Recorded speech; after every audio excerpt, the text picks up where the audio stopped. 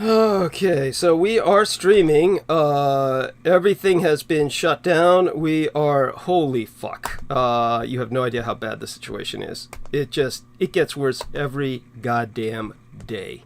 It's not even worth it. Trying to produce this shit. Okay, so it's about 15 seconds in. We seem to have a connection. I think we're on. I'm going to need people to tell me we're on. Tell me if you can hear me.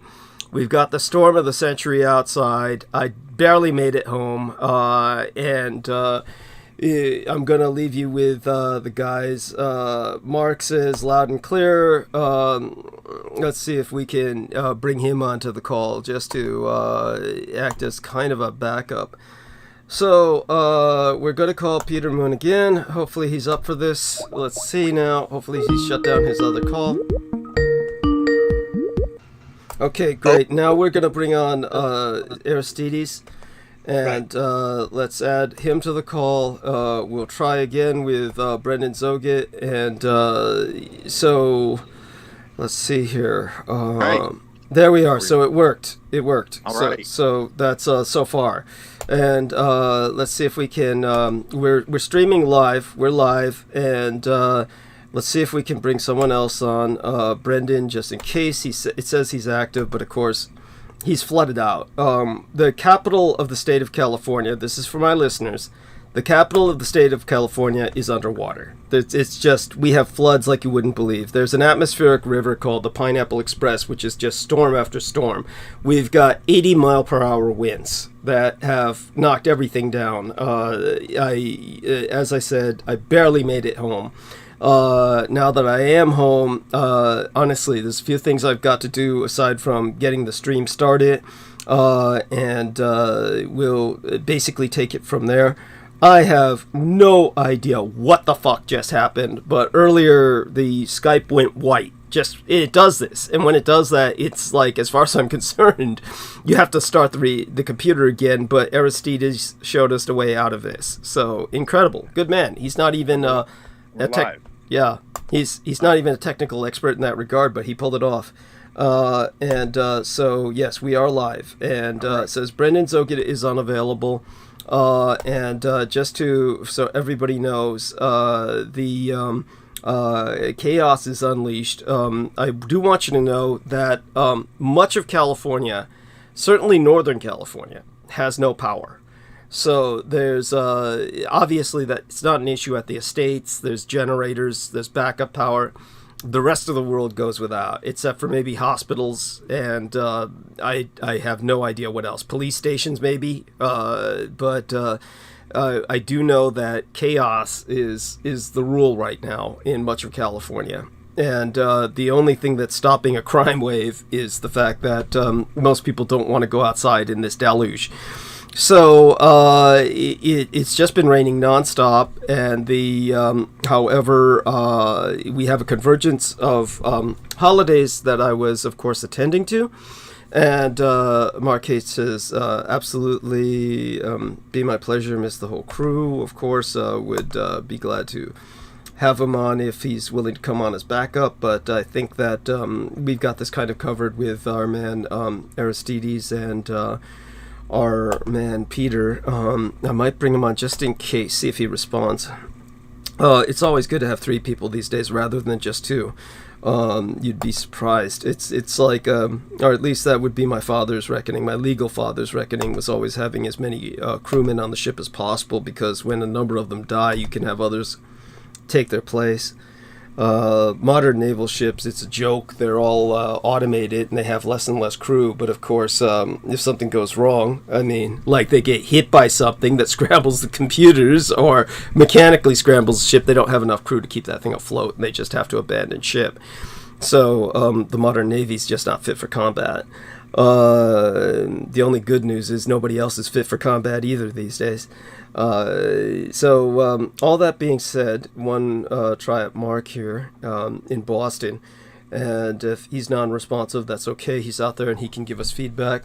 Let's go back to the studio, And the fact that anybody hears us at all is a miracle to me. 180 now says loud and clear. T-Tank Berry says God bless these transmissions. And of course our dear friend Sid says loud and clear. Robert Felix says hi. Hello to Robert Felix. Welcome aboard. And Sick Sad World says 100, 100, 100. Thank you so much. That's a private joke to me that means a lot. And by that I mean the person's alias.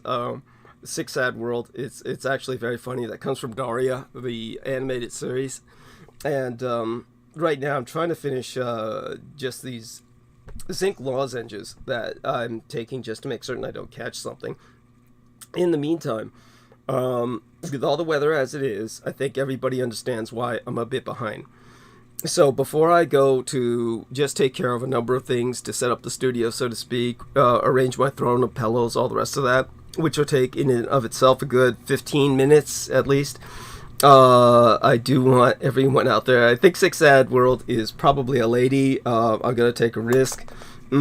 Give her a kiss here on the chat room. And for those of you who don't remember, Daria was a series about a very intelligent young lady, and everyone around her was an idiot, and her parents would watch a television series called Sick Sad World, which was they would show how fucked up everybody was.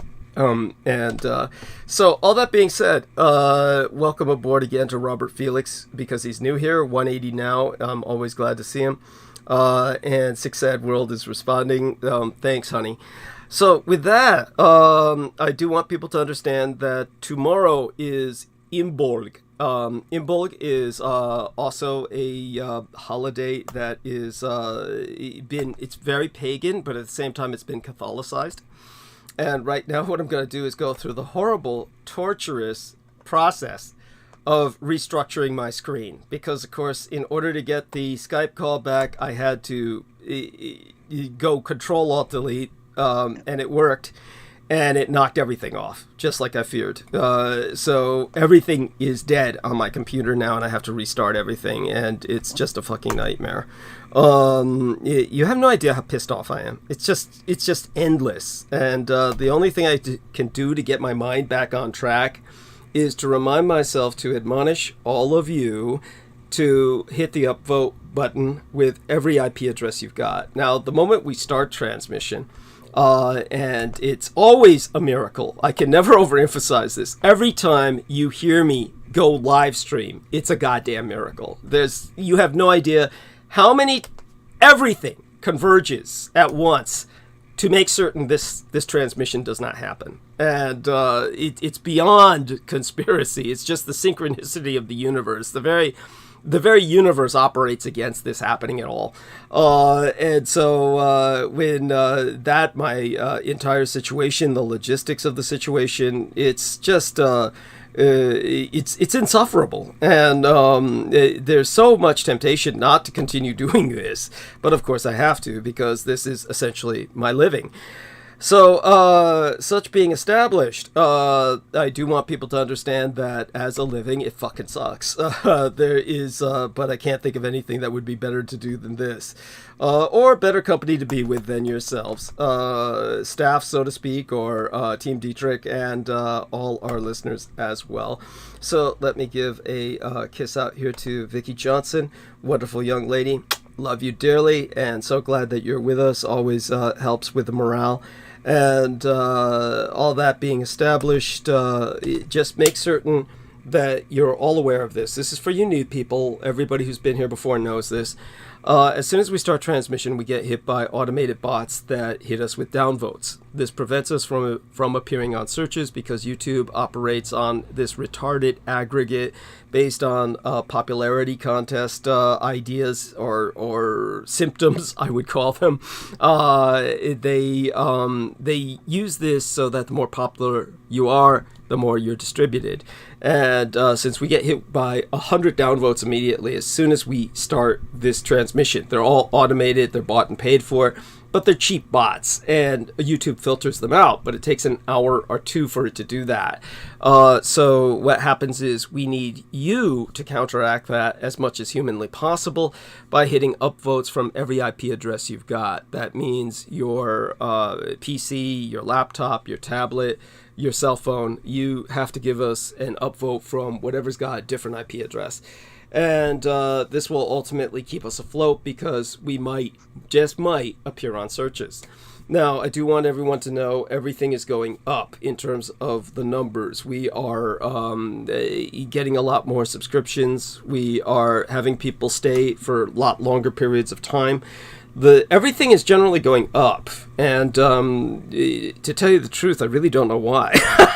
The last 2 episodes have been knocked out halfway through the show, and believe me, I wasn't unhappy about it. I was in no mood to do a monologue either time, but as it is tonight, I do not plan. I of course will try to stay for 12 hours. I don't think that with the weather and everything that's been happening, this show is going to last 12 hours. It's not even conspiracy at this point. This is just with 80-mile-an-hour winds that are just crazy out there. The chill factor is unbelievable. The wind chill factor takes what's 55 degrees and it's down to 41 degrees in terms of effective wind chill. So it's just a combination of things that San Francisco is not built for. And San Francisco, as I sent a YouTube video out to a number of people that was actually provided to me by Nemo Albano in Australia, San Francisco is just immersed in a giant spider's web of wires, and they're all falling down, and they're all live. So we've got fire hazards, we've got no one to work on them, and we've got the only thing that keeps us from going up into an inferno is the deluge, the downpour of rain. As Vicky Johnson says, yeah, you're getting hammered. Yes, I'll try and give a little bit of detail about that when I come back. But I do want people to understand, again, so today was Taiwan Lichun. This was a ancient spring festival that is like spring start, the beginning of spring. It's technically the first day of spring. It's also known as officially Farmer's Day in Taiwan. So tomorrow is St. Bridget's feast day of IMBOLC, which transliterates from the Celtic into something fairly vulgar, something like in the belly. And it's the traditional Gaelish or Irish Candlemas, marking the springtide by celebrating the pagan Celtic goddess Brigid, who is the goddess of inspiration and creativity, healing, smithcraft, poetry, and she became Catholicized as Saint Brigid. And so Saint Brigid's feast day of Imbolc is tomorrow, hence the Irish theme that my son set up for the photograph. And hopefully that shines through. All of this is happening while we're in the middle of basically the last Septimania, the last week of the 12th Menses, the 12th month of the 4,721st Annus, or year, on the Synovic calendar. So this is the preliminary little year. It's the last week of the last month of last year. It's the last week of the final week of the 12th month of the year of cat and rabbit, and we are now entering the year of the dragon on February 8th. But in this last year is when everyone cleans house, makes sacrifices to the stove god Jiaoxian, and all of this is happening while the Venice Carnival is taking place in Europe. And the Carnival date changes every year, as it depends on the date of Easter, according to the religious calendar. And the last day, ergo ever being Shrove Tuesday, or Pancake Day, the day before Ash Wednesday, is going to be on February 13th this year. So basically the new edition of the Venice Carnival is taking place from the 3rd through to the 13th of February. in this 1024th year in our Lord by the Christian calendar. And I do want people to know it's an important holiday. I do teach the Blood Boys about it because it is so iconic, so archetypal. People should look up the Venice Carnival because it's all of Venice is in masks, and these are incredible costumes of ancient meaning, and it's as far as I'm concerned, New Orleans and their Mardi Gras is just pale compared to this. So this has immense history and weight behind it, and it is truly a time of masks that in which people, in a very real sense, show their true colors. So and it's colorful beyond recognition for the kind of celebrations we have here in the States. So all that being said, that was the positive. The transportation, of course, was the negative. The fact that we're dealing with an infrastructure that's not meant to survive climate change is a negative. And all of that compounded by electronic difficulties that we managed to conquer thanks to good advice from Aristides. Robert Felix asks a question, and I'll turn this over to Peter in a moment. Before I relay Robert Felix's question to Peter, is there anything that comes to mind, Peter, that you'd like to share with me before I take my 15-minute break, so to speak, to set up my... Two quick things that you Sure. do not have to address. Yeah. Number one is you're the first person I've ever heard that even knew about the Venice Carnival, other than my friend Catherine Neville, who Wow. wrote about it. Wow. She said it was very obscure. I'm very interested in this, which we'll get to maybe perhaps later, perhaps on another show. Sure. Number two, I have a specific question to ask you for the book, because we got not sidetracked but redirected, and the question had to do with this Polish guy. I have his name, but I don't have it in front of me. Of Austrian, no, not Polish, Czech.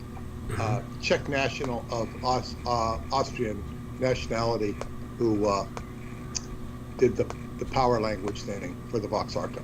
But we'll get to that later. Sure. So meanwhile, go take your break. Yeah. And I've got some exciting things to perhaps address. But I'd like to wait till you get back, so I will, talk about other things. Sounds good. And so I do want people to know I got the email that we're now live. For those of you who don't know, as a producer, I get actual emails to let me know that we're live. And that's reassuring. It shows that the system's interconnected and working. Of course, YouTube's owned by Google, and they provide that service. Aside from that, the questions that Peter Moon asks are valid, and what I'll leave him with is this question that could occupy a good part of the next 10 to 15 minutes. And this is our friend in the chat named Robert Felix. He says, "What's new," as in KNEW, what's new with Radu, RADU. So I'll go mute. I'll leave Peter to answer that. Vicki Johnson's got up these wonderful masks. God bless you, Vicki Johnson. She's got the wonderful shamrocks. Love you, Vicki. And with that, I'll go mute, and Peter will tend to that question. Okay, thank you very much. What is new with Radu Cinamar? I saw Facebook gives you these, you posted umpteen years ago, and it was basically a post talking about Radu coming out with his next book. He's been promising a book, it seems like 3 years now. And the last interface I had on that subject, really, well, let me put it this way. I don't know the last one, but I met with the publisher a year and a half ago, and he said that Radu had said, this is a very tough book, very hard book, and it would be his last book. And the publisher said he was going to convince him to keep writing. And that book was supposed to be delivered by the end of the year. It never came. I got a communication that he would have it delivered to the Romanian publisher, in the fall, which meant I couldn't have anything I'd be lucky to get anything by January. So I wrote to the publisher. I used to not be able to communicate to the publisher because he wouldn't answer my emails. He wouldn't answer anybody's emails. He just, it's very hard to get him to answer an email. But then since I have him on WhatsApp, I can write him and he'll give me a response. And I wrote to him at Christmas time, and he said,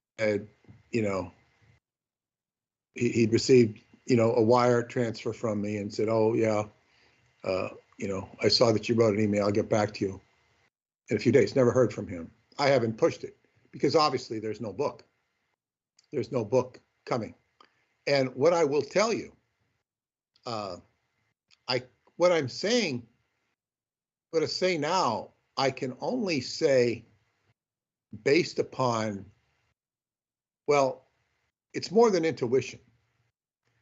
And I talked about it last September, one of these transmissions.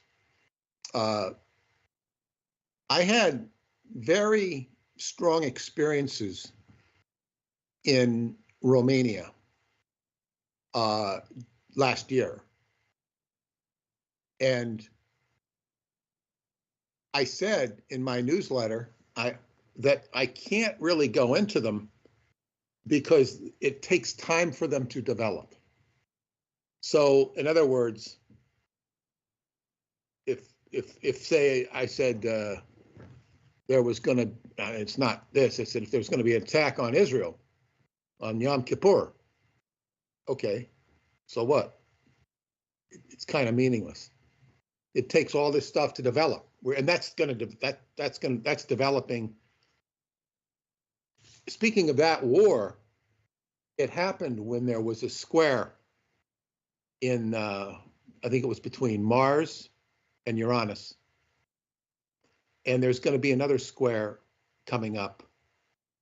Not sure when it is. I think it's this month. And that it's going to really be a follow-up of what happened on October 7th, which means it could be another attack by the enemies of Israel, or it could be Israel attacking back or something. It would be a follow-through. And we certainly have enough stuff brewing then. Now, going on with that. But I didn't mean to digress onto Israel, because what I thought of, or what experiences I had didn't really have to do with Israel per se that I'm aware of. Well, there is a tangential connection. But it's like, I'm not going to just tell part of the story. But one of this had to do with Venus Cassimi, the sun. Venus Cassimi means when a planet is directly aligned with the sun from our perspective. It's very powerful.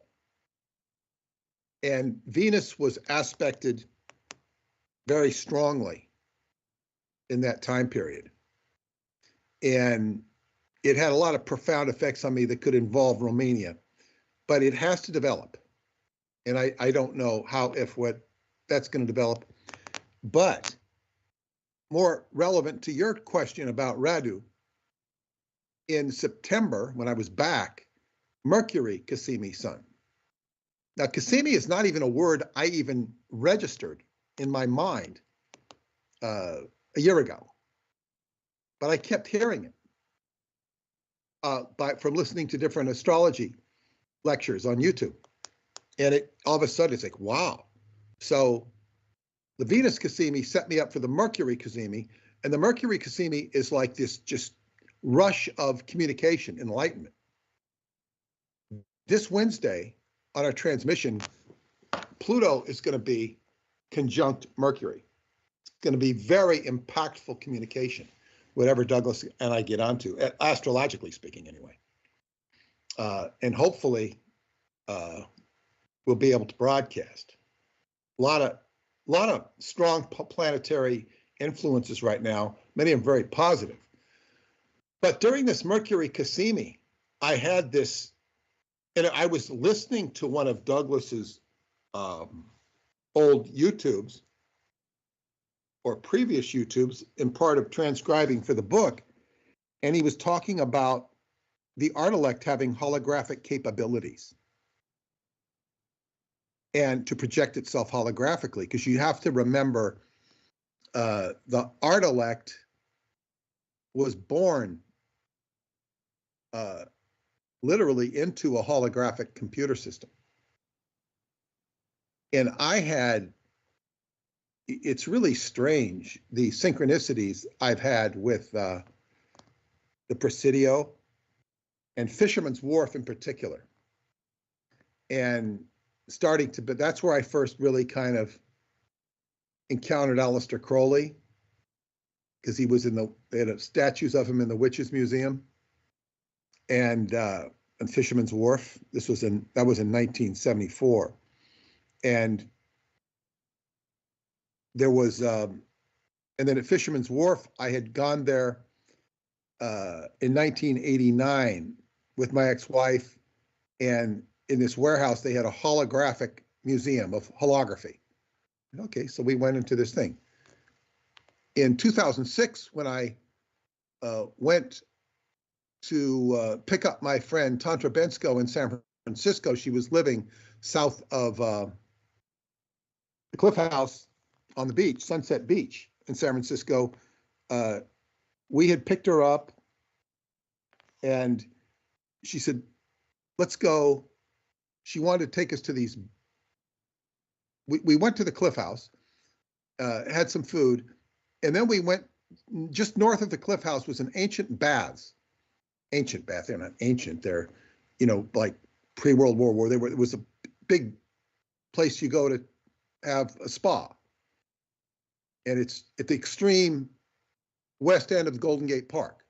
Golden Gate Park goes from the Haight-Ashbury district straight out to the ocean. It's a very long park.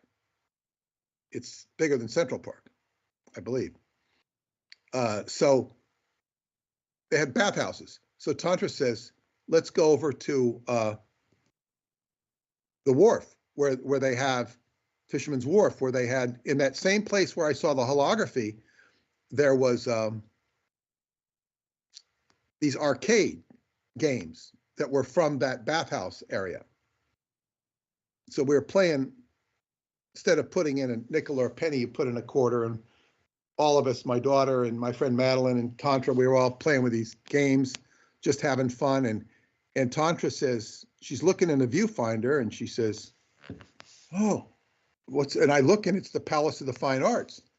But I didn't know what the Palace of the Fine Arts was. The Palace of the Fine Arts is a building you'll see in that movie, The Rock, with Sean Connery, when he meets his daughter.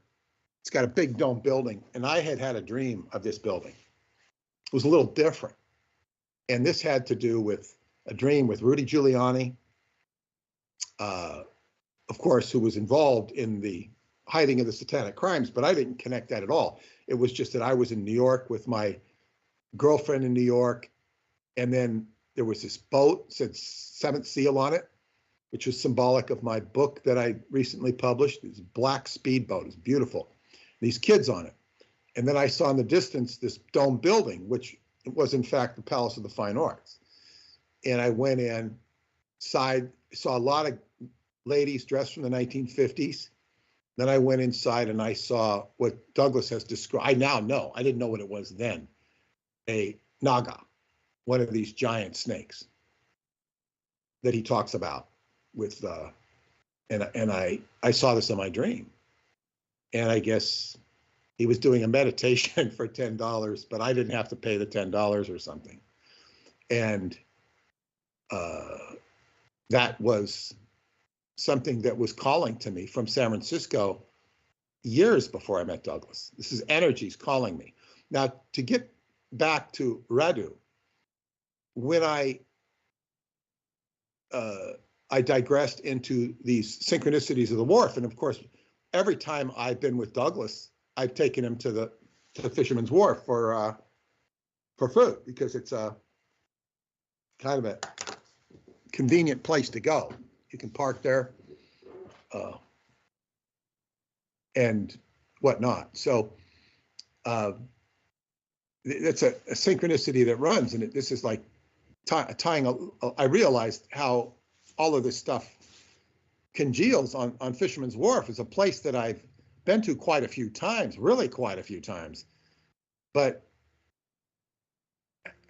it's not like I go there all the time. It's just sort of weird. You build up a little history in a place. In many respects, there's not much to see there, but there's a few things to see. So anyway, and I should also say that I was docked off of there for, weeks when I was in Scientology, docked off of that wharf. But the Artilect has the capability to project holographically. Therefore, it is conceivable that all of this holography that Radu Sinamar talks about had the capacity, if not the probability, to be generated by the Artilect itself. Now, that's a hypothesis. But if you read the Mystery of Egypt book, and if you take it at face value, when he says the Pentagon has holographic technology, that is, well, first off, there's this guy Aiden, who comes to be a part of this Mystery of Egypt journey, where they're going into the underground in the Buchej Mountains, and they're going to go on this craft that's been basically designed with American technology, and they go into these tunnels in a hyperdimension and go to a chamber beneath the Giza Plateau, which is very ancient modern, with more holographic technology. And Aiden is this guy who has a laptop. It's a holographic laptop. The keyboard's holographic. He feels like he's really wired into this laptop, wired into the technology. He's sort of a, hybrid human AI. Now, keep in mind, this is a character in a book that may or may not be real, may be based on a, who knows what it is. It's presented as a real character. But Aiden tells Radu that the technology in the Pentagon, they have a far bigger computer than this one. It's like a mainframe or the equivalent thereof. So they have even bigger holographic technology in the Pentagon. Now, at this reference point, things get a little, we call it in astrology Neptunian, illusory, Mayan. It's like illusory. What's real? And we've heard that book, Alien in the Pentagon. Well, there's a lot of strange things in the Pentagon, and perhaps the strangest things of all are the human beings, or at the higher levels, not the mundane levels. But so, and of course, the Pentagon was built on 9/11, or the first golden shovel was stuck in the dirt in 9/11, 1941, which was just a few months before Pearl Harbor. So the Pentagon ostensibly has all this holographic technology, which is decades ahead of where we believe it to be in conventional reality. So because it was the Freemasons, according to the book, who discovered this chamber beneath the Buchej complex, beneath the Sphinx in Romania, it was the Freemason connection into the Pentagon which sort of facilitated the discovery through American technology. And the Freemasons, through Signor Mazzini, not Mazzini, like the Giuseppe Mazzini from the Garibaldi incident in Italy, who basically, that Mazzini overtook the Papal States and generated the country we now know today as Italy. Massini, who Radu insists it's Massini, and he's a real character, member of the Bilderberger group, and spoke fluent Romanian, which is unusual for Italians. It's easy for Romanians to pick up Italian, but not as much vice versa. And he met Cesar Brad and basically told him about this chamber and sought his cooperation forcefully. So when I say forceful, like putting a proverbial gun to his head. It wasn't a gun, but basically Cesar Brad had to outmaneuver him, which he effectively did to open this chamber. But it was the Freemasons, through the technology, the Pentagon, which was ground penetrating radar from satellites, is where they allegedly discovered it. But basically, it's the Pentagon that has this technology. Now, it's conceivable that the art elect could have created this whole scenario. It could have created this technology in the Pentagon, created all this holographic, projected it to it, because it would have overtaken it had the capacity to overtake that cyberspace realm and project it, and also had the capacity to generate what it did in the Buchez Mountains, because it was generating holographic technology in South Africa, according to Douglas. Now, this is taking everything at face value at what Douglas has said, face value at what Radu has said, and put it together. And like, I'm the linkage. I'm linking together what I saw. Like, I don't prognosticate like a visionary. I don't, sit there like this guy Bashar and, talk in this arched voice and, but we all have our own visionary capacity. And this just came to me crystal clear, like third eye clear. Now, I'm not saying it's absolutely true, but what this tells me, in answer to your question, that my interaction with Douglas is superseding all of this stuff with Radu.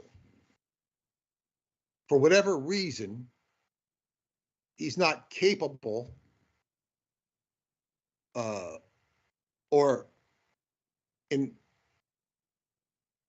a position where he has the opportunity to go after this stuff that we're doing, because we're really confronting a lot of evil. And for all of the stuff he's put in those books, he does talk about evil. I think I've extracted everything he talks about in evil. I did this a couple of years ago. I have it in some file somewhere, and I've talked about it before, where he gives all the stuff about evil. But this is a step deeper. And so he said Radu is quoted as saying it was a difficult book to write. And then he doesn't want to write anymore. What my intuition tells me, and the responses I'm getting, is that Douglas's books take precedent, and they're going to be more educational. This is not to disparage what Radu has offered, but they're going to become more educational and more pivotal. And that I have been, carried on these books.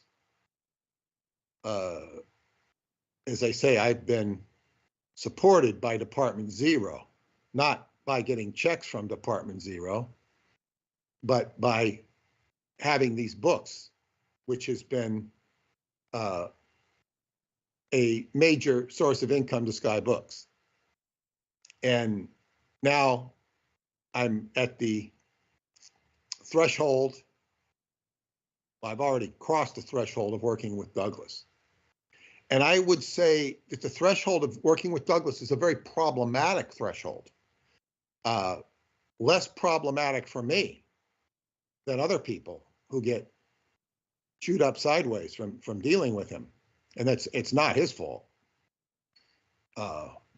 Has a lot to do with their qualifications or predispositions.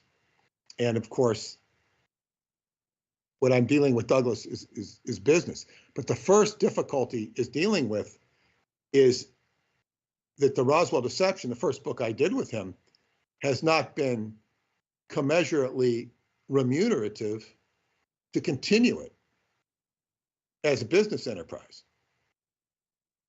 This is going to change. It's beginning to change. But I've had every reason to quit, but I'm not quitting. And this new book is going to be more pivotal and harder to avoid, even though it's going to have a very limited distribution. It's the plan right now, and estimated 200 books in a collector's edition. And the reason for that is because I want Douglas to be paid, and I want to be paid. Like normally with an author royalty, author's going to get 7%. Might get more, he might get less, but that's typical. Sometimes 6. But the thing is, if you sell 3,000, and just say, what's it, 3,000 books, that's a lot of books to sell for a book that's not a New York Times mega book or something. And say the price was $30,000, or $10 for the book, $30,000. And what's 7% of $30,000? It's not very much money. And if you double that, if the book's $20, it's just not a lot of money. And then it might take 3 years to sell that many. It might take 5 years. So I'm going to do a special arrangement with Douglas is the plan, to half and half the profit of the book.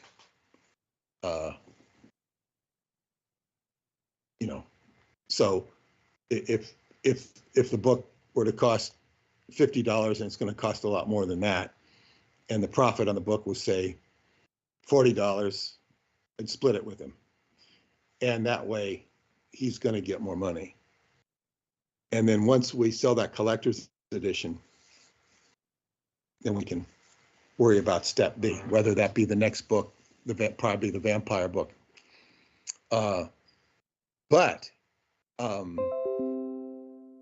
So to get back to the question with Radu,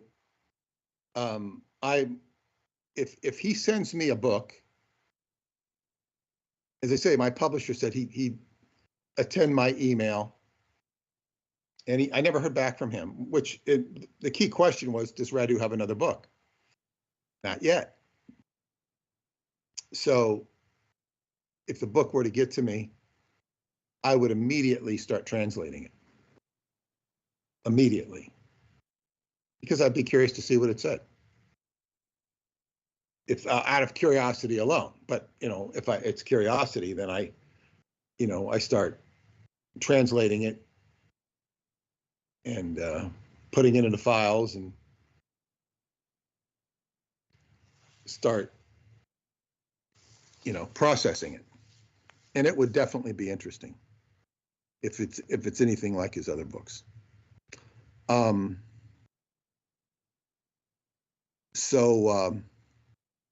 I think Radu is very preoccupied with what we would call alien consciousness. And you see this in his book, Forgotten Genesis. It stands in contrast to sort of the approach Douglas has taken, with so much of we've been told about aliens has been propaganda. But you say ancient aliens, they won't touch the stuff with Radu. They won't touch it. They won't touch me. They won't touch me even before Douglas came into my, into my life. So when Douglas gets back, I been gone a little longer than I think he anticipated. I'm going to go into some angles where I think he's going to get more acceptability. But it's coming at a steep price. And I don't mean it's a steep price for Douglas. It's a steep price for the way humanity deals with certain issues. Thank you. Okay, just back now. Perfect timing. Perfect timing. Okay. So I was answering his question all this time, basically telling him that I think our work together, especially with reference to Radu, and I could be wrong about this, but I'm actually very certain about it. Yeah. Is it supersedes the work with Radu vis-a-vis the holographic capabilities of the Artilect. Thank you. And the Artilect could be behind everything we've heard from Radu. Yes. Yes. I can't say that, but if I'm so lucky to be with David Anderson this summer, I would hope to have a long talk with him about it. Yes. Although I wouldn't expect him to have anything particularly to say about it. You never know. Yes. And if not him, I'd expect to have a long talk with his wife about it. That might help. Just of course. Because he's a good person to talk to for me. But now I want to go into where the astrology is going to help us, Douglas, with what we're doing. I hope it helps you on with all this stuff you're having to deal with in the San Francisco weather situation, California weather situation. I spoke to my sister the other day for her birthday. Now she's in Southern California, just north of LA, and she did not mention any weather problems. However, I did see that Los Angeles is threatened with flooding. Yeah, well, it's everywhere. It's California. Is basically the rivers are rising. That's why Sacramento, the capital of California, which is in the middle of the state, is under the sea. So to speak. You mean it's the streets of Sacramento are flooded? Yes, the rivers are rising. There's a lot of floods going on throughout a lot of California, certainly impacting large parts of Sacramento, as I understand it. Obviously, it's one of the reasons why the power is out where Brendan is at. And so he may not even have the capacity to recharge his cell phone, which is very frightening when you think about it. With the death of the landline for so many people and the cell phone being all they have, this is the horror of not being able to recharge. If you don't have a working infrastructure, your cell phone's not going to work within a matter of hours anyway.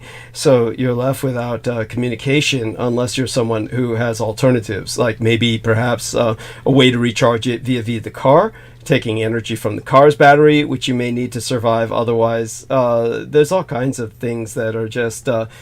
shall we say bad about modern technology in general. We're more and more dependent on more and more fragile instruments that have no guarantee of working. And once they, go out, we can very well go with them. And with climate change, we're going to see a lot more of that happening. This is definitely all a result of climate change. And this is all... going to be the major challenge of our civilization.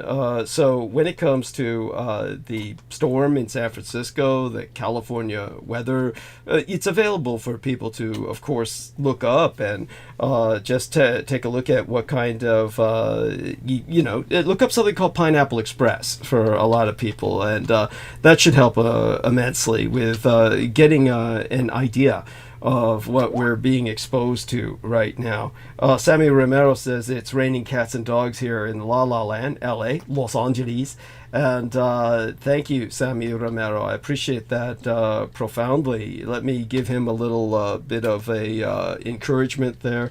and I spoke to him on his birthday, which was Saturday, the birthday of, or was it Friday? I spoke to him his birthday eve day. It was Friday I spoke to him. The birthday eve day of Samuel Romero and Isaac Romero, his twin brother. When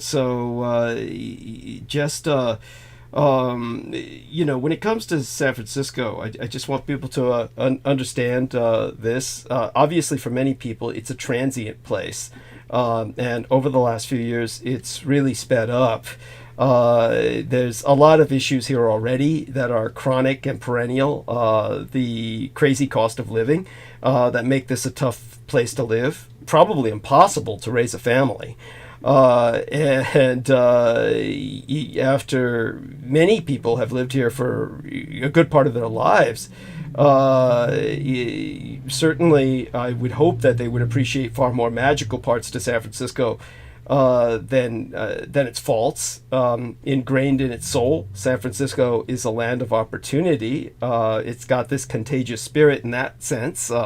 Its food is world class. The parks are wondrous when you're avoiding the dog patches full of shit. Its weather, it's always perfect for a sweater. Let's just say that to try and maintain a positivity.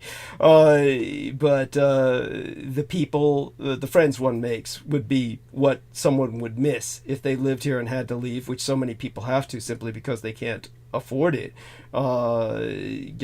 Just not easily replaceable. But when you think about, say, for instance, just my particular residence, of course, my crypt, then of course we're talking a nightmare. For instance, Halicoditis Kiefer, if you're out there, hello. The $100 money order you sent me just disappeared while I was setting up this, everything around me in this whirlwind of activity. I put it in a place where it should not have been knocked down and should not have disappeared. But of course, it got knocked down and it disappeared. As far as I'm concerned, when these things happen, they disappear forever. You can look forever. You'll never find them. Anything that hits the floor here, the dead take it. We are on top of a cemetery. It enters some other dimension, some other nether space. And I was going to use that tomorrow to survive. And now I have nothing.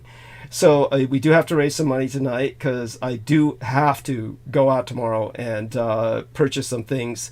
Obviously, I'll be spending time with my son, but at some point, probably now that I think about it, the Monday will be at the estate, so I don't need to worry about that. So I'll need something by Tuesday.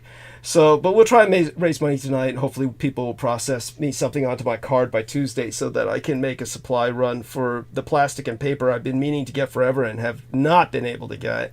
The rain has rendered it impossible. The supplies have not been coming even into the stores in many places. But this is part of the tragedy of living in this hellhole. Unfortunately, the place that I live in is literally not meant to sustain human life. It is basically simply a border between the dead and the people upstairs who have a normal existence because they have the plumbing, they have the light, they have the sunlight, which I don't particularly need, so I don't bitch. But they've got the heat, and that is the one thing that, were it not for Samuel Romero sending me 2 queen-size electric blankets, I could not have survived the past several days where the temperature really dropped down to the level that it did. I wrapped myself in those electric blankets and turned myself into a burrito. But when it comes to the atmospheric river event that is compounding all of this, and if you're out there, Halicoditis Kiefer, you sent me $100 money order. Obviously, I cannot cash it. Send me another one because I'm not going to be cashing this one. It disappeared. I mean, and it's never going to be recovered. I can guarantee you that. Everything that disappears, when it disappears here, it's gone.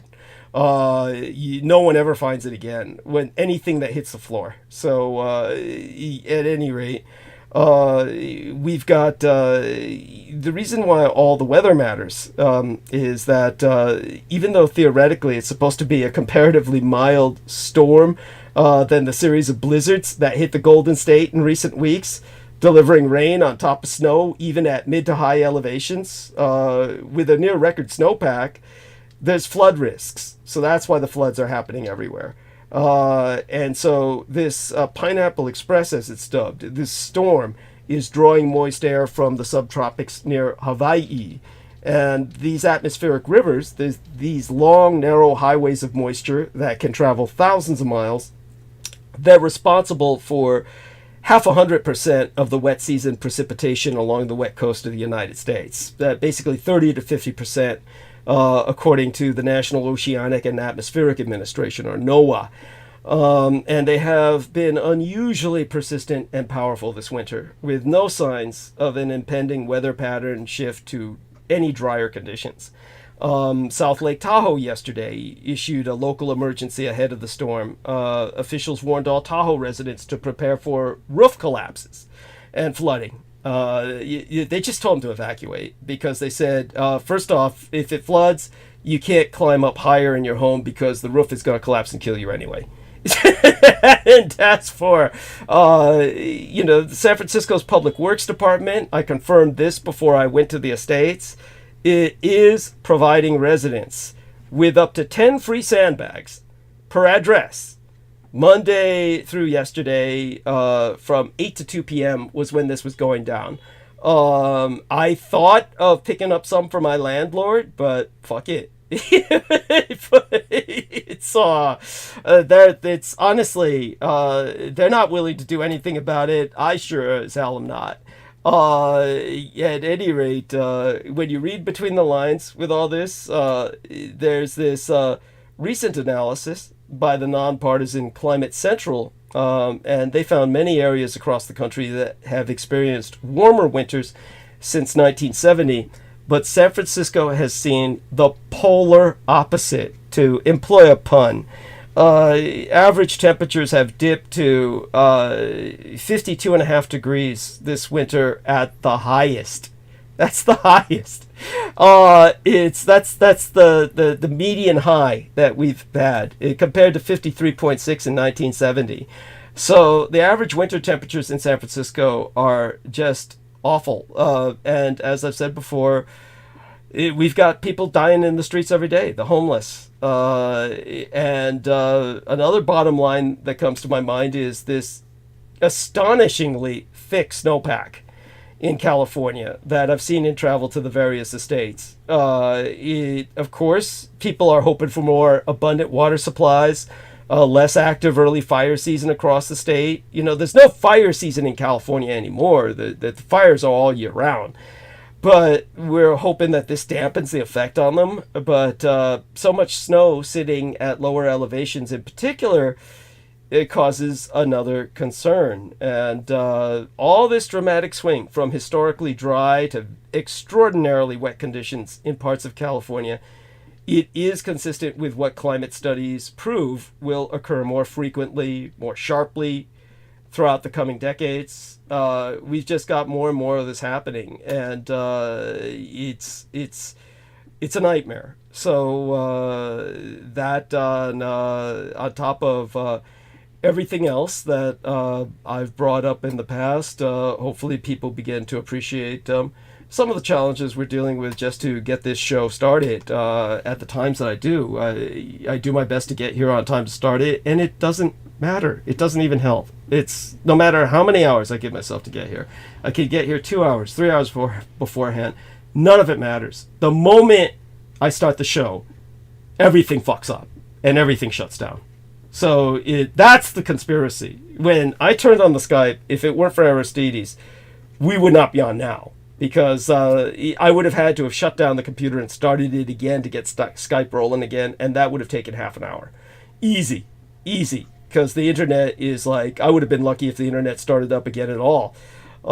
It's the slowest in the world because it's just, I'm fucked. I'm surrounded by electronic instruments that have been very likely taken us out, even though they did me a favor over the past few times that they did. They've consistently taken us out in the middle of every episode.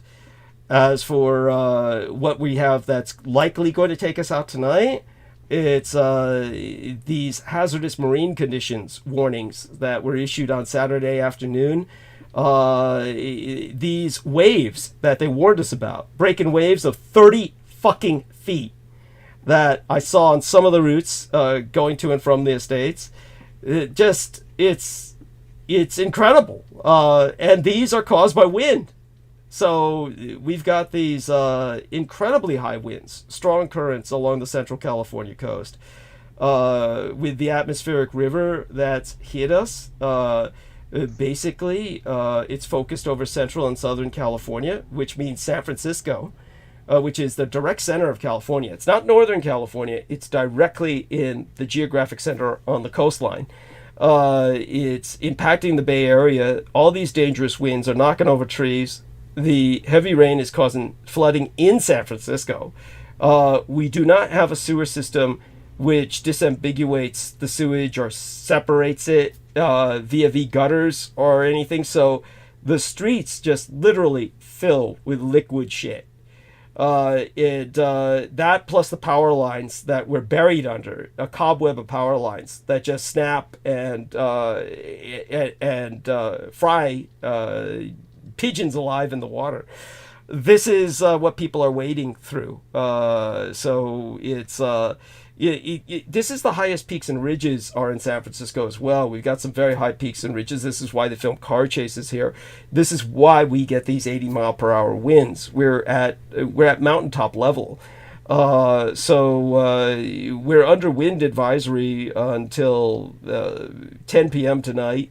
I know for a fact that we were measuring 45-mile-per-hour winds in San Francisco itself. The other areas we had to go through that were even higher elevations, the coast, severe wind occurrences, gusts that were 80 miles per hour in the same time frame, really. And I can't believe the power is on.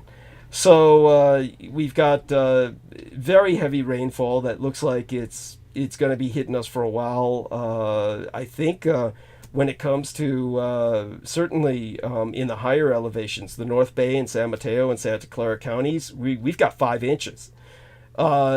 Just south of the Bay Area, the Santa Cruz area is 7 inches. Big Sur is hammered with 10 inches in the mountains.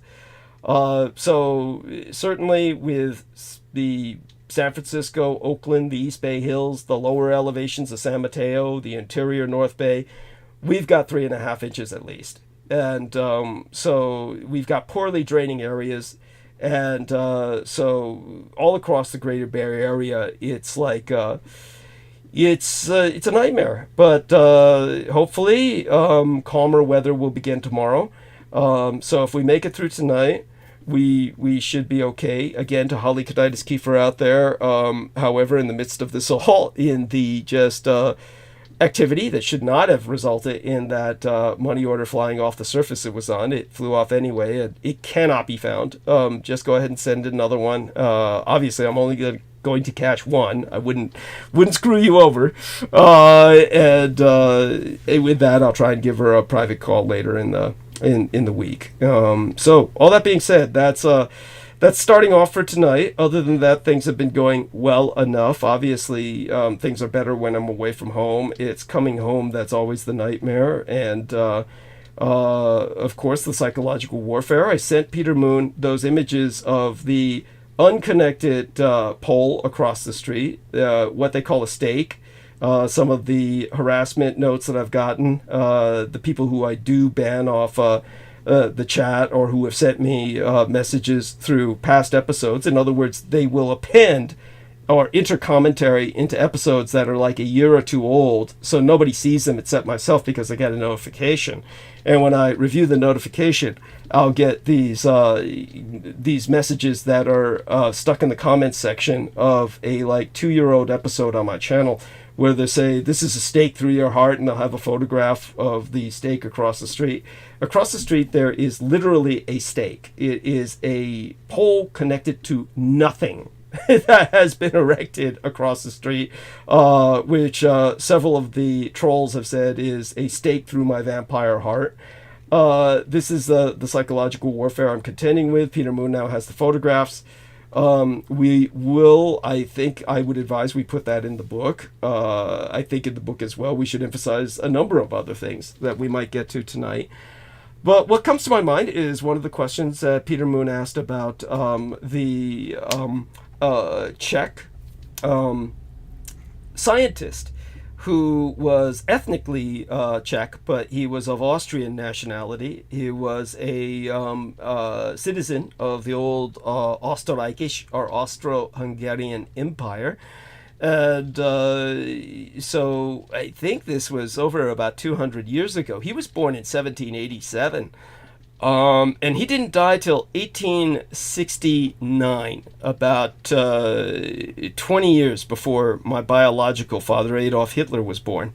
And he was such a well-known scientist that when people from outside of Europe would write letters to him, all they had to put on the envelope, instead of any address, was simply his surname, his last name, Purkinje, or Purkinje. It was spelled Purkyn and then E with the accent over it, which is like the little V. And that was something that all they needed to do was put his last name and the word Europe. Purkinje, comma, Europe, and it would reach him. It was guaranteed to reach him. Of course, it was a different world back then, but that was the kind of fame we were dealing with. And his full name was Johannes Evangelist. Johannes Evangelist Purkinje. And, or in the Czech, it was Jan, or Jan. In the Slavic languages, J pronounced like a Y, so it would be Jan, Jan, Jan Evangelista Purkinje. But Germanized for the Austro-Hungarian Empire, it would be Johannes Evangelist Purkinje, Purkinje, or Purkinje. But everyone would have said Purkinje or Purkinje, with the E alone would carry it in the Czech inflection.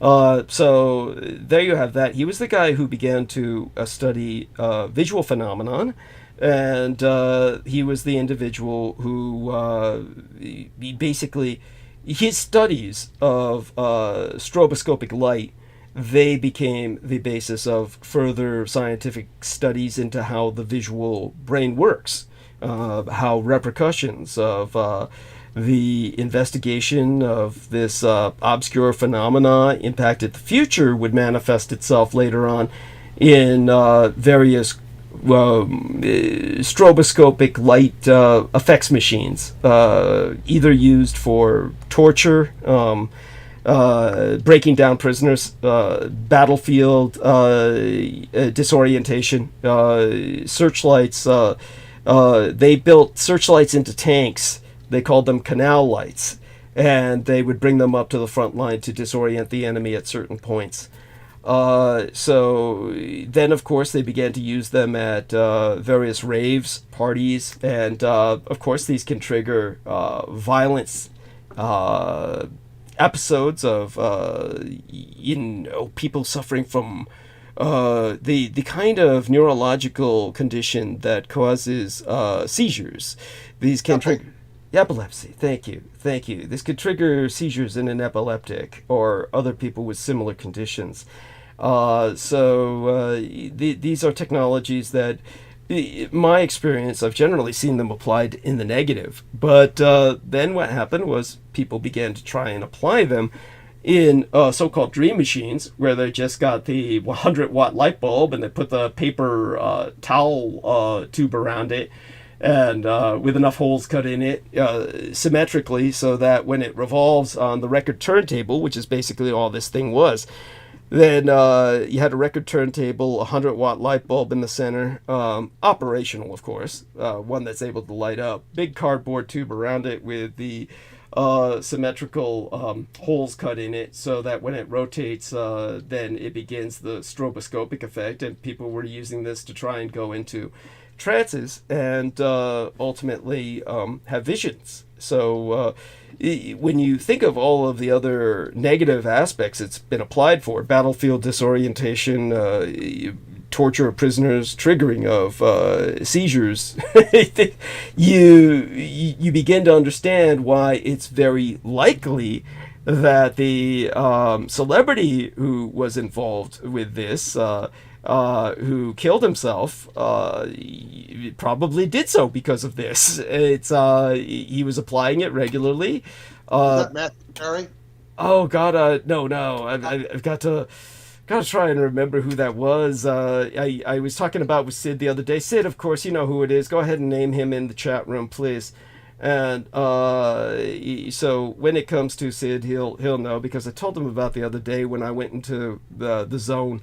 And when I go into the zone, of course, I can recollect a lot more than I do otherwise.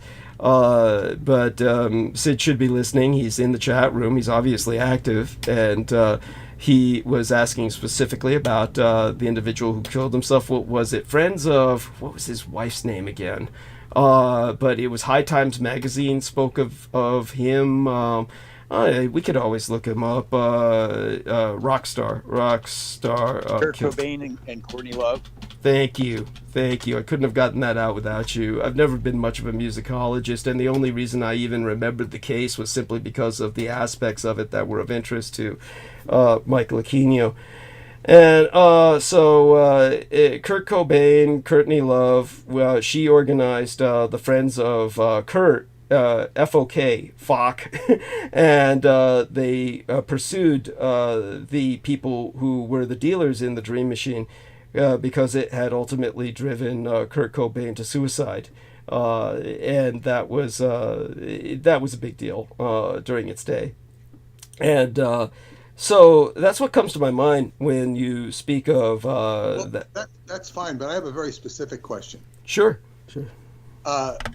You mentioned, this is what I was interested in about him, because you did talk about that. That maybe you didn't go into it in much detail. You talked about the Domini Apollosionum. Yeah. Or Master's Call. Yes. Now, that has that parlayed. Now, if you could spell that, and then go into the Master's Call and how that Perkin related to and was integrated into the Vox Arca.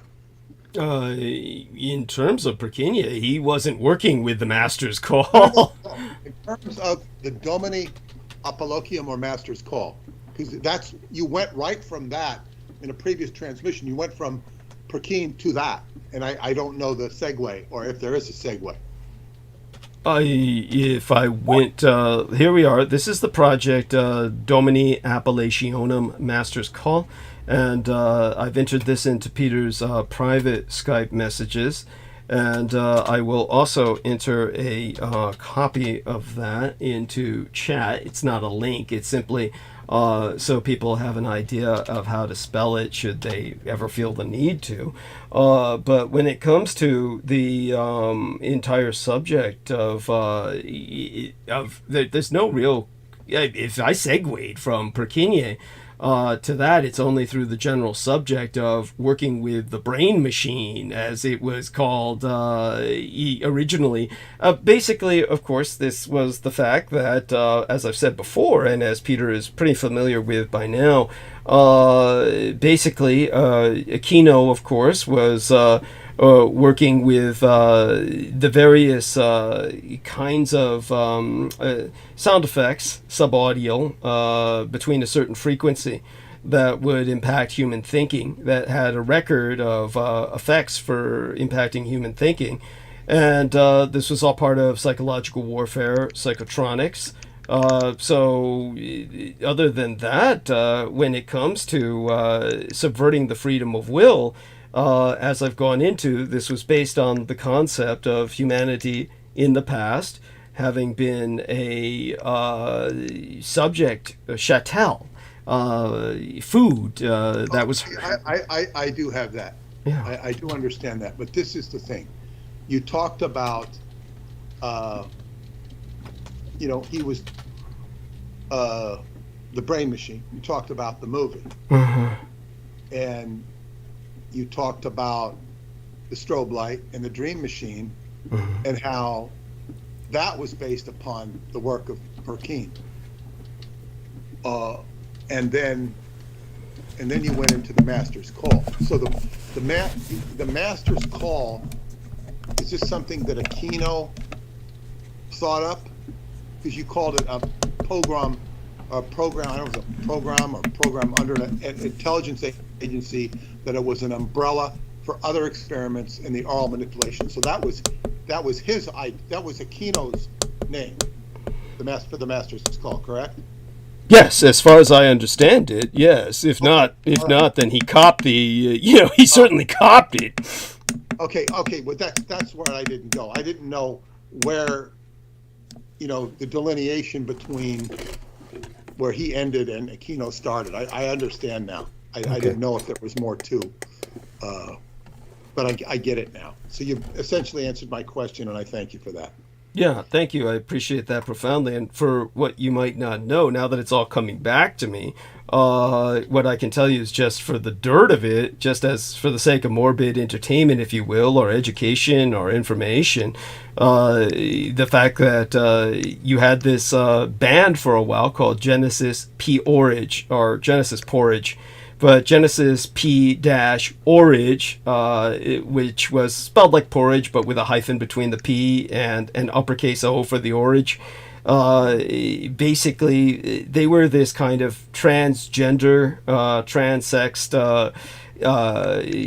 kind of mystique band that was really popular around, I'd say, late 80s, early 90s in Britain. And then what happened was that British Parliament labeled them as records of civilizations. They found them threatening enough to the status quo because they were, of course, part of the COUM movement. And I can't even remember if that was an acronym for anything that had any meaning.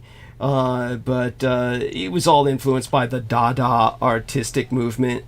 They were just challenging aspects of conventional British society. And then they established some kind of, some of the stuff wound up in art exhibits. And these art exhibits showed them posing for pornographic magazines. And so then what happened was they were affiliated with various rituals, Satanism. And of course, this was all countered by their defenders and apologists as some quote unquote satanic panic, as all integral to the satanic panic. And they claimed they were doing famine relief work in Thailand. It's just, I can tell you, they may well have been doing famine relief work in Thailand, but they were probably getting a lot of boy butt on the side. It's like, first off, Thailand's not particularly famous. Well, the way you do that is you take the boy butt and you feed them. Yeah, there you go. In return for boy butt. Yeah, that's pretty much what must have been going down, because Thailand's not particularly infamous for famine. It's granted they had a huge refugee problem because of the Southeast Asian wars going on either side of them, in both Burma and in Kampuchea in particular, Laos and Cambodia. So they had refugee camps on all around them that were just loaded with people who needed help. But famine, that's a bit extreme, a term to use. So when they were trying to portray themselves as being involved with famine relief work in Thailand, I didn't buy it. But then the Genesis Porridge, they, of course, for those who don't know, they were obsessed with the cut-up technique used by the Surrealists, and of course Brian Gysin and William Burroughs, the most famous of the Beat Generation writers. And the Porridge, he befriended Gysin and Burroughs and collaborated with both of them. Burroughs, of course, was the one who was just the most renowned for using the technique involving cutting up pieces of texts, rearranging them to find different meanings. And of course, that's how he came up with seminal works like Naked Lunch and The Soft Machine. But the group Throbbing Gristle, then gets involved. They released on the record label they were managing a spoken word piece by William Burroughs called Last Words of Hassan Sabbah, or Hassan Sabbah. The text also makes use of cut up. So, speaking of Porridge's friends, Geisen is responsible, together with, I think it was Ian Somerville, for inventing the Dream Machine. That was the stroboscopic flicker device that produced all those visual stimuli. And so a person's supposed to stand in front of it with their eyes closed. Just so you know, if anyone out there does some stupid experiment, by yourselves, don't look at it with your eyes open. You're not supposed to. So the machine flickers rhythmically with the frequency corresponding ultimately to alpha waves. And the alpha brain waves are said to help with relaxation of body and mind, to help induce a state that'll relax the mind and induce creativity. So there's some designs that allow you to manufacture a working Dream Machine online. You can try and purchase an already built one. I think the internet offers an alternative in the form of websites that experiment with the basic principles of the flickers of a Dream Machine. So there's websites out there that you can... I had one. The template for it was given to me by my girlfriend at the Met, and one of mine and Preston's friends, I had it, and he was staying at my house for a while, and he put it together for me. Okay. He got a turntable and everything. It was, I think if you're going to really get a result with it, you got to be high. Yeah, no arguments. I mean, let's just put it this way. Most people using it are going to be flying high, definitely. And so when it comes to just don't do it, people. Really, it's first off, it's dangerous. It induces fractions. Seizures in a small fraction of people using one. So for others, the binaural, what they call binaural, it's binaural, binaural beat. Binaural. Yeah, binaural beat tracks need to be listened to over the headphones. Those are readily available online. But Genesis Peorage, he was known for involvement in Throbbing Gristle, and Throbbing Gristle was the definitive industrial band. And the only reason I know about this is through Research Magazine with this old has-been, if you will, I say that affectionately, named Vale. And Vale, of course, was someone that claims he doesn't know me now when people brought him up. But by the way, I just want you to know, Aristides, your mute is off. Just so you know. I don't know if he can hear us. So just want him to know. There we are. Anyhow, no worries. No, it's great. It's great. Those are Chihuahuas. Those are Chihuahuas, people. They were lovely. So when it came to the so-called Dream Machine, basically. You had this influence on major cultural figures like William Burroughs and Aldous Huxley, Allen Ginsberg. They all experienced and wrote about the flicker effect. And the art world, or that element of it that was pioneered by Brian Geisen and William Burroughs, Genesis Peorage, Allen Ginsberg, it was central to these artistic explorations. But then there was a couple of people, Brian Jones, Kurt Cobain, Keith Haring, Ned Rorem, Paul McCartney, Derek Jarman, Paul Bowles, David Bowie. They all got involved. And Geisen, of course, the trip I remember about him was he was 16 years old. He hopped a train from Edmonton, the capital city of the Canadian province of Alberta, in 1932. That was with the intention of leaving bourgeois, the middle-class burgs, forever. the better to become a traveler and a poet and a painter. Of course, an all-around student of ecstasy was his term, meaning he was basically going out to fuck a bunch of guys or whoever would basically spread or whoever he would bend over for. He succeeded in all those goals. I think it was about 1958. He's this sky-eyed hipster. He became this key member of this small group of avant-garde writers, among them William Burroughs. I think there was also Gregory Corso and Allen Ginsberg. And they were all living together in this fag commune, this Artie Beat hotel in Paris. And I guess they felt their mission was to refute the sterile, flaccid world of American post-war values by pursuing amped-up holy consciousness, to escape into better worlds by any means necessary.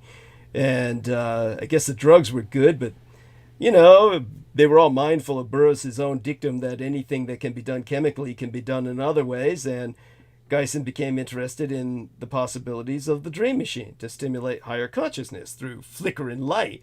So in that sense, we have a bridge, you know, from old Perkiny, the Czech guy who first identified and isolated the phenomenon neurologically.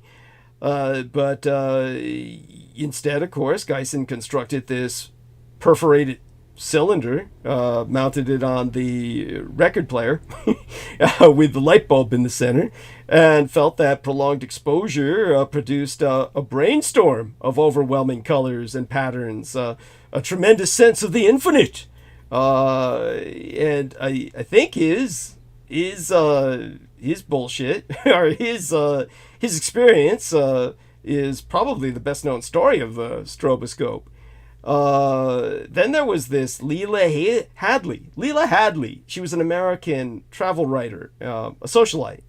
Her books would be, I think that one was titled Gimme the World, another one titled A Journey. I think she wrote that one with Elsa Cloud.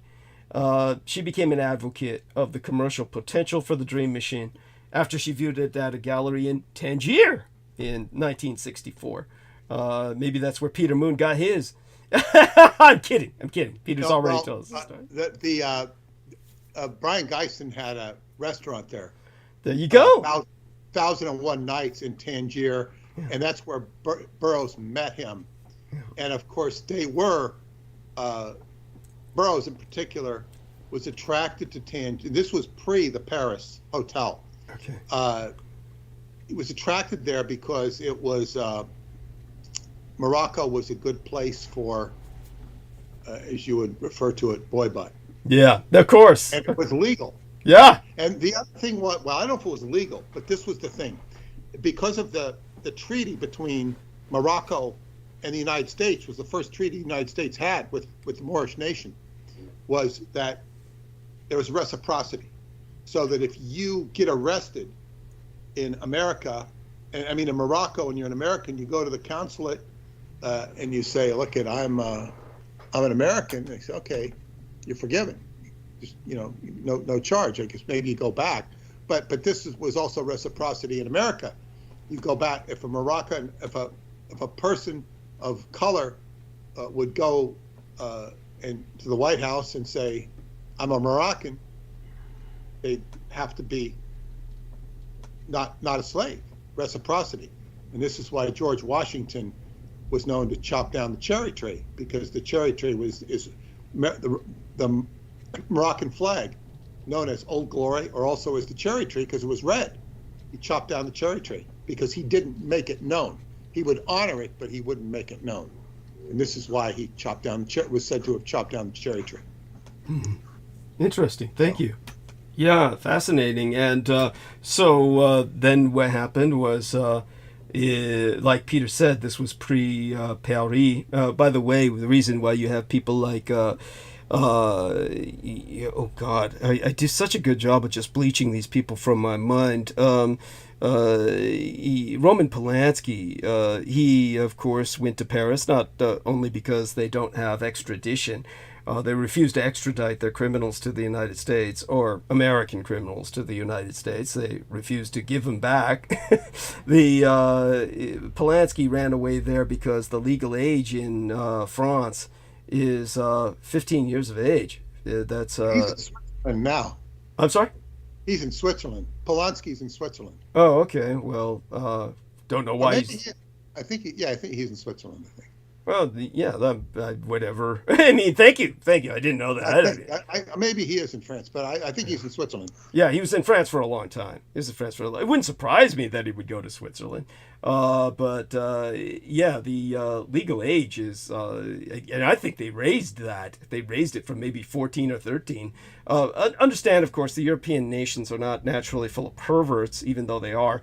They are full of, they have a history of war and plague and short lifespans. So it's not like they're all satanic perverts or something. It's just that they live with a history that's hundreds, thousands of years longer than the United States, which has only a few hundred years to go on, and was settled by a bunch of puritanical fanatics.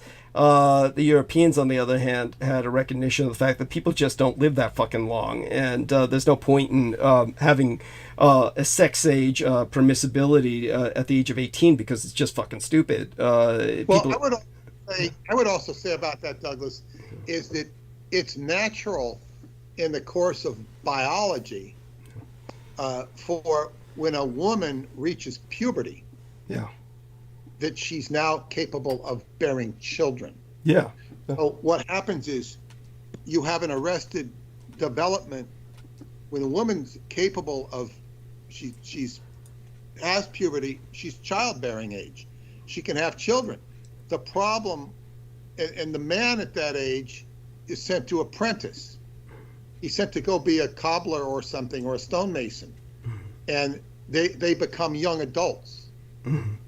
They're not, and the process of high school is a neurosis because you're old enough to reproduce, but you're not old enough to, have any adult responsibilities. So this is what creates an extreme neurosis in American children. Got it. They're not allowed to be a contributing member of society. And so all of this, 18-year-old stuff is really the puritanical ethic.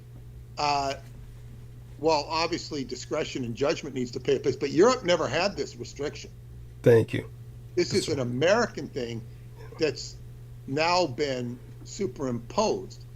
This is not to excuse what Jeffrey Epstein was doing, which was just, exploiting people. Or Polanski, or anyone else, yeah. Bear in mind, Polanski has the added onus of basically the young lady was drugged, and she still kept saying no. So, what Peter and I are saying, of course, is not to be taken as some kind of advocacy for certain kinds of acts that are obviously despicable. But when it comes to what I remember, maybe about April of 1961, Geisen demonstrated some early version of the stroboscopic dream machine to Allen Ginsberg at the Beat Hotel. And Ginsberg immediately wrote to Timothy Leary, "Amazing, it works," and stated that he intended to try and help Geisen locate a manufacturer for it. Then there was this, the guy's name was Gait, G-A-I-T, but the I had the umlaut over it. Gait Froger, F-R-O-G with the E with the accent. And Froger is La Librairie Anglaise, English library. It was the literary center of the left. And many Americans and Britons had their mail sent there. And Gay Froger, actually, I deal with so many trans people that I always thought of her as a man, but she was really a woman. And she exhibited one of these dream machines in her bookshop window. And that's when this other chick named Helena Rubinstein She was a Polish-American businesswoman, some kind of art collector, philanthropist type, and a cosmetics entrepreneur. The founder, the eponym of Helena Rubinstein Incorporated Cosmetics Company, as a matter of fact. I found out about her through V.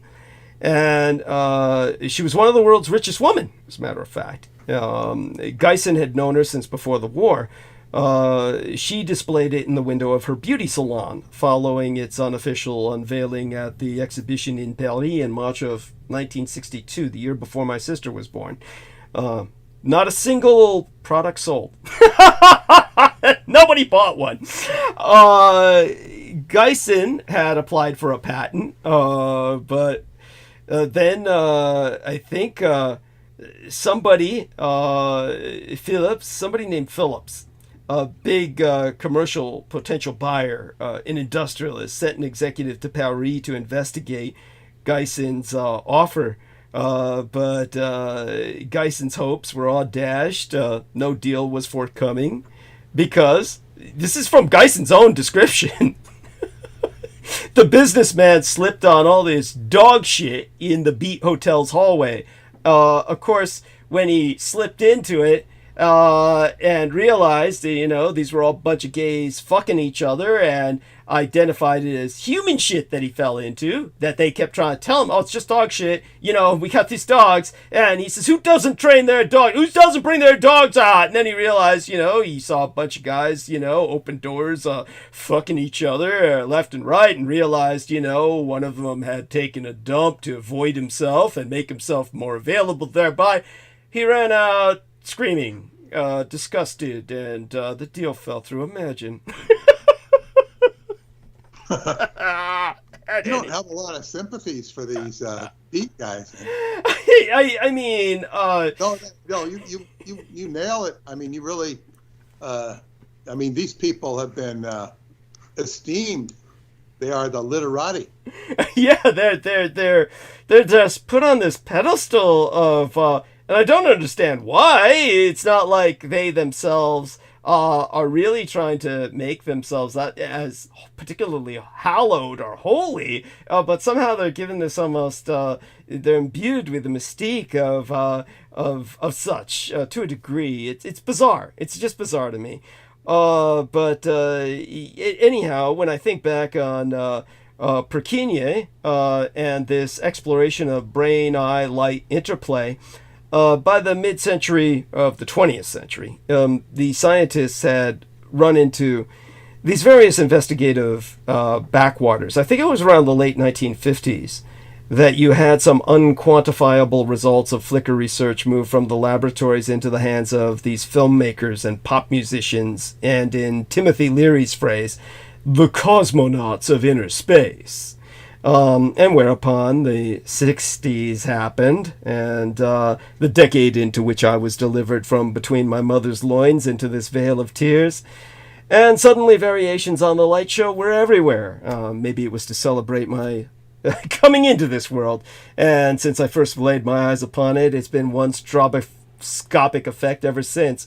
But Geisen failed to fully anticipate psychedelic culture, and he had all these mixed feelings about the advent of stroboscopic Friday night thrills down at the local hippie pit. For Geisen's generation, transcendence was essentially this private, studious experience. The idea was that tripping would increase human potential, one head at a time, of course. I never was able to identify which head he was referring to, but I really think it was the one between his legs he was worried about. One of the most engrossing aspects, I think, about what they were trying to push, guys like him, was that Geisen always intended the dream machine for normal workaday people. I mean, this is how just off the guy was. Like your normal working stiff comes home, knocks back Bud Light, and looks at a fucking tube spinning around a light bulb. I mean... Well, this is why I say you've nailed it. It's like it doesn't get past you. Thank you. These guys are just full of shit. I mean, they're in a world. They're full of themselves, which is another way of saying they're full of shit.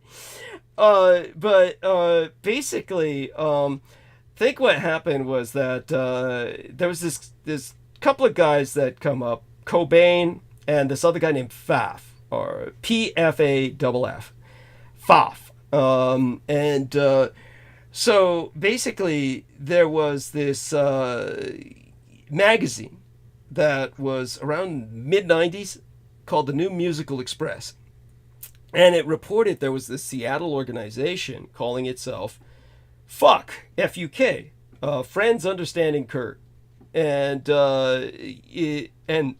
their big deal was that the death of the Nirvana singer and the Hole band, HOLE, which was a band named Hole. I mean, go figure. Based on everything Peter and I have already discussed, you know where that went, or where that came from. But the bassist, Kristen Pfaff, first name was spelled Kristin. Pfaff, Kristen Pfaff committed suicide, and it was linked to the use of the Dream Machine. Of course, so did Kurt Cobain. And so you had these trance-inducing devices invented by the William Burroughs collaborator, Brian Geisen. And according to the New Musical Express, Courtney Love and other members of Nirvana were involved with Friends Understanding Kurt. And they always denied it. All the parties denied it. But they were publicizing the dangers of the Dream Machines as anonymously as they could. Now, no living American writer has influenced rock and roll singers or songwriters more than William Burroughs. But of all those stars who paid homage to Burroughs, I don't think none made as strong an impression on him as Kurt Cobain. And so it came as kind of a surprise when High Times magazine, I think it was around December 17th of 1994, they received this fax, back when faxes were something new. Nowadays, faxes are like a dead-end technology like microfiche. It's like nobody knows what the hell they are, who's under 60 years of age or something like that. But faxes are, they're facsimile. and it's like it's like a Xerox machine, except you're receiving copies from someone else. Think of it like that. And so the Seattle-based group sent a fax to High Times magazine, Friends Understanding Kurt, laying blame for Cobain's suicide on the master himself, Bill Burroughs, at least partially. Now, the allegation, if you will, or the, I would say, quite accurate accusation, was that in the last months of his life, Cobain acquired this device called the Dream Machine, created by Burroughs' friend and collaborator Brian Geisen, popularized by Burroughs himself aggressively. And the fuck group, Friends Understanding Kurt, Friends Understanding Kurt with a K, they wrote that it was a dangerous trance-inducing contraption and that there had been a string of suicides associated with the machine since the 60s. And that furthermore, in fact, the catalyst in Kurt's death was this technology. And to this day, Courtney Love openly ponders whether the Dream Machine is really responsible for Kurt's death. She does openly express her concerns about this, that if Kurt had not come into contact with its manufacturer, he would still be with us today. So you've got this Dream Machine, you've got the I think it's around 75 rounds per minute that the record player turntable spins. So it's set at either one. Yeah. And then you sit in front of it with your eyes hopefully closed, and you get the effect. And it's basically the simplest light show, but when it's aided by the inhalation of really laced and powerful pot, the shit they produce today, and the sound of hot rock, well, the device creates apparently in a lot of people a mild dreamlike sensation at best. Maybe at worst. Well, I guess it gets worse if you're prone to epileptic seizures, but at worst, otherwise, you get a milder headache.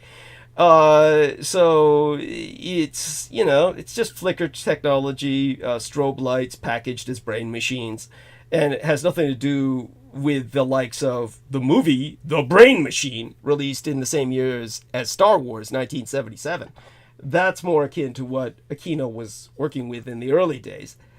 But Bill Burroughs had, he got really poetic about the Dream Machine. And Burroughs was saying, subjects report dazzling lights and unearthly brilliance and color and elaborate geometric constructions of incredible intricacy that build up from a multi-dimensional mosaic into living fireballs, like the mandalas of Eastern mysticism, or resolve momentarily into apparently individual images and powerfully dramatic scenes like brightly colored dreams. I mean, this is pretty much what the fucker said. I'm paraphrasing, but yeah, that was pretty much, he went all out and said this shit is the bomb, and it's better than drugs, people. This'll change your life.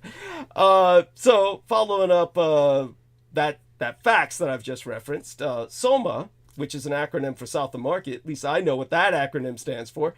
That's a San Francisco Journal of Left Coast Culture, as that their own subtitle to their magazine. They found Steve Newman, this representative of Friends Understanding Kurt, who claimed Cobain had used the Dream Machine for up to 72 hours at a time. And Newman said that the core of Fuck was himself, Courtney Love, Courtney Love's attorney, Celeste Mitchell, and other friends of Cobain's, as well as various peripheral members. And he said that Courtney Love, played more of a low-key role, just to kind of alleviate her of legal responsibility. Then High Times Magazine launched this effort to contact Fuck, and they never succeeded. They made these interview requests through Courtney Love's record company. I think that was Geffen, Geffen. Their publicity agent, somebody called PMK or some shit, none of this was answered. None of this got any response. Then they tried to take photos or acquire photos that were taken during Cobain's visit to Burroughs' home in Lawrence, Kansas, around 1993. Those photographs had been given to Rosemary Carroll, Courtney Love's principal attorney, but that never got a return call. And then they tried to locate someone named David Woodard, Wood, and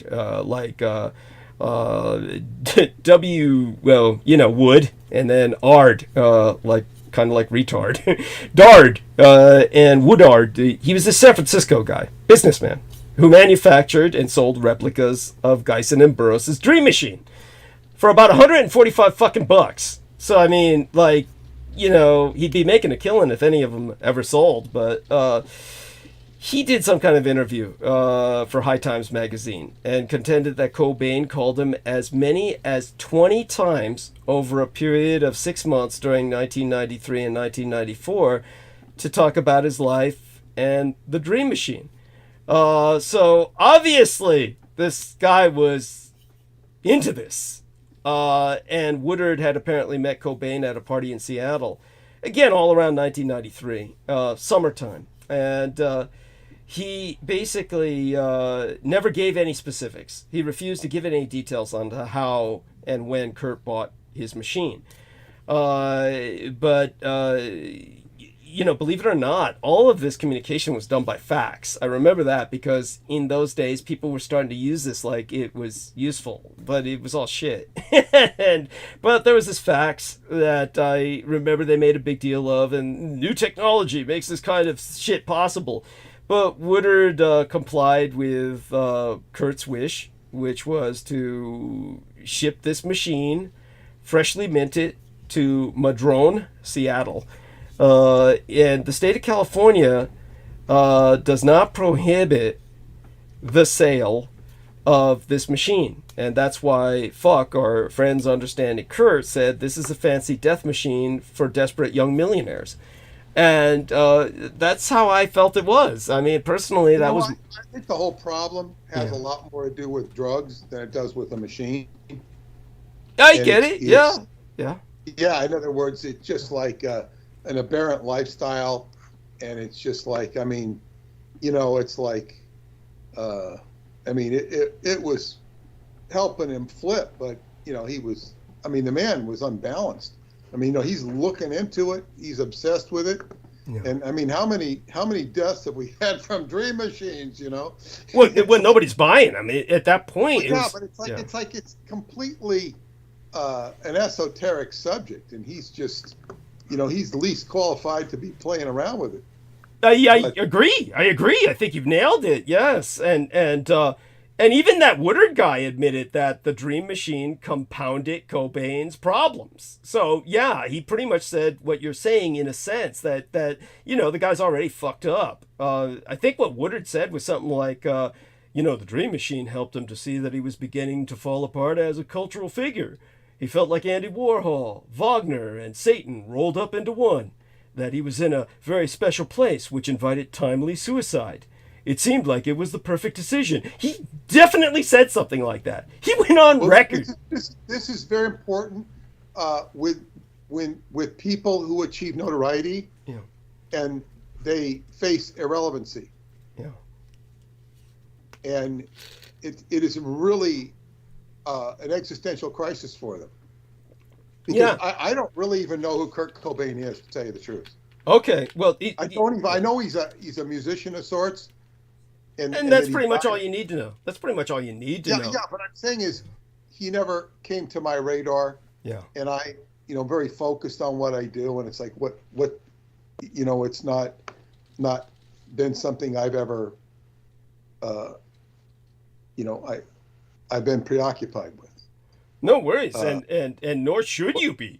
No, but he had a big following, and so on and so forth. So therefore, people are trying to figure him out, and people become icons for whatever reason, because obviously people admired the hell out of him, and or were simply impressed by somehow he made a big impression on their lives to a certain kind of people, a lot of different people. I mean, I'm not one of them, but I think the biggest point for me was that Woodard, the guy who was selling the dream machines, conceded that the device he sold Cobain contributed to his death. Basically, he said, I pictured the suicide as being informed by an inner voice, which was made audible through his experiences with the dream machine.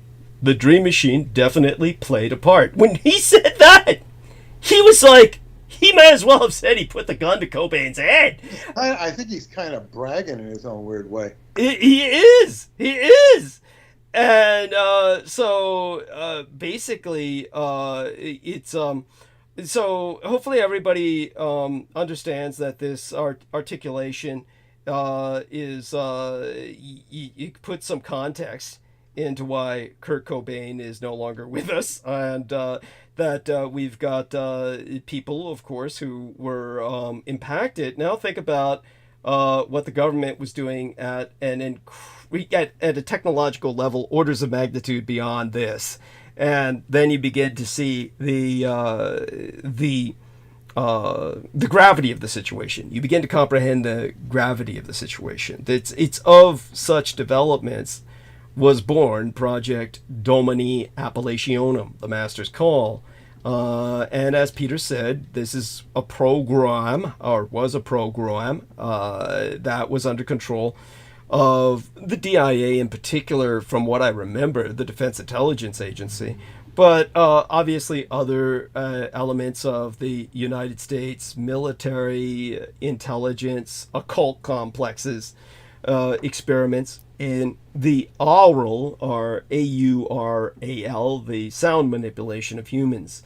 So when the concept of that was, of course, I think Peter's got that down with the original concept that basically the human race was once this servitor species of the giants born of fallen angels, and that therefore we must be possessed of inborn, a genetic predisposition to serve the phalangelic, that our traits had only or merely atrophied due to disuse, but of course in the experimentation that followed, they discovered that humanity possessed no such traits, that men are born in freedom of will. They surrender such under duress of environmental influences, that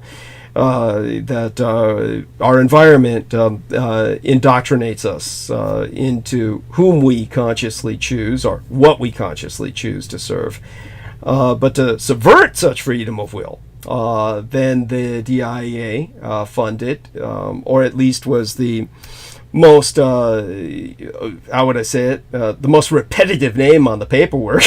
They developed what was originally this theoretical ultra-suggestive language that could be employed in communication of a wide range of subaudial commands, and hoping that this could be deployed en masse via V technology.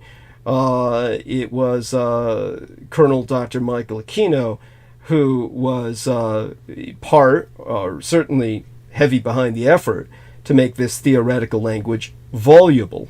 And that's where the Vox Focus Arca RK came in. VOX space, that's Vox, the old Latin word for voice, and then Vocis, VOCIS.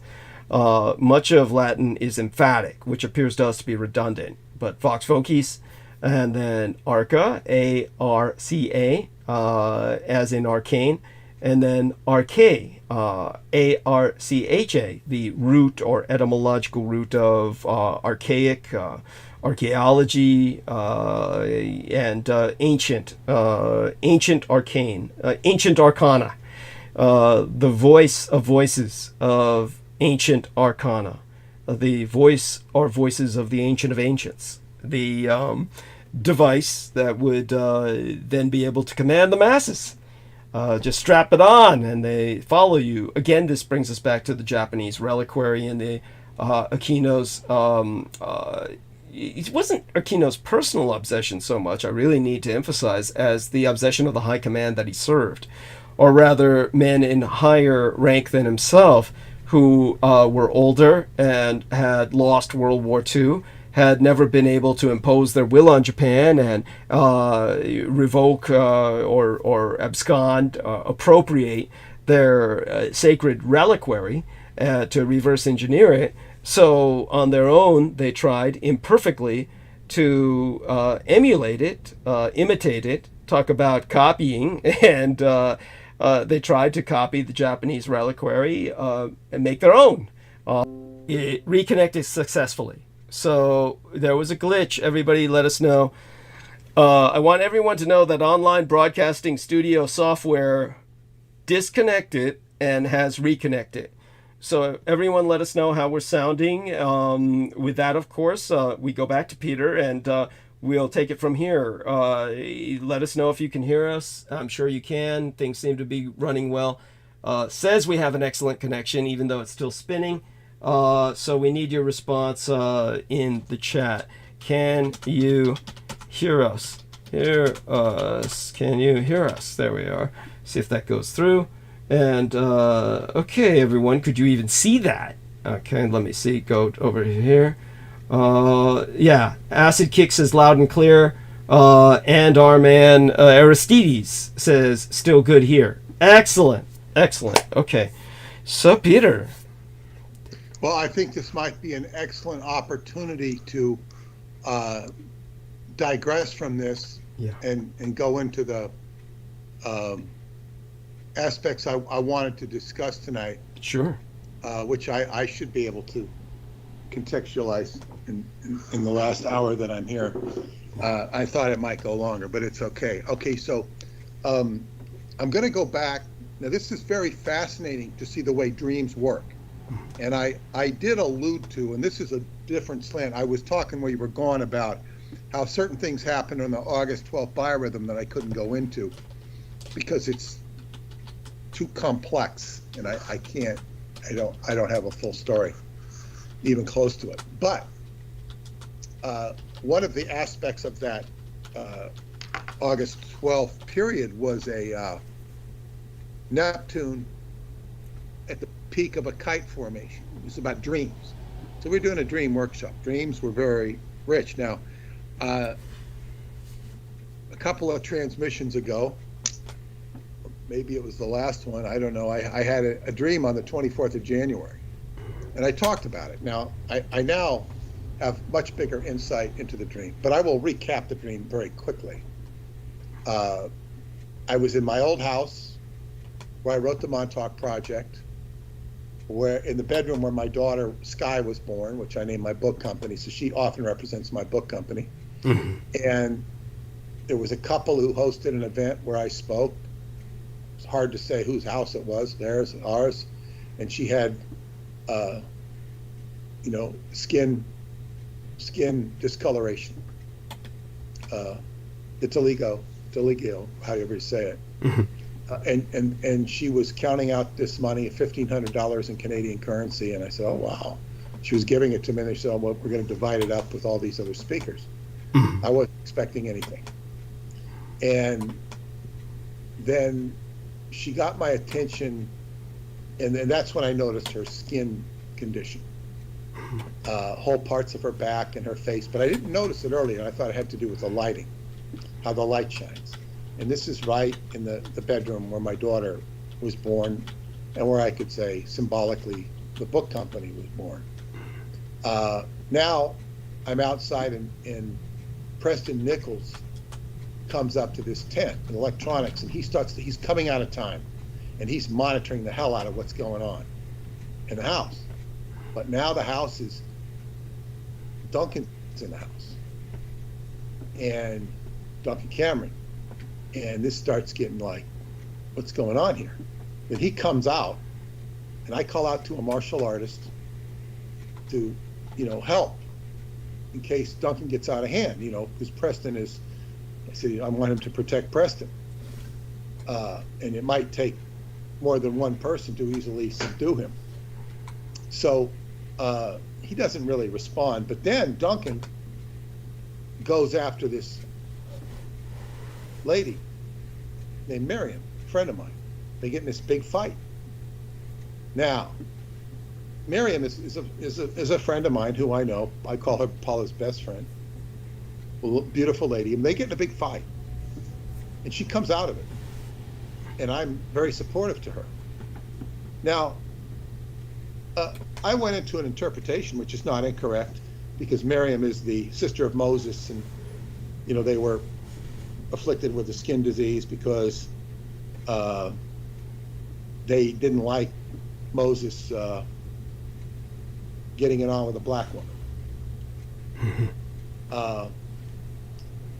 But when I wrote this to Stephanie South, she said that it was very interesting because Miriam was the name of Jose Arguelles' wife. Mm-hmm. And she thought that was really amazing. Well, there's another Miriam. Now, not to discount the connection to Jose or even to my friend Miriam, or to the one in the Bible, but there's another Miriam, and this is where it ties into I guess what you call child abuse, child trafficking, human trafficking. Mm-hmm. And there's a Miriam who was a child of Scientology, and she surfaced recently. Oh, she surfaced a long time ago. Miriam Francis is her name, and there was an article in the Daily Mail, but originally she was on Leah Remini's show called The Aftermath, where they were going into abuses in Scientology. And this woman had been molested by her father, who was in Scientology at the time. And she was started when she was 3 years old. Now, it's a circus of events that happens. But the father basically confessed everything. He's confessed it to Scientology, and where this becomes real sticky is because Scientology knew about it for years, a long time, and it was never reported to police. Now, he's since gone in, the father, and has confessed to the LAPD. And this is like years later. I mean, Miriam is a grown woman, self-supporting, but it gets sticky for a couple of people. And a lot has to do with what I've talked about with Pluto and Capricorn. And Pluto and Capricorn, which is now in Aquarius, at least for another 7 months. And when it reaches that Capricorn, that 29th degree, all the stuff flies up. And it's going to come back again in September to November, and this issue is going to come back again at that point, with maybe some sort of resolution. So, and you say, what does any of this have to do with Douglas? Well, I will explain. It's a little convoluted and complicated because there's this Aftermath Foundation, which, you know, Leah Remini called her show. It was very popular. She's since been accused of exploiting people, which I don't know that that's fair, but I'm not sitting in judgment because she's exploiting abuses. She's making a good piece of change off of it. But that's all over. And I think she was looking to expose more cults and stuff like this, but she couldn't get that off the ground, and the show ran its course. Her co-star was Mike Rinder, who was, I knew him. They both, him and Leah, were brought up into Scientology. They were, you know, Mike Rinder was the head of the Commodore's Messenger organization in Clearwater when I was there. He was, then later he became David Miscavige's, I don't know, to some degree a right-hand man, because he was in charge of what was called the Office of Special Affairs, which did all the dirty work. Looking back on it, I think Miscavige put him there on purpose to sully him. He was already sullied, in my opinion, in my observation. He was always on the wrong side of the law, in my observation, or maybe not 100%, but because I worked in the personal office of L. Ron Hubbard, and he was more in the management, and he was, you know, he was always kind of bulked in with those people who were referred to as them, who were, you know, not necessarily on the right path. But anyway, he has written a book, supposedly been well paid. He's been criticized for being lionized and, you know, put on a pedestal, whereas actually he was involved in a lot of dirty business. He was head of the organization which did the dirty business, okay? Mm-hmm. And there are instances of this which I'm not going to go into because they're not really relevant. There's really no hiding that. He's owned up to the fact that he was doing the wrong thing and that he was deluded. And he was wrong. He's owned up to this. He's still perceived as having X amount of arrogance. I don't, as I say, this is not my battle. But I had mentioned that the Aftermath Foundation by this man, Aaron Smith-Levin, who created a tremendous amount of donations for the Aftermath Foundation, and that Mike Rinder steered him out of the organization, but he was the fundraiser for it. And this created a very awkward situation, whereas the public support for Aaron was quite good. Mike was looked at as like, you know, why are you doing this to him? Because, you know, he had an incident in a bar and he was having extramarital sex with a wife who that he was, you know, had parted ways with. They stayed together to raise the kids, but they weren't, you know, it wasn't like a big deal to them. But he was, you know, taking the high moral ground, end quotes. So Aaron, as they say, is, you know, he gets, I guess, tomatoes thrown at him, but he's basically very popular, far more popular than any of these other characters, because he's real in your face. You know, he talks to you like a construction worker might. He's not a construction worker, but he could, you know, he could rub elbows with those people and they'd like him. He's a likable guy. So basically, Mike, about a year ago, had contracted cancer, I think of the esophagus, and there was all this, you know, money being donated for him, and I couldn't help but think that it had maybe something to do with what he was talking, with his throat chakra, okay? Means is he saying the wrong thing? Or maybe he's not saying what he should be saying. I don't know. These are just what anybody who's a holistic examiner would consider. What are you talking about, Mike? What's going on with your voice box? Interesting. Very interesting. It's very obvious. I never posted anything about it.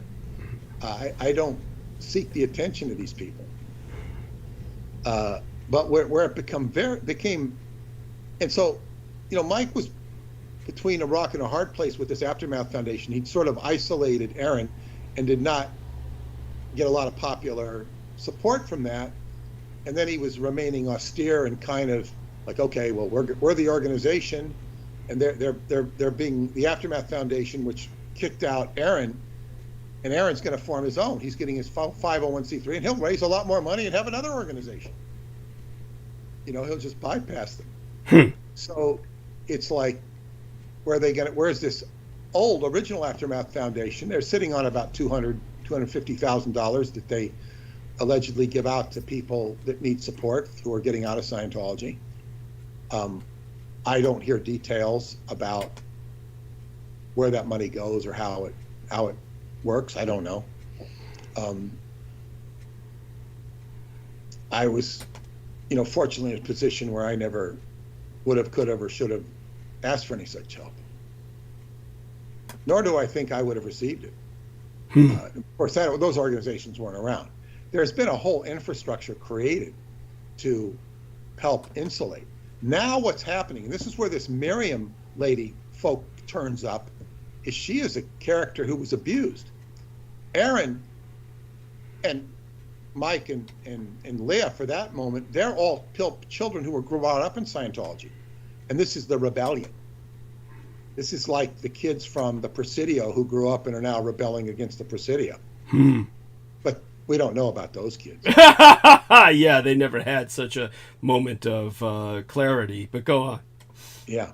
Well, they do parlay into this, at least obliquely. Okay. Because this is about abuse. Yeah. Now, I will comment that I don't get any, once in a while I'll see a reference to me from some of these people. Like some of them know I exist, but they don't give me any attention. And perhaps that's for the best. But, you know, and I put my L. Ron Hubbard book up for free for, you know, 48 hours or a week. So, you know, they could all read it if they wanted to for free. Which mentioned you and stuff you said about L. Ron Hubbard's records. Thank you. And one of the reasons you put out a book for free is to excite interest in it. I got, you know, must have got about 48 downloads. Jesus. I didn't hear anything back on it. Like, good book, shitty book. Thank you for clarifying that. I mean, I did get, but those were probably from people who bought the book. Right. You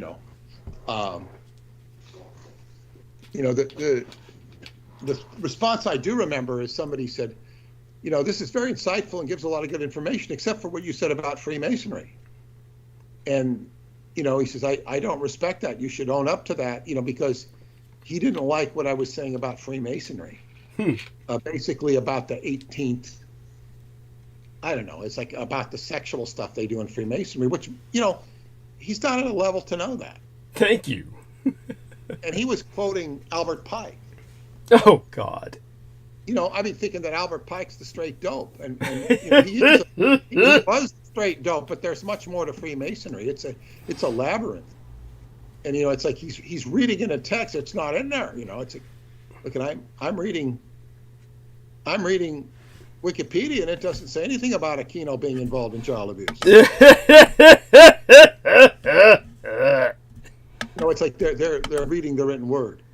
I do remember that response, and I mean other people have said it's maybe a nice book, but those are people who bought the book. So anyway, as far as the ex-Scientology community, it went over like a lead balloon. It just didn't. You know, I think they read it and they know about it. But it's just like you said when I introduced it to some martial artists, the idea of the Chichewa is like, okay, dead. We're not going to talk about that. We're not going to talk about that. We're not going to talk about the pink elephant in the room. The pink elephant in the room with Victoria's Secret underwear on, you know.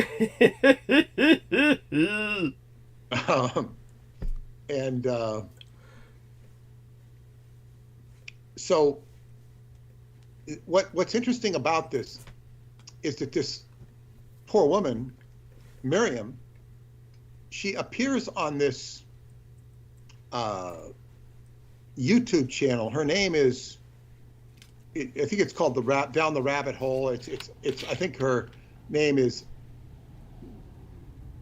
Alex Rabbit. It's Alexa. She's a Asian woman. Very, very empathic, very sweet. She's not a Scientologist. She's not an ex-Scientologist. She's got a master's in social work, and she's got, I think, a degree in criminology. She's very interested in criminology, and she gets into her interest in Scientology is through criminology. This is where she kind of has a synergy with you. Okay. The criminology and also with being Asian. Yeah. So she's interviewing this woman, and she's done other stuff with Scientology before. So she's kind of like an outsider coming in and doing it. So she kind of like, you know, most of the people doing podcasts on Scientology are, not all of them, but ex-Scientologists. And I gotta say, it's the last thing I'd want to be doing a podcast on. The only reason I'm doing it now, because you're going to see how it ties into the work of Douglas Dietrich, and it's very important. This poor woman, it talks about her abuse, and that her father did go to the police. You know, and the father has been openly, he's admitted it to her what he's done. When she was younger, he's confessed. But even though they knew about it, they didn't turn him in. The church, they've apparently said that they've done certain things. Apparently, he's not in the church now. I don't know. It's a lot of, I guess, what you call newspeak from the church, in my opinion. Where this becomes a big issue is that she's kind of like, she's well situated in the adult world, has a job and stuff like this. She asked the Aftermath Foundation for help, the one that Mike Render's associated with, and you know, for a few thousand, maybe $4,000, $5,000, $7,000, I don't know, maybe it's $4,000, and for some help, she wanted some therapy. And I guess they weren't forthcoming with the money. And then she began to, in her own mind, put two and two together. And she's talking, and this rabbit girl is just very empathic with her. And she's just opening up her empathic soul to her and listening to her from a criminology. This poor woman has been abused. So where this gets sticky is she talks about calling Mike Rinder after he's already suffered this experience with Aaron about the Aftermath Foundation. And now this is in January, and she's basically gets him on the phone, and she wants basically to know what he knew when he was on the job, because this goes back, 20, 30 years. Mm-hmm. And Mike starts to hem and haw. He's like saying, well, is this woman trying to entrap me legally? Am I legally culpable? Is the way she makes it sound. Because all of a sudden, and then he calls her back, did you record this? And he starts asking questions like this. So she puts out 16 questions that she reads, mm-hmm. which are accusatory, but she says, I want to know these. They're way too accusatory to expect an answer. Mm-hmm. But she's blubbering out her soul, or very, and she's saying, I was abused, and you were in charge of the organization which, hid this. And basically, she's implying his guilt. And he's criminally implicated by her. Not legally, but so I guess he's hired an attorney to give a response, which was a very insulting response from the attorney. Something about if you lie in the bed with dogs, you'll get fleas or something. Ooh! Whoa! Yeah, it's very, and nobody knew quite what it meant. It wasn't from Mike, but see, then she says it was from the attorney of the Aftermath Foundation. She says, I wrote this to Mike, not the Aftermath Foundation. I wrote this to Mike. So why is he using the foundation to front for him? So Mike does not come out looking good in this, from an objective position. Mm-hmm. And he's not responding. He seems to be ignoring it. And a lot of his allies in the ex-Scientology community, this is where it becomes relevant to you and me. They're not coming out to vocally support him, not because they don't support him, but it's a sticky business. It's all very sticky. Now, the fact is, this poor woman has been abused, and a person who's been abused like that is going to start throwing javelins at anything they can stick to. That's understandable. Mm-hmm. And it's now where it becomes, I'd say, super sticky is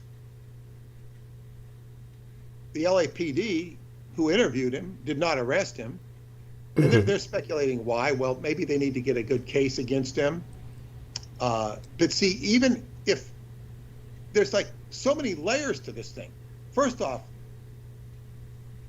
she wants justice, which would be to have her father put in prison. The father, to his credit, not that we can really give him a lot of credit, but he's up to these things. And he even, he believes in Scientology or the workability of it. I don't, they claim he's not involved anymore, but he obviously, was between a rock and a hard place. The mother is still in Scientology. So there's all these like really nuanced, complicated things. But what it comes down to is if it is established, which it seems to be beyond any shadow of a doubt, that the father is guilty of sexual abuse of his own daughter, that Scientology is complicit in it by not turning him over. The mother knew about it at some point. I mean, she found out later, but it's like there's all these people involved in the Church of Scientology that are hiding this crime, okay? What I would say on behalf of Scientology, if I were an attorney and I was defending them, I'd say, well, Scientology is a religion and they don't believe in turning in their own. That's part of their religious belief.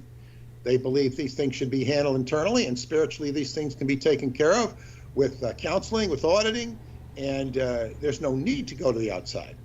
And of course the court of law could say, well, a crime is a crime. And, you know, you could say, well, if a Native American takes peyote, that's against the law, but it's his religion. So you can basically say, you know, if we're in Santeria, we can cut off the heads of chicken and drain their blood and hang them out in our neighbor's yard, in front of our neighbor's yard, and gross out our neighbors, and there's nothing they can do about it. We can sit there and chant and make noise, and if it pisses our neighbors off, too bad, it's our religion. Police will back that up. It's true, yeah, to a degree. So you say, well, you know, we don't believe in sexual abuse, but when it occurs, you know, we will, by our own religion, we'll take care of it internally. Now, that would be fine if the victim was still in Scientology, but she's not anymore. See, she left. That's what makes it. There's so many little, you know, domino effects in here. Now, so basically what the threat for the Church of Scientology is that they're already being pointed at for human trafficking. And the LAPD has already been implicated with them for illicit liaison, if not worse. So you've got the LAPD, you've got Scientology, and Scientology wants to protect, but now we're dealing with the ex-Scientologists. And Mike Rinder looks like he could be under legal scrutiny, at least by his adversaries. Now, if I was to apply Scientology procedure to this situation, what you would do with Mike Rinder, whether you're in Scientology or out of Scientology, it's just Scientology procedure, you give him what's called a security check, which is an interrogation on an e-meter to get all of his crimes, all of his, you know, discreditable acts that he did.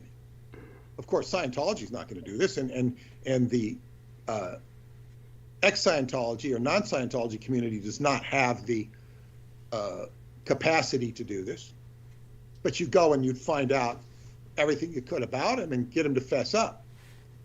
And you would also make it public.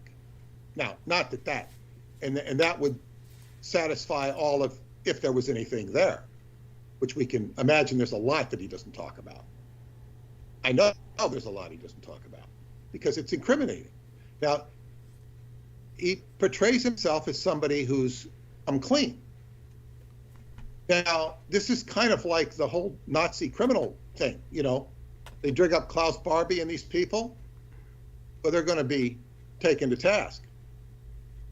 But how does one, you know, clean up one's old Nazi past, so to speak? Because we've seen a lot of that. Well, this isn't quite the same thing, but it does have to do with what they're labeling as human trafficking. So you see, this is where the Pluto and Capricorn, Pluto does not let these things go. Mike Rinder has a new family, which he seems to lead a relatively normal life and clean life, but this is his past. And then it's gotten muddied lately. And then he got the throat cancer. And I've never tried to engage him. I posted on his blog a few times, but very innocuously. You know, because it's not like there's much to share. You know, he's exposing Scientology. He stayed on years. I left in '83. I think he started coming public in 2009. He escaped. He was, you know, he was in the hole, what they call the hole, where he was like, you know, being tortured. Yeah. When I say being tortured, I don't mean they were putting physical implements on him, but, you know, he was living in very degraded circumstances, and they actually pulled him out of the hole to go save a disaster that was happening in the UK, PR-wise. Jesus. And he escaped. He flew out of the UK and flew to Florida to visit one of his friends and just, you know, escaped.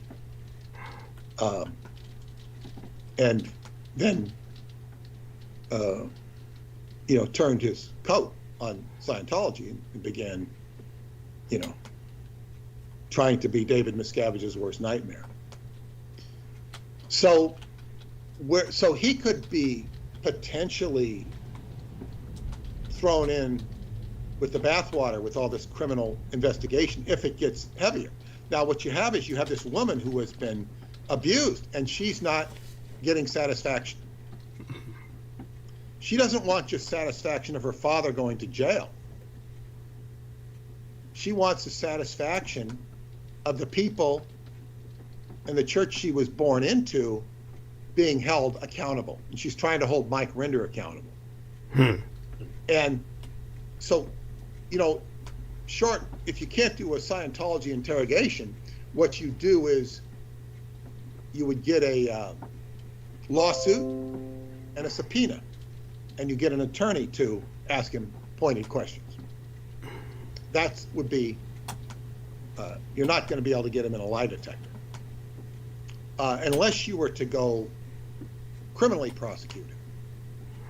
But this is the way you would approach it.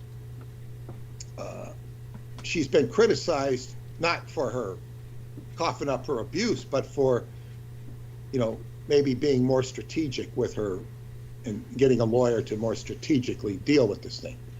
But it doesn't matter because she's just getting off her soul. And it's not just her.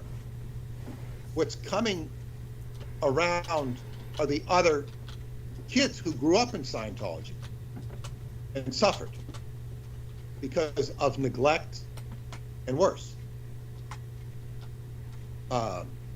So this is now the karma that is extracting its, you know, toll. Now, this is just brewing up, and this is an evolving story. But I have to look at this from my perspective.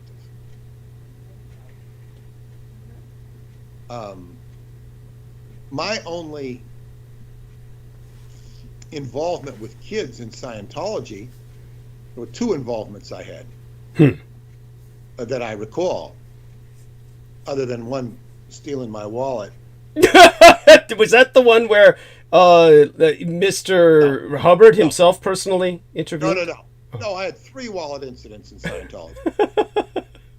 The first one was when, you know, Hubbard, you know, got my wallet back from me. Right. One of the crew members had stolen it.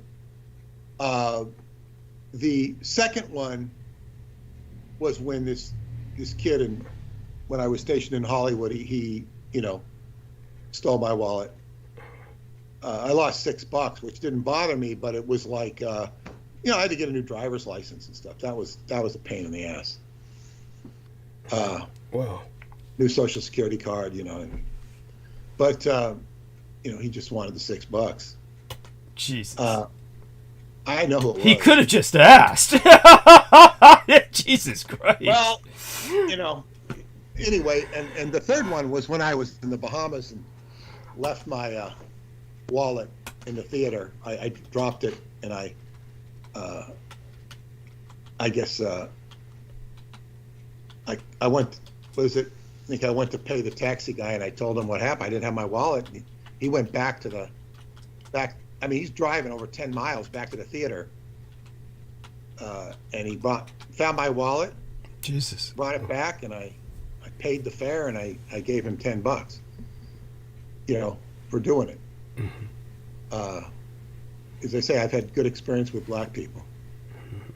Yeah. Because, you know, most of the people, not all of them, the Bahamas are black. Mm. So anyway, I can't imagine a white person doing that, to tell you the truth. Yeah. It's possible. Yeah. It's just like when I lost, or I left my cell phone, I guess, in the field, and Darren picked it up. He's the cousin of my friends who you talked to, and he, you know, he lives way out in Babylon. He lives a long time, and I called him and I told him I left my phone with you. He says, yeah, I picked it up. He says, you want me to bring it to you? I said, he's going to drive all the way out to bring it to me. He said, no, I'll come to you and get it. I didn't want to have it do that, but I mean, that's like, As I say, white person's not going to do that to you. Yeah. They might, but it can be so nice and considerate. Anyway,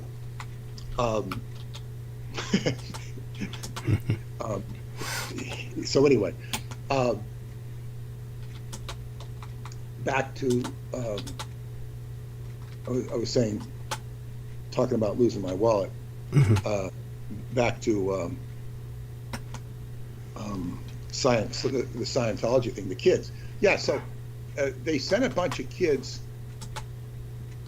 to the Excalibur, the ship I was on in San Pedro, because, I don't know, things were messed up, and we were supposed to, I was one of the auditors or security checkers, we were supposed to security check them on an e-meter.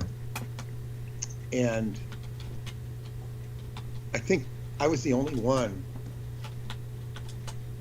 You know, the people didn't want to audit the kids. They didn't want to have anything to do with the kids. They didn't like the kids. The kids, they irritated them.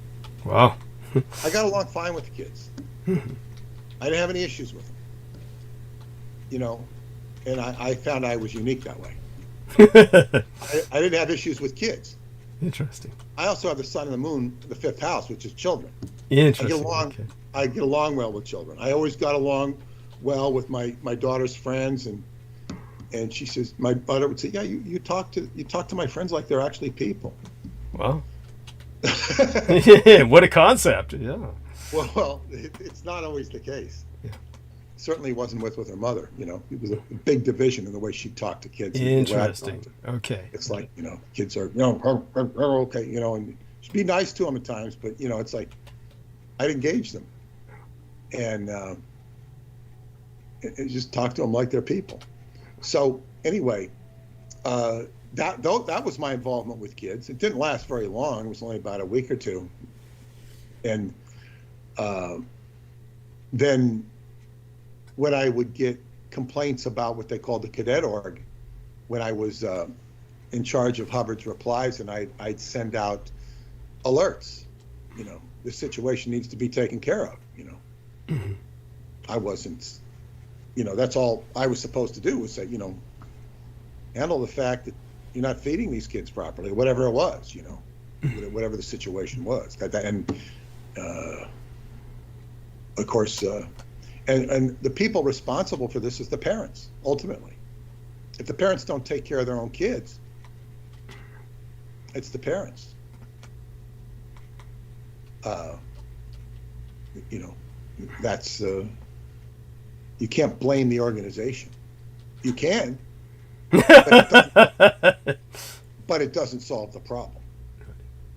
So, but anyway, and you keep in mind, Mike Rinder was brought up in Scientology. He was, and I met his parents once. They were public Scientologists from Australia. Very nice people. They seemed a bit naive to me. Interesting. Very well accomplished in their own right in Scientology, but you see, when you were on the inside, you saw a lot of the dynamics that were, I guess what you'd say, had all the frou-frou was gone. You know, I could see, okay, you want to do this? It's great. You know, most Scientologists wanted to bring the joy they'd experienced from Scientology to the world. You know, they said it's a joyful thing. And it could be. It was a lot of fun experienced. But as they say, there's a dark side to everything. Like, you know, suppose you put a magic spell to fall in love with the person you wanted. It's great. You know, like Fantasy Island. Well, in Fantasy Island, then you got to go pay Mr. Rourke and Mr. Tattoo. He comes and says, you can put Tattoo's ugly little half brother on you, you know. Instead of saying da plane, he goes da pain, da pain.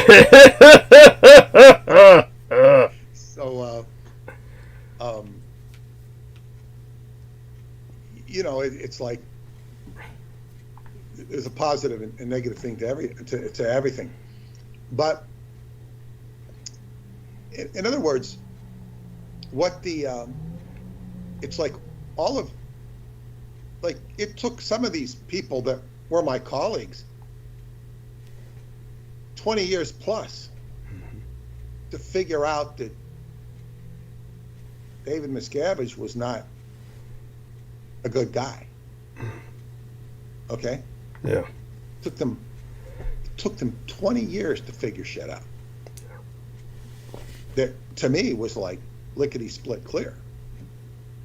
And poor Mike Rinder was working right under him and enforcing, his political agenda. Yeah. There are very direct questions I'd like to ask Mike Rinder, not about all the stuff everybody else wants to ask him about him, but I don't think I'd get anywhere because I don't even know that he'd see things the way I do, that he could even articulate I don't know. I just don't know. And it doesn't really matter anymore anyway. But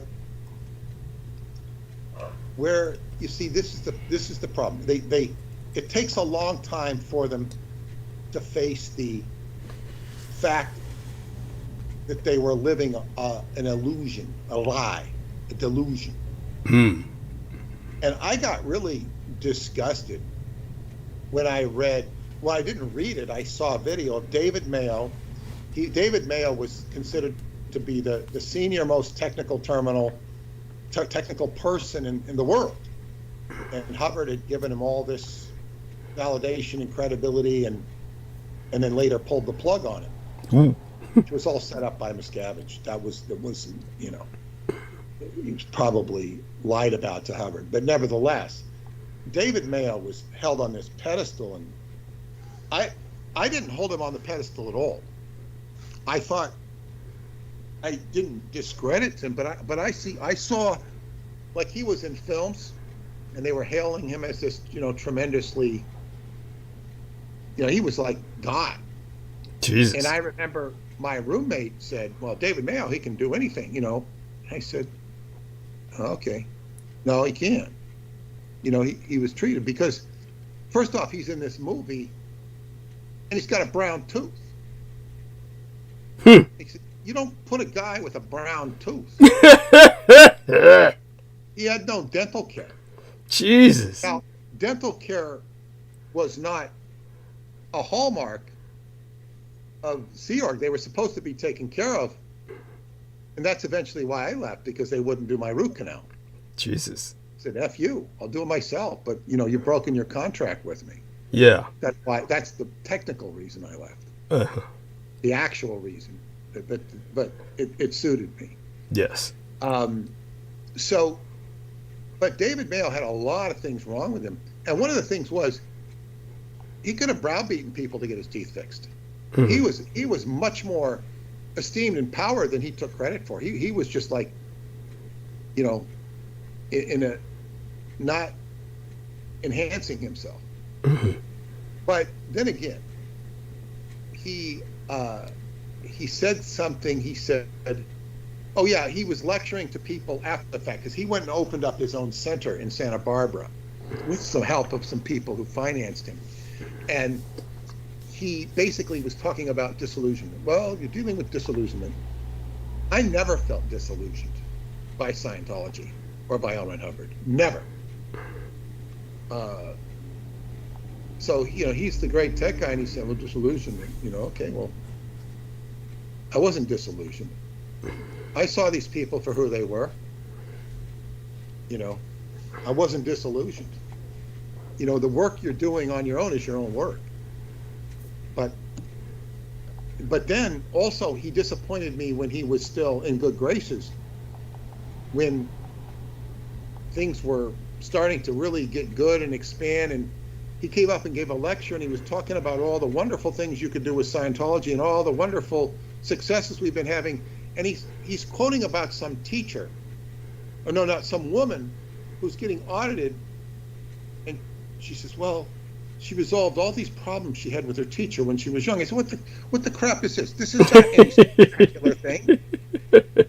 I felt he was degrading the whole subject. Wow. It's like, I said, this is not a fantastic win. This is a watered down.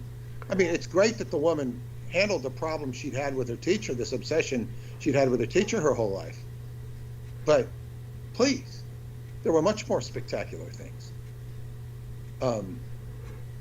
This is sort of like somebody coming to me telling me their incredible successes with synchronicity, and the fact that, their name is Jane Smith, and, they went to a gathering at the library and they met another woman named Jane Smith. It's not exactly an uncommon name. So,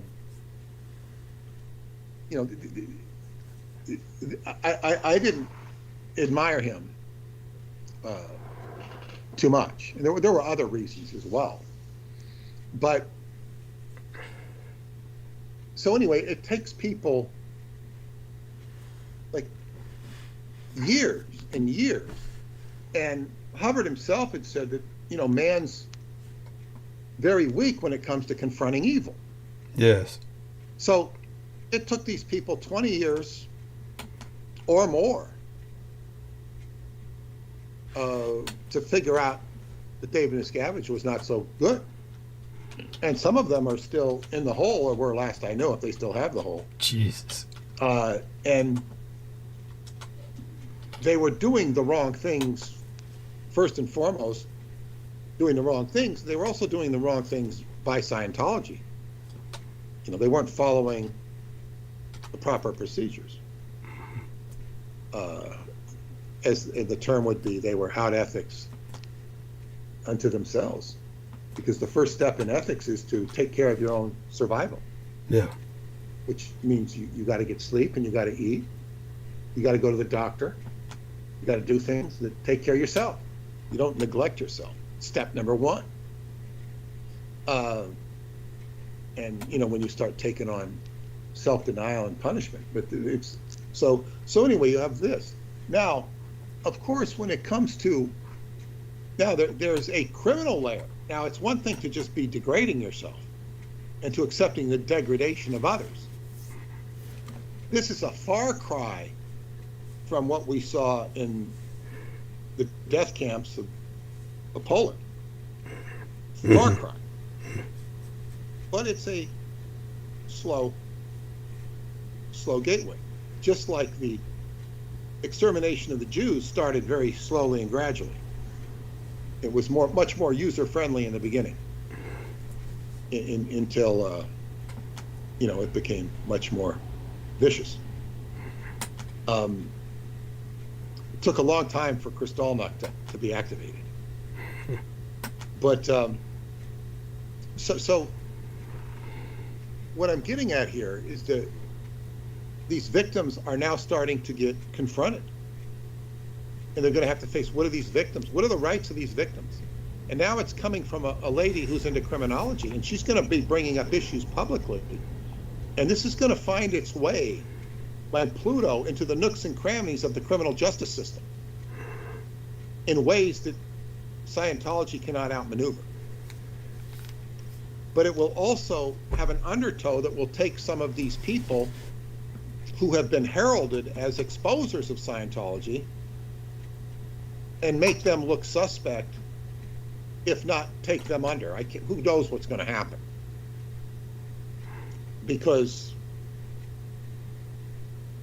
But ultimately, this is a lack of acknowledgement of human trafficking and violating human beings. And there's nobody who's more equipped to tell the truth about this than Douglas, yourself. Thank you. And then where I stand. So where I stand is like, okay, I'm somebody who's written about Scientology. I've talked about the positiveness I've gotten out of it, how it enabled me to, work with Preston, unveil Montauk. And in this dream I had with Duncan's attacking Miriam. Duncan is the representative of the evil of Montauk. he wouldn't like to be portrayed that way, but he would admit that he was a part of it. You know, he would also like his good side acknowledged, which he did have. However, he didn't take responsibility for it, and that's why he appeared. So it's like this same human trafficking is just the negative side of the Montauk Project, which is the beast, which is all the stuff that was going on at the Presidio. And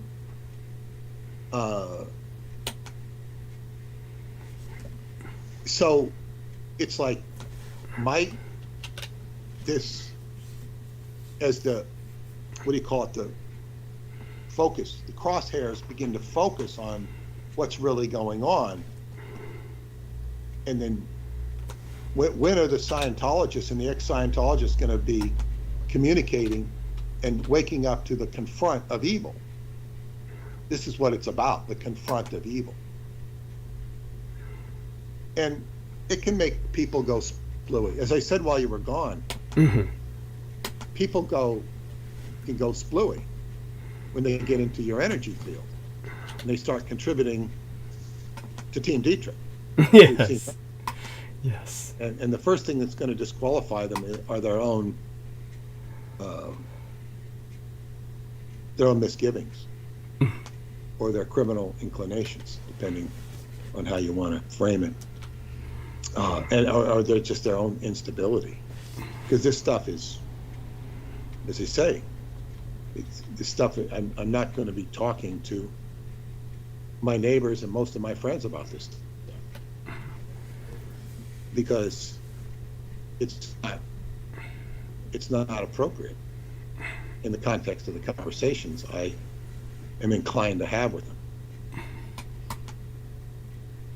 You know, if you're engaging in friendly banter with somebody who's a clerk at a store, you say, well, you know, they're doing a lot of human trafficking at Presidio back in the 80s.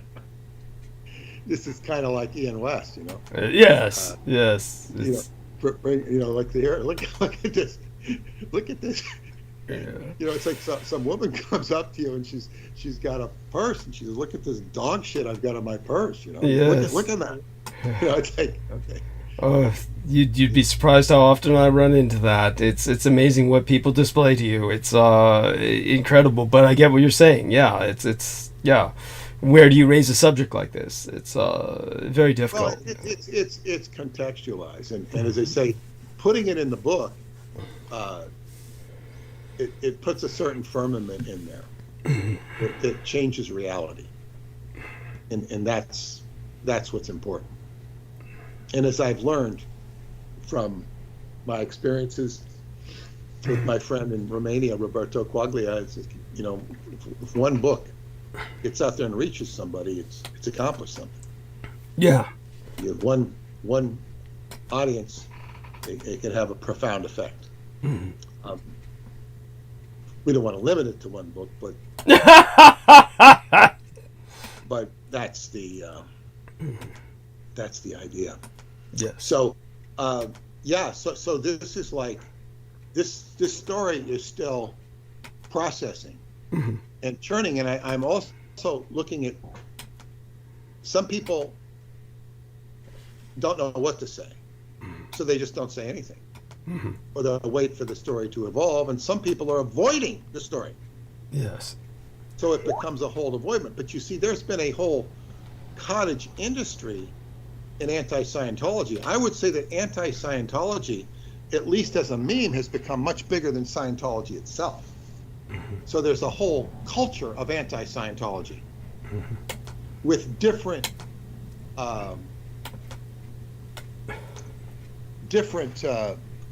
factions. Some are anti-Scientology or anti-church, but they like Scientology. But there's all sorts of variations, or shades of gray, with how people, former Scientology, I should say, anti-Scientology, former Scientology, independent Scientology. There's all sorts of different factions, but it's become, and I've heard of people having 500,000 hits. Certain people. Now, I want to also touch on something before. So anyway, this is a big deal because it's just a matter of time before people can confront the human trafficking issue. Because it's easy to point out the obvious abuse that's taken place, but what about the non-obvious abuse? Mm-hmm. It's obvious if you're astute enough to look at it. You know, you can read the papers on what happened to Presidio, you know, approach it. First time I, was listening to Mae Brussel and I saw that her video or audio stopped when she started investigating Aquino, it seemed very obvious to me. Yes. It took years to get at the deeper story, but it was obvious that something went wrong. Yes. And then the story behind it is quite sinister. Yes. And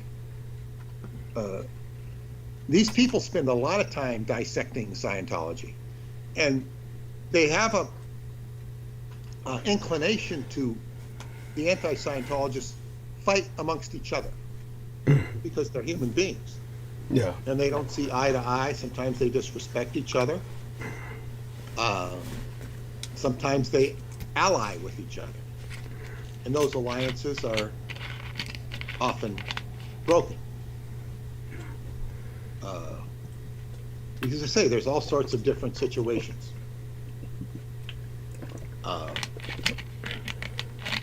But I saw today, it was like these little things that run at the bottom of the screen, that Joe Rogan, who I've never watched conduct an interview, I've seen little snippets of him conducting an interview. He's just signed a contract with Spotify for $250 million. Now, Spotify, as far as I'm concerned, is supplementary to whatever regular broadcast he's doing, unless he's doing it exclusively with Spotify. I don't know. But whether supplementary or not, it's a hell of a lot of money. And the first thing I thought is, hey, what's he going to do with that much money? Give it to the poor? No, because we're in a situation right now where if you were to make that much money, like, look at, I could see somebody making that much money and then creating their dream house or something, or setting up some foreign country, so where you have a place to go if you stay, for making at least one of Sugar Daddy's estates or something like that, without all the not without all the people and infrastructure, not like that. But then again, if you wanted to live a long time, you might look into that. Might be better. But then again, see, that's the same problem. What are you going to do with that $250 million? Well, figure half of it's going to get taxed in one way or another, unless you can avoid that. So you give it to the poor, and this is the problem with giving it to the poor, and I'll tell you, is one of my friends had a charitable foundation, 501c3, and doing good work with it.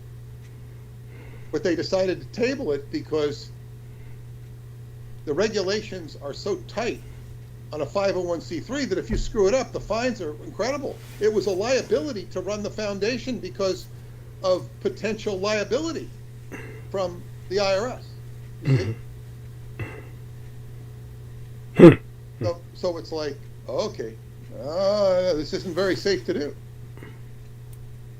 It's like, it involves liability, too much liability for this particular individual's, risk. So that's something to consider. So, but basically with that much money, I don't think you want to die with an inordinate amount of money in the bank, because what's an inordinate amount of money? It's a lot more today than it would have been 2 years ago. But it's just like stuck energy. Then again, you don't want to be giveaway boy either, because giveaway boy is like you just, if you give money to people. In fact, Aleister Crowley once mentioned in his autobiography, he says when you give money in the Orient, people won't take it because there's karma involved, he was saying. I don't hear this experience in India or China or whatnot, but he says it's like if you give somebody a coin or something, they're very like, why are you giving them this coin? The point is when you give somebody something, there can be a weird karma involved. So you have to give things away with discretion.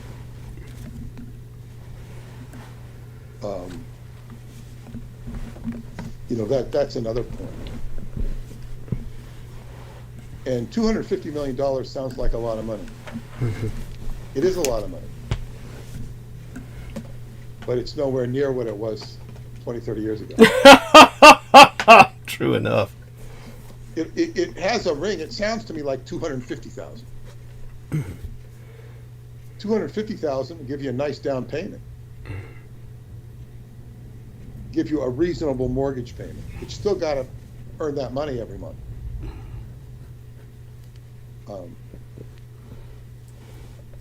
$250 million, yeah, you'd do okay with that, even if they taxed half of it. So that's another thing. I was told that I'd have a big, what do you call it, podcast or something.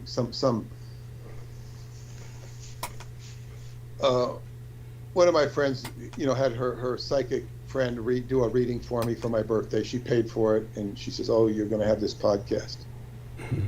Whatever. It would be a big thing. It wasn't this one. It would be with a woman. That's what I thought JoJo was. So we call her my media manager, but no, that's not going to be. That's really not what she does. And so anyway, but I'm thinking like, if I don't want to be doing that right now because it would just cut into my time. Yeah. And if I was getting paid $250 million for it, that would cut into my time too. Yeah. Because then I'd have to start managing the two. I'd have to become a money manager. Yes. Seriously. Yes. And then, like, people that make a lot of money like that, they will generally have a business manager. I met some of them in Scientology that were business managers, or they had business managers. And that business manager can make a lot of money for you, or he can screw you to hell. Yeah. Yes. So, having a business manager is, and then even if he's a good business manager, he could have personal problems that might encourage him to steal from you. Yeah. It's like it's a very jaded thing. Oh yeah. So so basically you have to become a business manager. And then if you're somebody like Donald Trump, who has a very strong business, you got to hire all these lawyers just to keep it going. Yes. And then you have to be involved in, like when you're in business, it's ruled by Mercury, which is the god of thieves. Yes, that's true. So you've got to deal with thieves. Yes. And which means, you might have to crank back the electric meter or something just to stay in business. I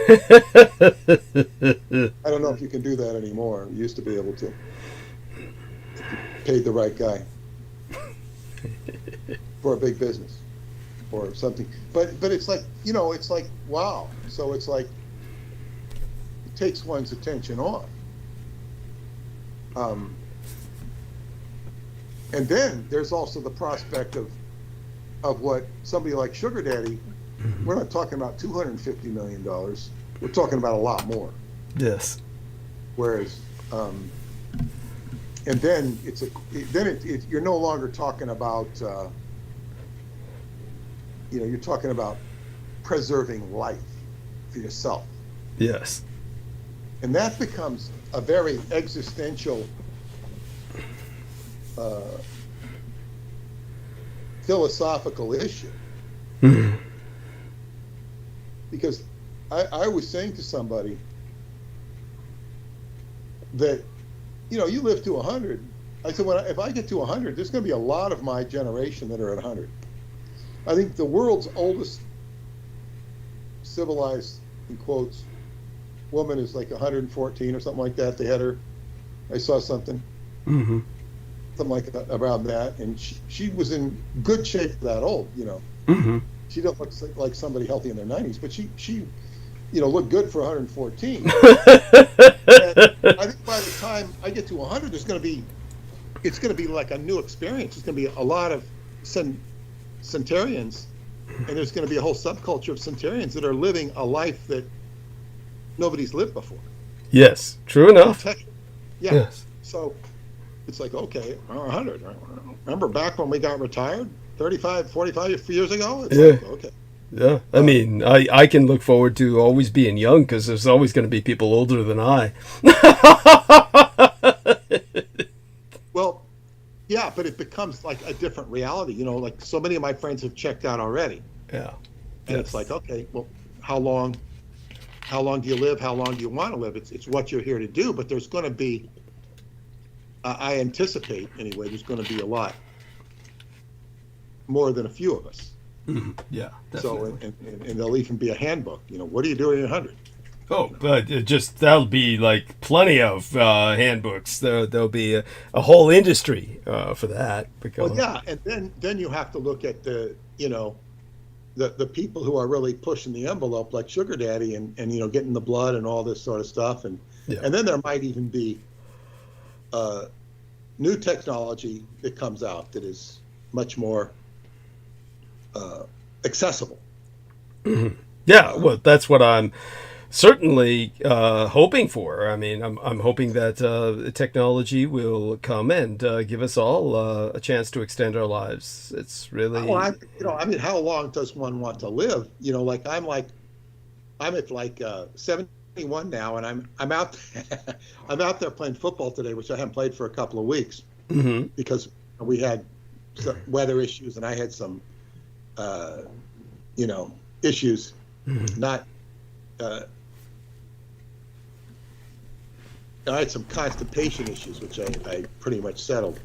But I mean, I was getting a headache when I was going out there because just the rumbling going on. Mm-hmm. So I went out today, and I'm like, and Terrell's asking me, he said, "We really like you coming out here. We really appreciate you." He says, "How you doing?" I said, "Physically, I'm fine." You okay? Yeah. I said, "Yeah, I don't hurt at all physically." Mm-hmm. Mm-hmm. It's about energy. Mm-hmm. It's like, yeah, I don't get hurt, but it's like energetically, it's like you have to have X amount of energy mm-hmm. to, like, say, jump up and shoot a basketball. Well, when I'm not shooting a basketball, it's like, it's just like, it's energy. Mm-hmm. Yeah, so it's like, it's just different. And so I have to start, rather than worrying about my physicality, start attacking energy, which does have to do with your physicality, but it's just like energy. Mm-hmm. And I said, wow, I don't know. I start thinking about stopping this because it's just so, it's like a different reality. And if I was playing, and you know what, the ball seems so much faster mm-hmm. than it's like they throw the ball at you fast. Interesting. Now, yeah. that's okay, but it just seems so much more fast. Yeah, I caught it, but it's like, it just seems more challenging. Mm-hmm. So it's a good, I guess what you call index for age. Right. I think age is a continual mindset. I'm gonna go back into the dark room to work on that. Just interesting. If you can do things in darkness, you can just work on things energetically. Yeah. So like, yeah, how long does one want to live? And then and a lot of what I look at too is like, there's so many things I can leave to rest. Mm-hmm. But I'm not done. No. So yeah. So what you gave me with the book is good today. Well, I got something more to show you. I want to see if you can see the screen share. I'm going to go into screen share if possible. And okay. And now, interestingly enough, I want you to know that just sent Jennifer Hawkins a note. I pray thee be well. At the time she was active, and then it went as if she left as soon as she saw that. But then when I'm looking for screen share, I don't have screen share with you. Okay, let's keep looking for that screen share. Yeah, and interestingly enough, however, why don't I see it? Yeah. For a moment there, it looked as if you had gone away as well. It says you're active now, but then it said you went away as well. Let's try again. I'll go into screen share again. Let's go back into the call. Jump back in and go into screen share. Start sharing. There you go. Can you see that? No, Cursor. No, I can't. Okay. I don't think I'm seeing anything either. Really? Okay. Yeah, you're not seeing screen share. You're not seeing cursor moving around. No, I don't see a screen share. Interesting. That's funny because it's on. It's We're on. lucky it's working this much. So. Yeah, it's true enough. We're lucky it's working this much. So what I'll do is I'll try something else for a second.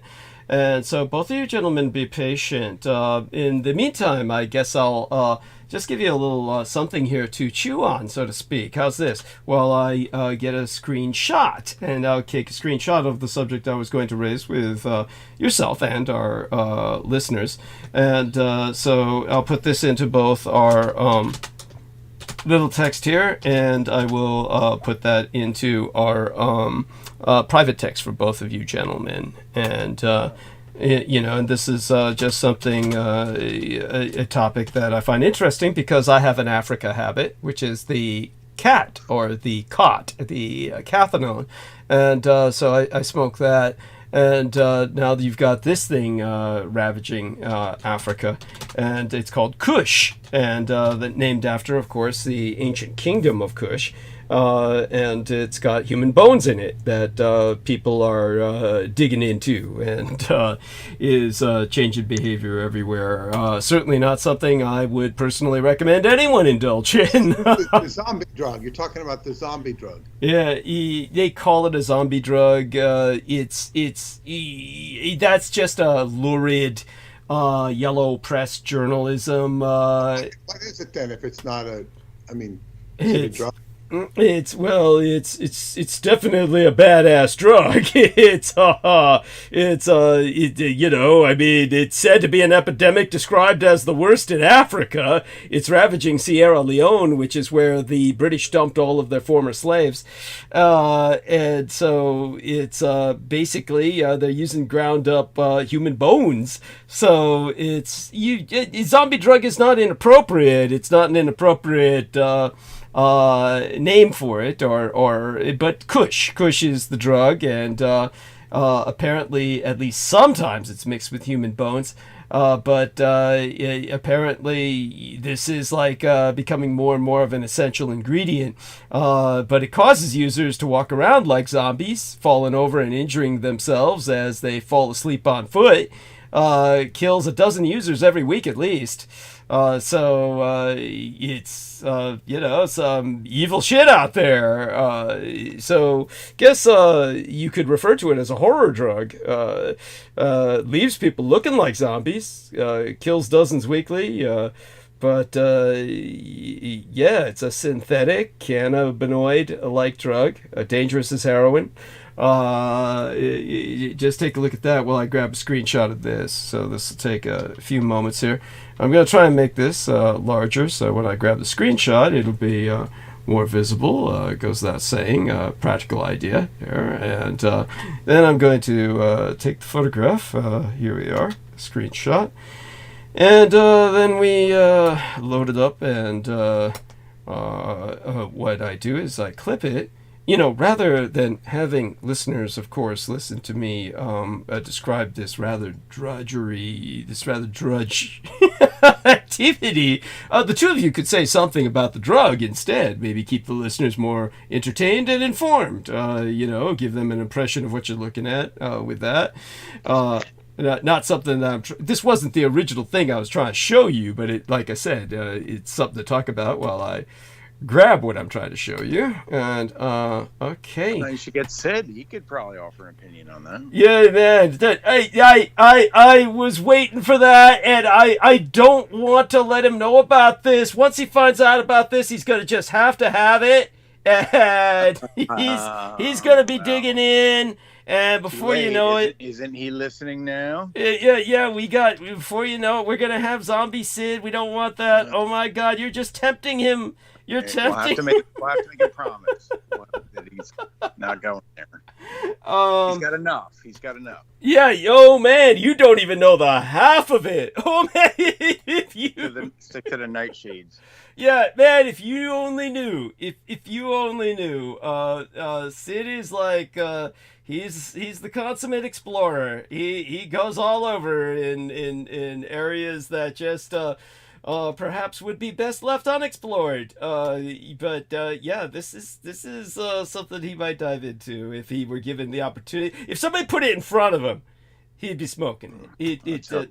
Yeah, let's hope it doesn't come to that. So I think I've got it loaded up. Let's see if we can load it up in our communal conversation and in the private conversations. So I press the load button, and for some reason when I'm on Skype it always goes to a particular file. I have no idea why. It's not a porn file per se, but of course, like the majority of my files gets loaded with porn, but for some reason it likes that particular file. And so let's get it back on track here, see if I can hit the right label here. Okay, hit the button, and then I will do the same with, you know, I'll give it both to you privately, but I'll give it to you here first. And so this is something that I will explain. I'm not going to put the link into our chat room because people who link onto it are not going to get the thumbnail. The thumbnail only appears when you come across the video passively. In other words, if you've ever been on YouTube, there are links that you use and you don't get the thumbnail because it goes straight to the video and the video starts playing. So if I put the link in, that's all people are going to get, and what I'm talking about will make no sense. Please explain the thumbnail, because for those of you who can't see it, it says Meet the Hitlers, and it's got Hitler in the backdrop is a beach, and it looks like, what do you call this Japanese form of art? Anime, manga. Anime characters, they look Japanese style, with some guy who looks Jewish.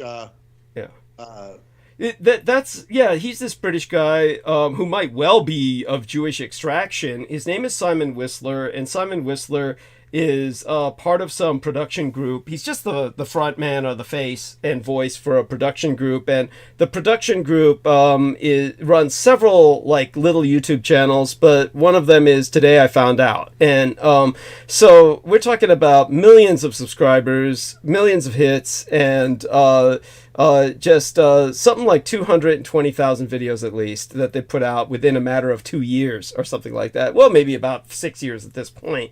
But Simon Whistler has come to, for those of you who don't know, he's come to dominate YouTube to a certain extent.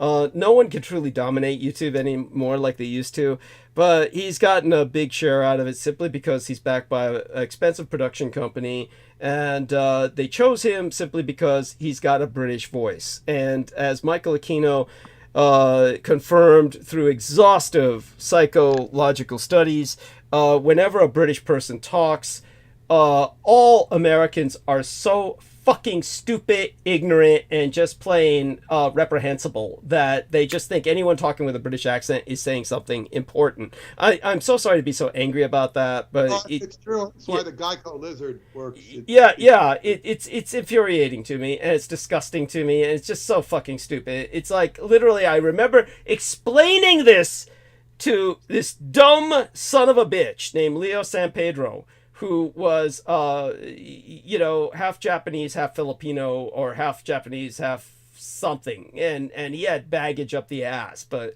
this dumb idiot was, after I explained this to him, a voice came on the radio that was a British woman talking. And he says, "Shut up, I want to hear this." That just watching it go into action like a Pavlovian bitch. This guy just starts, "Oh, I gotta hear what this person says. She's got a British accent." And she's talking about, like, buttercream lotion or something for, it's like, this is how insane people are. So all Simon has to do is open his mouth and he's got a British accent. No, interestingly enough, for your morbid entertainment, he has a kind of Aristides look to him. He can't grow any hair up top, so he grows a lot on bottom.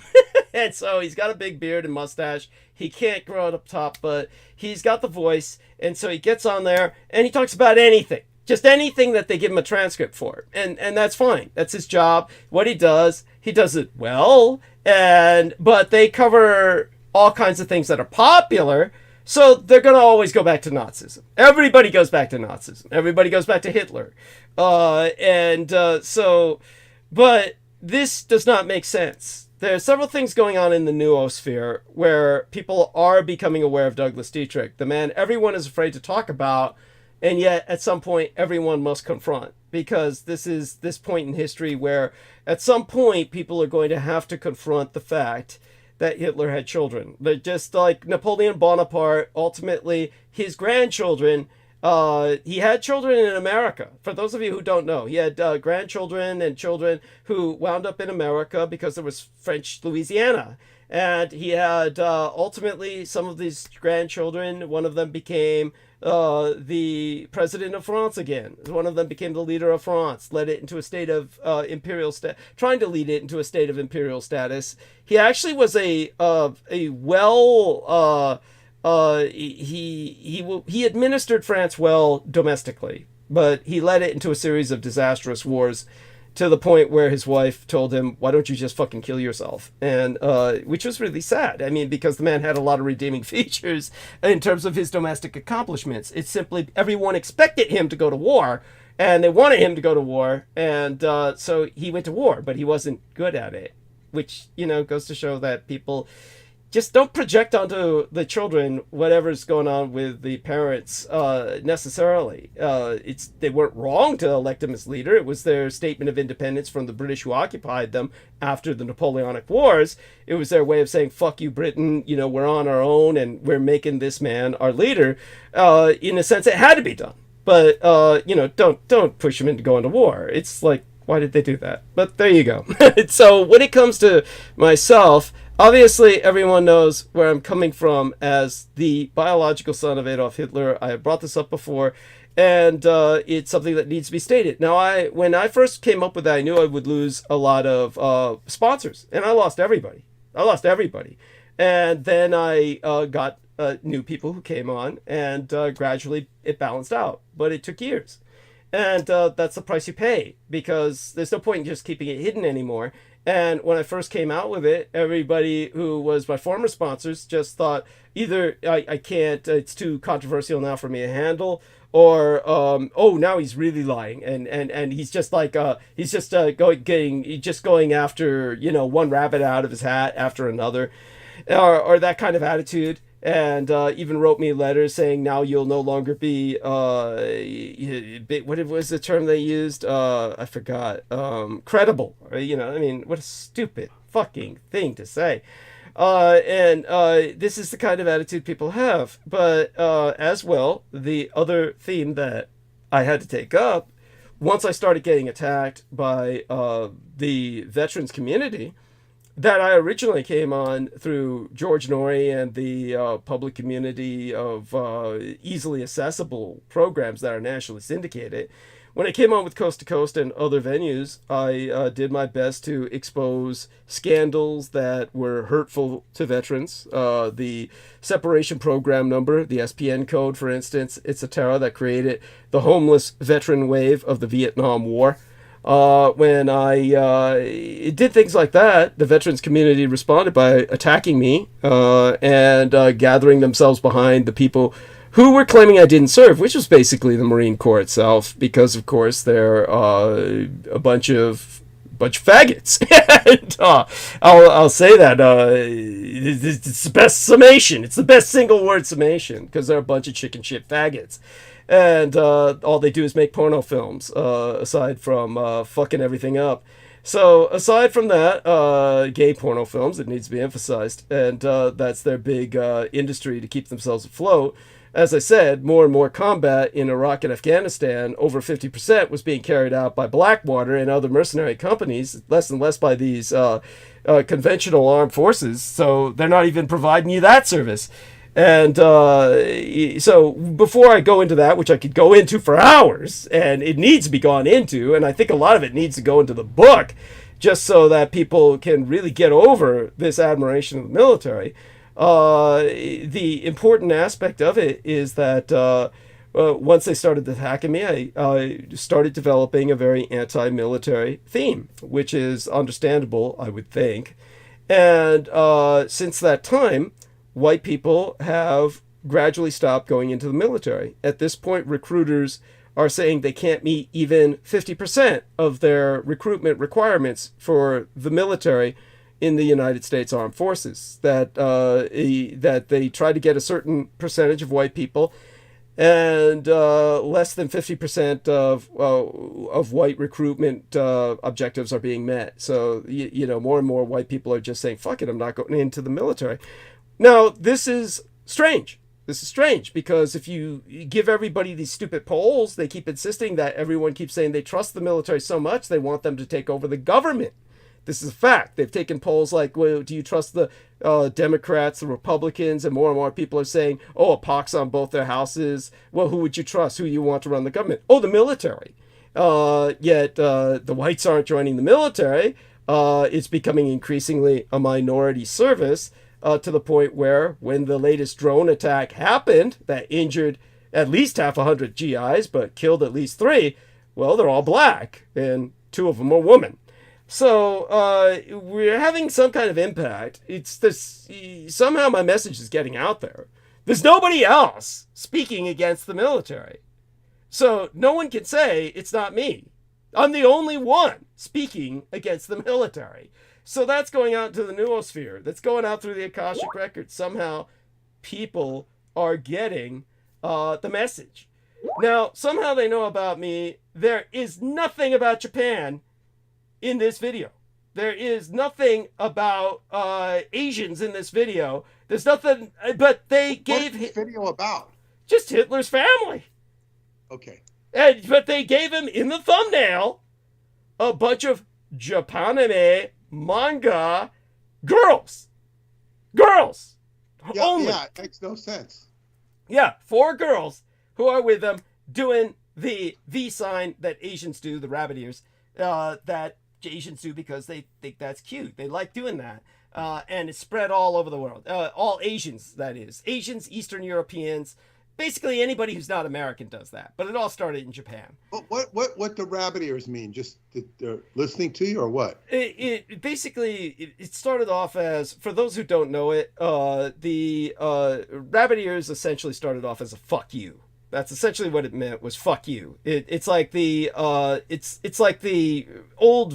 It started with the Brits, really, years ago at the Battle of Crécy, when the British archers were the longbowmen were facing up against the French charge, and they were new to the battlefield. And the French said, "We'll cut off their archers' fingers," which are these 2 fingers you use to put the bow between and draw the bow and arrow.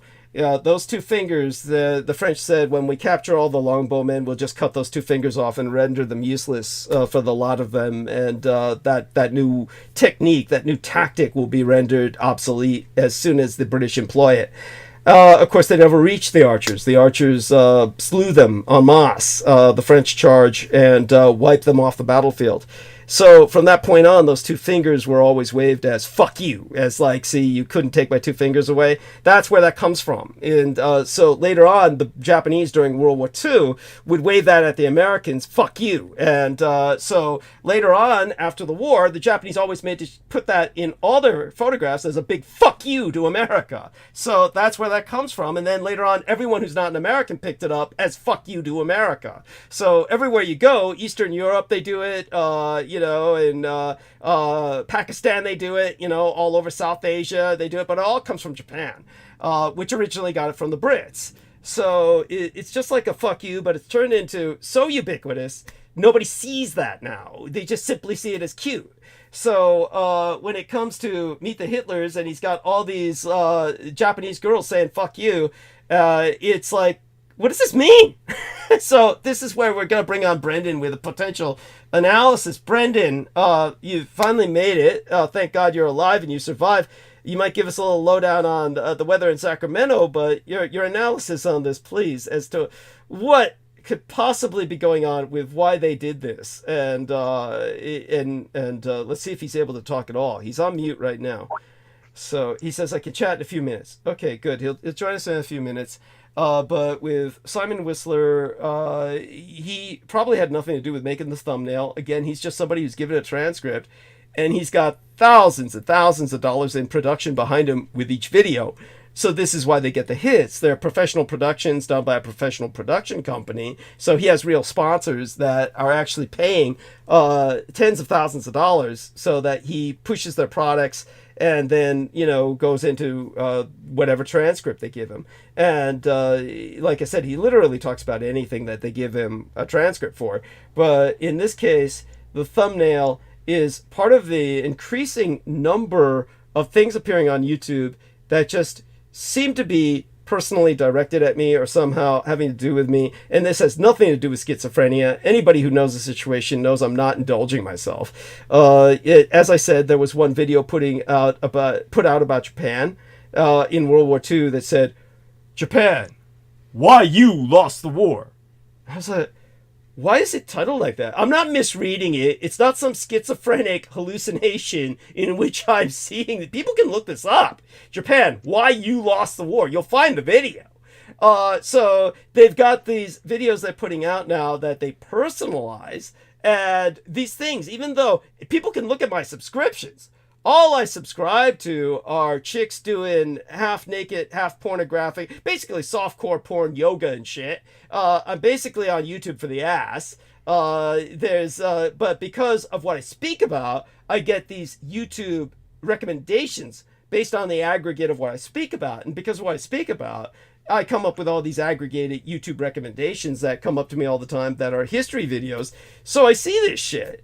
And it becomes like more and more outrageously personalized, as if they're aware of my very specific situation.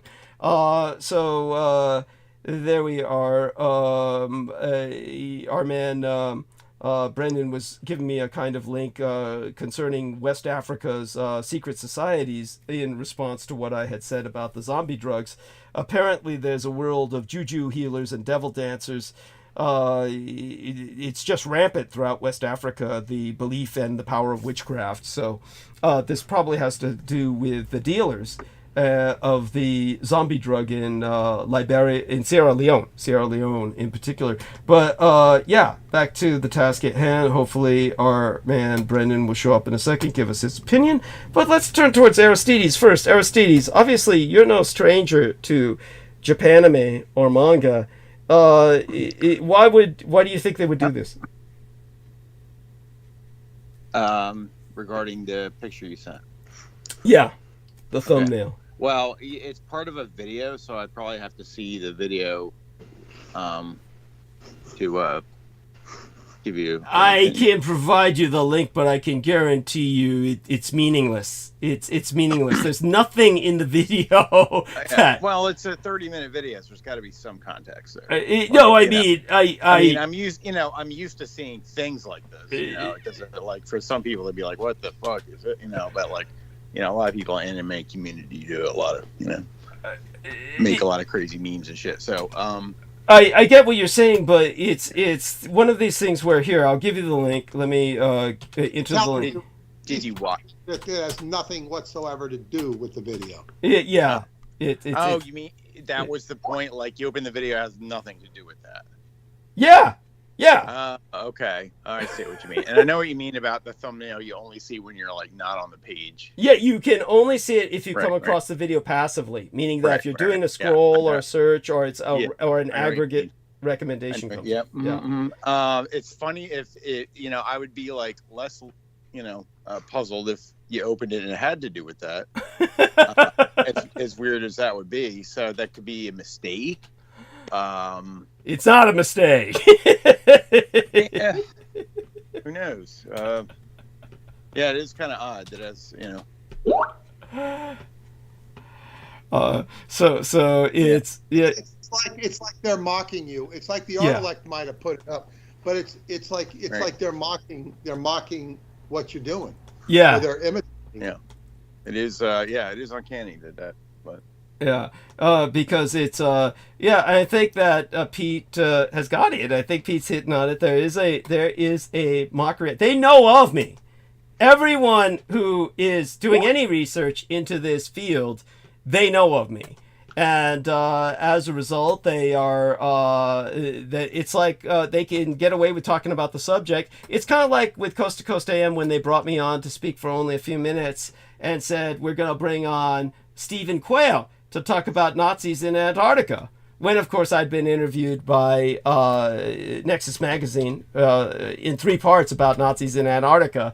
I'm the man to speak about, but they bring on Stephen Quayle and brought me on only for a few minutes before him as a direct insult. But we all know that. And there's this endless mockery, of course. This is all part of a psyop in which they're simply trying to of course, just drive me insane. That's the whole intent, is to psychologically assault me. And it's endless, and it goes from the stake across the street, which they think will somehow impact me. Of course, I simply ignore it. Even with their trolling, it's like it's just a stake across the street to me. But it's like maybe they think that I'll start hallucinating and see heads on top of it or something. Maybe that's what they're hoping, but this is the kind of they operate on a level that is occult, magical, and maddening in the sense that they will try anything, and they're flailing. They are flailing. Yes. Yeah, and that's what it comes down to. So when they speak about Meet the Hitlers, what were Hitler's relatives up to, and basically, of course, they pointedly don't mention any number of his relations that are quite real and historical, such as Lobjoy in France. They don't mention Douglas Dietrich. They might mention the ones in America, of course. They'll stoop to that, and that's because the nephew of Hitler went to beg for a job, and Hitler told him to go fuck himself, and he went back to America and quote unquote denounced Hitler, as an evil man, basically because Uncle wouldn't give me a job. And so, they'll go to those guys because those guys are self-loathing, and they think that by sterilizing themselves and by agreeing never to have any children, they're finishing off the Hitler bloodline. And this is their self-loathing insanity, and they're free to indulge in it. But of course, they'll be scared to death to bring myself up. And so that's where it comes in as a direct mockery. So Peter's right on that, and hopefully Brendan will join us soon enough, and then we'll get the ball rolling for the roundtable. But other than that, I think Peter nailed it. And so Peter, there you go. Just some things to bring to your attention. We're having an impact on the world, whether we're acknowledged or not. It's certainly visible through less and less white people joining the military, and that says a lot. Says a lot, because the military preys upon the poor, and just based on the sheer fact that there are far more poor whites than there are of any other minority, just based on the fact that there are more whites than any other ethnicity in America. They're still the majority. So the majority of America's poor are still whites. And the fact that these poor whites are not joining the military, that's as an alternative to their poverty, that speaks volumes. That's incredible. It's a sea change. That is a sea change. Because that's been a welfare state forever. I mean, think about giving that benefit up. When you go in the military, that's your key to drug dealing, because you not only get free house loans, interest-free house loans, just to hammer this point home, everything I exposed about homeless veterans created by the Vietnam War, that no longer applies. All veterans have homes because they can all get an interest-free loan on a house just for being in a few years and not even serving a full term of service. They get all these benefits. And when it comes to what they do with it, they pretend they're homeless. There was a big scandal where a few years ago, maybe 10 years ago by now, it was on Revolution Radio. Some woman basically said her car broke down under a bridge near a homeless encampment. But this veteran came out and he said, here's my last $20. I don't want you to go anywhere near the homeless encampment. Those guys will gang rape you to death. Here's my last $20. Go get yourself some help. And she was able to get help, and use that last $20 of his to get that help. And then she asked everybody, let's raise some money for that guy. And they gave him millions and millions and millions of dollars. And all this $30 million that was raised for him. $30 million. He already had numbers of homes. He already had an estate. The woman and him just got together to scam a bunch of suckers out there, claiming he was a homeless veteran so they could get all this money, because everybody worships the military and says, oh God, that poor son of a bitch, we got to give him everything we got. And so they're all like that these days. No, there's not a homeless veteran anymore. That's a myth. They're all like basically they all get free home loans. And like I said, because the VA uses the old computers, magnetic tape, the punch cards, they cannot keep track and will not keep track of the drugs they prescribe. So all the veterans have to do is they go from state to state and they just get a new prescription, literally almost 50 of them in a month, just crossing the states of the continental United States for their opiate painkillers, and then they deal them on the streets. And that's where your fentanyl problem comes from. And then they try to tell you it's coming from communist China. It's the communist chinks, man. The commie chinks are giving us fucking fentanyl, man. That's why we're on this opiate wave. I mean, that would be karmic justice, but no, it's the veterans. That's where it's all coming from. The veterans who get it from the VA. That's where they're selling it on the streets. That's where you're getting your fentanyl crisis amongst the poor whites. This needs to be exposed. And certainly the veterans made an enemy out of me when they decided they were going to join in attacking me because the Marine Corps erased my records. But I still got the Marine Corps life insurance. So they all know they're lying. They all know they're the ones who are full of shit. So don't ever join the military. And I've been saying that for years, and the message is getting out somehow. It's no one else saying it. And I say, yeah, I'm Hitler's son, and the message is getting out somehow. It's no other reason to put up something like that. It's like, Aristide says, there's a lot of Japan anime weebos out there, and yeah, these geeks and nerds might do some stuff just to smuggle in their manga, but no, that doesn't even make any sense. Not with Meet the Hitlers, and then give them a bunch of Asian girls flashing. No. So Brendan, you there? Are you able to talk now? I'm going to check out, Douglas. Yeah. Douglas? Yeah. I'm going to check out now. Okay, well, we love you dearly. Remember to donate to Douglas. Thank you. Upper right-hand corner of DouglasDietrich.com. And thank you for all your answers. And we'll see you on Wednesday. Wednesday's a big day because Pluto and Mercury will be together, conjunct. So this is going to be some very profound communication that takes place, at least if we listen to astrology. That'll be wonderful, and it'll be here before any of us know it. And I wish you, blessed dreams. And Thank you so much for what you do to help raise contributions, and we look forward to you being back with us. Practically, it'll feel like tomorrow, the day after tomorrow. And Indeed it will. Okay. Good night, everybody. Good night. Bye-bye. Bye for now. Thank you. Thank you. That's Peter Moon, skybooks.usa.com. All right, so Peter's taking off for the night, and let's see if Brendan can speak. He's got his tea going, and look at that, magnificent. It's some marvelous stuff he's got going. He'll have to explain it to us, exactly what that is.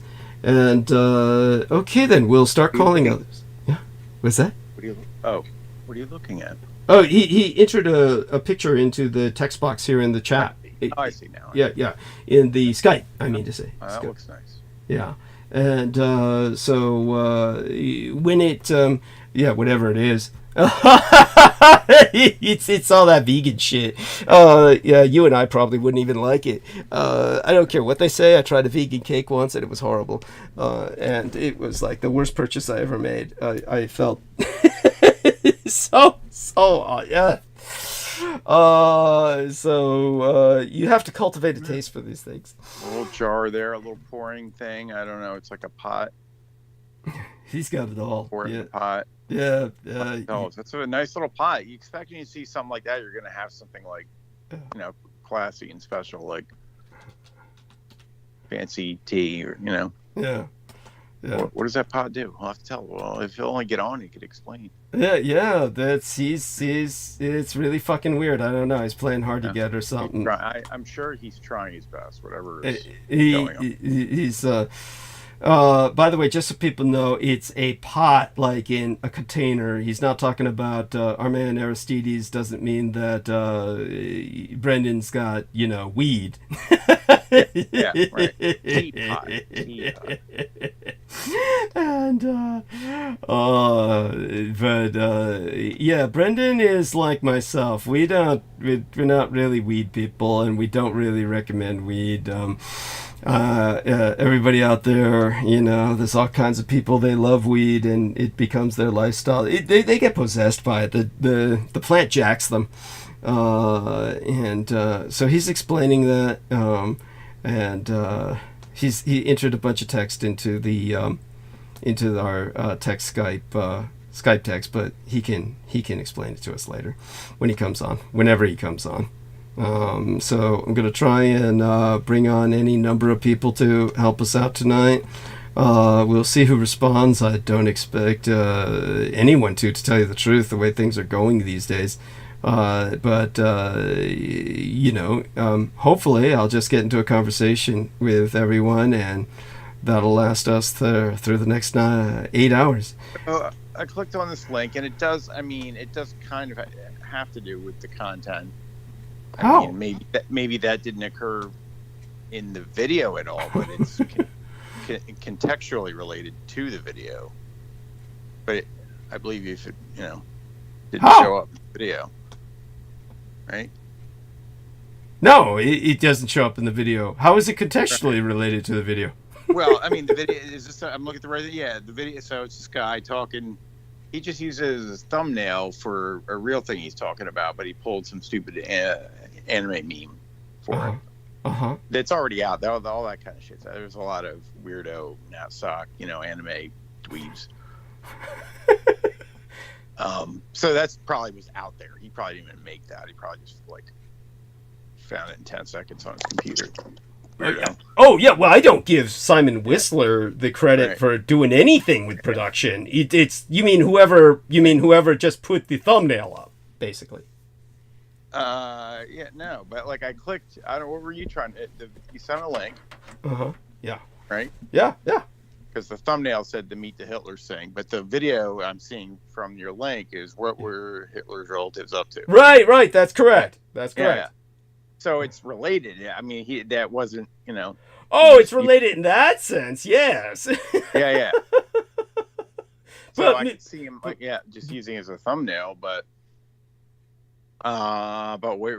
so when I'm finding out, or I asked somebody that Meet the Hitlers is a show. Meet the Hitlers was an old British comedy, right? I don't know. All I have so far is it is a show. Yeah, it was a old British comedy that they Right. then censored. Yeah. And Let's see, 2014 show. 2014. 2014 show. Okay.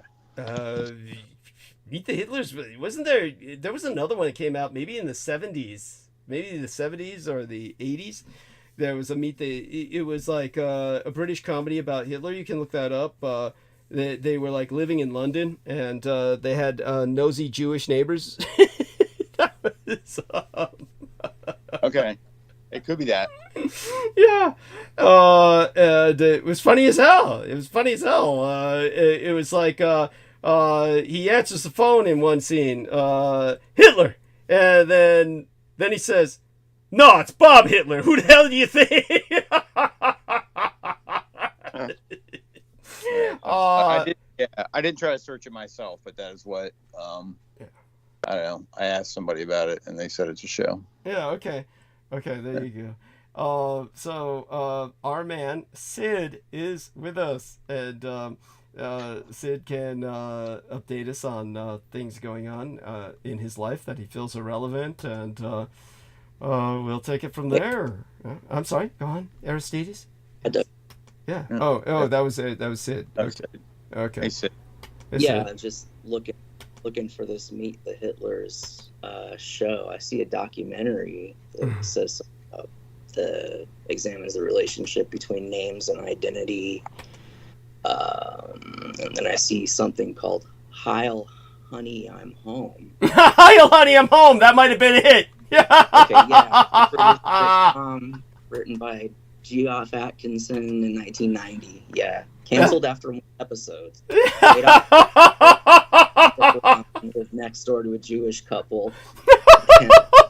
Includes elements of mid-20th century American sitcoms and is driven by Hitler's inability to get along with his neighbors. That's pretty funny. It was great. Oh fuck, it was great. I mean, I wish I could find that episode. Wish I could find the whole season. They filmed an entire season. They only showed one episode. Yes, I wish that was rendered available. They've got it in their archive somewhere. Somebody just said, I'll check in just a bit. Promise. Oh, thank God. That's Amanda Ute. Thank God. We're saved. We're saved. Reminds me of that show, That's My Bush. Did you ever see that about the George W. Bush White House? I never saw that, but it sounds funny. Yeah. Created by the South Park people, and it was like this. It spoofed the whole sitcom vibe and did a whole thing like that with George Bush and his interactions with wacky neighbors and all, like in the South Park style, but it was live action, with real human actors, and it was fun. Cool. Thank you. And they can't. And let's see, we got another link coming in here. Let's take a look at that. It looks like this was sent by Brendan. Oh, honey, I'm home, full uncut. Shit, he found that. He's paying me back for the link I gave him yesterday. I think it was yesterday I spoke with him. Yeah. And so, wait a second. Is this, this looks like this, what is that? Dad's Army. It looks like scenes, like it's starting off with scenes from Dad's Army. I'm not seeing Hitler in this. Where's Hitler in this? Is that supposed to be Neville Chamberlain here, or this was a real show, the Hitler sitcom? I'm not seeing Hitler in this thing. Oh wait, there he is. He's in the first few minutes. There he goes. Okay, so there we are. So it is it. Okay, funny. There we are. So we got that. Let me get that link. Put that in my record, so to speak. Now he's getting horny with Eva. He's putting his arms around Eva. That's why they show him in uniform, of course, and the party uniform. And all right, so let me not get too distracted by that, and file that away, and we'll eventually get to Sid, you tell us a bit about how your birthday went. We really didn't get a chance to talk about that last time. Oh, my birthday was a trip. I mean, That's it. It was a Literally.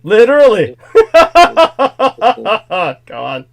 Yeah, it was a bit of micro dosing, and and listening to the rain, and it was very calm. There wasn't much to it. Okay, so what date was that again? Not gonna say. Why not? I was gonna put it on my calendar for next year. Privately, perhaps. Oh, I don't know why okay. people saying it, Oh, but I don't. right. Sure, I won't. I'll let that stand. That's fine. I'll go through your messages and then I'll find out that way. That's the way. How about yourself, Aristides? You hiding your birthday too, or I'd like to put that on my calendar. When's your birthday? I'll send it to you. What the fuck, dudes? I mean, Jesus Christ. I mean, I guess this is kind of like a security issue. That's true. People can use people's birthdays, but it's not like you're giving the year, people. It's giving the year is the real security thing. As for the enemy, they all know everything about you. I think I'm right near you. I'm a Libra, so. Cool. Okay. I mean, I'll see it in your private messages. Yeah, this has come up. This has come up. Right? Yeah. And cool. Okay, it has. Oh, that's right. Holy shit. I was so occupied with my own birthday, as you can imagine, that I forgot about Aristides. When was your birthday, Douglas? October 20th, 1966. I mean, that's like written on every bathroom wall, dude. That's like, holy shit, no wonder I don't remember Aristides' birthday. Yeah. I'm too hungover. Yeah, you've been unconscious. Yeah, too fucking unconscious. Oh, shit. Jesus Christ. I have to give him gifts before I go under. Yeah, I have to give him gifts before my own birthday so that, because afterwards, there's no hope. Gotta send him something next time. I mean, oh my God! He by the way, again, we wouldn't be on tonight if it were not for Aristides. He's the guy who did it. He's the guy who made it possible. And yeah, there we go. And so let me add that onto my calendar, and I'll just go up in the private messages of Acid Kick 96 here, and find out the message where he's telling me, "Ready to ride or die tonight, Doug? Yeah, great to be transmitting." Let's not read that whole message, please, Doug. But yeah, it was pre-gaming, let's say, because I had actually thought that it was going to land on one of our transmissions. I was a little excited about that, and then I figured out that I got the days confused. So I did a little course correction, and it was a great day anyhow. And yeah, quite the cocktail there. Man. Cool, quite the cocktail there. I won't read that aloud. I mean, this is like this is in competition with it's in competition with what they found through the forensics examination in Carrie Fisher after she died on that plane flight, and the Chiefs fans who all died on the bleachers. Yeah, a combination of those two different forensics coroner's exam reports yields a cocktail somewhat similar to this, or reminiscent of it. It's just it's just everything but the kitchen sink that's out there. Everything but the zombie drug. Yeah. So what do you know about Kush, the zombie drug, my friend? Oh, well, Marilyn Manson talked about smoking human bones that he and the other band members would pick out of the graveyards of New Orleans in the 90s. Mm-hmm. And they enjoyed mixing the bones with various drugs, pills, or whatever they would crush up. And Manson would prank people at music industry get-togethers by passing around a pipe full of this human bone drug mixture. Cool. I mean, he wrote about it in his... Tell us more about how did the people respond when they found out they had been thus pranked? That is a good question. I don't remember if he revealed it to them at the time. He may have, and the crowd, I mean, I'm sure somebody threw up. I'm sure everybody was, horrified in that situation. I think. Right, which would have been his intent. Yeah, that's what he gets off on. That's what adds to his reputation. And of course, at this point in history, isn't he like kind of disgraced, sullied by some kind of scandal? Okay, so he either is or is not guilty of abusing ex-girlfriends. I mean, it's not clear. There was a defamation suit. He filed a defamation suit against Evan Rachel Wood for a documentary she made after alleging that he abused her during their relationship like 10 years previously. And the documentary is called Phoenix Rising. And, you know, I have to say, she doesn't seem like terribly credible. And there isn't anything in that documentary that validates any of her allegations whatsoever. Wow. And yet it's egregious. And I mean, it seemed to me like cut and dry defamation. But recently, I guess he lost that suit and was ordered to pay Evan Rachel Wood's legal costs. So that's like the last I heard about that. Yeah. Wow. Yeah. And Aristides, is this, I'm going to send this to you in private message here. Is this a correct spelling of your surname? Is that the correct spelling of your surname? That's okay. Give me a second. Okay. Yeah. And in the interim, it's a fascinating fact here. You are aware your birthday is exactly the same as that of Michael Aquino's. You know that, right? No. You do know. I mean, I know I've looked it up. So why did I not? I know I've seen his birthday, but. Wait a second. He was on the same day as the stupid Nuremberg hangings. He was one of the, so it couldn't be that. But he, for some reason, he was celebrating. Some reason I remember him distinctively celebrating. Maybe he was trying to conflate himself with myself in some kind of occult ritual or some shit. At any rate, let me know if that's the correct spelling of your surname. Okay. Yes. Why? Oh, thank God. Okay, because that's how I'm going to list your birthday. I'm just trying to make sure. Oh, okay, right. Oh, to enter it in your there. Yeah, there's a method to my madness. Yeah. And let me see if I can find the calendar again. Yeah. And what are you doing? Trying to dox me, bro?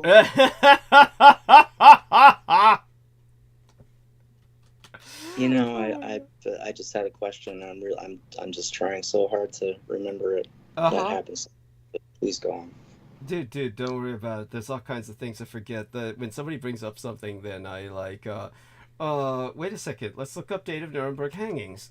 Date of Nuremberg hangings. Nuremberg, hangings. Yes? It just crossed my mind. So kind of somewhat shortly after Aquino died, LaVey died.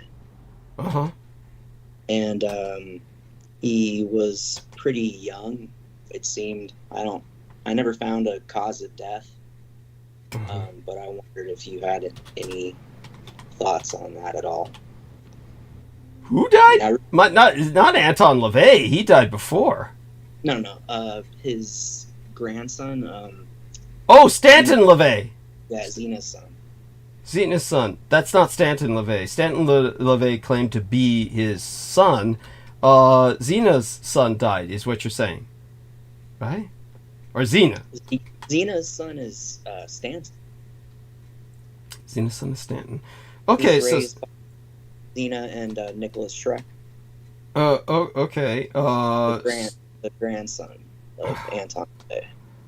Okay, so I'm just caught up in... There's another person who had made claims regarding being like a biological son of LaVey and having experienced a whole bunch of abuse. So I don't know how based in reality that is or not. So from what I remember, and correct me if I'm wrong on this, we could look this up, right? The guy who claimed to be Anton LaVey's son claimed his name was Stanton LaVey, and claimed that his dad castrated him and shit. So Michael Aquino's birthday is October 16th. So the date of the Nuremberg hangings was October 16th. And so his birthday was then in 1946, and so let's see. That at least puts that into perspective. But for some reason, I remember distinctly, because it was right after my birthday, at one point that he was celebrating and saying it was his birthday too, and I think it was just he was so excited by me or something. He had this relationship with me that he so wanted to become sexual, so I think that there was something going on there with that motivated the conflation. And when we have our dear Amy join us, Amanda Ute, then she will be able to add a bit more, because her dad's birthday, I think, was the same birthday as Michael's, maybe even in the same year. So Acid Kick has looked up some of this stuff. Let's take a look at what our man Sid has found. Here we are. Christian Forum, son of Church of Satan founder, preaches Jesus Christ, and Jess LaVey. See, Jess LaVey. There we are. Jess. So that's not Stanton. Stanton was claiming to be his direct son. So Jess LaVey was, let me see. He was the son of Zeno LaVey, is what you're saying, right? No? Nope. Stanton Zaharoff LaVey. Okay, so Stanton was the son of Xena, and Jess LaVey was the son of LaVey. Well, or Jess claimed to LaVey be. is not in any of the documentaries or in any book or any history around the Church of Satan. So no one would know who that person is based on any of the material that's available. Mm-hmm. Okay, so Jess LaVey is an individual who claims to be the son of Anton LaVey. Or wait, by Ed Donnelly, then they're saying Anthony LaVey. Who the fuck is Anthony? Anthony's supposed to be the son, and Jess LaVey is supposed to be some weird guy who just comes out of nowhere and just... What? What the fuck? That wasn't completely clear. I mean, Anthony, I think, was Anton's name originally, but I don't get... No, he's in this article, it says that Anthony LaVey is the son of Anton LaVey in this thing that you sent me. Yeah. But I have no idea who that is, because he's not in any of the books or documentaries. Okay, so LaVey, Jess LaVey, in any of the history that's available. Right. So apparently he changed his name to Jess. Why not change the last name? Whatever. But I certainly get what you're saying, because you're saying the same thing that Peter Moon says, which is basically you don't believe this guy. I don't particularly believe him myself. But okay, to believe it. That's all. Out there, but the grandson Stanton Zaharoff LaVey had his own organization going, which was like what did he call it? The Temple of Satan, I think, and he had his own little like emblem that he created, which was like an hourglass inside the serpent eating its own tail. And Aquino, Ouroboros, that's the Ouroboros serpent going. Right. So Aquino was backing him towards the end of his life, and he was and Stanton LaVey did a talk with some people who were following him online. He did like a live Q&A and read some of the COS material. But he was thanking Aquino and talking about having basically been adopted by him, and how he was being helped out by Aquino in like. You're talking about Xena's son. Yeah. Yeah. Okay. Okay. Then, yeah, his obituary is interesting. Okay. So have you found it? Yeah, whatever you guys put in the chat, it's there. Oh, okay. So Sid found it. So Sid says obituary information for Wait a second. What if you is click this? on the text, it sends you to a different. Yeah, I got a totally different link. Maybe that's why And so this is the obituary of this other individual, Stanton. Okay. Mhm. So and Stanton was. I like how they brush it up and make him sound like a nice guy or something. Right. Well, he was supposed to be. Wasn't Stanton? Again, Stanton is survived by his dedicated wife Sharon LaVey, their 2 sons. Are these guys all intermarrying each other like an incestuous type deal, or what? What? I don't know these people. All right. It's not like I ever kept track of the LaVeys. He had a doctorate in satanic theology. How do you even get that? Yeah, He must have got Michael Aquino to sign off on that. Yeah, thank you. How the fuck? Okay. Like, what school's teaching that? So Stanton, so what you're telling me, Sid, and I have no reason to disbelieve you, and I tend to, I want you to know both Peter Moon and yourself do not believe the one who claimed to be the son of Stanton LaVey, or son of Anton LaVey. Neither one of you really finds him to be a credible person. Whatever. No, I've got no dog in that fight. But this individual you're showing me now through this obituary, Valley Memorial Park, I believe, cemetery and funeral home, Stanton Zaharov LaVey, his obituary was that, how could he die at the age of 44? What the fuck what was he doing? That's what I'm wondering about. Because he died a very young death, like right after Aquino died. Okay, so that's what you're saying. Yeah, he died right after Aquino died. Okay, that was probably... December 1922. Yeah, okay. Interesting. I'll look into it. But there we go. Like our man Brendan said, he had a doctorate in satanic theology, which had to be provided by Aquino. There's no place else you would get something like that. Well, he had a blog too where he talked about growing up around Anton LaVey, and like one of the stories that stuck out, and I'm looking for it and I can't find it right now, but one of the times when he needed a place to stay, his grandmother, that would have been Diane, the ex-wife of LaVey, she set him up with a grandfather or an uncle or an older relative of some kind who, while Stanton was staying with this guy, he says that he snooped around and he found all this evidence that this relative had been engaged in like major horrible child abuse and murder and whatnot, and the guy had been in the military.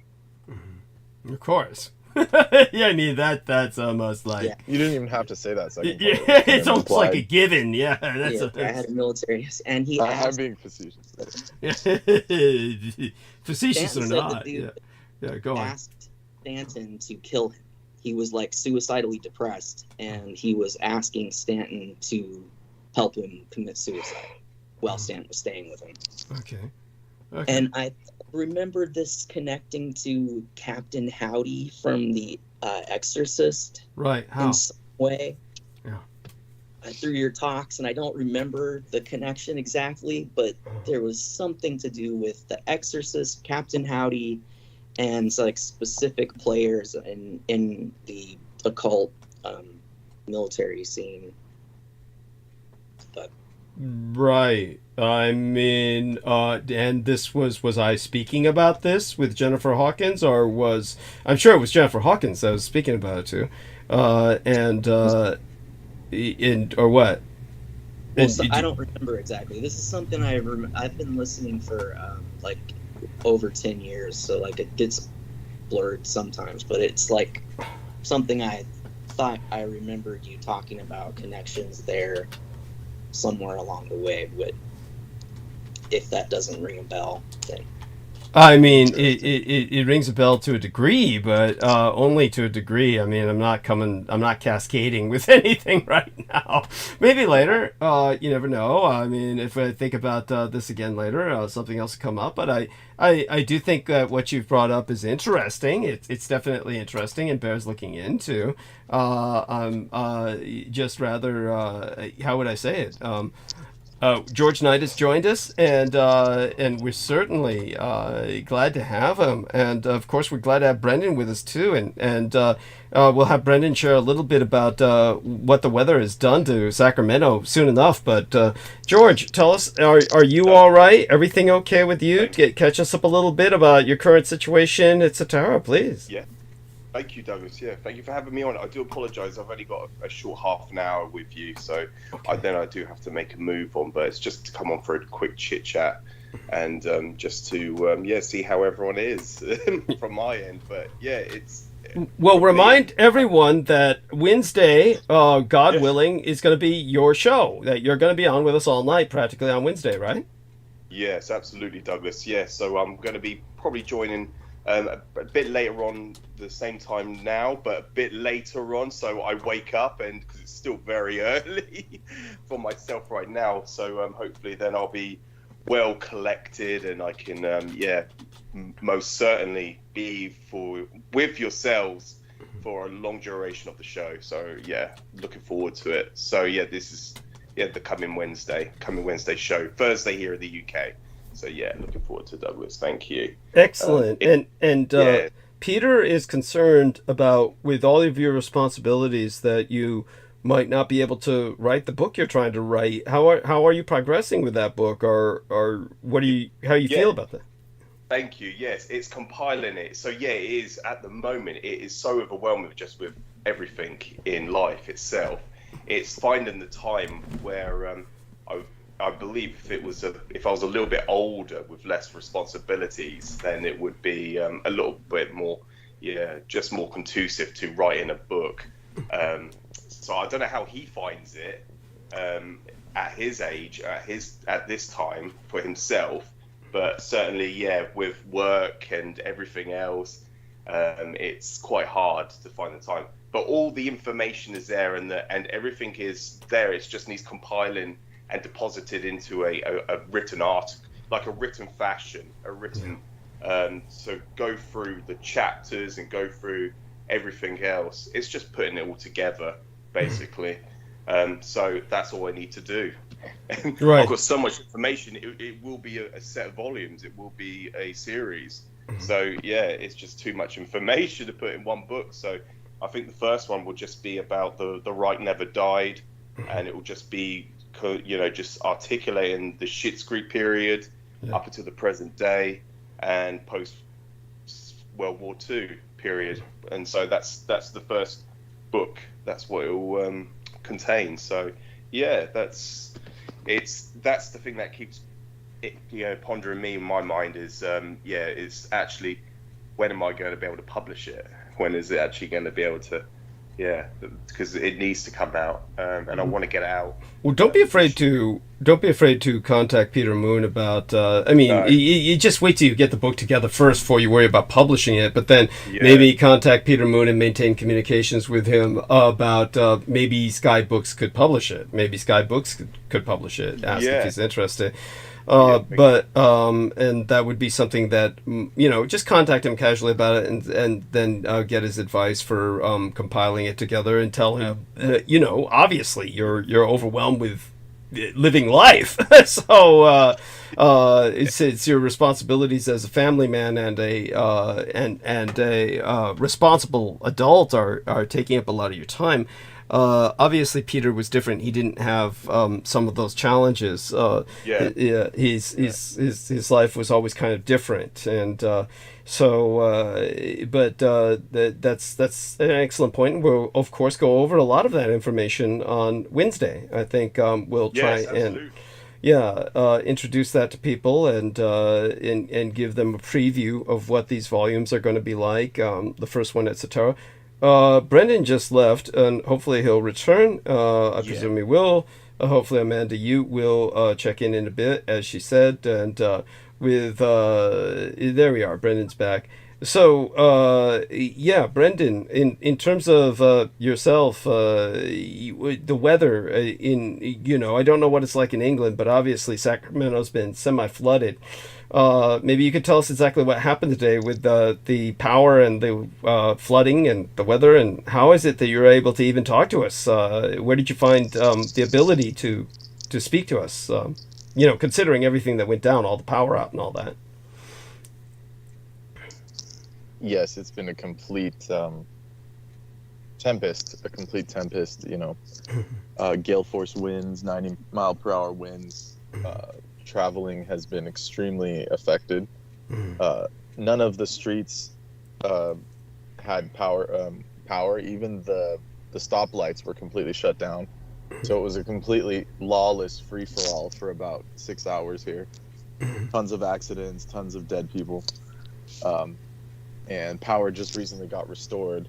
And even now the coverage is spotty on the cell phone because they're still repairing all the lines. Wow. So it was, pretty intense afternoon, early morning, afternoon. And trees are falling, the yard's destroyed. Jesus. Everything's, it was pretty bad. I'm surprised you guys didn't get hit because people a little farther south got hit as well. Oh, we were hit. It's just I was able to, get online, and then weird shit started happening. I was not able to contact yourself because of everything you've just articulated, but thank God Aristides actually figured it out. My Skype screen went white, and the only thing I could think of was to basically stop the computer and restart it, which would have taken 20 minutes, because when the computer restarts, it's 15 minutes easy before this thing gets back into any kind of operational format. But Aristides said go to Control-Alt-Delete and then Task Management, and then drop the Skype, which I did, and then restarted it by pressing the little thing on the bar, and unfortunately also knocked out all the other windows, but better that than shutting down and restarting the computer. But then the Skype came back on and I was able to work with it. Otherwise it was just a totally white screen. It was maddening. And so just so many things happen whenever I try to get the show started. And Brendan can testify to this. Even like there was phantom calls issued, no doubt, through our what would we call it, the telepower pole that is infamous throughout the land at this point. No doubt there were phantom calls issued from there, but Brendan got calls during the earthquake from myself, sourcing from myself, but he tried to call, but it wasn't even going through. So what a nightmare. It's just, they can do this, try to manipulate people into calling each other. And you can tell people a bit about that, Brendan, if anything sticks out to you that bears retelling. Oh yeah, I have like 3 phantom calls on the Skype, and I tried to call you back, and the line was like just not connecting completely. Yeah. And I also sent you photos of like a Hakenkreuz and a bunch of other photos. Yeah. And the only photo that got suppressed was the Hakenkreuz, and it said the source file is no longer found. Oh. But it was on my phone for sure because I had screenshotted it. Yeah. But when I sent it to you, it said file no longer found. Yeah. So I had to like circumvent that, and then while I was doing that, it was you were calling me, quote unquote. I thought it was you, so I kept trying to call back and answer. Yeah. And then when I finally got a hold of you, you said, "Oh, I didn't call." Yeah. So yeah, very anomalous. Yeah, that's right. And of course, when Brendan uses the term Hakenkreuz, that's the German word hooked cross. It means the swastika. So yeah, he was sending me a picture of an Asian Indian swastika, and also the flag used by the Irish Nazi Party. And this was something that has the Celtic cross that many white supremacist movements use today, but this is actually something that dates back to the time of the war and the Irish Nazi Party. And he was sending me these images, and of course these are all getting intercepted by the feds and blocked because they're so scared to death of that symbol. It's beyond reason. It's completely irrational at this point. So it truly is anathema to them in a cult sense, because they're all chaos cultists. And so I found a source that makes militaria, reproduction militaria, and there was like some SS belt buckles and stuff, and I was thinking about getting some and just wearing it in public. Like, I don't even care anymore. I don't blame you. At least it'll protect me. Yeah. I mean, be careful, of course. And most of the time, people won't even notice. People are oblivious. So Exactly, you could probably get away with it without a problem. I remember Vale used to wear that sort of thing, and nobody noticed. But it was like his trip was a Hitler youth belt buckle when he was, back when he was cool. Before he became married and all pussy whipped and shit and got emasculated. Wait, was that Dale? Vale. He was this Japanese guy who published Research Magazine, which I was bringing him up just earlier in context. There was this woman who was in England who claimed I believe her daughter was an intern of Vale's, and that then she started suggesting, why doesn't he interview Douglas? Why doesn't Douglas interview him? But, when she asked him about me, he claimed he didn't know me, which probably means he really truly doesn't remember me, which is, he's just old, right? I mean, getting older. Right. Or it could be that he's just chicken shit and, oh, God, I better not affiliate with that guy, but, whatever. Right.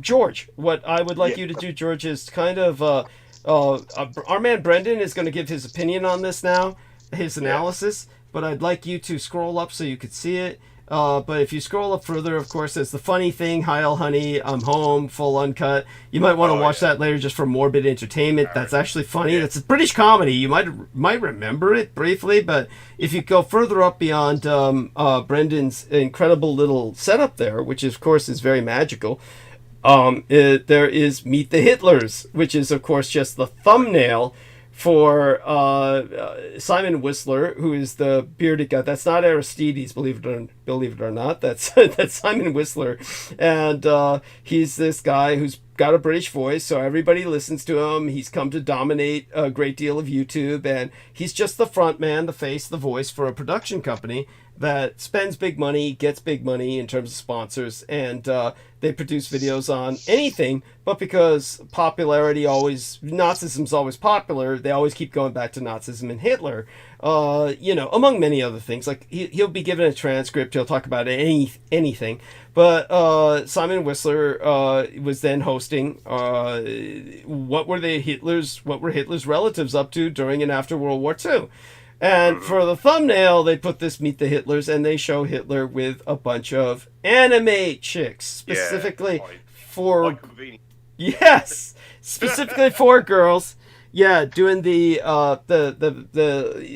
famous Asian finger sign, and it makes no sense. It has nothing to do with the context of the video. If you were to turn on the video, the content does talk about Hitler's family, but it has nothing to do with this thumbnail.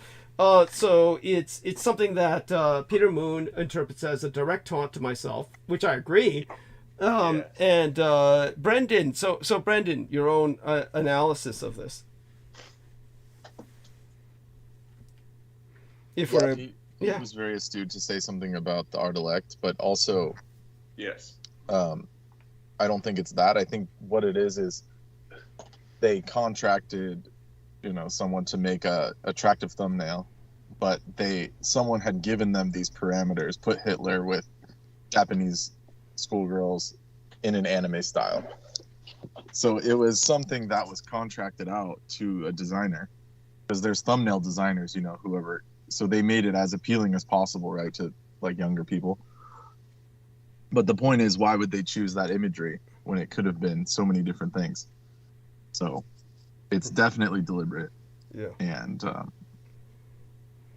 obviously related to yourself. There's no other real interpretation, because like you said, if you watch the video, he's just talking historically in different times. He doesn't mention Japan once. He doesn't mention any kind of like Japanese Axis connection. It's just like, totally oblique to the thumbnail. So it's very odd. Douglas, did you search out this video, or was it something that was just recommended? It was just aggregate suggested, because Okay.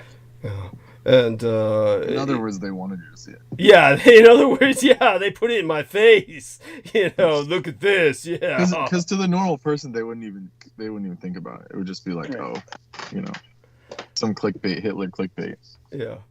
And the computer learns about you. I mean, you wouldn't have happened to put in like Hitler in your search bar or something, would you? You know, I don't do that. Oh my God, You never do that. yeah. It's not that I have any reason not to do that. Like, oh, I'm scared for security reasons or something. It's just right. that, you know, I just don't need to do that. It's just like, Right. It you basically, because I've seen Douglas's like page and like suggested, and it just suggests whatever the hashtags we put for the channel itself. Yeah. You know, yeah. we put a bunch of hashtags, you know, to increase searches on the channel, on Douglas's channel. Yeah. So the algorithm takes that and gives you suggested videos. Like it's a bunch of military history videos and. You know, Right. Yeah, I think I've seen. But that's just because we have the channel set up like that. Does that make sense? Right. Yeah. Yeah. Yeah. It initially that I've seen what Doug searches. He's on other websites. Yeah. Yes. Yes, it's all porn. That shit was intense, by the way. And that wasn't really my cup of tea per se, but I mean, it was interesting. It was like I could see how it won awards. Cool. Thank you. Yeah, no, it's well done. Sexy Power Rangers. Plus Yes. like, you know, whatever else was going on. Yes. No, it's a great piece of work. As far as I'm concerned, it's a masterpiece in its own right. Yeah, it's well done. I mean, it's well done. I can't hate on it. Yeah, thank you. Oh my God. Yeah, I gave him a link. I prefer something more tame, but you know. Yes. Like the white vegan JAV that speaks Japanese. She's more chill.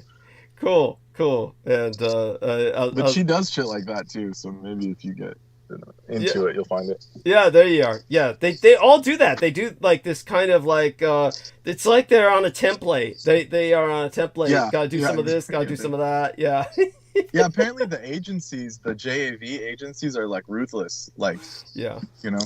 Yeah. Like it's just like any other corporates in Japan. It's like you have to, like you said, it's all very standardized and corporatized. Yes.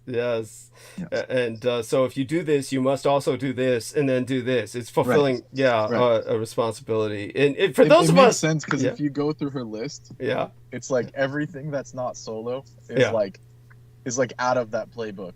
Like Japanese sensei, and then there's like the Yakuza, then there's like the space battle, then there's like there you go. Much. Yes, same template. For if we've lost the audience, just so you know, we're talking about the Japanese pornographic industry and the Japanese pornographic industry. JAV means Japanese adult video. Thank you. It's just a colloquial term that even the Japanese use to this day. Yes. Because it's their own brand. It's like they don't use the word porn because JAV is its own thing. Yes.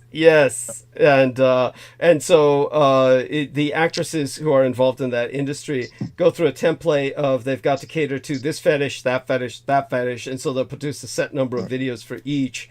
It's like it's part of a contract. But this particular one won some awards in that industry, so I provided the link to Brendan. So that's what we are going into. So hopefully we haven't lost anybody with what the hell are these guys talking about? So I'll be happy to provide that link to the rest of these gentlemen on the call later if they're interested. It looks more interesting than it sounds. Let's put it that way. Yeah. We didn't do it justice. Yeah, thank you. Yeah, we're not doing this justice. At any rate, so with the few minutes we have left with George Knight, so George Knight, what comes to your mind in terms of what we should be paying attention to right now? Obviously, I was thinking about what you had said the other day about the poll that they took concerning asking younger, I guess we'd say Generation Z, millennials, whatever, about conscription. Would you respond? And of course the majority of these people are simply, it's ridiculous to them. And but I understand George, of course, is, he said, of course, if there were conscription, of course he would answer the call, but he understands the stakes. And this is the issue. Most people in Britain, they're not hanging out with Douglas Dietrich. They're not geopolitically educated. They really may understand that we're living in a quote-unquote pre-war world, that that the feeling is out there. But I think what most people in England who are younger are responding to is, why would I want to die for Rishi Sunak? That's basically what they're thinking, and you cannot blame them. I mean, really, to the average British person, there's so much not to fight for in terms of what Great Britain has come to represent today, right? Yes. Yes. Yeah, thank you, Doug. Sorry to butt in there. Yeah, that's exactly it. I think that's the majority of the consensus that most younger people generate, the younger generations, under 40s specifically, which is what the poll was targeting, anyone under the age of 40, but who is of a legal age to be drafted into a service or volunteer military service. And I've also seen a lot of the headlines or people uploading onto their platforms about how Russia is not the enemy. Oh, and that's God. And that's the other alternative stance that people do not want to fight for Britain, who do not want to fight. It's they have no concept or conscious understanding of the actual threat that is imminent to their own statehood, to their own livelihoods. They don't understand, because they don't understand, as you said, geopolitics. They don't understand what's going on other than what we have articulated for years. You will know for sure there is a threat out there.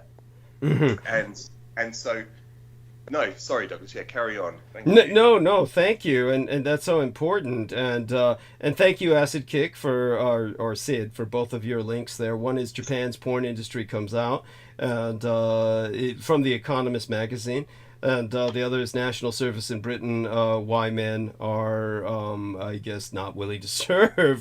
They're speaking about men in particular here, but to try and drive the point home for, say, for instance, our listeners who may not be that familiar with what the British are going through. Obviously, America's going through the same phenomenon, but honestly, that reminded me that Russia good situation is like this. Yeah, the lady I was speaking of before, she was like, "Oh, they're the only ones that are gonna live because they have non-GMO food and they're gonna just focus on farming."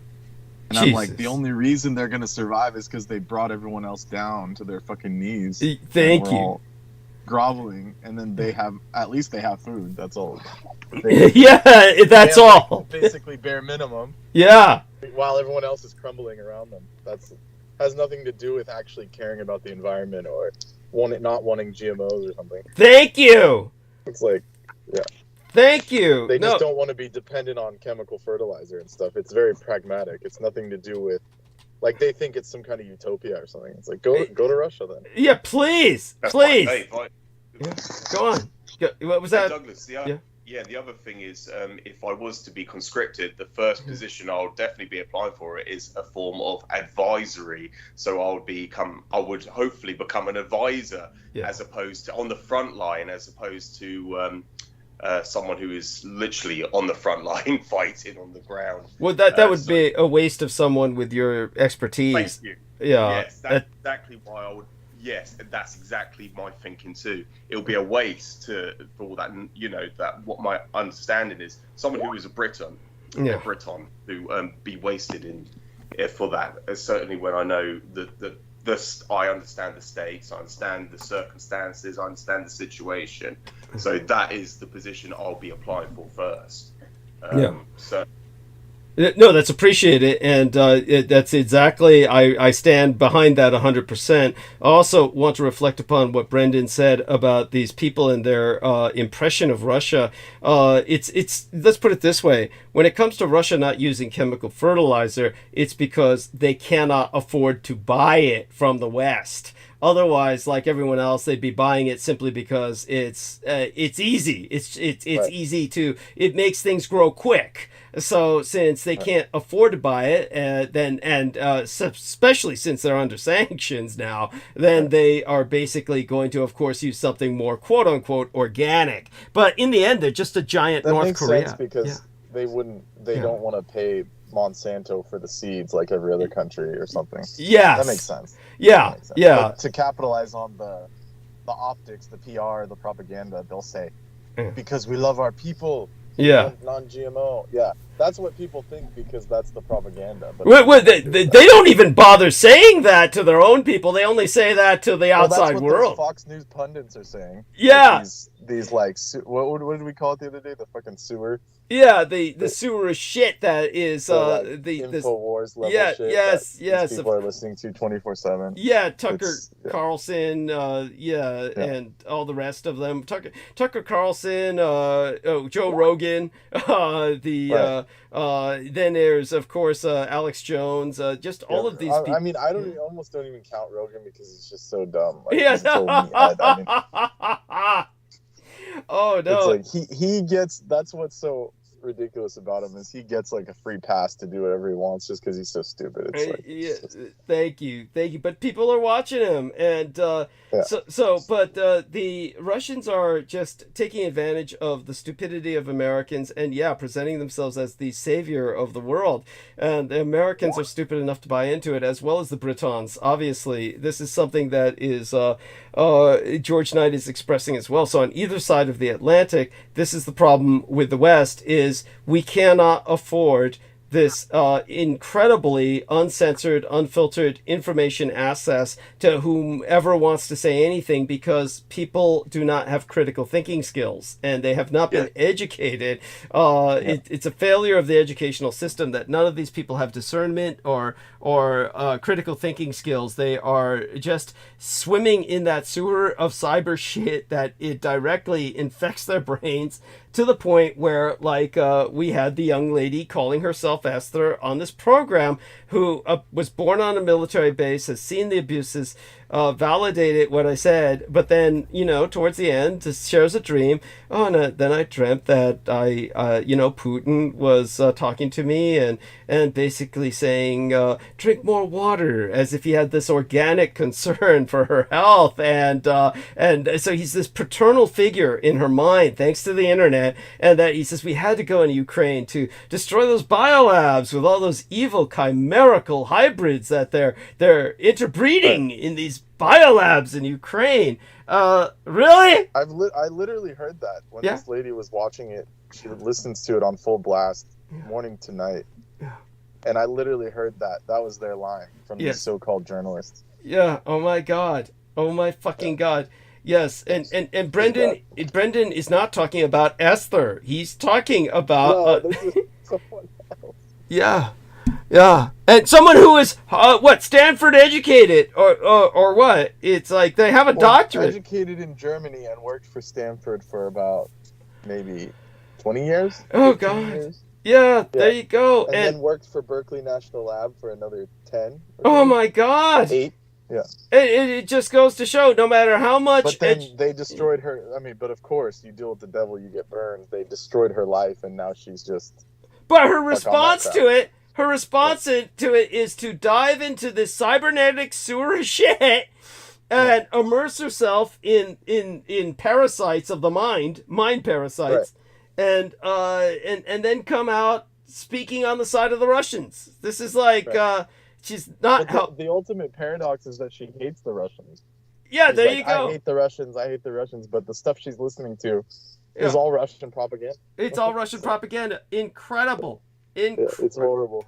This is where we're at. So George and I, we live in a world that if the West falls, obviously it deserves to fall. I don't think that this is the problem. Is that the Sino-Slavic Synaxis really doesn't have the capacity of following up on their punch. They can knock the West down, but they really don't have the capacity to follow up on their punch. So what we're left with is kind of a civil war in the West for who will ultimately inherit the West. And this is where we're going to be playing our roles. And we're the only sane voice on the internet. Really, everyone else on the internet is either with conventional media, just going too soft, not saying anything other than pablum, or they're on the side of the enemy. We're the only ones, those affiliated with Team Dietrich, the son of Adolf Hitler, that are telling people the reality of the situation, that this is war. The Sino-Slavic synaxis is the enemy. The BRICS, BRICS, Brazil, Russia, India, China, South Africa. Now Saudi Arabia has joined, which has made them a multi-billionaires, trillionaires club. And there's 34 countries in BRICS, and they are the enemy lineup. And Israel is to be counted among them. So honestly, it's what the West doesn't get is that they're trying to fight on both sides of this war. They're trying to fight on the side of Ukraine, which is against the enemy, but they're also trying to support Israel, which is completely supportive of the enemy. And for those of you who don't know, I could present something here. By the way, take over for a second, George. Come up with whatever comes to your mind about what I'm discussing. Yeah.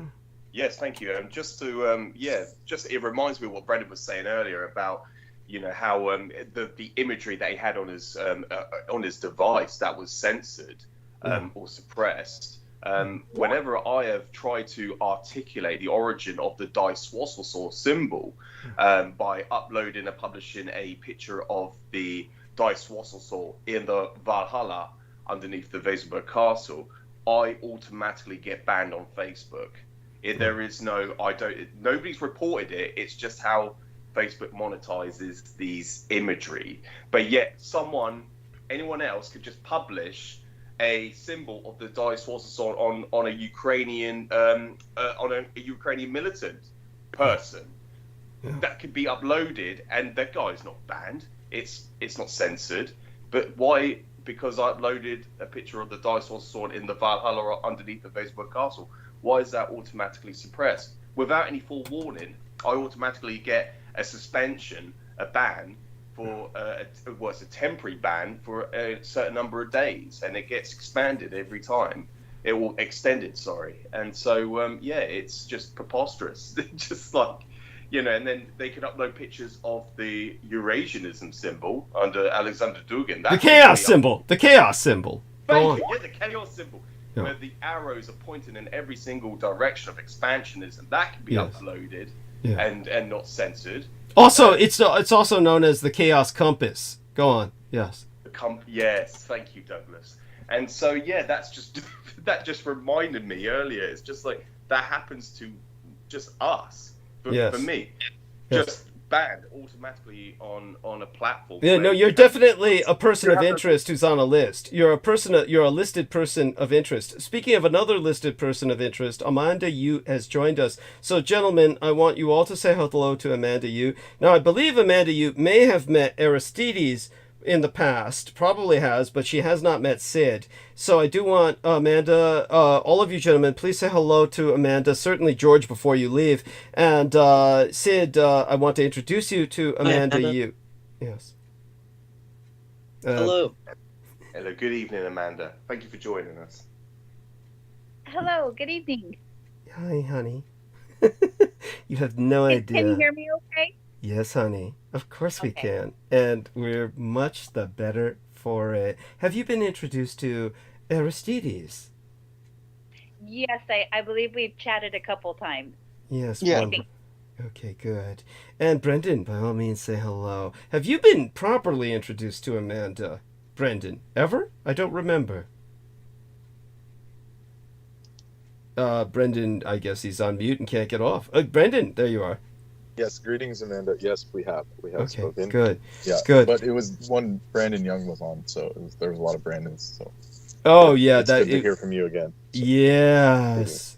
So, I'll let Amanda respond a little bit to everyone before I want to show George something before he leaves us today, and I want to show him that while everyone's here. Let me enter this into the chat room, or rather to the text box here. Now, this is a map that comes from a book that was one of Vladimir Putin's favorite books. It's called The Third Empire.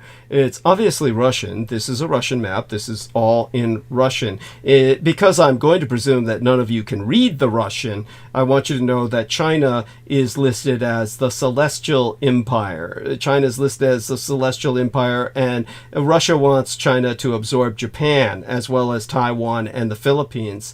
But Indonesia is part of their black Muslim world. They want all of Africa to be Islamized and conquered by the Muslims. They want Antarctica to be split between the four powers of India and China and Islam. And America is stuck with... Notice how India is like the Aryans still.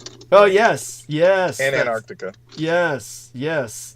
And so when it comes to Russia, however, do note that a greater expanded Israel, which has come to encompass all of Lebanon and all the kingdom of Jordan, a greater expanded Israel is allied with Russia, which occupies all of Europe.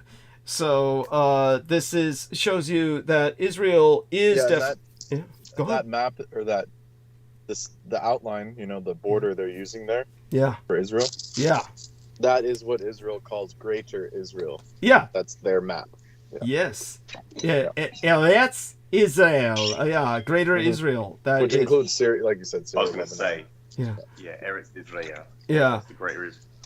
Yes, and so Israel is definitely on the side of Russia, and so America is effectively fighting on both sides of this war right now and can't make up its goddamn mind. When it came, I like how they want the Russians want all of Europe too. Yeah, they want it, including England. Greenland. What do they need Greenland for? Yeah, oh yeah, all the resources. What do you think? Once all the ice melts, it's got oil up the ass. Right. It's yeah. So it's a great place to invest in if you've got the money. Right. So definitely bringing that to everyone's attention before George checks out for the day. So I take it that you've got a few minutes with us, or are you just going to have to check out now, George? What's the situation? Another 5 minutes, Douglas. Thank you. Thank you. Oh, yeah, before you go, George, check this out. This is the only photo online of the crypt in Wewelsburg. In Wewelsburg. And if you notice, if you look closely, they completely removed the stonework, the masonry. That shows that. The die Schwarzenson. Yeah. Yeah. So if you look closely at this thing, it's gone. Yes. It's stripped. Yeah. And that's the only photo they show of it. Is this like super grainy ass shit? Yes, yeah, it's grainy as hell, and and of course it's clearly been defaced. Yeah, defaced. Yes. Oh, disgusting. It's just so sad. Oh wait, here's another photo. So this is the crypt downstairs. Yeah. But this is the one called the Hall of the Supreme Leaders, and you could see it still in the marble. This one's in place. So I'm gonna forward that now. Okay. And no, I definitely appreciate you sharing that with us. But of course, none of them are clear. They're like all like the glare's on blast, and you can barely see it. So. Yeah, no, they're definitely trying to make it difficult to see anything, and yeah, they're also so. All that being said, while Amanda's here, I want to take advantage of every second that she's with us. Amanda. How long are we blessed with your presence tonight? Hopefully as long as possible. I'm hoping you can stay with us the majority of the night, as long as you can stand. I will do my best, yes. Wonderful. Honey, you're so cute, and you sound wonderful. Could you, introduce yourself to our listeners? Many of them don't know who you are. Say a little bit about yourself, whatever you feel comfortable sharing. I'm sorry, I just took a drink. No Wrong side. Sorry. My name's Amanda, and I've been in contact and known Douglas for over a decade now. I guess closer to a decade and a half. Yes. And I'm not too sure what else more about me. Wait, you're a single mother. You've got 2 kids that one of them's legal age now, right? He will be in May. Okay. Wonderful. Oh, and how do you feel about that? It's crazy. It's very, very weird. It's very awkward. Not, I don't know if awkward's the right word. It's a very changing in life kind of arena for me, and for him too. I think he would have been maybe 6 or 7 when I first met you, and I remember my kids were there. I don't think they formally met you Right. at that event. However, we've been speaking about them Yes. since then. Lorianne Fenton met my kids. I don't think you were with her at that Right. time. Right. So that's all way back when, and that's when right before a whole bunch of shit hit the fan, and people changed, and just wild things was rampant left and right, and I think I guess maybe Peter Moon would have been one of the other people that were from way back when. Maybe I'm No. giving No. extra years. I think, maybe. Yeah, you're giving him kind of like a benefit there. He was. I'm sorry, honey. Oh, I was just gonna say that's part of my son being 18. Like the years and my time, I don't know what happens when you're older and your kids get older, but time kind of messes with your head. Time compression. No worries, honey. Yes. And you're not getting older. Don't even worry about that. You're fine. And by the way, so here's another copy of the same map, or rather, a reproduction of that map in a more graphically direct sense. It's the same map but made differently. Different version, but of the same book that's a bestseller in Russia. And you'll notice that Hawaii is white or uncolored, not part of the United States anymore, pictured as occupied by an overwhelming invasion of Asian Indian immigrants. So it's the same color as Aryan India, which has expanded in its own right. But you'll notice again the Greater Israel that's on that map, along with the Russians occupying all the way to Greenland. That being said, it drives the point home of who the enemy is, what the lineup is, and Israel is definitely on the side of the Russians because over half their population is Russian now, or at least There's a lot of yeah. like Go ahead. the map. The points on the map are definitely skewed. Yeah. Yes. By that you mean Like yeah, Mecca is where Jeddah is, and then Delhi is where like Kathmandu is. But I guess we can't fault them too much. Yeah. I mean, It's supposed to be an infographic. Kind of, That's right. But it's still like something a child would produce. This is like something Yeah. a child would produce, honestly. And Peking is like way inland. Yeah. It's screwed up. yeah, it's all But it's Moscow's right. of course Moscow is right. Yes. That's the only one they know. Yeah.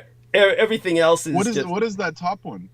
you're talking about St. Petersburg. yeah, St. Got it, Petersburg, got and it. then for Russia, of My course. Cyrillic is rusty. Okay. No worries, and for Russia, of course, it says Russian Empire. Basically, the yeah, and they see themselves as an empire that will. So there you go. It's this is like Berlin. They have Berlin. That's Of also course. messed up. Oh, of course. But yeah, they got it in the wrong place, but they got Berlin. Yeah, yes.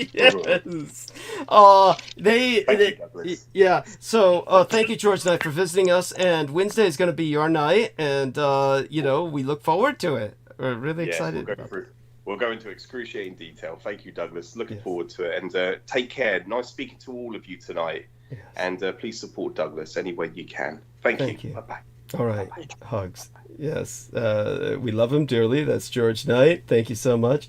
And hopefully he stays safe, working what he does, climbing all those poles all the time. Jesus Christ. Well, at least he stays in shape, just like Peter Moon does. And so, Amanda, now that you're with us for the night, why don't you catch us up on whatever you're comfortable catching us up on. Obviously, Sid is not familiar with you. Or wait, you've been listening for a long time. How about this? Sid, you've been listening for as long as Amanda has known me. Why don't you tell us your impression of the historical Amanda Ute? If you had to write a summary, like a micro biography of Amanda Ute, give us a summation. All right, what I remember Amanda is that you were involved with Burning Man at some point, that you suffered an assassination attempt, which resulted in the problems with your stomach, and our audience got people rallied around getting you the medical care that you needed. I remember something about peacocks, and I remember, I think that you're in Hawaii. No. Am I mixing you up with? Well, you got it remarkably well to that point, right, Amanda? Wasn't that remarkable to that point? That's absolutely accurate. And I have been to Hawaii. I have talked about Hawaii, and I have dear, closest family to me, friends that are native Hawaiian and Hawaii, but there is somebody else that is in Hawaii. I think that you are mixing up with, but connecting me with Hawaii is not inaccurate either. Yeah. Okay. Yeah. It's not totally off. And for someone who does all the drugs you do, it's remarkable that you retain what you do. So I'm impressed. So what else do you remember? I remember James Kimbrough. James Kimbrough was the name of the black guy who did the most in leading the campaign effort to get your operation. Yes. And I believe he lives in Japan. Bizarrely, James Kimbrough is a black African American who works private security enforcement in both Japan and Germany. So he goes between Japan and Germany and does rather conventional security. It's very bizarre to me because he's not going from between Japan and Germany doing TAC, like tactical level, SWAT level operational security. He's going around and standing in front of museums and shit. So I have no idea how the fuck he got into this, but there's a man who's got life by the balls, as my legal father, George Dietrich, would have said. He's got something going where he goes between countries that you'd think I'd want to visit, and so he's very that's how he glommed onto myself. So he caught on to myself, but I thought he was going too far for a period of time with just he was condemning all world leaders for they're all kid fuckers and shit. They're all kid diddlers, and it was to the point where he said, "Yeah, look, here's the Pope," and they're trying to hand kids up to the Pope to kiss because that's what they do. It's the Catholic Church does that, and it's it's dude, you're just looking too deep into this. But then he said the same thing about the Dalai Lama, and I thought, man, he's really gotten off the deep end. It's because the Dalai Lama was bringing a kid closer to him. Then of course the Dalai Lama had to come out and say, "Suck my tongue." Suck my tongue. And I said, shit, James Kimbrough was fucking right all along. At least in that case. Jesus Christ. So there you go with that. I couldn't remember his name, and neither could Amanda, but then later on I remembered, and thank God I remembered again to bring it up tonight. So if you're out there, James Kimbrough, shout out, and of course we appreciate everything you did to help save Amanda's life. And of course, behind the campaign, of course, I was promoting it for years, and we finally got it done. Yeah, honey. Yeah. What was that, Amy? Amanda? Oh, I'm sorry. I was just saying, yeah, it did take years. Actually, I can't even remember that, but it did. Yeah. Thank you. And it was the condition that I had those years meant it was getting worse. And they were making me test, and we were proving that it was getting worse. And so that it took years was just. And they were basically telling you that you couldn't get any care until you were basically dying. Yes. Yep. I remember that day so clearly, even though I do have everything just kind of runs together, but I remember that meeting, and that's when I was told that the whole office and this whole upstairs unit just couldn't believe that they were told no. and that they've never been told no. Like, they're used to submitting things to the insurance, and the insurance just automatically saying a no, and then they do a return submittal saying, this is what needs to happen, this is why, and it's always clear.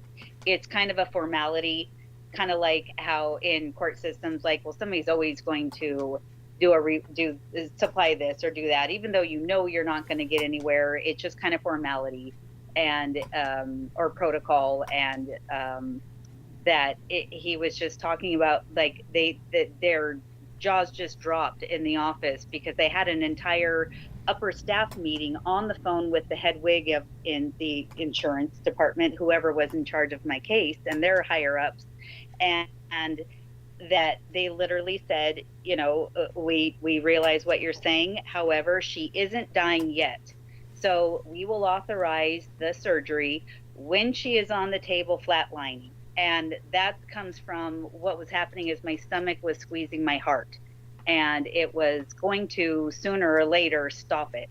And it was in competition of if my stomach also took up too much room in my lungs to where I could even sustain breathing to stay alive anyway. So it was kind of a race to see if my lungs or my heart stopped first working. I remember my doctor, he's like, you know what, believe me, we're all on your side. We're in the hot foxhole with you. Everybody's submitting things every day, and this might get turned into a lawsuit. And then he tells me, like, my boss was screaming up and down the hall. Everybody was like deer in headlights, stunned, and this had never happened, and he had never.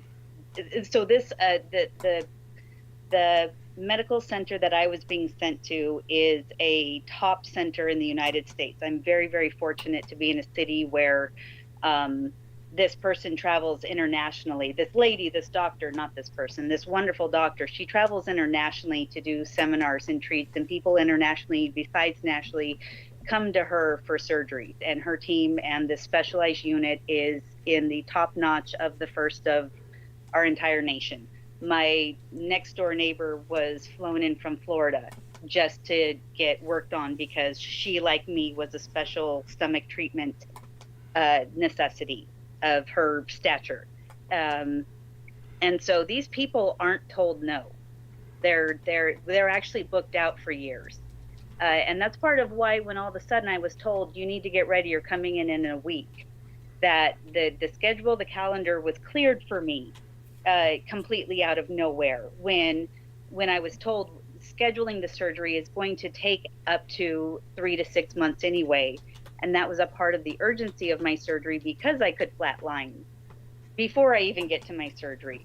So I remember a couple more radio shows with Douglas, and this was being explained that I was just told, no, I need to be dying before they'll do my surgery, and it just flipped after years. All of a sudden I had to be ready and go in, and it was right at Christmas time and my daughter's birthday, and it highly traumatic, I guess, to say the least. Yes, incredible. I mean, your life has been highly dramatic, and how are you feeling about security, your personal security? Are you feeling secure these days, or is there anything that feels threatening? Has there been any more animal mutilations on your property?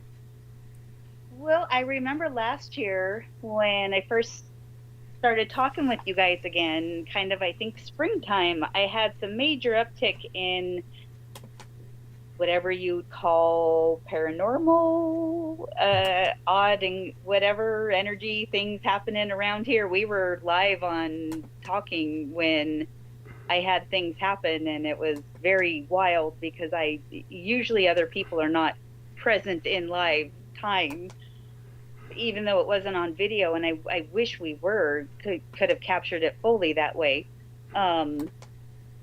I have lost some animals in between then. However, it was definitely, I do believe, a predator attack. Okay. My older cat, Hoki, who he also had some issues when we first started meeting and talking. he passed away in October, and he was my 20-year-old baby. I've had him longer than I had my kids. Oh and my God. So that was very sad. I have a lot of senior animals, so they're passing over naturally. Okay. However, we've talked about missing things before. I still have a problem with missing silverware. I know that sounds weird. No, I was just telling people earlier how when something hits the floor in this crypt of mine, it disappears forever. You're never going to find it again. Yeah. And in my case, of course, we're buried above a cemetery, so I simply say the dead take it. In your case, it's really the same fucking thing. I mean, you're near a cemetery. I'm close by an Old West Gold Rush era cemetery. I mean, it's right up the block.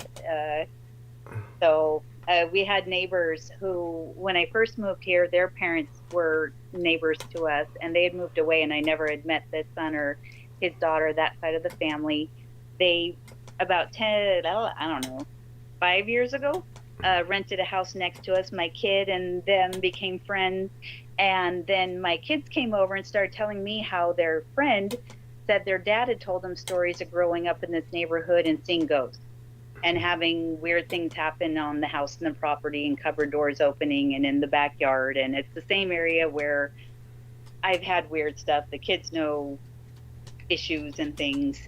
And so that was kind of a wild confirmation for all of us. But yeah, light bulbs, I've had that happen again. I've bought so many new ones. It's not an electrical issue. So that's definitely been an uptick. So kind of just the weird, kind of classic you see on the ghost hunting shows when people talk about just weird shit disappearing, and you look there, where you put it, or there isn't anybody else that would have done. Like right now, it's forks. Mm-hmm. Sometimes it's the spoons. Mm-hmm. The other times it's the forks, but it is never the knives. Interesting. And it's weird shit like that you really just can't justify, especially when you've gone through the house and everybody's, gone through their things. And I do have teenagers, and, but they're used to it too. They're used to finding weird things. They're used to having missing things.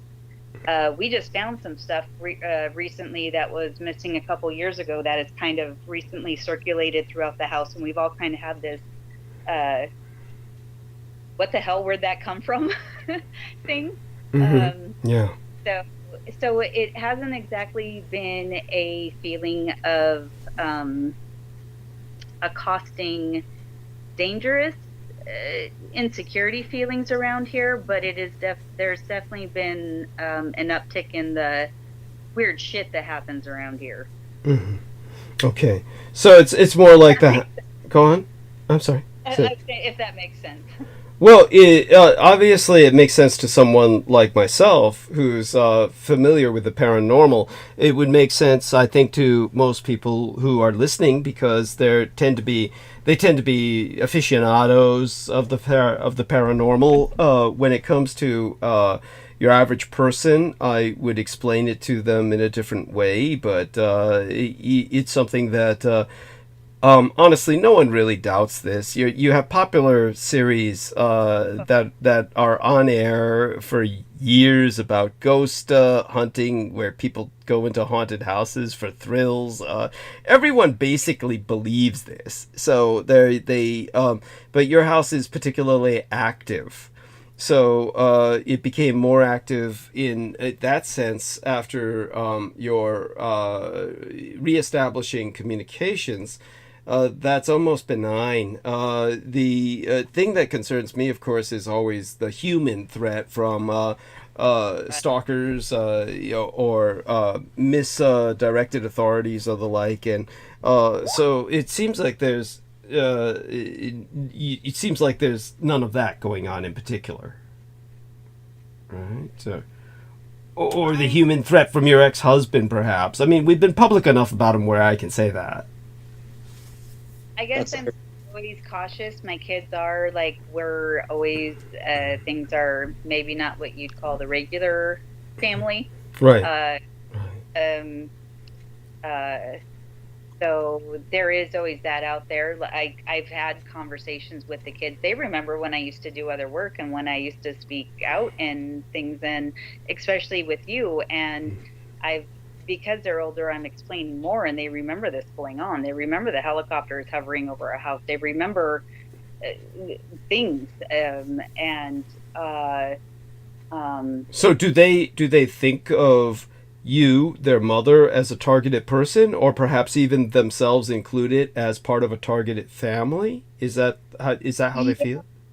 It's kind of getting there. Like what I've said was like, that's the reason why I stopped this, or you guys remember we used to go out and do this, and these people I talked to, and this happened and that happened, and like remember how we never went there anymore. And so just talking about those things and explaining that now and listening to what they remember, I haven't exactly said like we're in danger, but I guess they kind of get it anyway.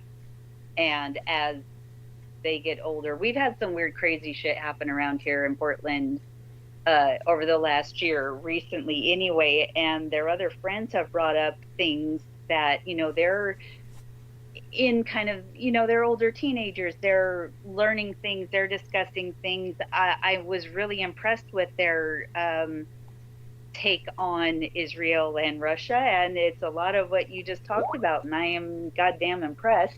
Excellent. But that they're kind of coming to me and going, so and so and this said this, and so that's what you were talking about, and they've heard before about me talking about things. Same thing, we discussed this a while ago. I have a weird thing about celebrities and kind of knowing when they're going to kick the bucket. Mm-hmm. Or somebody in the mainstream knowledge, and for some reason it seems to be entertainment industry connected. Mm-hmm. And not that involved with the industry, and so I don't know why that's been what I've been able to pick up the most on. I don't know, I don't care, but they're kind of used to that too, about when I bring up something and they'll remember it and go, holy shit, Mom, you said this and this and my friends just posted that, and so they're kind of, that's going on, I guess. Mm-hmm. Yeah, incredible. Okay, good. And so when you say you're impressed, they're talking about Russia and Israel, like we're speaking about earlier, just to make certain, because I'm always multitasking here. So you're in the background, and I want to reintroduce to Amanda, our lovely Brooke Gibson, and all the hearts have just gone up, and the two squirrel girls are reunited. So of course both these lovely ladies are squirrel owners. So your squirrel's still alive, right, Amanda? And I saw somebody's asking questions. I totally don't want to ignore that either. So, but don't worry. That's our man Sid. I wanted Brooke to be on before you answered those questions, because that's what we were getting into last time with Brooke. So we'll get into that again tonight. By the way, Brendan's saying goodnight. Brendan, come on and say goodnight to the two ladies and to all our listeners, Brendan, please. You're such a pussy. You leave as soon as I get here. God, Brendan, I'll scare you away every night. Yep. Good night. Good night, everybody. Good night. But It's like I walk in with garlic breath, and Brendan's like out. But Brendan loves garlic. Brendan, tell us about how you eat 3, 5, 7 buds. How many buds a day? Yeah, at least cloves. 3 to They're called 7. cloves, honey. Cloves. Yeah. Are they called cloves? Yes. Cloves. You're right. Are there buds of garlic? Am I They're mistaken? cloves of garlic, but the irony about that is a clove is actually a flower bud. But let's not get into that Okay. spice talk. But yeah, good evening. I wish I could stay longer, but unfortunately I have to work. You didn't say how many cloves. How many cloves do you eat a day? I said 4 to 7. 4 to 7. Okay. Do you mince them or just like chew them up, or what do you do? Like me, he chews them up. Depends how spicy I feel. Yeah. He chews them I raw. bought fresh garlic tonight, so I was just wondering. In fact, I am out of garlic. That's how much garlic I eat. I gotta go purchase some. Yes, I wish I could 2 get Costco some. bags lasted me like 2 months. Wow. Oh man. Yes. That's a lot of garlic. I buy them peeled. It's like Right. they have Yeah, I'll explain that to people later who get confused about the vampire thing. Yeah, I've been to the I went to the Trader Joe's and then bought the garlic peeled, right? But it's in a bag. They're in plastic, a big plastic bag. And the guy goes, but I never smelled it. I never smelled it. I put it in my cart and smell it in my hand. And certainly never smelled it. It's going through a little thing. Guy putting it in there, works at Trader Joe's, works with food all day. He goes, oh God, that's so strong. And this hit me later on the way home. I was like, I don't smell it. But then as I get it out, I set it again. I just put it up like, I didn't smell it. And then I'm like, does that mean my breath is so garlicky that like I am not smelling? He's like, oh, that's so strong. And I was like, I don't even smell a thing. I just don't care anymore because it filters the people I don't want to talk to. Yeah, if they don't like garlic, then something's wrong with their body chemistry. Yeah, tell the people it scares away the assholes. Yeah, I'm sorry. What were you gonna say? I used to swallow raw garlic like that every day, and people would ask me about it, and I said, it scares off the vampires. Yeah. And they didn't like it. They knew they were the vampires, and then that was the joke I would tell people. Yeah, when I was doing like a hardcore garlic regimen, like literally, it would like trigger people that were like basically they had like entities inside of them or whatever was going on. You're not talking about vampires. We're talking about assholes. You basically no. We're talking about not vamps.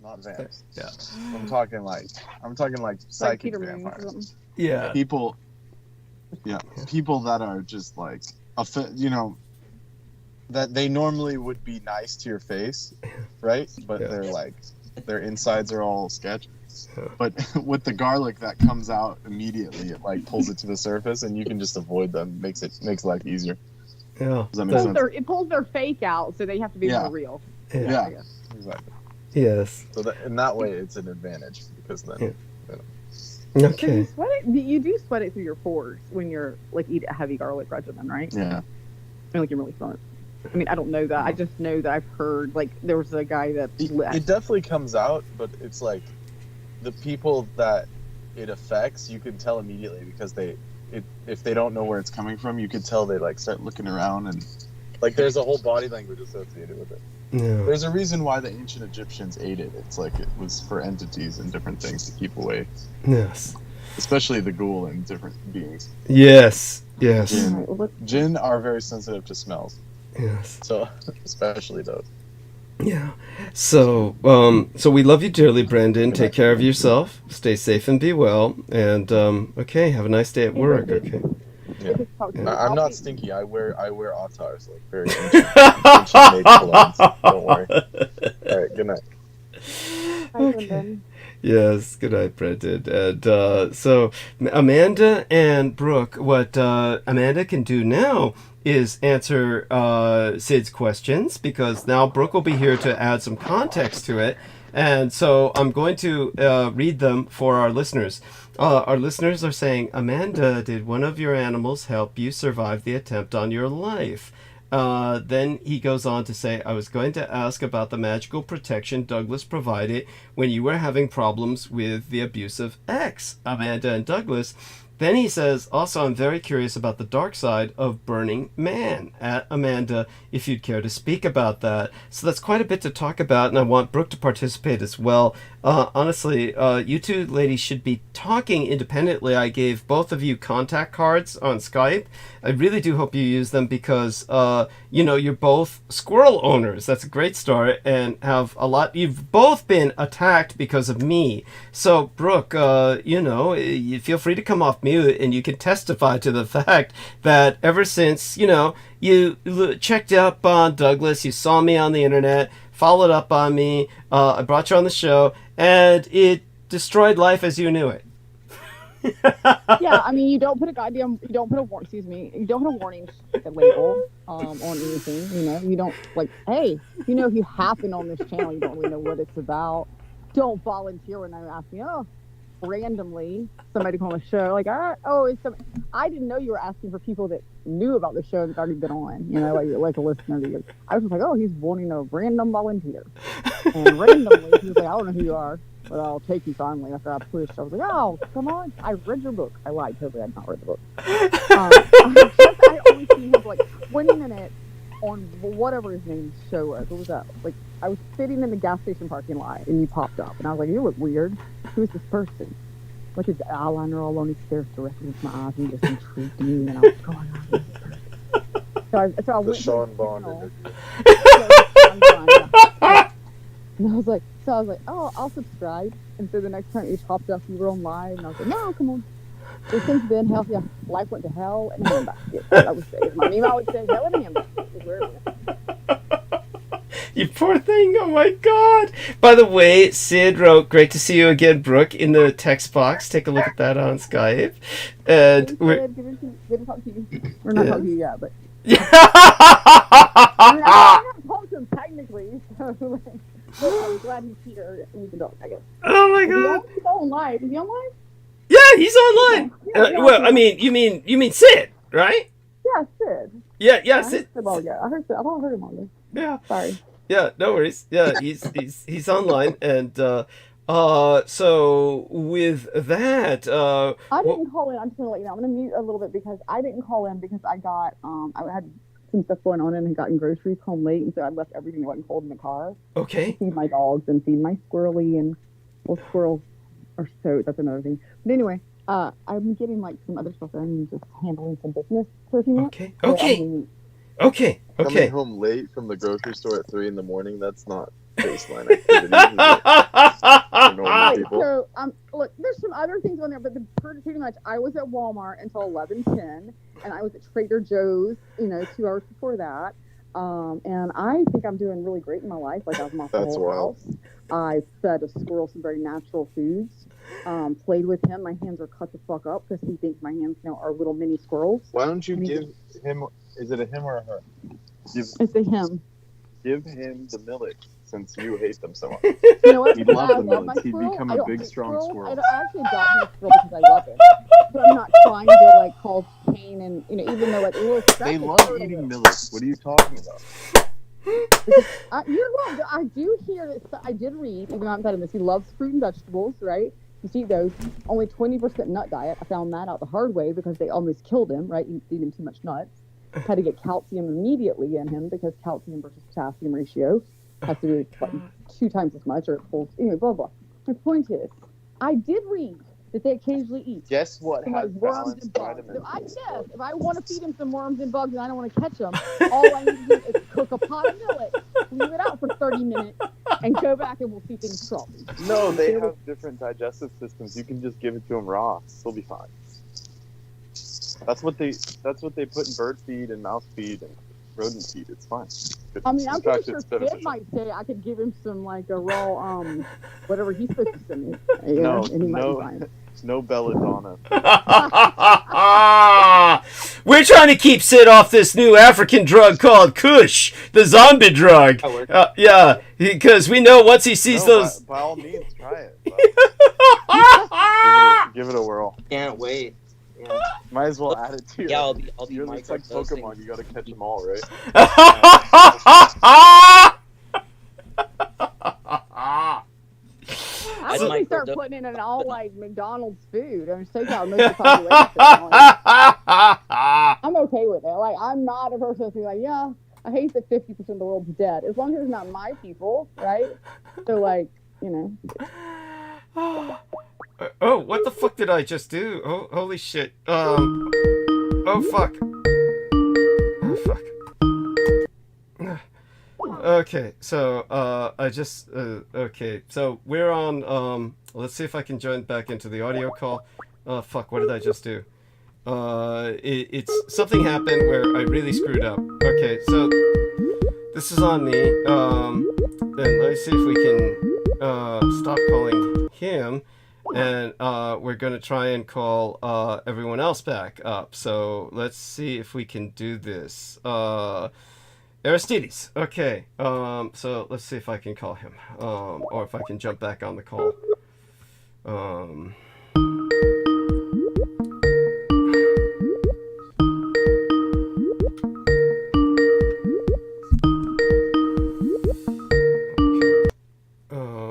And at any rate, I fear that all people can hear is me, myself.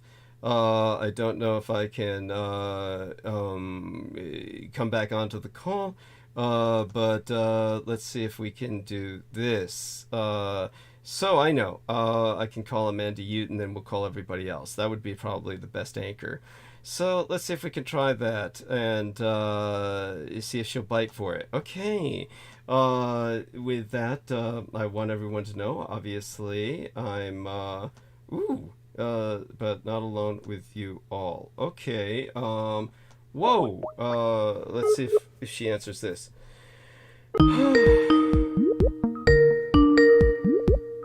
I was just reading her last message. I'm certain all of this is confusing to people, hearing how I screwed up the call. Obviously, not a professional host here, just someone who does his best at trying. And it's the ringing that's the worst. The ringing is the worst.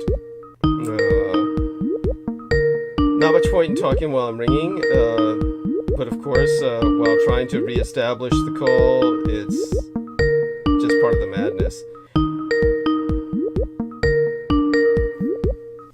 And let's take a look at the chat room. And since we're live streaming, anybody in chat, let me know if you can hear me.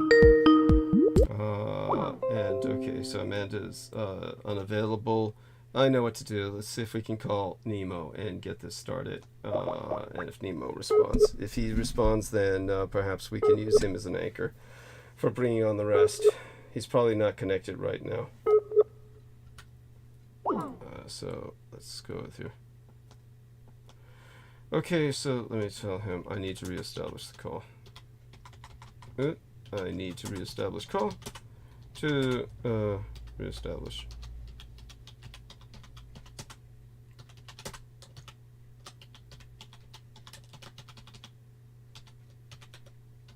See what we can do. Need to reestablish the Skype call. And aside from all of that, I do want people to understand that just on days like this, after I come back from the teaching escapades, it gets fairly, how would I say it, kind of exhausted by the time I start the transmission. But, you know, we do our best. And let's see now if someone will respond to my saying I need to reestablish the Skype call. Oh yeah, I forgot all about Sid, of course. So let's take a look at this. Calcium deficiency in squirrels.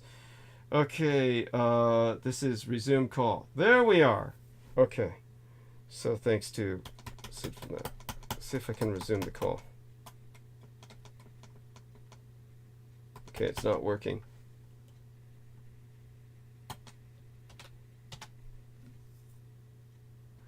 Okay, he's still bringing up metabolic bone disease. At least they're talking. Maybe they can't hear me.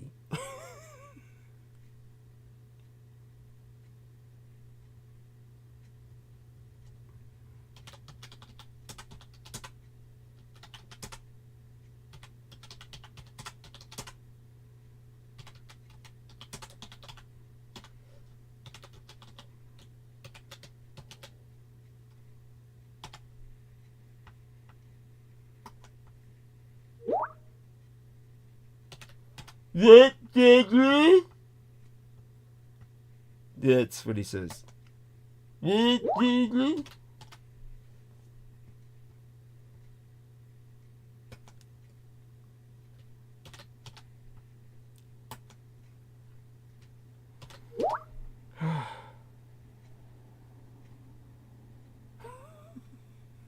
He says domesticate it. Jesus.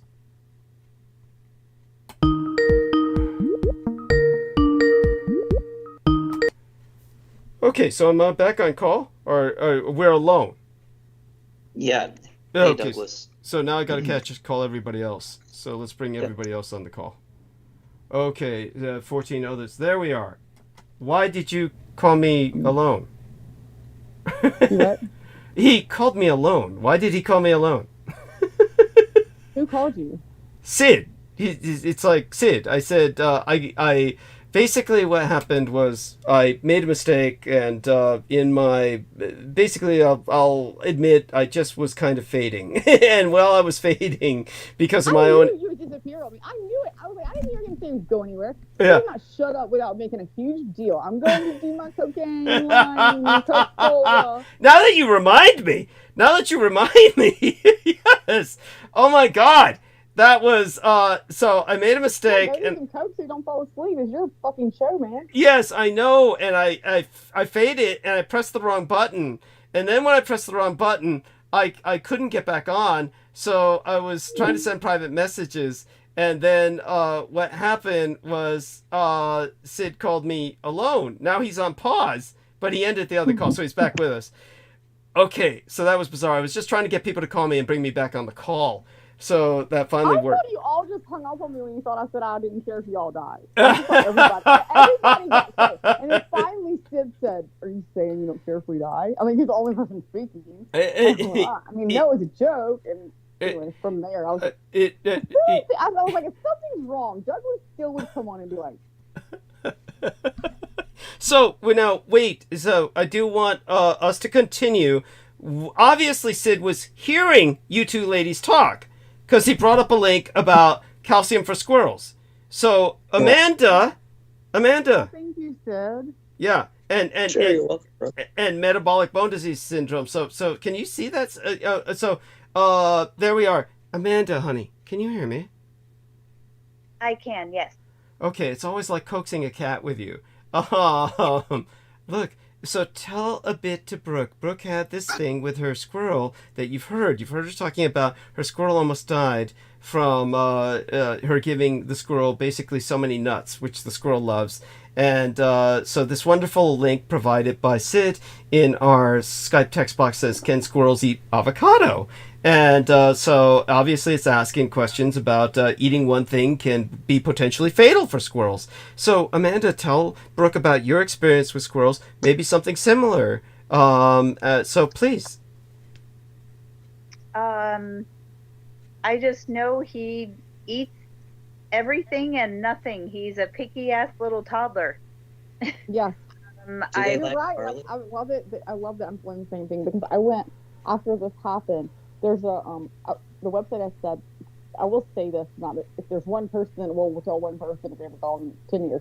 If you have a squirrel, well, if you get a squirrel, the thing is he would have, so the first time when it happened, he was not too sick, but I noticed it. Like, I didn't know what too sick was like. I didn't know it happened before. So it said, do not wait. Give them calcium carbonate, which is Tums. Go to Tums or Rolaids, adult one. And you know, it says break it, crush it up, put it in a syringe with a little water, and give it to them around. And they said don't wait an hour, like get it now, right? Because it's very time oriented. And what was amazing is like I gave it to him. I gave him another dose, like 1 or 2 doses that day, and he got better. And so what I realized is I need to feed him some fruit and vegetables. So I just started finding a few, giving him some. But I did not stay on the calcium thing. And so about a week or 2 later, what happened was he slowly started doing that again, and I hadn't really noticed it because he'd been so much more playful because they get bigger, they get more. So it wasn't like he was not coming out. But then I was like, he's not. And then one night I was supposed to go somewhere, and I come home and I'm like, I need to check on him. And I was in there, and he like I noticed that day earlier he was having trouble like holding on. I think it was walking weird. And I was like, his nails just need to be cut.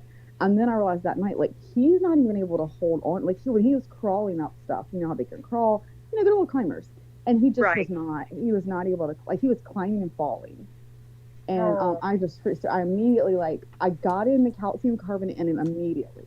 Like, and so then, but I literally, rushed him. Like, I think he's dying at this point. He's not even, like, he's just falling on my lap. He's not standing good. But I'm like, I waited. I had stopped giving him the calcium because I didn't research that I needed to keep doing it. And even with the so basically I rushed him. What I find out is I rushed him to the animal emergency clinic where I have taken many of my dogs and cats and animals, and rushed the little guy in there, and they say, I'm sorry, we do not see squirrels. Right. And then they tell me there's another emergency clinic. So they call them if they do, and they had me talk to them, or I called them on the way there when I was going, and I decided not to go, and here is why. and which was good reason. The doctor told me, she spoke to me, and she said, "You can come." She's like, "But I've never treated a squirrel. We've had it in our national clinics." She's like, "But and long story short, I tell her everything I just told you guys, and I said I gave him some calcium, and I noticed just on the way, like between that, it'd been about an hour at this point, that he had perked up. And they're not night creatures, by the way. These guys are not nocturnal. I don't know if yours is like that. Like, he likes to sleep at night. He's like out at night and up is daylight. Is yours like that? For the most part, yeah. Yeah. So he's not like a real nocturnal. So I had him out at night, and so he's perking up a little bit. So I was like, maybe it's working. And so I tell the doctor this, and I'm reading this stuff. It's all over the internet, and it says immediate. And she said, well, then she goes, well, you can bring him again. And I said, well, there's no way. It could be many things. She's like, she never named anything, never named metabolic. And and when I said calcium carbonate, I've given him. She said, well, there's no way that calcium carbonate could help him. That would take at least 2-3 weeks before calcium carbonate. That's when I knew immediately she didn't know what she was talking about. Thank you. Yeah. She didn't bother. I mean, you can do that. Like, the calcium carbonate is what they need to meet. That's why they say don't wait an hour. Like, as soon as you notice this, because it's pulling from, and the minute it's pulled too much from their bones, they break a spine, right? Or something, like, it's pulled too much to get back in there. So they, so anyway, I give it to him, just brought him home and kept giving it to him, and he's been great and he's good. But at that point, I went online and researched also the vegetables, and they have a whole guide on the Little Squirrel website that says the phosphorus to calcium ratio on like what's high and low. My point to all that is I have been to all these health food stores. So I'm like, well, I'll just buy a little bit, so I'll get him organic. And I'm going through these things. I'm going to buy these vegetables. I don't know what the hell they are. I mean, I'm looking like the healthiest person in that store. Meanwhile, as soon as I leave, I'm going to McDonald's for me. Well, I'm bringing him, do you like this food? Do you like this food? There's a beet here, and I don't know, some beet leaf and a carrot, and I've got a baby corn here right now, and but sweet potatoes, kale. He's got a kale. You know what he loves is bought him blueberries, organic. Raspberries. Yeah, he loves blackberries. Oh my gosh, he's like into blackberries. So, but it is funny how you said, like, they kind of get in, like, you'll eat it in a minute and you'll so. Yeah. And he loves to take stuff and hide it. He's so squirrely. It's just like Douglas, and then they forget about half their shit. Yes. Then they forget it. So, honey, both. Well, I wake up every morning, so he get like, as soon as it gets dark, he wants to go in his little bed. He just runs away, and he doesn't really want to come out unless I call him. But at 6 or whatever the crack of dawn is, before even like the first of the lights coming up, little fucker's out looking around, and I know because about 10 minutes later, I'm sound asleep. He's jumping on my fucking head, trying to play, and I'm like, shoo him away. I will wake up. I've now started leaving some of his fruit out because it said not to give them nuts till the end of the day, so that they'll eat their fruit and vegetables, like a kid. And so I leave it. So to get him to leave me alone in the morning, I'll leave like a couple like berries out, leave a couple leaves for him to get. I will wake up with I've waken up with so far a couple of berries in my head, a nut in my head, and asparagus. Yeah, they'll come in right when you're sleeping. Totally. Yeah, he buries them in my hair. He shoots my hair like he's burying them. Like, he'll bury them in the blankets and all over the house. But my hair is one of the places that he buries things. So if I'm asleep, I wake up and I'll go to scratch my head and I'm like, the first time was a nut. And then so far I've had 2 blackberries in there and a whole stalk of asparagus. And nice. But it just makes me so happy. It's the best thing ever, like, to me, like, not best thing ever, I love everything, but like best gift, besides Douglas coming into my life. So Mandy, have you ever had a pet possum or know anything about caring for them? Because I feel Brooke will get another one in the future. Oh my God, the possum! I saw him tonight. Excellent. There. Yeah. I've had possums in the back. I had a huge ass fat boy just about a month ago, the largest I've ever seen in my life. Wow. We had forgotten the chicken's feet outside, and it was just over there snacking. But they kind of travel through here. Mm-hmm. Interesting. Go on. I've only had the rescue ducks and the rescue skunks and the different weasel varieties, but I haven't had, besides sighting the possums in the backyard, I haven't had too much other experience with them. Okay. Sid has placed a link in the text box here in Skype for pet possums. Hopefully Brooke will see that. She's on pause right now. And I believe that means she's talking to someone else on a different call. Now, Brooke was right. I needed to refresh myself. I usually do my lines of coke after Peter leaves into the night.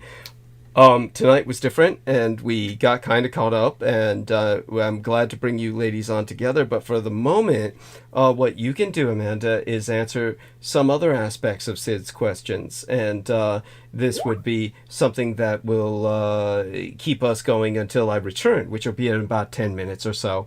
I'll refresh myself and then come back and join you with, hopefully much greater alacrity than I had when I managed to fuck up the call. Brendan Zogit just left because he does have to work tomorrow. But the word Brooke was looking for was domesticated earlier. She was trying to figure out how to describe the condition of her squirrel, basically domesticated. Let's take a look at some of these questions again that were asked by Sid. It basically, tell you what, honey, you could tell,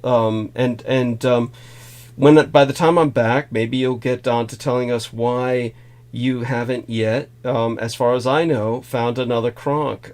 Certainly you should have another equivalent to Kronk for security. For people who don't know what I'm talking about, Kronk was this incredible Great Dane who saved the life of Amanda's daughter by chewing through the seatbelt. So now that Brooke's back with us, I'm sure she may remember the story, but give us the details. So I'll be back in about 10 minutes. Brooke, gonna refresh myself. Amanda's gonna take over a bit talking about this. And you know what, gentlemen? Aristides, Sid, I want both of you gentlemen to feel free to interject with questions. I want you to be, both of you, Aristides, Sid, to be a bit more aggressive about this, especially Sid, because Sid doesn't sleep and Aristides does, and he might. Don't ask questions like, "Hey, have y'all ever been molested too?"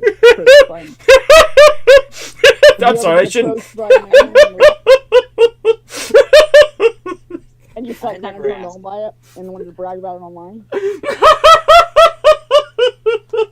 By the way, Brooke, take a look at the Skype text and look at these nice links put in by Sid on fruits and veggies for squirrels, feeding guidelines for pet squirrel, pet possum, pet possum. Look at these. Oh my God, thank you so much. Yes. I shouldn't even put that out there. Yeah. My freaking happiness and heart and like everything right now is just squirrel. I'm like, people, I want like a squirrel gift. I'm like that one person. Mm-hmm. You know how you used to tell people you like, I like clowns when you're a kid, and then everything gets and you're like, I don't like them that much, right? Like I want something like that. I'm like, I think the rest of my life is going to send me squirrel shit, and I'll be like, oh my God. I'm that into him. The dogs are very jealous, I'm going to be honest. For the little puppy, Chihuahua, it's just like, I hate you. I was the baby, I was the little guy, and now you're taking over. Like, Ford will literally get into bed, and like, just as soon as he sees him, he just walks away from me and goes like around the other end of the bed instead of cuddling me and stares at me with like hatred eyes. The Chihuahua is mad that the squirrel moved. Is that? Yeah, very, very angry because he was the little baby and like he cuddled me right up against my. And now when the squirrel started coming in and he's like, oh, and the squirrel kind of jumping and crawl on me because the squirrel's not scared of the two little dogs. I don't really let him around the big one, but he's he'll crawl right over me and Ford's like, oh, do not get near me. Everyone knows I'm a Chihuahua. You do not get near me. And then when you realize Ford didn't give a shit, and then you realize I like this girl. He's now like down there pouting, like if I'm so scared at her, eventually she'll throw him away. I hope. Who lets a rodent in his house? I am too godly to live with a rodent. That's how the squirrel is. They might make friends in time, like the squirrel. Do what? That they might make friends, the squirrel and the little dog. Sid is wondering if they might make friends. No, this squirrel is 23 years old. Okay, I mean, he's stuck. I think he's pretty stuck in his ways. He's never really liked anybody. And he's certainly not going to like the squirrel, as he's an old man, and he just is like, if I could kill you, I would. Yeah. So Mandy, tell Brooke about how you've had a lot of your older pets pass away, including your cat, who you've had longer than your kids. Yeah. Yeah, he just suddenly went downhill. as they do. My dog, who was a puppy of my dad's dog, she's 18, and she's gone on blind, and in one eye, and so she could care less about the squirrel or the cats too, and the squirrel just jumps by her, but the squirrel like definitely tortures the cats. So that's he'll purposely chase them around, and they kind of are interested and they kind of want to check them out, but all of my older cats grew up with me having ferrets, and then my younger cats that I do have now have grown up with the squirrel, and so there's always, and same with my dog, and same with the birds and the chickens and the other animals that have cycled through here. So it's kind of funny. The squirrel does kind of rule the roost around here when he wants to. But it's also really sweet in the morning after he runs around and does his little eating and little shit trouble that he gets himself into. He'll always go into my son's bed and curl up under the covers with him and sleep till he wakes up. So they're very sweet and compassionate little guys. That's cool. I've seen videos of domesticated squirrels here and there, but I've never talked to anybody directly. Yeah, the word squirrely really does fit. They're like ADD kitties or something. But It's they so really funny. vicious. I can't believe the ADHD was there because like I'm very ADHD. And then I was looking up for squirrel stickers because I wanted a squirrel sticker for my car. And so when I was like, can you find a squirrel sticker? People have everything other stickers. So maybe there's a squirrel sticker out there. And when I started going through them, there were some. But then I started running into squirrel themed. It would be like, I'm squirrely ADHD. And it was like, so like the whole squirrely ADHD thing is an actual theme.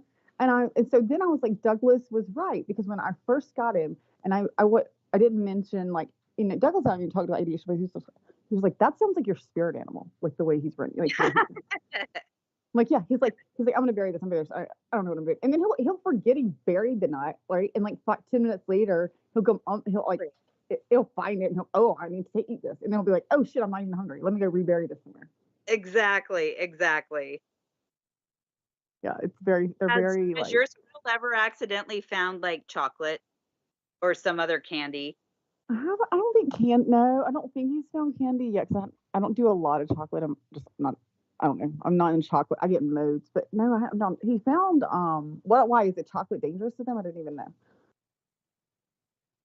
I have teenagers. We've had candy. He's been a crazy little shit. You can tell when he's gotten into somebody's something. Oh, you mean that? Scary. Oh no, I'll tell you what's funny. He loves cigarettes. Oh no. Yes, I have completely. That's why I've got to go back to vaping. And luckily, he doesn't get like I have vape juice. Like he's never found that or gotten it because it's in a thick bottle. But I had started back smoking in the last like 6 months or so, and so I would have a cigarette pack. Usually smoke outside, but I had a cigarette pack in my purse. And one day, like because he got crawled down in the bag, they crawl everywhere. And then I see him, and he's like, I'm like, what is he running with? And so I realized he had a cigarette, and he's like, chew it, break. And so I run and get him. Well, that was the first incident. And then I realized, like, because I fussed at him like that, and he's not used to it. I'm like, no, and I grab it from him. Then he ended up trying to get I would have to fight with him. It's like he gets once he gets one, he'll start yelling at me. They do that little. Like they're mad when they're mad at you. They'll kind of do this mad yell. He'll mad. He'll try to fight me for the cigarette, and he tries to eat. When he first did it, I think he bit the end that was not the tobacco, which would be like the filter, and then he built a little tobacco. But the next few times, he's figured out where the tobacco part is, and he eats some of the tobacco, and then he'll get all squirrely. And so yes, he's getting a little nicotine addiction. So I've now had to completely put the cigarettes for another reason for me to quit smoking, obviously. But I was like, cigarette. By the way, that dog you hear barking is the dog that hates him. Yeah, that dog hates him. That's the dog the dog is yelling at me right now because I'm not sitting down.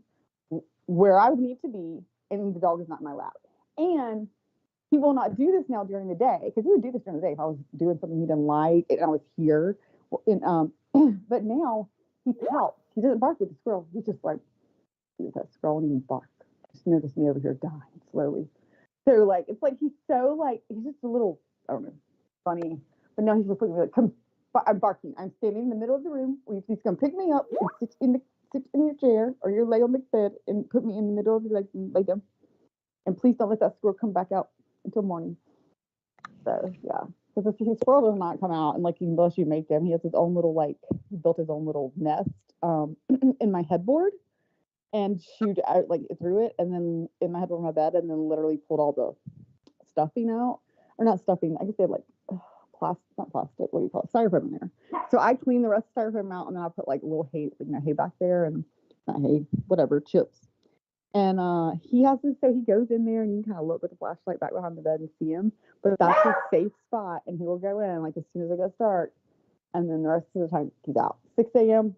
You need a wake up call, he is there. If not, if you need to find you some breakfast, just look in your hair. By 8 a.m. you'll have a few things. I'm reading a study here about squirrels and cigarettes and how they really are known to dig them. I put that in the chat in case either one of you. Oh, I got to thinking, I was like, oh my God, the first time, is it deadly? Like, I really got worried. But I didn't look it up because I thought, wait a minute, squirrels live outside. We have cigarette butts everywhere. So it has to be not too bad. Like, it obviously can't be good for them, but I thought it's not like poison where if he got a bite of a cigarette, he's going to die. So, But yeah, I'll have to look at that, Sid. Thank you. It says it's okay. They'll pass a cigarette without problems, is what this article is saying. He said, I would love to, I'll try to record it with him. He's so funny. Just when he gets the cigarette, it's almost like, like seeing a little crack addict or cigarette. It's I don't know if it's just because it's a cigarette or because he knows I'm going to take it. Like the nut, I usually don't take things from him, but like the cigarette, it's like he knows he just snuck something he is not supposed to have. And when I go and grab it, and he's trying to run away, and I get it, and he's like holding on with his little paws, like, Mama! He'll start yelling at me, like, Mama, not my cigarette. So cute. Sorry, guys, for talking about my squirrel. I'm so in love. I'm like the new parent, I guess. Thank you for putting up with me. Sorry, go ahead. I just said thank y'all for putting up with me. For sure. Anybody else there? Are they?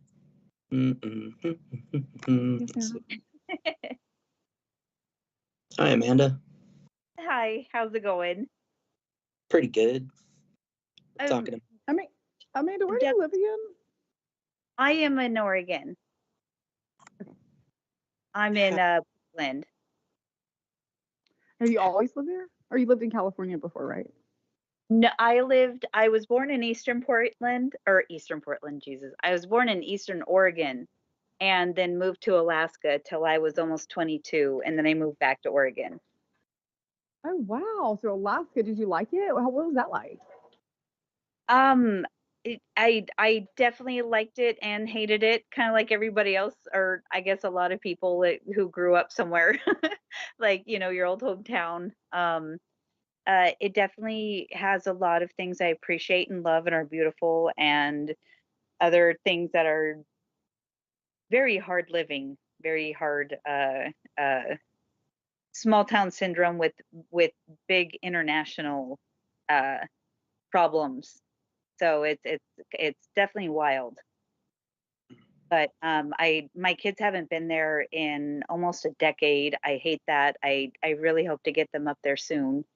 And I would definitely tell everybody, if you have an opportunity to go, you really definitely got to go. And I'm actually surprised on that map from Russia that they're not trying to take back Alaska. That's surprising to me, especially since there really still is a large Russian influence in Alaska still too. So there was that really, really bad winter. It was about maybe 7 years ago or so when Alaska was just getting hit horrifically with snowstorm after snowstorm, and they were getting literally a foot just hour after hour. And the United States couldn't get to them, and they wouldn't authorize it in time. And Russia came over. There were these towns that they had run out of fuel, their electricity was out, they were running out of food, and sending out distress help. And it wasn't America that went in to help them, it was Russia with their icebreaker ships. And they came in with fuel and food and broke in and actually saved a lot of people. So that's kind of interesting. I would have thought they would have tried to claim Alaska. I don't know. Yeah, sure. Okay, I gotta ask. Alaska. I love paranormal Alaska stuff. Missing 411, Bigfoot. Mm-hmm. Hear anything good? Ever experience anything trippy out there? Paranormal variety. There is definitely lots of stuff. I was very close to several beloved family and friends that are Native, and there are tales. I can't say their names because I do live near water, and there are certain rules about you don't say names because it will call them, and I respect what I was brought up and taught. But general name, seal people. And there are a lot of crypto stories that coincide with a lot of the Japanese and Hawaiian stories as well. There are definitely Bigfoot type creatures that are talked about, paranormal as in ghost. There is a hotel downtown Juneau, the Alaskan. It's a bar and hotel, and it's been on several different shows, even that one Ozzy Osbourne did with his son, and they visited the Juneau Hotel. Al Yankovic did a video. He stayed in Juneau. It was like in '93 or '4. And it's I think it's been on several other shows, but that place definitely always had a creepy vibe too. My dad had 2 paranormal stories he told me about, and one of them was at the Thane mine. And a lot of people had stories about it's one of the oldest mines in the Juneau area before Juneau was even a city, and it had opened and closed several times. And yeah, I don't think I've ever told this story of my dad's before. I don't know if I should tell it sometime, but a lot of gold mine, old Western stories. A lot of the natives have, I know in Australia it's called, if you go in a walkabout, I think it's called that, you're going on a journey, you're going out to clear your head, you're out in a solitude kind of thing. But in Alaska, it's a thing like if somebody went out for a walk, it meant they disappeared. Like, they went out on a walk and they just didn't come back. And people are just known for, outside of the perils of grizzly bears and wolves and treacherous terrain and weather, people do die. Natural things do happen. It is a pretty gnarly place. However, a lot of people just go missing. And I haven't looked at the current rate, but I do remember that for its area, there's the most amount of people that go missing than in, I think, any other state. I could be wrong. The list could have changed. There is something called the Alaskan Triangle, and it's larger than, or it's like the Bermuda Triangle, where planes and people's just freaking disappear. They're just gone. And the natives spoke about people, they just went out for a walk, they just went out to go check their garden, feed the dogs, go down to the fishing hole, they went down to walk for the groceries, they went berry picking, and they just didn't come back. And there's only so many of those that you can excuse to animal attacks and mishaps on the trail and weather and whatnot, because usually those incidences, you have some sort of sign. A bear mauling is pretty damn obvious. Same thing with a large cat. You just can't not tell these things, or you have some pretty damn good other signs. And for clothing and boots and guns to go missing as well, those aren't items that are digested by animals. And if they are, you find them in the shit. You find the piles. Right. And so there is a exponential rate of people that not only go up there to disappear on purpose, and you definitely can, and at the same time, people who are just living their normal lives and they just go away, or entire planes just go away. And it's quite wild. It is a very supernaturally charged place. And yeah, definitely kind of grew up with a lot of experiences around there. So what is like an experience that stands out, where you felt like you were in the presence of something paranormal or cryptid? Well, I remember one night you used to be able to go out to the Mendenhall Glacier, and you used to, technically shouldn't have been there at night, but it was locals, it wasn't a big deal. And my friend and I would always go there walking at night. And one night we pulled up and we were going to go do our just usual walk around. There is this paved area, and then it goes on to some wooden trails. And we were walking around and we heard some noise in the bushes. And so we decided to kind of back up and go the other way.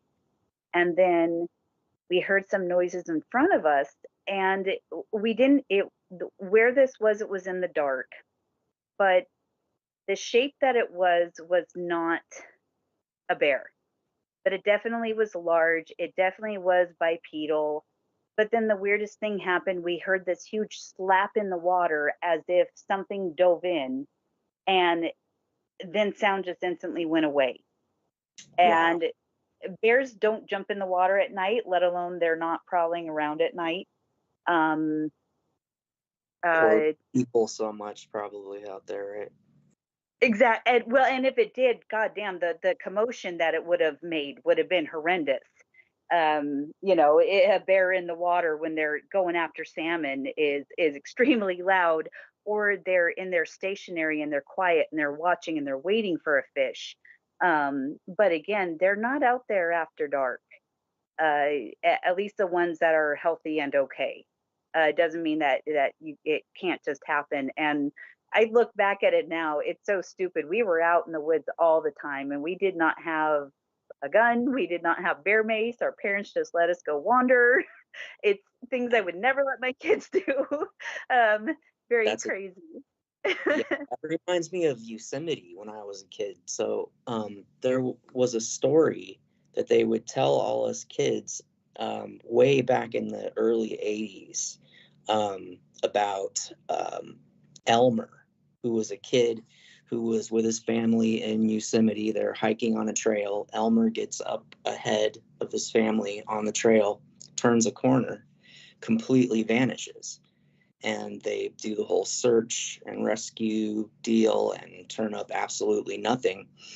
And so they would tell all the kids this story. And then at night, around what used to be called housekeeping camp, all these people would go out with flashlights and yell, "Elmer, Elmer, Elmer." So this was like a cautionary trip they were laying on kids, I guess, I thought. And then all these years later, like David Paulides and the Missing 411 and Alaska Triangle and all this crazy stuff. It really is wild. I do like David. There are several other people that, they do try to separate stories of you know, ones that are just incredibly odd, like even the kids that are found miles and miles and miles away, and we're talking like, you know, a 1 to 6 year old or something that never could have crossed this terrain in the amount of time, and barefoot and just in their, you know, shorts and t-shirt or whatever, and they're found far away. Also, like shoes being left behind, and just people that, you know, that there is a dementia that happens, especially in the cold. And but usually when that happens, or not usually, most of the time, all the time when that happens, somebody is stripping all of their clothes. Their everything is coming off, and it's not just their shoes. And if it is all their clothes, they're not folded up, they're not together. Right, You they're know, not folded on a like a little island in the middle of a stream, right. right? Like Right, that's exactly. Yeah, a spot that, like, how this person got there, or where they left their things and where they went to. It really does. absolutely like It's wild. one of the weird things is dogs won't track. That stands Right. out in my mind because those dogs live for that activity, right? So when those dogs show up on a search Right. mission and they just opt out, they nope right out of it. Yep. And most canine teams, the people that train them are highly vigilant. And if a dog is slacking and doesn't, you know, pass their test that they constantly do, they retire that dog out. You know, Oh. there's not a dog that's been hit or miss and it's kind of having a low point. These dogs are kept to a very high standard, and they do their work very, very well. And when they just lose a trail, when you're not talking about the water or high extreme weather circumstances that, you know, do obliterate a trail, that dogs have even been able to pick up even through the wildest conditions. But when they just end up circling a point, or they just stop, and it just literally, you can't justify why the trail ended. It's the same thing with footprints, like especially what we would attribute to Bigfoot, where they'll be tracking, and then these prints will just instantly stop, and there's not something in the soil or in the other foliage around that would credit why there's no longer a print, especially in the snow, the mud, or the wetlands. But they just instantly stop and disappear, and there is no other print or crawling or diving or swimming, or, you know, nothing else to justify where it went. Totally. You know what? My mom had friends who lived in a rural area where it snowed, and they had a story about one night being out, and what they lived in was basically kind of a ramshackle type of place. Like they shore it up as well as they could in the snow, but it had holes and whatnot. Like, and they had one of these Bigfoot type bipedal critters circling. Humanoid. You use the term humanoid. Humanoids. Okay, thank you, Douglas. Circling their little home, and sat up all night with a shotgun, you know, listening and seeing little bits and pieces of this thing. And sure enough, in the morning, the footprints went right around the home and nowhere else. Interesting. Mm-hmm. Yeah, there's a lot of stories of the circling. Mm-hmm. Of somebody either in a tent or a cabin, a homestead. Yeah. For sure. Yeah. Well, I wouldn't want to live out there. Oh my God, have you now? Oh, something we were bringing up earlier. Aristides was.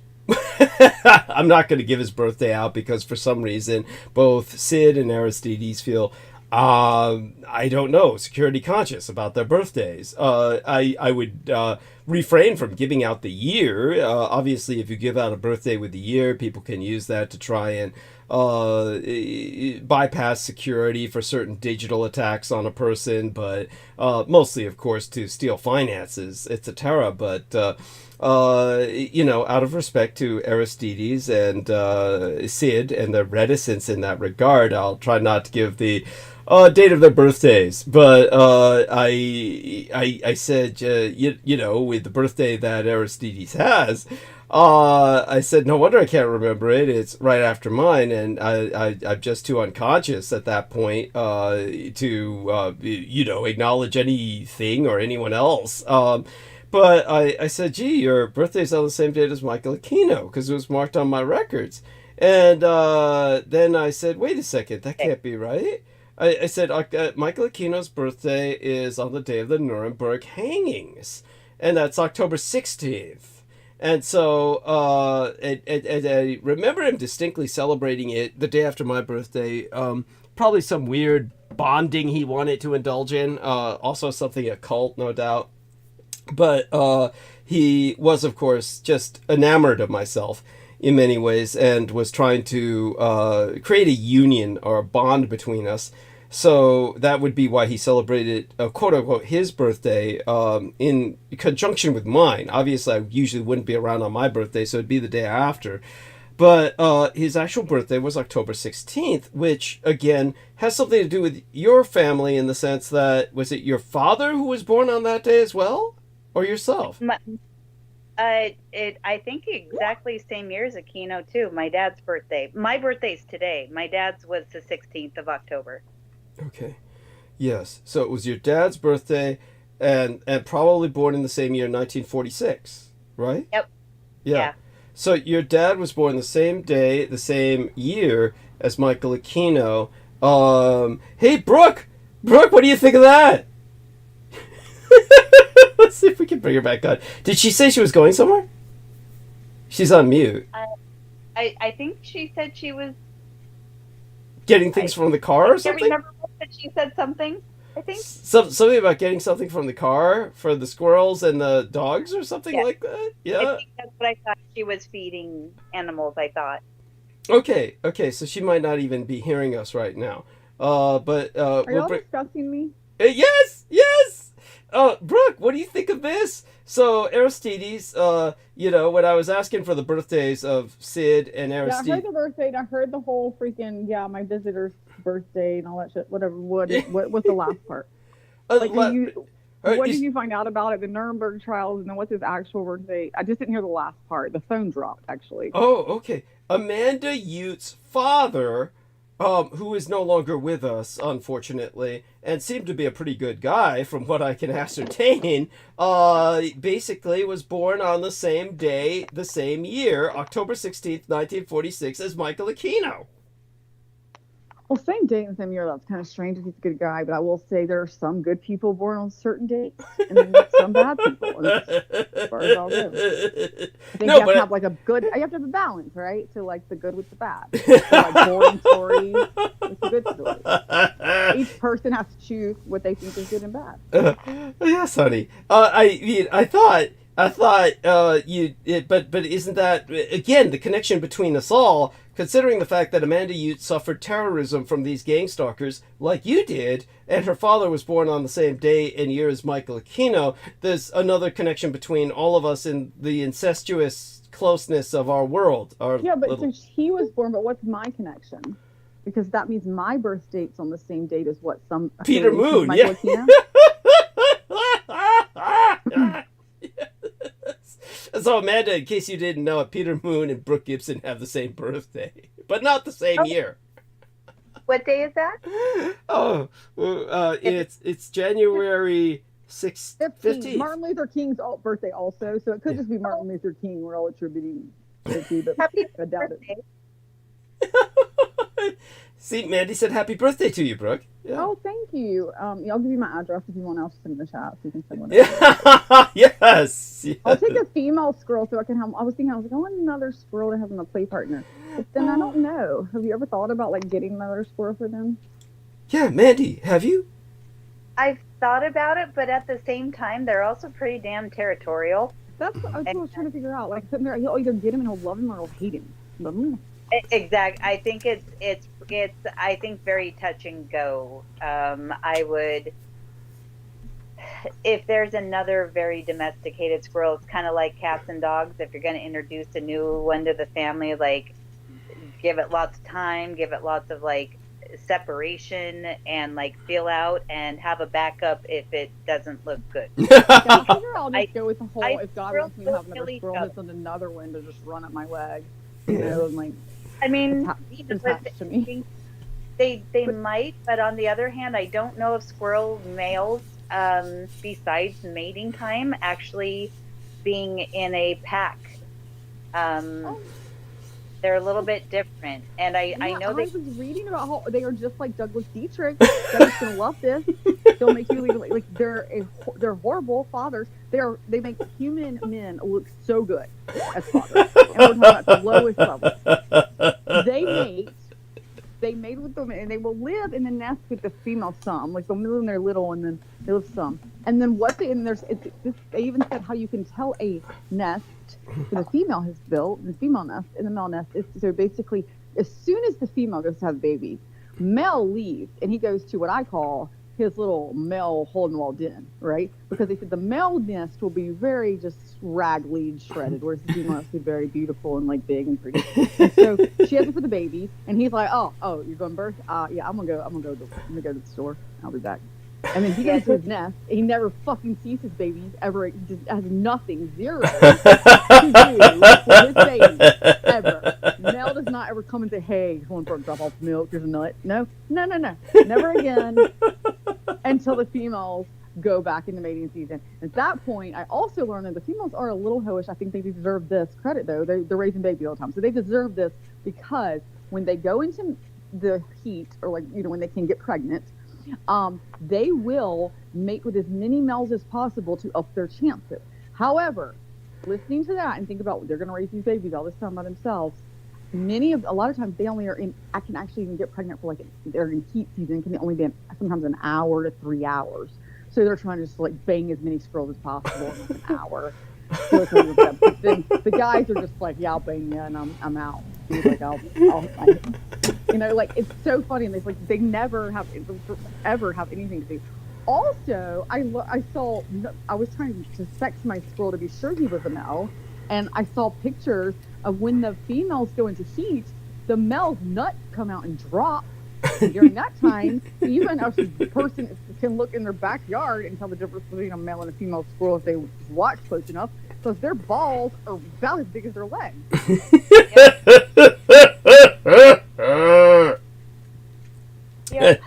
Yeah. Oh my God, that's fascinating. And thank you. It's very touching. Do you see? Is your squirrel a male? By the way, he is. Yeah. Have his little balls, like his testicles, have ever come out like that? Because I didn't know if, since they're inside and they don't smell a female, if they would do that. He's done that. Yeah. I was amazed when yeah, I'm like, mine's not a year. It doesn't start till they're like a year old, but I was like, oh my God. Like, I was, because I'm just looking at this tiny little dot, just to try to understand like what his little penis is like. It looks like basically like almost like just a little nipple, basically. It's so tiny. Like, it's like, I'm like, you don't even know. Like, it's like so, like, not, we laugh about it. And I'm like, that, I'm not even sure. That's why I had to look it up. I'm like, that's so tiny for a penis. But I verified it.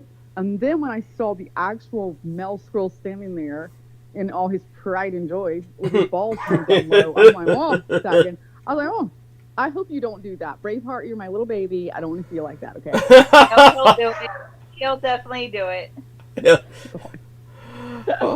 Oh, delightful. Well, I'll prepare myself for it. I wasn't sure. So I think that's why they're hunted for sport, because it's a bunch of jealous males looking at these big old nuts going, what the fuck? Yeah, because a man, like a human man, like his nuts would have to hang down to like his knees. To, like, basically be equivalent to proportionate. It's crazy. It's like, Oh my goodness. So Brooke's squirrel has dug like a little nest in the headboard of her bed, I believe. Your squirrel must have done something similar, Amanda. Where does your squirrel, did he dig something into somewhere in the house? I have a floor-to-ceiling enclosure for him, and he has added to his own nest in there. But I have plants and climbing and water and food. But he will, if he's not, he'll put himself to bed, and he'll wake up and he'll demand he gets let out.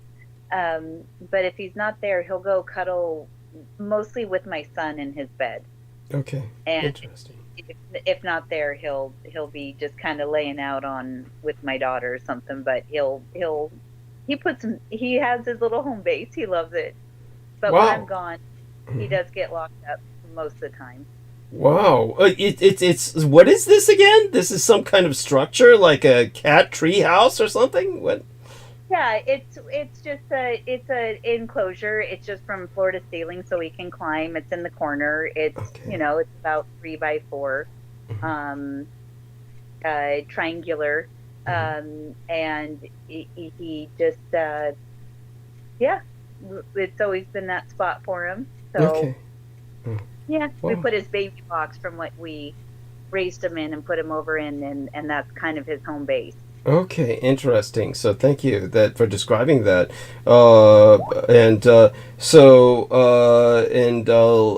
Brooke, take a look at what Sid found. All about squirrel nests. Yes, and they're always entertaining guests. It says in your yard. Adorable. When it comes to Sid, since Sid looked everything up, oh my God, Sid, just what I want to look up. Can you buy them like an indoor tree, or I want to them to claw with little nails on. They're so sharp, and they never start growing. Obviously, I can clip them, but he hates it. He screams also. Squirrel screams are so sad. It's like, I would say a baby, Squirrel but like even duck. It's just they're like, and they're fighting and they're tiny. So I don't want to I've trimmed a few. So I just wanted to I was thinking about getting like an indoor tree to kind of put in my room for him to kind of climb and stuff. So anyway, if you see anything about trees or something, and any suggestions about that, Mandy? Or Sid, you were going to answer. Sorry, go ahead. Yeah. Go ahead, man.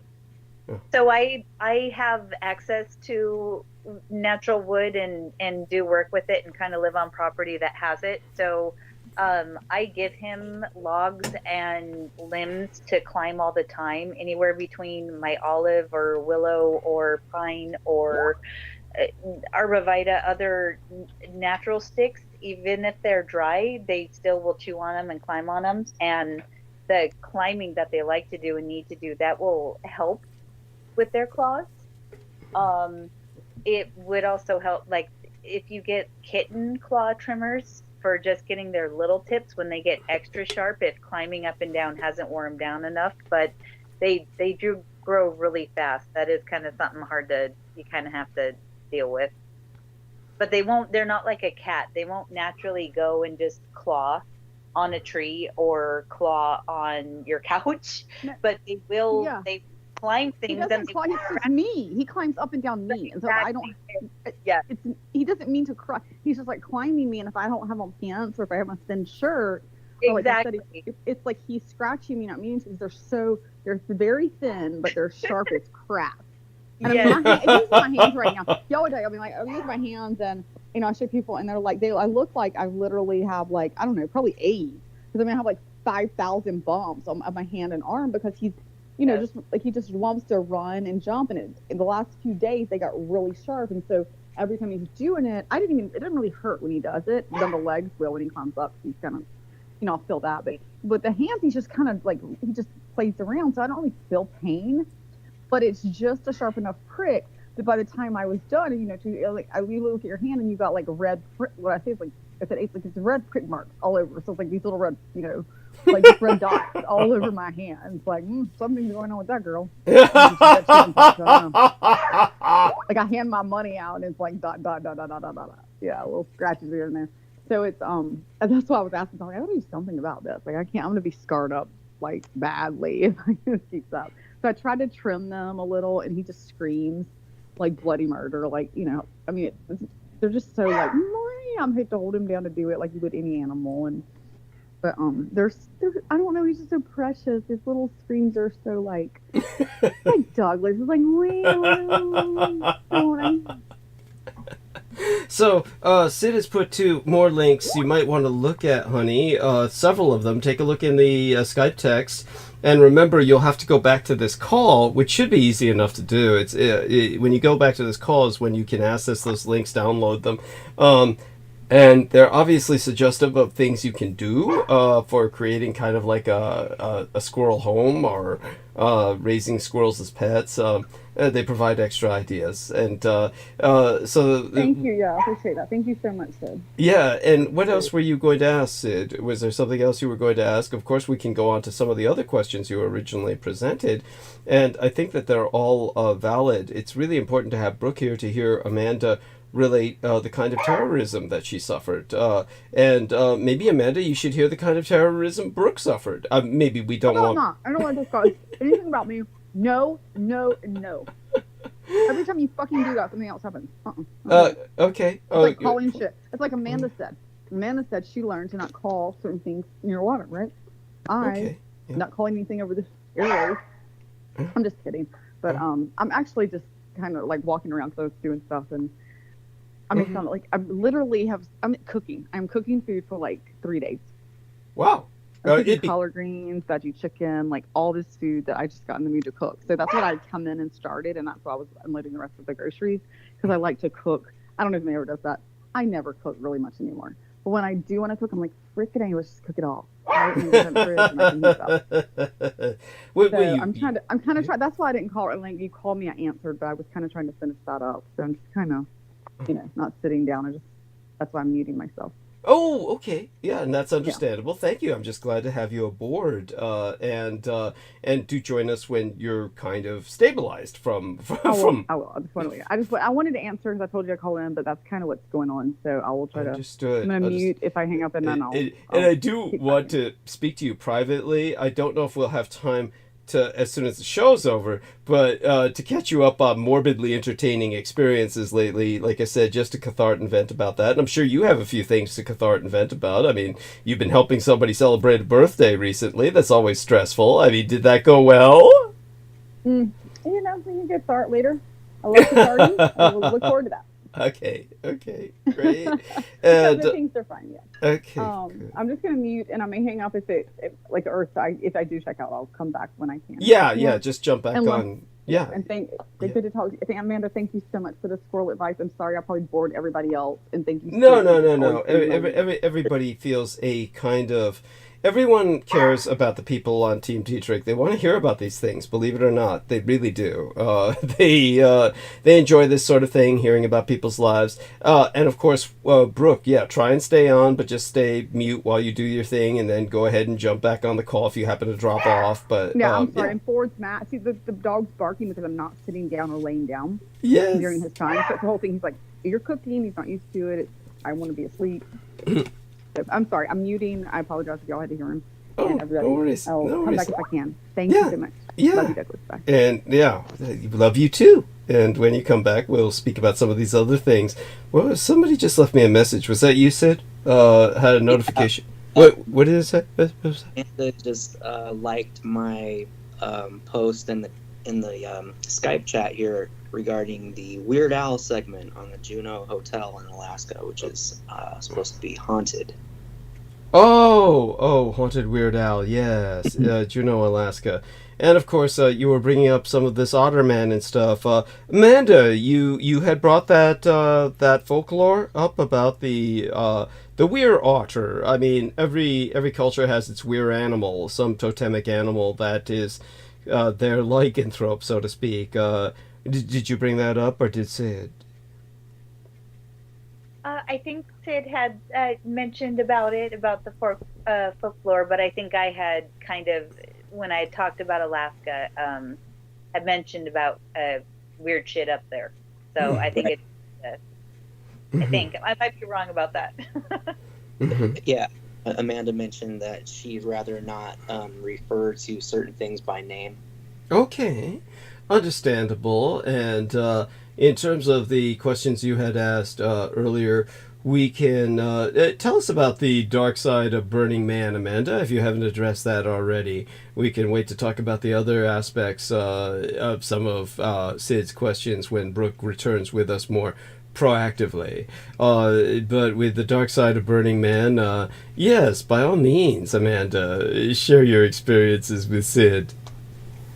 Well, I guess the main thing that pops up concerning you.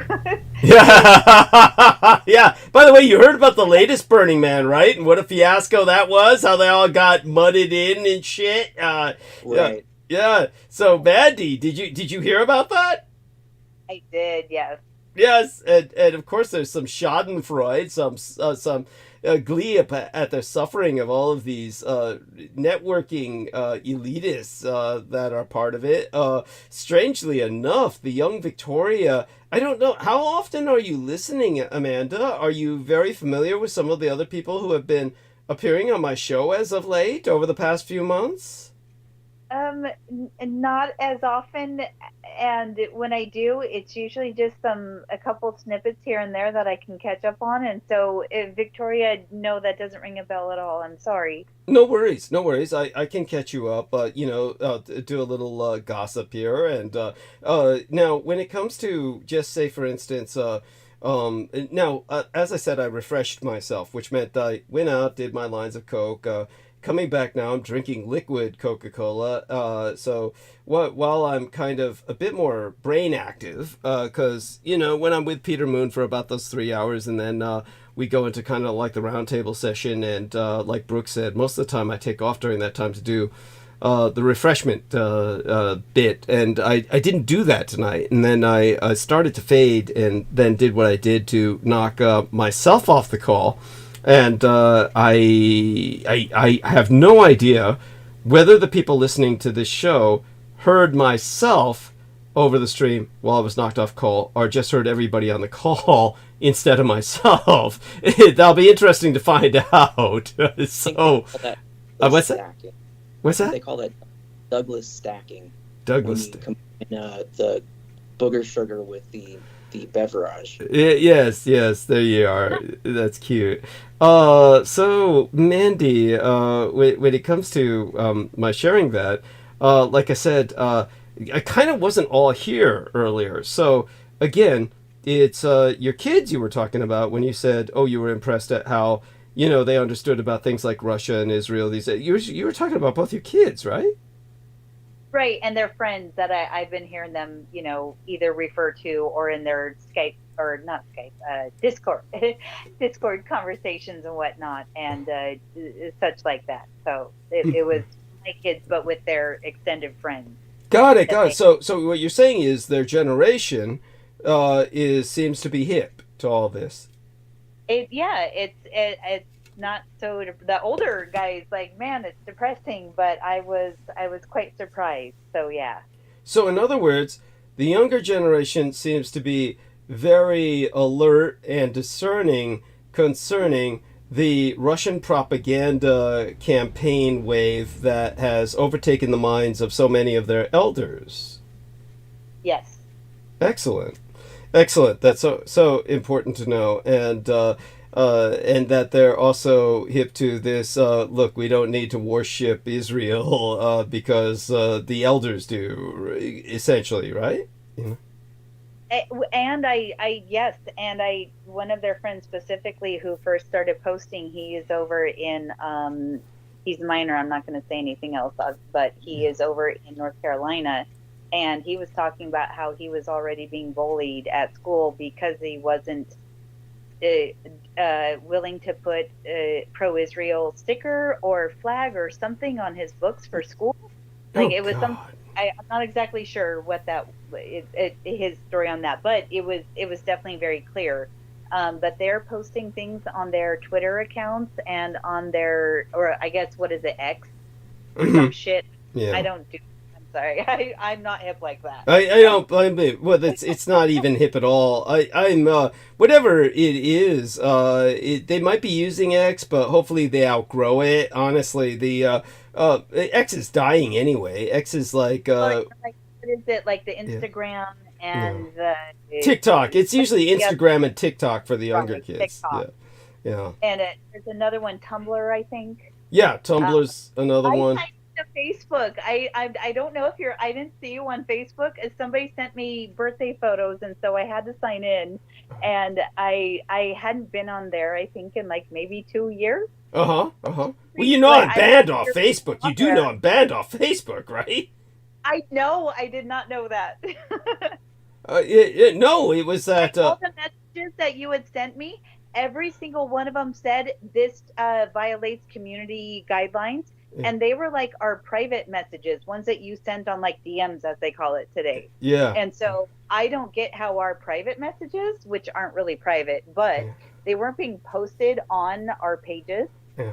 How does, like, fuck, that Facebook says that that's under community guideline is what crazy. Well, Facebook is dying anyway. That also is dying. It's totally. Facebook is going to become nothing but old ladies posting pictures of their cats and old men posting MAGA propaganda bullshit, or Russian propaganda, the Russians are our friends and shit. And this is just going to be like, that's all Facebook's going to degenerate into. And so it's a hospice, palliative care clinic for the elderly to talk to each other.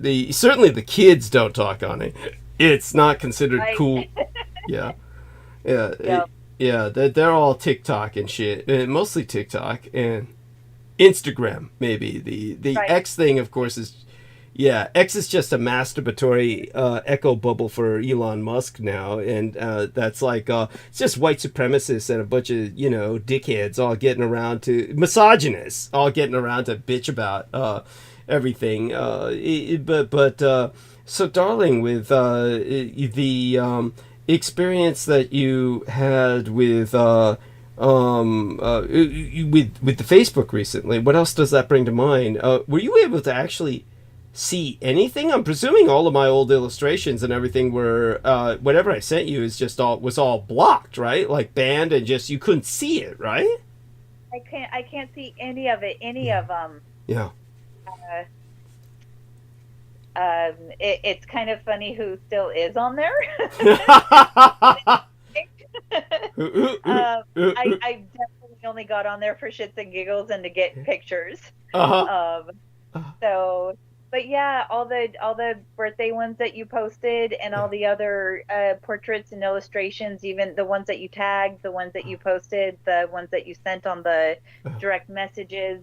All of those had the same thing, that it's a community violation. So that's all. Yeah. What did you say? Who? It's funny who's still on there. I'm presuming it's one of the enemy or one of the gang stalkers or something, or some other clown that became one of them. Who was it you were? Who was it you were referencing?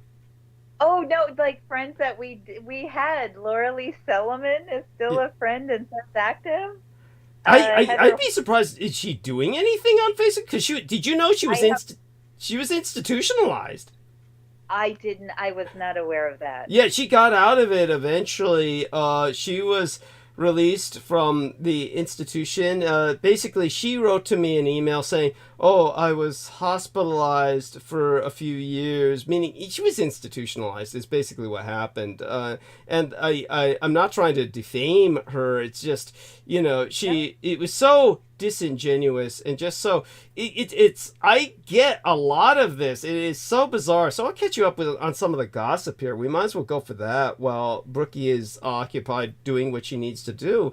So just to catch you up, I think at this point that basically what had happened was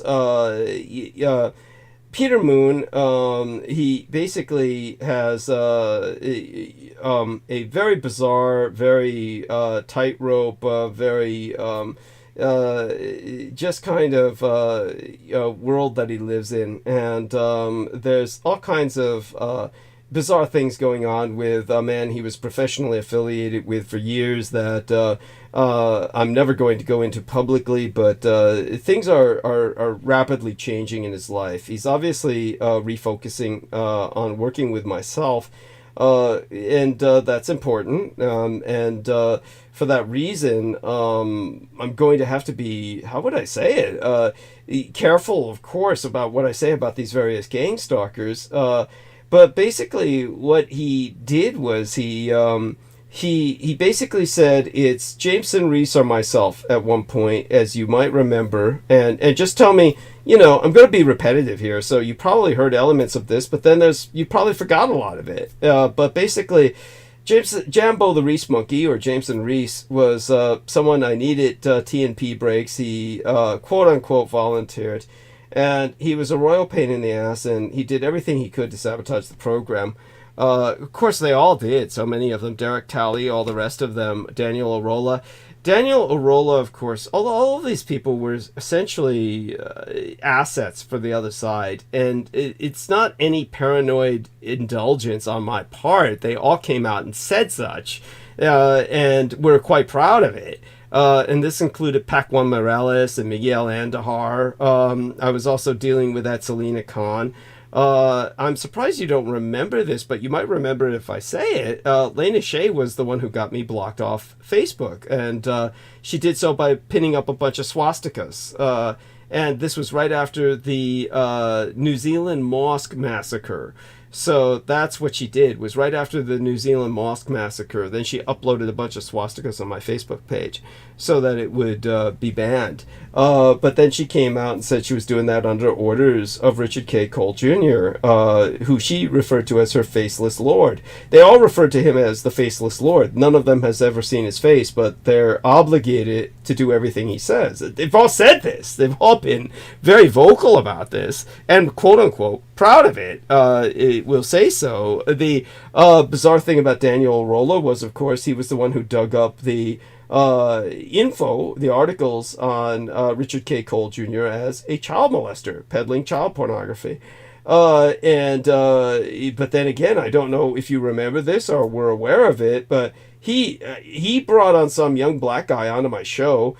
Brendan Zogit can't even remember the guy's name, but we both remember him distinctly. And Brendan Zogit would testify on my behalf by validating and verifying what I'm saying. But he brought on this young black guy on my show as his student, that he had trained him in everything he knew and everything, and was training him on how to use these knockout maneuvers and shit. And this young black guy used them to abduct a young underage girl and keep her in a storage facility where he raped her repeatedly until one day he was so cocky and confident in his control over her, he just totally forgot his cell phone in the storage facility, and she used it to call out for help, and that was something that got him busted. And yet, in the end, my understanding is after they sentenced him, then they revised the case and then let him go. No doubt this was influenced from, of course, the cult to which all these people belong, that is affiliated ultimately with the late Michael Aquino. And so when it comes to Daniel Arola, it was shortly after that when Jambo, or Jameson, was bragging about putting a curse, a hex, a binding spell on Peter Moon. And then Peter said, "It's him or me," and so at that point, I fired Jameson, and of course they all went en masse. They all went en masse to begin to denounce myself, and declared themselves on the side of Chaos and the Kings of Edom, and proudly so, and they all began attacking relentlessly. So this happened with Salman Sheikh, Jameson Reese, Miguel Andahar, Pac-1 Morales, Selena Khan, Lena Shea, and who else? It almost doesn't matter. It was just basically everybody. And Peter Moon kept saying, "I'm going on the other side too. I'm going on the other side too," just robotically, every episode.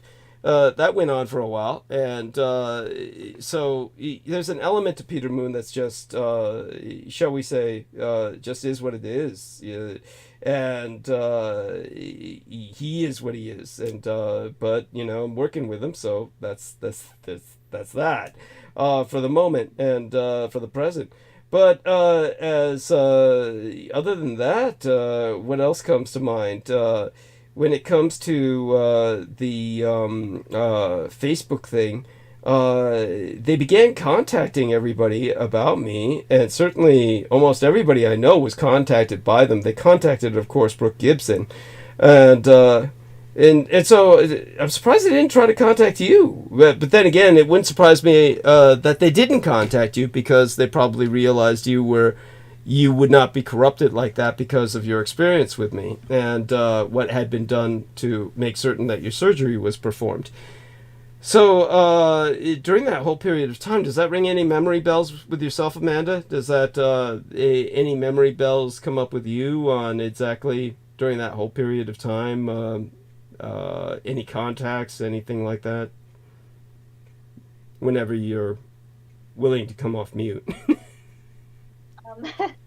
I do remember I had gotten some Facebook messages. What was it? Rose Dio? And oh, that's right, Rose Dio. Yeah. yeah. Lena, yeah. There were a couple others, but I mean, it's kind of like numbers that I don't recognize. I'm not going to pick them up.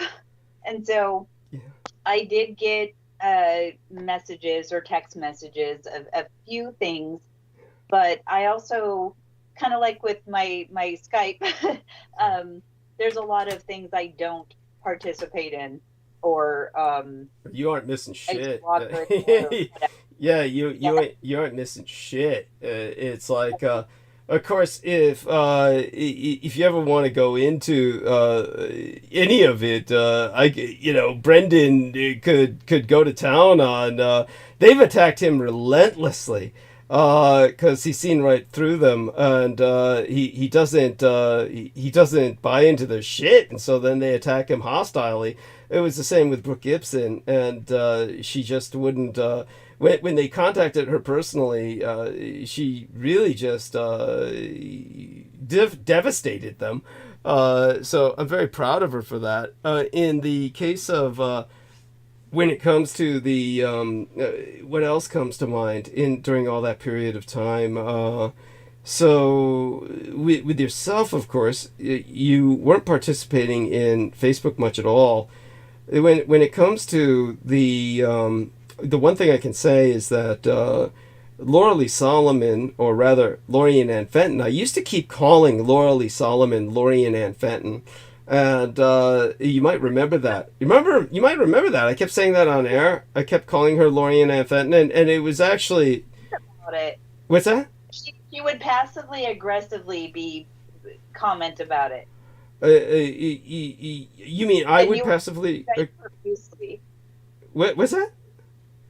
You would apologize profusely, and she would very passively aggressively comment on it. Yeah. No, it's a good point. Yeah, and yet it was fitting. It really was. She of course, the other issue that I had, which you're well aware of the sensitivity of, or at least you're respectfully sensitive to the issue, was Judith Ager, of course, got involved with me. Laura Lee Solomon was extraordinarily jealous of her, and then attacked Judith Ager. And then Laura Lee Solomon basically attacked everybody. She would just fuck up everything. That was what I was going to say. When it comes up to these kinds of sabotage missions these people had, one thing Judith Ager pointed out that was very astute was that Laura Lee Solomon had been in the Air Force. So had Jameson Reese. Like Samuel Romero said, that's where they put the sugar in their tank.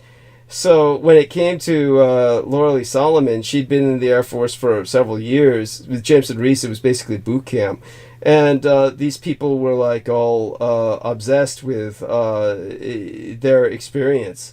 And when it came to whether or not their behavior was altered at that time, and certainly it was, you had Pac-1 Morales, for instance, saying so on air, saying that, oh yeah, none of us remembered what we were shown on the movie screens in Marine Corps boot camp. I mean, that's something straight out of Clockwork Orange. But when it comes to, or rather the actual film would be, what was it called? Not Executive Action. It was the Parallax View. Parallax View is the one to watch. That's where that comes from. The Parallax View is very indicative of that kind of programming. But it's a film. People can look that up and probably find a copy on YouTube. When it came to Daniel Arola, one thing you might remember he did to sabotage everything that he could was he would attack people relentlessly and bully them and torment them on Facebook. He was a cyberbully. Do you remember how he would cyberbully people constantly on Facebook, torment them with memes and provoke them? And he was quote unquote smug, and he used that term. That's the term he used, smugly. Basically, if you see his channel, if you look up his channel, Taboo Bros, or his chicken shit YouTube channels, he just has this saying right there on the channel, smugly shitting and pissing all over everybody else. Something like that is what his little motto is. And that's all he did was alienate as many people as possible and come up with saying as many offensive things as possible. So you do remember this, right? Or what do you remember of it? I remember he had said, it was he fed off of fucking with dipshits and bullying people. I forget the exact term, but he was fully open about it. I remember his drawing. Yeah. He would do a lot of drawings, images that he would upload about beating people up, kickboxing people or something. It was very juvenile. It was very happily vindictive. Yeah. He didn't hide it. Yeah. What was that? He denied it? Even though he didn't hide it. He didn't hide it. Thank you. Yes, thank you so much. Are you on a speakerphone? I am. Okay. I moved rooms. Is it worse? Oh no, you're okay. Okay. It's just every once in a while I just need to make certain I'm hearing what I'm hearing. What happened was that I got this. So, of course, we all know Laura Lee Solomon hated Judith Eggert, and Judith Eggert, of course, lived in Hawaii. And in case you didn't know this, Amanda, Judith Eggert basically, she basically said, sign your insurance over to me. And you know that I signed my insurance over to her. And it was shortly after that she rendezvoused with V, my cosmetologist, and they conspired my murder. So basically, they figured 50 grand, they'd split it 25 grand each. And it was just, they were both from San Bruno. V lives in San Bruno. Judith Eggert was born in San Bruno, and they just decided that it would be so easy because I had suffered multiple lung collapses in the past, and the MDs had told me that if my lungs collapsed again, they couldn't do anything to help me.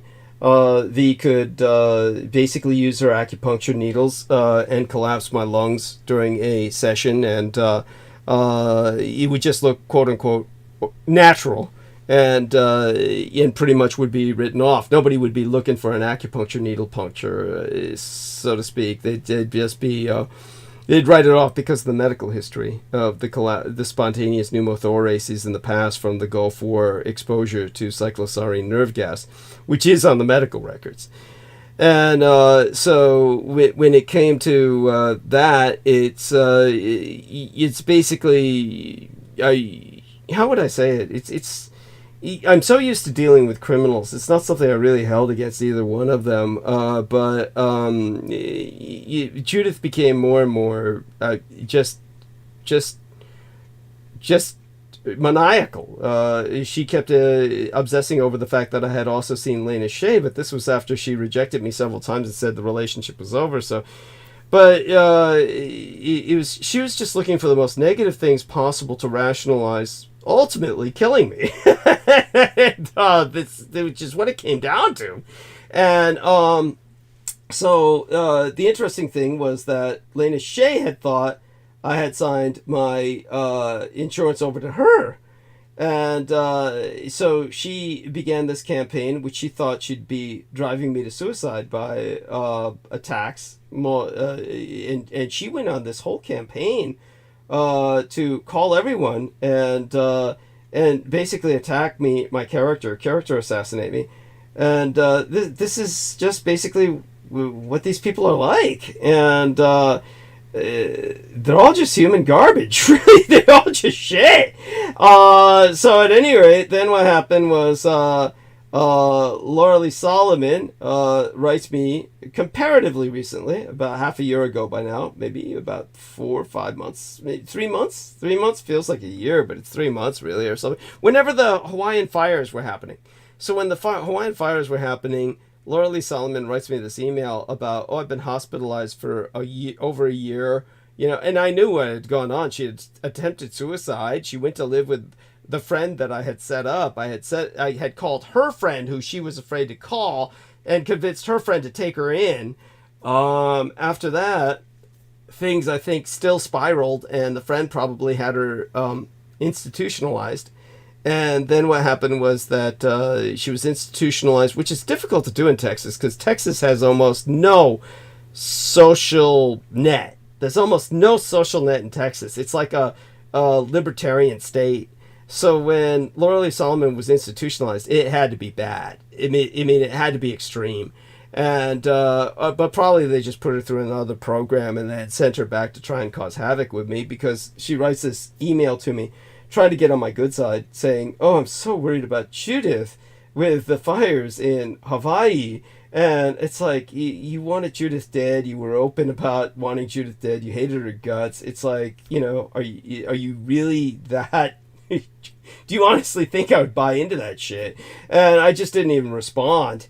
I showed it to Holly Coditis Kiefer, who knew Laura Lee Solomon well enough, and agreed with myself. It was completely phony. And then of course, after that, Laura Lee Solomon just dropped out again of existence. But the one thing that Lorian Ann Fenton was actually right about was I really never should have been on Facebook in the first place. It was just it just really was in a sense just a lot of time-consuming interaction with people that was often enjoyable, but at the same time, as Laura Lee Solomon said, as a public figure, I really shouldn't be interacting with people, not at that level, that I really should not be interacting with people at a level where I was friendly with them, because it really it's not really conducive to helping the mystique that a person needs to maintain as a public figure, as a of course, she's a completely reprehensible human being, but even a stuck clock is right 2 times a day, and that Laura Lee Solomon was right about that. So the enemy actually did me a favor with Lena Shea ultimately doing what she did, and it's actually been a lot more peaceful, just a lot less responsibility to creatively produce for Facebook and all that stuff. Though, as Sammy Romero said, he missed it. The one thing I noticed is that the people who were on Facebook who contributed to me, when I was banned off Facebook, they stopped contributing. It's like that was the only reason they were contributing, was because I was interacting with them on Facebook, which I think is really weird. And you would think they would contribute because of the show, but it's like they weren't listening to the show or something, but they were. And yet, so it's very strange how people behave. But things have stabilized since then. I think the show's doing much better now, and contributors are much more in tune with the show. And so there's that. And then I can catch you up with some gossip on the later things that happened after that. Victoria was just a young lady who came on for a while, and hopefully she'll come on again in the future. I have nothing against her, but She ran, or still runs, so far as I know, a CBD dispensary in Pennsylvania. And then we have this young girl called herself Esther, which was mysterious because that was a whole story behind that name. My representative payee at the time that the judge allowed me to be placed upon SSDI, my representative payee for what was supposed to be a year was Esther Fishman. And so Esther went stark raving mad and had to be institutionalized. You notice a pattern here. Then this young lady came on, said I was born on a military base, was verifying, vindicating a lot of what I said, but wouldn't give her real name and used this name Esther, which is fairly rare. So that's almost like asset-like. And then she gaslighted me, saying that you know, I set up a private appointment with her and then had to cancel it. And the moment I did that, I said, well, hopefully you'll come on the show tonight because otherwise we won't have an opportunity to talk at all for a little while. And then she said, oh, I'm sorry, a relative died. And it was just like that. Just suddenly, oh, a relative just conveniently died. And then she put the LOL on it. It's, you know, it's there in the text. Like, you know, so she was my relative in a weird kind of way, laugh out loud. It's like, okay, I'm not really believing that this person maybe even existed, but if they did exist and they did die, I don't believe it happened right now, just like that. And why would you use an LOL? And then it was after the transmission, I said, oh, things have stabilized enough now for me to send my condolences. And then because on the actual transmission, and anybody can review that transmission, I never said anything negative about her. I said, oh, I got to be suspect and cautious about everyone who comes on this program and offers their assistance. And but we're willing to give Esther the benefit of the doubt. You know, I'm discussing that with Aristides. I think what we said was perfectly acceptable. She said, oh, you were basically dissing her, you know, in my moment of grieving, in my time of grieving, your condolences are overwhelmingly disingenuous. And I mean, really? Totally appropriate. Yeah, thank you. Nothing wrong with it. Thank you. Thank you. Yes, I appreciate that. And yeah, and so that's called gaslighting. Somebody's trying to guilt me out about it's something that probably never even happened. And yeah, it's weird. So this is what I have to deal with. It's you know, hopefully Jennifer Hawkins and Victoria come back on. But Victoria was, like she said, she's really seeking somebody to get married to, have a family with, like kids and stuff. And I'm like, I can give you kids, but I can't give you a family. I just am not in any position to provide security or anything like that at this moment in history. Then, what was it? Jennifer Hawkins, of course, conducted that interview with me, and then kind of disappeared. Hopefully she comes back, but I saw she was online, sent her a little message. I pray thee be well. And then she went offline immediately. So you can tell these people are. You see them go off. Go on. Yeah? Who was it who was giving you a hard time about not being able to save up enough money to come visit her or fly her out or something? Oh, Judith Ager. That was Judith Ager. Oh. Yeah. Yeah. Gotcha. Yeah, she was like saying, why can't you save enough money to... And it's like, well, fuck, I security in the fucking Bay Area. Yeah, it's like, first, I live in San Francisco. The rent is $1,000 a month. It's you know, everything I have goes towards just a few functional things, and there's nothing left. Yeah, she was completely unreasonable in that regard. I think what happened was, poor dear is, he's wound up in a hotel, living in a hotel or an apartment somewhere, because she, like, I told her not to sell the home because she'd never get another one.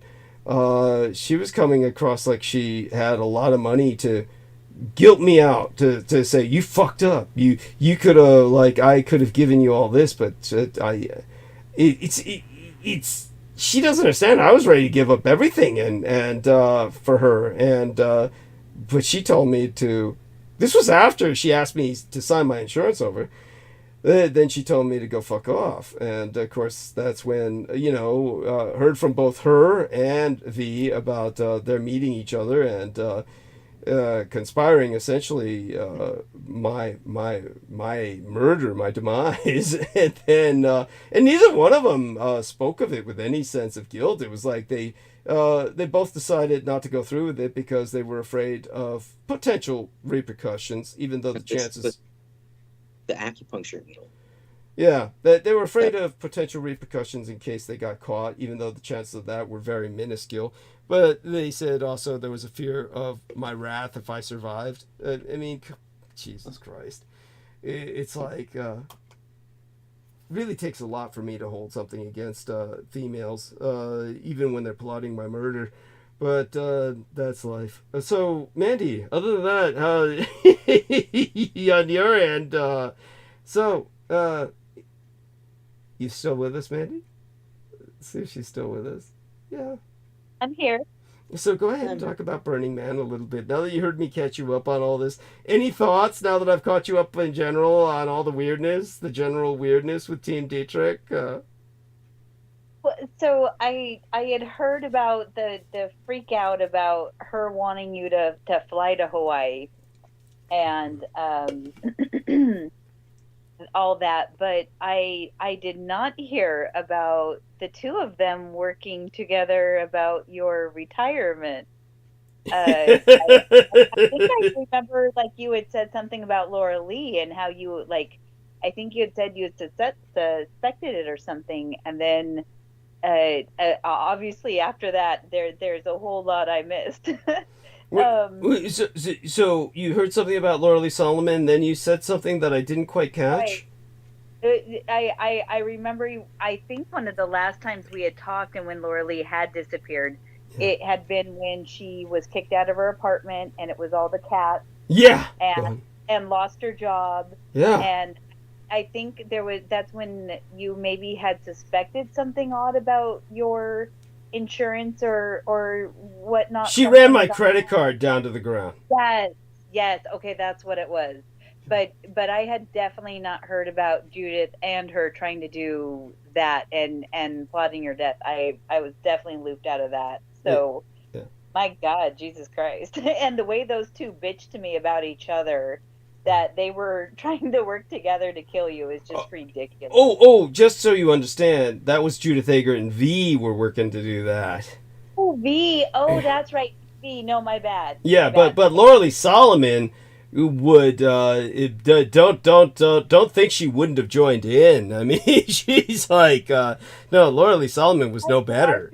Weird stuff was kind of happening about donations and kind of the keeper of the moolah and whatnot. Things were getting a little weird. Well, the point is, I'm not in a very real sense, I am not a competent adult. In a very real sense, I'm always looking for a chick takeover because I really am not a mature individual in many ways. Simply because I can analyze geopolitics, simply because there's certain things in life I'm competent about, at least to a degree. When it comes to money management, I'm just completely incompetent. But obviously not too incompetent. I pay my rent every month. I pay my bills, barely. But honestly, without my listeners, I'd be dead, and or homeless, which I'd be dead shortly thereafter. But when it came to Laura Lee Solomon, she was one of those money manageresses, and they all do the same thing. They all make certain that they fuck it all up. And Laura Lee Solomon simply ran off with whatever she could. Granted, it wasn't much, only because there wasn't much available. Had there been more available to steal, she would have stolen it all. But as there wasn't much to steal, she stole what she could. Not much on the card, but she ran it down to the ground. And when it came to the Lena Shea, it's not even so much that her insanity was basically, this is what happened. What do you remember about this? The funny thing is, Brendan Zogit remembers this more clearly than I do because he dealt with the idiot personally. But there was a goofball. He ran the channel called Truth Bombs for Your Mom, which is still up on YouTube, and still has some videos that he actually made. Zachariah. So Zachariah G was this guy who had volunteered to be a kind of co-producer for a while, and he had a great voice. He was a telemarketer, and he was a crackhead or meth head. He was just, and because he had all the symptoms, he was extraordinarily symptomatic, just like Ian West. And when it came to, they all have symptoms that their skin is breaking out. They think that they've got, things crawling out of them, parasites. So in his case, he thought that he had all these cysts on his bald forehead, and it's just a psychotic delusion. But he was convinced he had incredible pain, lockjaw. They developed these phantom pains and shit. And Brendan was like saying, do this, and finally said, go to a clinic. And the guy's, I can't do that, and Brendan's going, why? Well, obvious why, Brendan and I figured it out, because they'll say, well, stop using crack, stop using meth, and maybe you'll stop, having imaginary parasites crawl out of your eyeballs at night and all this shit. But anyhow, so Doofus, he at the time, this was like he was like, in a sense, a handler of Lena Shea, only in the sense that he triggered her asset status. Lena Shea was love bombing me forever. She was like sending me items I needed, like a mattress, toaster oven. She was spending big money on my dentistry. I could not say no to any of this. I needed it all. And so she sent me money. She's love bombing me. And then fell into this kind of relationship with me to the point where she visited myself and all that, which is what caused the severance with Judith Ager, who then said I had betrayed her.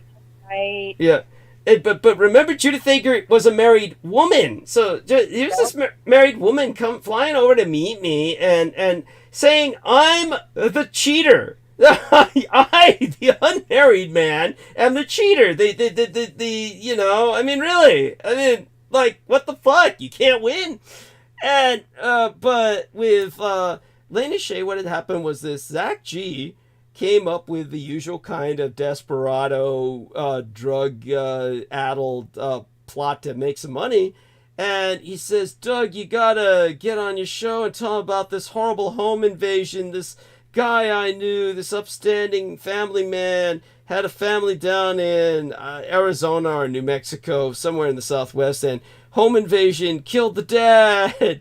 And the two kids are with the mom are still alive, and the kids were not that young. It's 16, 17. Yeah, if the dad gets killed, that's horrible, but it's they're old enough where, hey, you're near manhood now, horrible thing happened, but you can take care of your mom. It's not like you're not on the tid anymore, okay? It's not that bad. And they could set up a GoFundMe with their story. But he says, no, send the money to me. Send the money to me. And, of course, this is all sus as hell. And Brendan and I started making fun of him on air, saying, this is where it comes out, the crack shit. This is how the guy's trying to get some money. And then Lena Shea shit all over us and said, now this is the funny thing. Everybody I knew went to that guy's Facebook page and just saw the guy's message, send me money over and I'll make certain this family gets it. Yeah, right. And I remember that. Yeah, and Lena Shea was the only one, and I believe her. She was the only one who saw he had a GoFundMe up there for the family, a link to a GoFundMe for this particular family. And I believe she's the only one who saw that because that was her trigger. And the moment she saw that, and she was the only one who saw that, she went enemy. she started saying, Douglas Dietrich is not who he says he is. And that Douglas Dietrich is plagiarizing, a very bizarre academic term to use. And she was like using this repeatedly. It was a mantra of theirs. It was like a precursor to the attacks they're using now against the Ivy League staff that they're using to try and destroy woke colleges, quote unquote, woke universities. So it was at that point Lena Shea went nuts. And think about this. She had a family.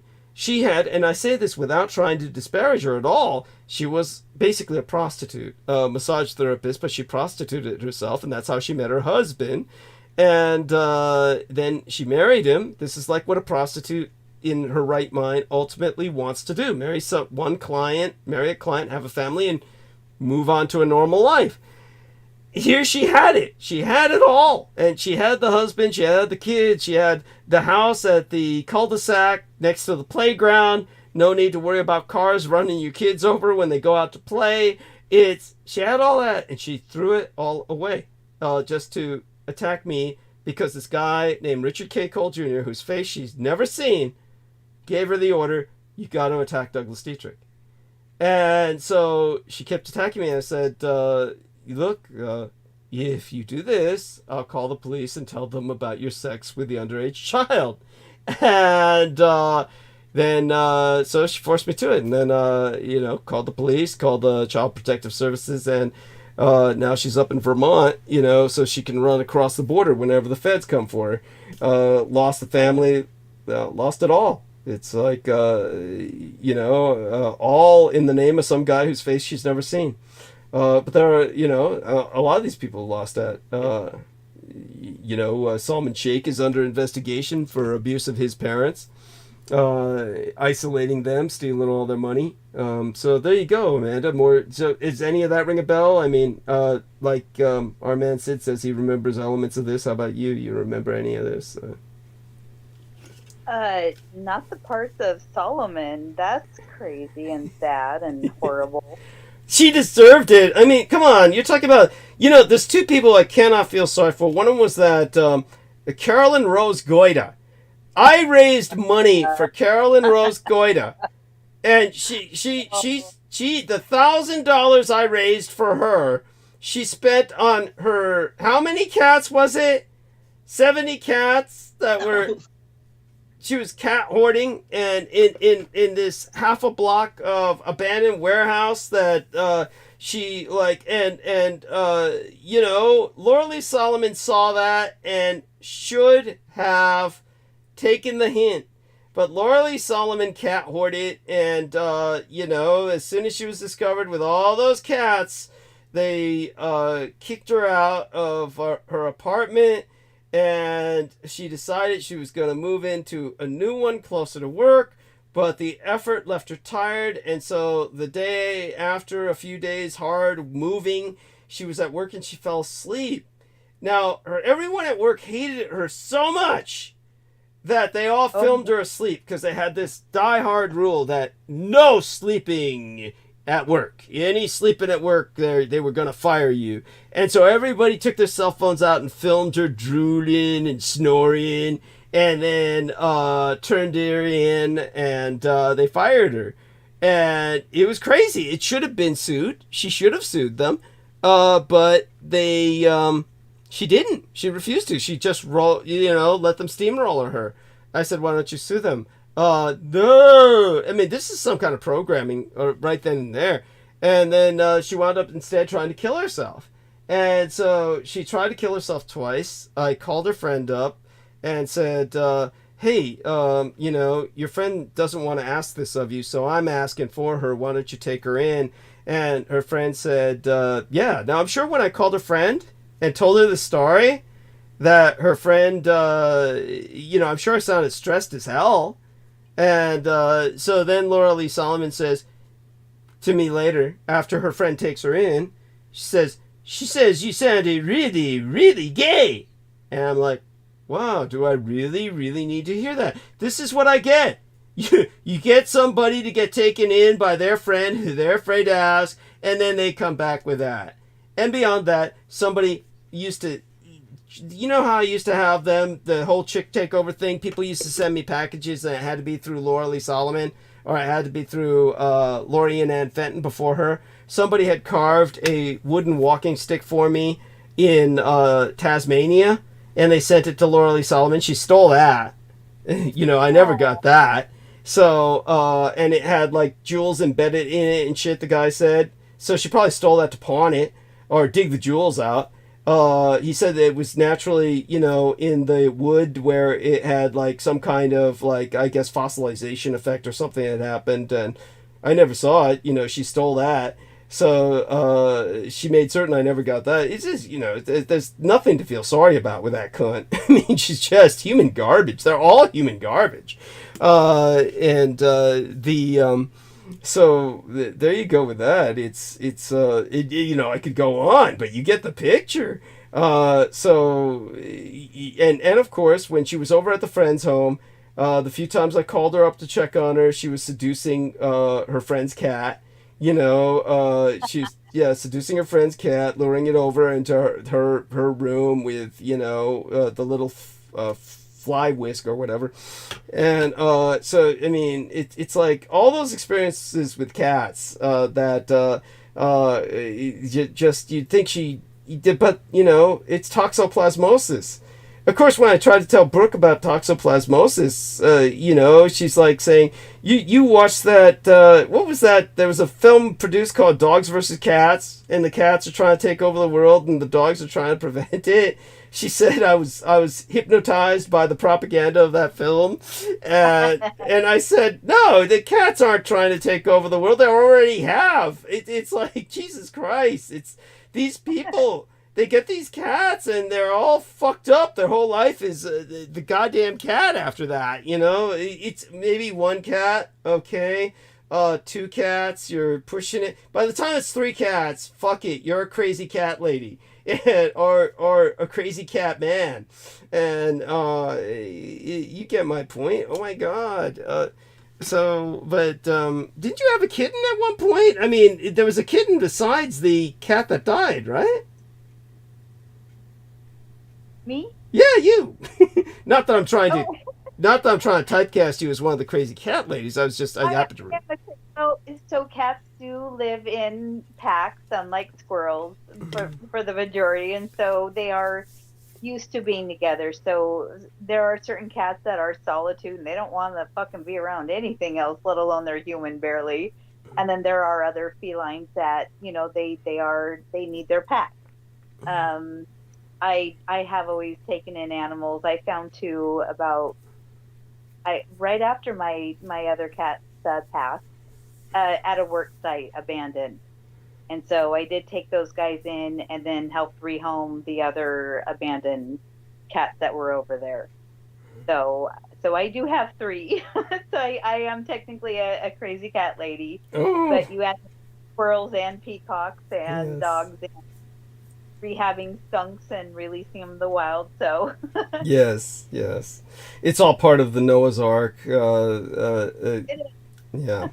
agenda that you have, and that's fine. And that's no, I mean, you're a lovely person and you have a big heart, and but you understand what I'm saying. There's obviously animal hoarders out there, and they tend to be cat hoarders, and it is proven in the cat litter and the toxin that they release.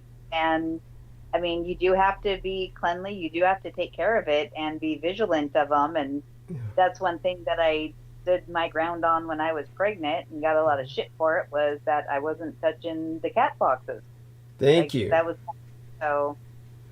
Yeah, thank you. It's just other things like our squirrels and stuff. We, if you do rescue a wild animal, it is best to get it to a sanctuary, find a wildlife vet, go through somebody else and take precautions and definitely do research. Thank you. And when it came to oh God, what did you just bring up? The kitty litter, all the rest of that. Go on, Sid. What was that? The kitty litter thing. Yes. The toxoplasmosis. I just want to say before I forget, please. Brendan brought this up, and he was talking about the vampire or serpentine DNA of cats and the presence of those parasites or tiny worms, and comparing that to the show The Strain. I thought that was fascinating. Oh, interesting, fascinating. So, Amanda, what Sid is referencing is the fact that Brendan Zogit was bringing up the hypothesis that the cats are chimerical, that cats have serpent's eyes, and that they were created at some point in Atlantis or at some point in prehistory by genetic chimerical engineering, basically gene engineering or hybridization of dragon blood or serpent's blood, dragon's blood really, with the cats, that they are very draconic, and that they of course evolved the toxoplasmosis to of course conquer planet Earth and have humans become subservient to them. I mean, it makes perfect sense. It's kind of like and because of their draconic bloodline, they're very delusional almost in terms of their standing ground to much larger opponents. Nemo was describing, of course, basically a kind of a regular kind of feline, more like a house cat, but probably feral, probably in the wild, that was somehow encountering a lion or some kind of a larger big cat like a puma or something, and not backing down and just kind of attacking at it. And of course it tore the cat up, but that's the kind of madness that they have because of their bloodline, their inability to disambiguate size or whatnot. They can get a human to back off, so that's understandable. See, a human respects the cat because the cat has claws, and cats are very hard to shoot. So most cats on the attack with humans, the humans will just generally run away. That's so you can imagine why they aren't intimidated by size. So when it comes to that was brought up, and obviously we've seen the damage that happens with people who become slaves to the cats. Like Carolyn Rose Goyda went to court. She had to be taken to court because she was endangering the community around her with the hygiene issue. It became a community hygiene issue, community safety and health issue, and also cruelty to the cats who she was keeping in subpar conditions. And and she had, if you might remember, Amanda, thousands or at least hundreds of cans of tuna, all these bags of kitty litter, truckloads full. It was like she had it on an industrial scale. Just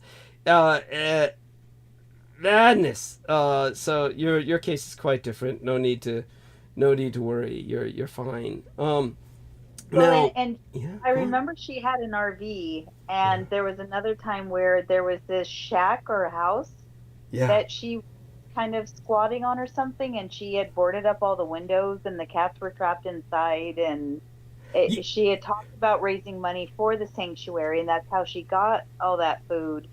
Yes. It was not good. No. You're also converging a few things. I hate to laugh at other people's misfortune, but I'm sorry. Carolyn Rose Goyda's story is hideously funny. So just so people understand, what Amanda Yude is referencing was the apex or pinnacle of the madness of Carolyn Rose Goyda. By the time she spiraled to what might be her bottom, and God knows where she's gone ever since, and I don't really care. But Carolyn Rose Goyda reached her most infamous level of fame, infamy, when basically what happened was she had all kinds of people supporting her. There was a woman who had purchased her this very expensive cell phone, was paying for her service every month. And this is how Carolyn Rose Goyda fucked herself over. She was giving pictures of her cats, and the temperature on the cell phone was showing in these shots, these pictures of her cats. Now, somebody took a picture of her showing her cell phone screen to the camera where the temperature showed over 100 degrees.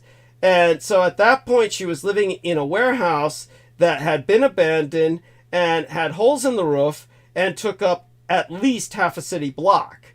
Now, within this abandoned warehouse where she had nailed all the windows shut so the cats couldn't escape, they were getting in and out through the holes in the roof, but so was rain. And so you had rain constantly being a problem in this open holes in the roof warehouse where she lived with at least half a dozen homeless men.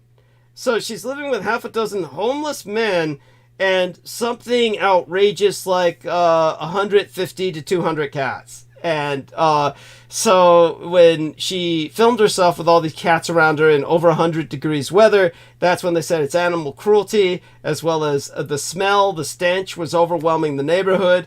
Public humane for animals, a humane issue for the animals, animal safety, public community health and safety, just everything you can imagine. This woman belonged in an institution. And but before what Mandy was referencing was that she had lived in a trailer, and basically at one point she was living in a hotel for a long time, somehow wound up in the trailer, and at one point with all the cats, everywhere she went in the trailer, she brought, a horde of cats.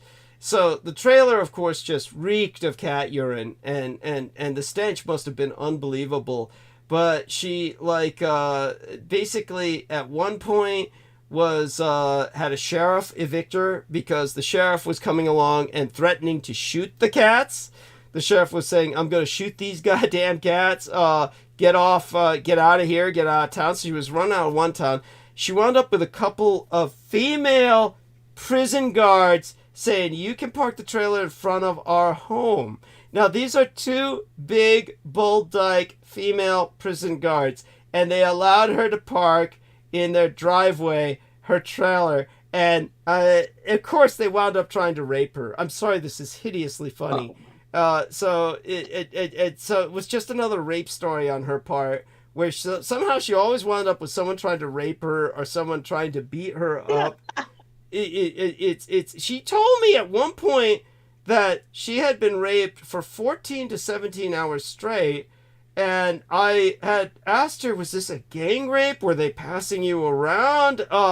Somehow the story was that the guy just kept himself up by cocaine and just kept going back to her while she was tied up. And it was like, it's like, but how do you get in these situations?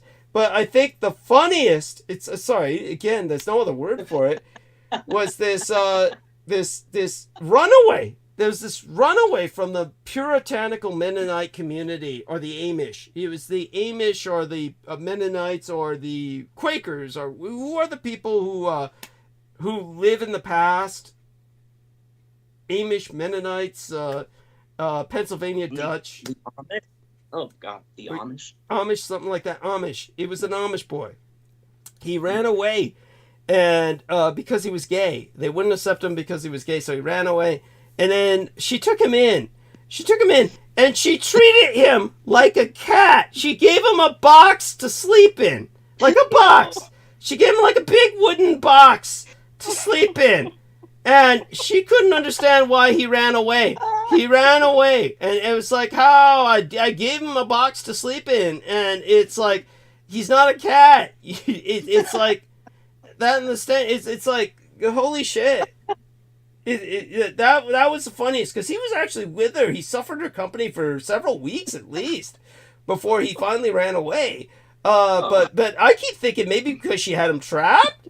I think maybe she wouldn't let him out. Maybe somehow she prevented him from it, because I would have bolted just overnight because of the stench. But I think he couldn't get out of the trailer. I think she had him a prisoner for several weeks. So, talk about the cycle of violence. From being a victim to being, basically a dominatrix, who's does everything but put a cat necklace on this guy and shit, collar, yeah. And I'm sorry, these people, I can't have sympathy with these people. It's whether it's her or Laura Lee or these are just they're all awful. Anyhow, Amanda, you're different, of course. You're angelic. So, Mandy, can you hear us? You're on mute. I was just wondering if you're there. I'm here. Okay, so do me a favor. Speak with Sid about Burning Man. I'll be back in a few minutes, okay? I just finished this Coke, so I need to rinse the taste of the Coke out of my mouth, the aftertaste. I'll be back in a few minutes. I'll go mute, and I'll be right back. But talk to Sid a little bit about the Burning Man, and I'll catch up when I come back, okay? Hey. Thank you, honey. All right, I'll be right back. Hi. So I'm just curious about, what do you know about Burning Man, or what's your impression, or do you have any ideas already about what the kind of dark side of Burning Man? Okay. So I know that it started at the Presidio, and it was started by people who were, hooked into the intelligence community and psychedelic research, MK, whatever. Right. And apart from that, I don't have a good impression of it in general. The people I've known were not very nice at all. Not people. Yeah, no, definitely. It has that very odd connection with the psychedelic research and the ritual harvesting magic. And from what I've heard, going in, everybody gets I think it is hosed down with water, and it's a ritual the entire way in, and this whole mantra and saying about, I think it's every first time you've gone there, and there's a whole different hazing kind of entrance that you get, and you're very much looked down upon for leaving early. You're expected to go there and stay the whole time. And on the front of it, it's this artistic expression of being yourself and being out there and making a community without making a mark afterwards. And the supposedly a positive growth ritual of expression, and kind of that, I had mentioned the walkabout in Australia, and this one is kind of more attributed to, like, perhaps going out and walking and having a peyote trip, and meeting the trickster coyote, and go, crawling through the gates of hell and coming out the other side. And except at Burning Man, the people that are there and the bad shit that always goes down and happens, suffering and loss, and just the climate and the extreme conditions that people go through there, it really is a energy harvesting negative way. And it's a huge talk about opening up your chakras, sharing your energy. And when you do that, it's like your house. When you leave town, you don't open your doors and windows and leave and just leave it open for anybody and anything to come through. You're going to come home and find your TV gone and your fridge empty and squirrels and raccoons living in your shit and rats and who knows what else is going on.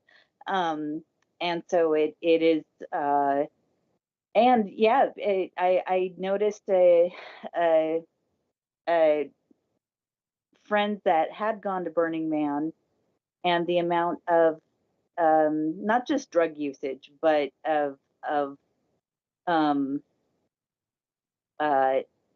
heroin addict, methamphetamine addictions, a very negative, personal, narcissistic attitude, mean, evil attachments that followed these people who supposedly were going to an experience to build community and open themselves and have a some sort of transformation or almost coming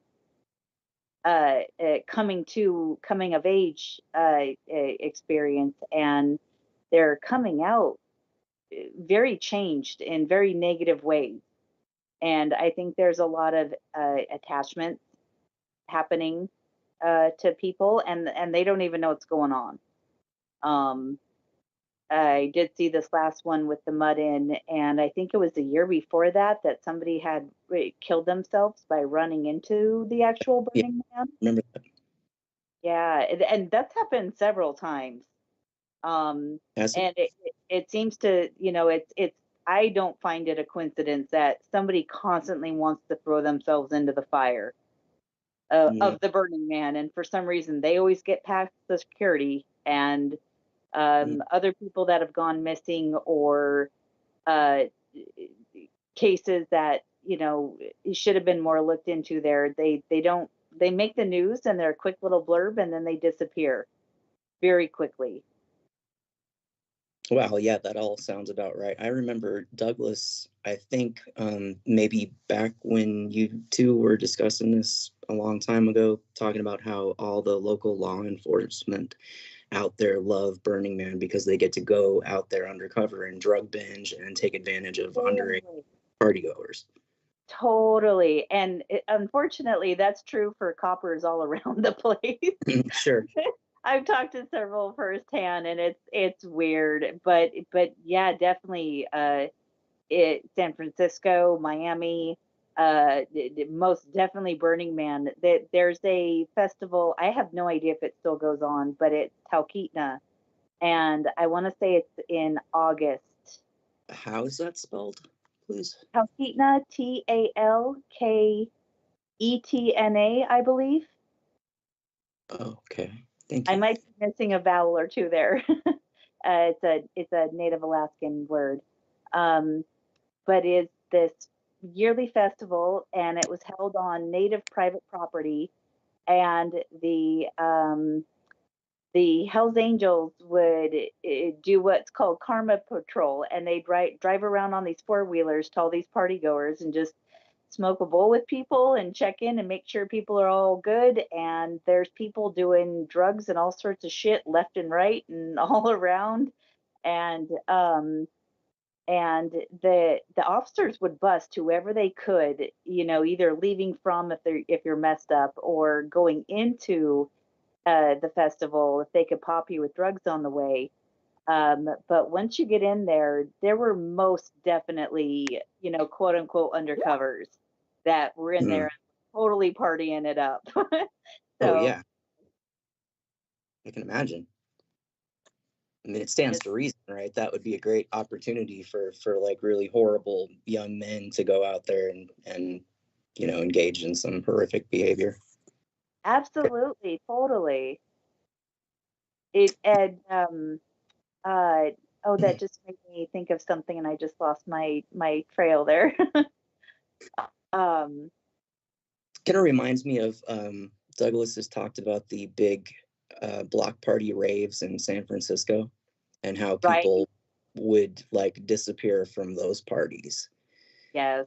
I even heard stories like that from people that age who claim to know people who went out to the San Francisco block parties and never came back. Oh gosh. Oh, that's so scary. Yeah, and with the tunnels and what could have possibly happened to those people. I mean, they're probably, not quick deaths, probably sold into human trafficking and whatnot. I imagine the same kind of thing goes on at Burning Man. Right, absolutely. Besides a total mental and emotional and psychic and spiritual attack, there is absolutely a physical. It's kind of like the Super Bowl. It is one of the highest human trafficking days of the year. And social groups and police supposedly are always supposed to be on heightened patrol. And it's just known that whatever city is holding the Super Bowl, there is massive, massive child and human trafficking going on. And they try to bust whoever they can. And somebody I know that does that work specifically a lot there. They work with runaways and prostitutes and children of human trafficking and sexual abuse. On one hand, there are certain parts of law enforcement that help them, and yet every single time there's also a problem. There's some sort of blockage, there's some sort of stalling, there's some sort of, giving them shit about reporting or getting through. There's a lot of handing out cards, there's a lot of handing out material to try to reach people just to notice human trafficking that's going on around, let alone getting the message to people and try to get them reach out to them and hopefully save them. And it doesn't matter what city it is, there's always a official hindrance to supposedly the thing that they're trying to do, which is help people get out of these rings. And sometimes they come out with busts. They make the news. They make the circuit. They are talked about. And then other times there are busts that happen and it doesn't make the news, and it's very, very quickly hushed up. And most of the time, you imagine those cases are dismissed. There's a slap on the wrist.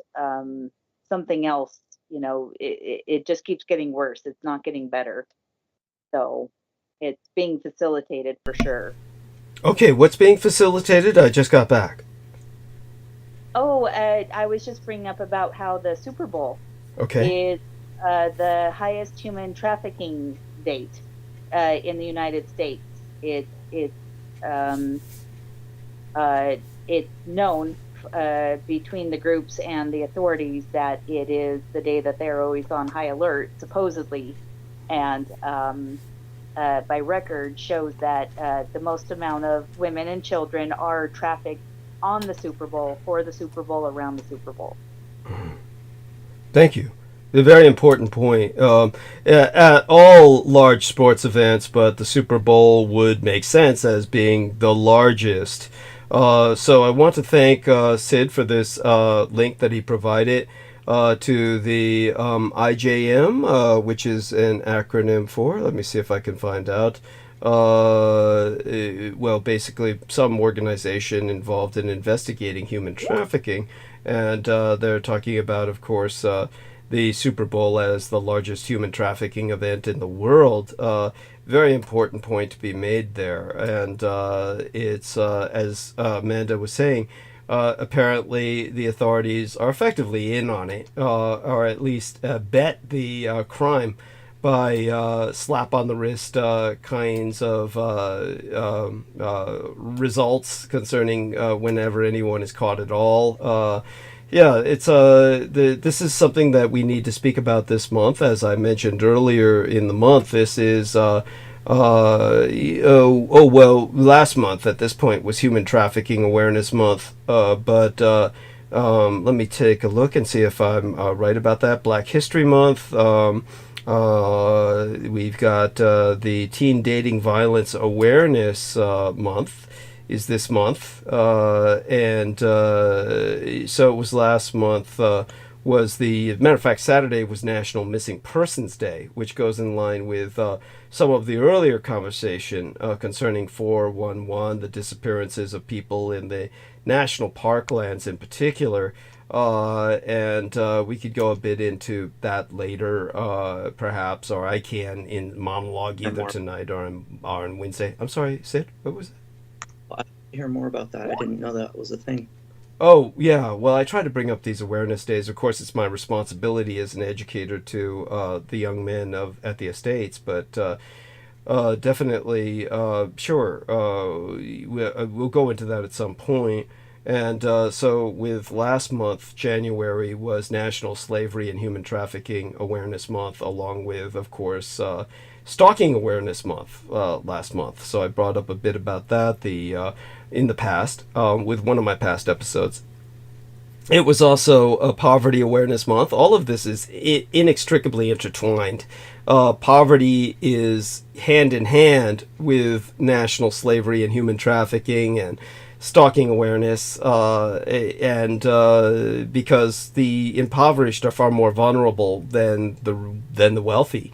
And of course, it was National Volunteer Blood Donor Month as well last month, and that was again hand in hand with all of this. For the longest period of time, it was the poorest people that were donating their blood, and of course, many of them were donating bad blood, and that's what ultimately crashed the blood market. Now, of course, we're in a blood donor crisis where almost nobody is donating. So one of the things that I pointed out was that people who donate blood are, what was the percentage they gave? 80%, 88% less likely to have a heart attack. So it obviously does something healthy for your body when you donate blood, because your body's forced to generate more blood. And in the end, this is a healthy thing. So, all that being said, back to Amanda. And so when Sid was asking you about Burning Man, we ultimately wound up with speaking about the Super Bowl. And when it comes to the human trafficking involved, very important point, well appreciated. Again, something to go into during Super Bowl time, which is that's not this Sunday, is it? It's next Sunday. Yeah, next Sunday. And so when it comes, do you have any plans for that day, Mandy? No. No. What did either of your children grow up to be sports fans, or is that like a TV day for them to be watching it, or this is just not a thing for them? It's not a thing. We're into playing games and sports and being outdoors and whatnot, but as far as professional sports, that's not really a thing around here. Probably for the best, yeah. And so aside from all of that, you are aware, of course, that we're in the preliminary week, the last week of the last month of the Asian calendar, the last week of the last month, the 12th month of the year of Cat and Rabbit, and we're exiting the year of Cat and Rabbit on the 10th. The 9th will be New Year's Eve day for Asian Lunar New Year. And in this period of time, the last week of the last month of last year, essentially, the year of Cat and Rabbit, we go into the year of the dragon starting on the 10th, but the last day of the year of Cat and Rabbit will be, the 9th, and that'll be New Year's Eve day. And so, oh my God, what a time we're in. Are you doing any preparations, honey, or do you? I know you're much more culturally aware than others. How aware were you of this transitional period? I always am. The Lunar New Year falls on my birthday quite often. Okay. It's always been a kind of a tradition with my family and especially my kids. When's your birthday again? When's your birthday again? I'm sorry, February 4th? Yeah. Okay, let me write that down. You mean yesterday? I guess it's after midnight, yeah. Today's your... Whoa, wait, whoa! Oh, thank you. Yeah, I missed that earlier too. What? Today's the 5th. I mean, well, it's 5th because it's after midnight here on the... We're all on the West Coast. Sid and, I almost said Nancy, Mandy, Sid and Mandy and myself, we're all here on the West Coast together. So, whoa. Tell me again, your birthday is the 4th, so it was last night. You're with us on your birthday through it's the day after your birthday now, technically, but happy birthday. I mean, God, today's your birthday? I mean, yesterday, the 4th. Yeah. Yes, oh my God, let me put this on my calendar for next year so that I can give you something. Jesus Christ. Mandy. Oh, Amanda Eitenayer. So do me a favor. You know, the enemy knows everything about you anyway, so spell out your last name, will you? Eitenayer, the full name. E-U-T or what? How is it spelled? The full name. Surname. E-U-T-E-N-E-I. Okay, E-U-T-E-N-E-I-R? E-U-T-E-N-E-I-E-R. E-I-E-R. Eitenayer. It's Old German. Yeah. Amanda Eitenayer, and B-Day. Oh my God. Oh my God, I've got to get something to you. I feel so bad about this. No, not at all. No, you don't. Nothing. So how about your how are you feeling?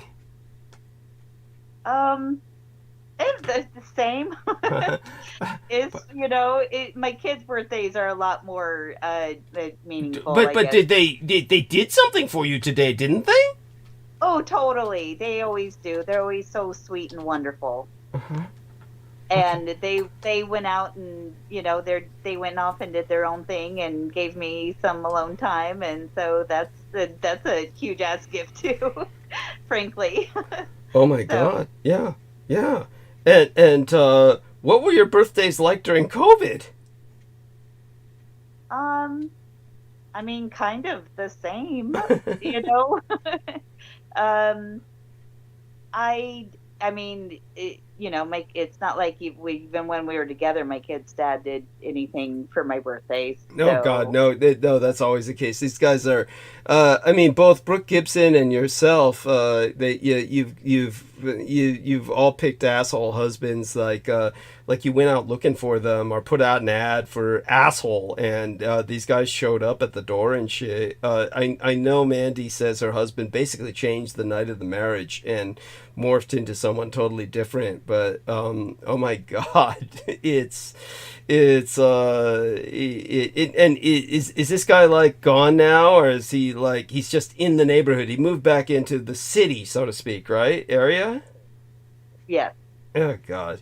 And but has he been bothering you in any way? A bother, yes, but still dealing. He is seeing his kids. He is around. Is that a positive or a negative or both? I mean, when you say he is seeing his kids, it sounds almost commendable, but he'd be the kind of guy I would think we're trying to avoid having seen the kids. Or is that the case, or is it harmless enough? Oh, I mean, when an adult is like that, it always sucks for the kids. We always want our parents to accept us and love us, and a part of growing up is understanding people's flaws and capacities. So I wish it was better, and I guess in certain ways, because the kids are older, there's certain things that I don't have to necessarily worry about anymore.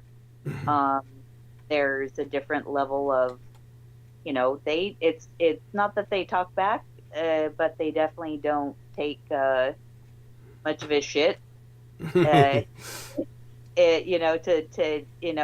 that's not encouraged. It's not like, bash your dad or anything, but as far as, it's kind of like if you have an alcoholic parent or something, when you have to deal with reality, there's certain growing up and other things that kids shouldn't have to do, but they do. And, there isn't anything as far as, I don't know what I mean. No, I get it, honey. It's hard to talk about because it's just so difficult. And I mean, especially my daughter, she's a lot more closed off to him. I think he's definitely burnt several bridges that I don't know if she'll want to rebuild them or whatnot, and that'll be her prerogative. My son is kind of a perpetual forgiveness, sees the goodness in everybody kind of person. Wow. And, you know, he will tell his dad things like, you know, what you're doing is not okay. This isn't acceptable. And, you know, he will be the mature, calm, you know, wise old man. But yet he's always there to, you know, give his dad another chance to show him a different side. So, I just respect their feelings and their boundaries and encourage them to speak them. And, you know, we just try to truck along, I guess. Yeah. And thank you for the courage in sharing that. It always takes courage to talk about these things. But of course, it's when it comes to guys like your ex and Brooks' ex and guys like this deserve no respect. But I understand why, of course, you give them enough respect so that you don't scar the kids or traumatize the kids further by just outright giving them what they deserve, which is basically just a kick to the curb. And but at least it doesn't seem like he's causing too much trouble right now, probably because you've got him separated enough where he can no longer do stupid things like put the house on the market like he did without consulting you, or robbing your bank account and the like. I mean, this kind of jerk we're talking about. And thank God you were able to, I take it you were able to ultimately resolve those issues? Well, that's kind of the current limbo that we are in, as far as having things finalized and whatnot, and making things even and whatnot. And so there are some legal things and there are agreements that we made, which is about my son reaching his 18th year. Here in Oregon, there is a law that if there are minors, and that's anybody under 18, and there is a divorce, they're instantly custody case with it. And there are all sorts of agreements, and as far as, you know, financially, him needing to make up certain things and not have his ass handed to him, as in probably jail time, which honestly just fucks me over. Why? Why would? Because if he's in jail, he's not making money and paying me back. But does he pay you back at all whenever he's even making any money? As well, so far, yes. Oh, I'm surprised. I mean, so, well, I mean, there's things in place, there are things going on, and it still doesn't mean that he wouldn't fuck me over again. And it's not like I'm pretending that that's not a probability, let alone a matter of time. So I do have whatever, you know, contingency plans that one can have. Good. You know, I don't trust anything for anything.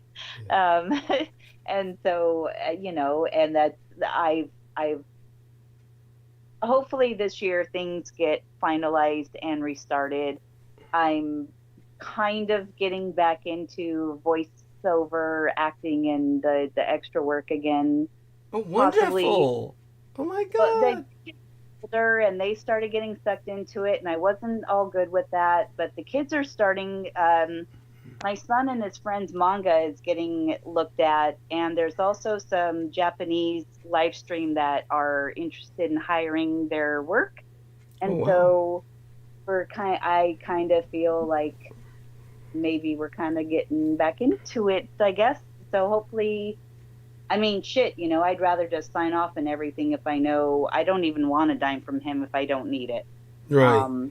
Right. I mean, fuck, you know, cut my losses. But with what happened with COVID, and several other timings of me just getting better, and my lungs just actually, right when COVID started is when my lungs were even starting to normalize and really do better for me. And So, but you never contracted COVID, right? I think we did have COVID a couple of times.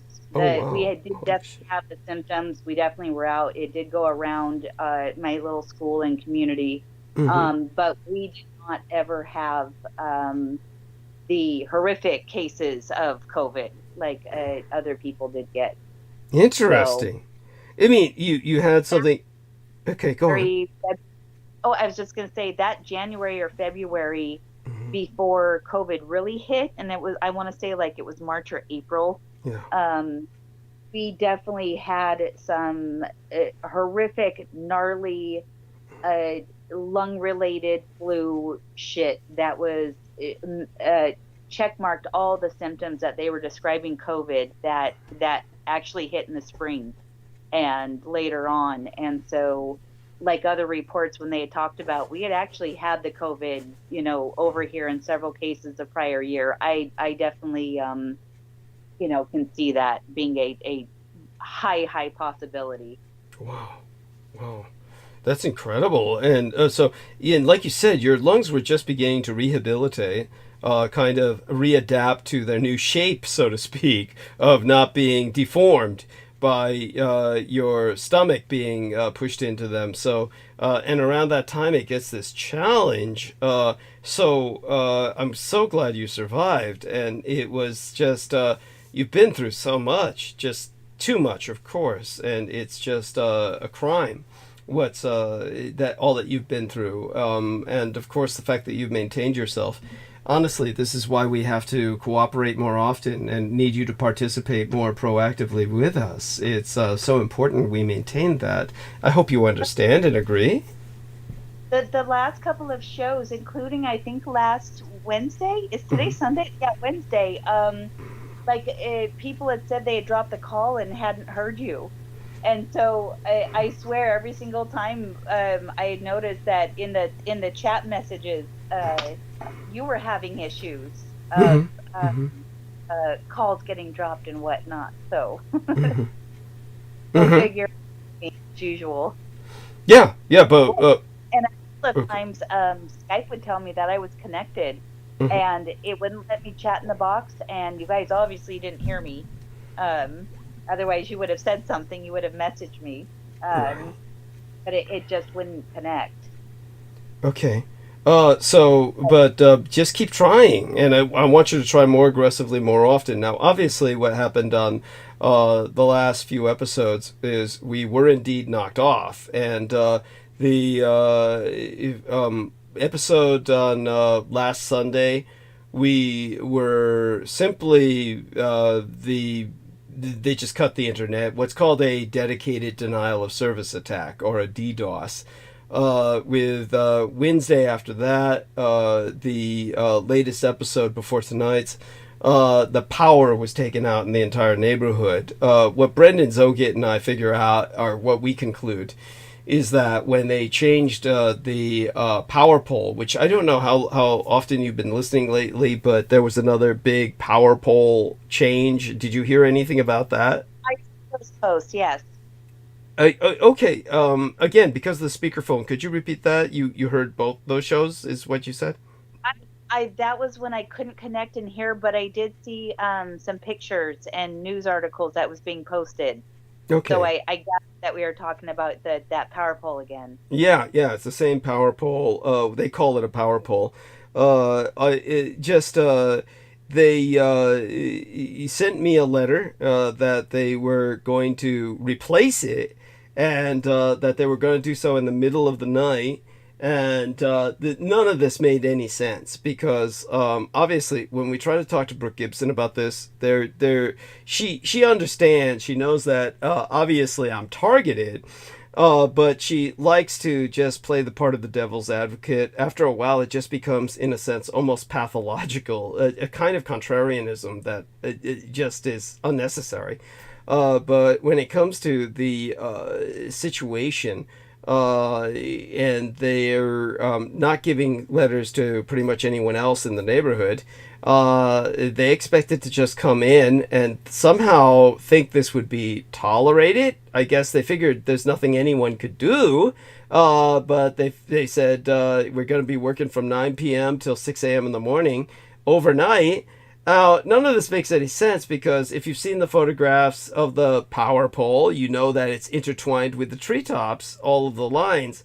And therefore they have to bring in people with the cherry pickers so they can use the chainsaws to saw branches, clear the way, that they have to bring in jackhammers to basically break the ground so they can physically lift, presumably with a crane or some other implement, the telephone pole, etc. To do this overnight is insane. You need to be doing this in the daytime.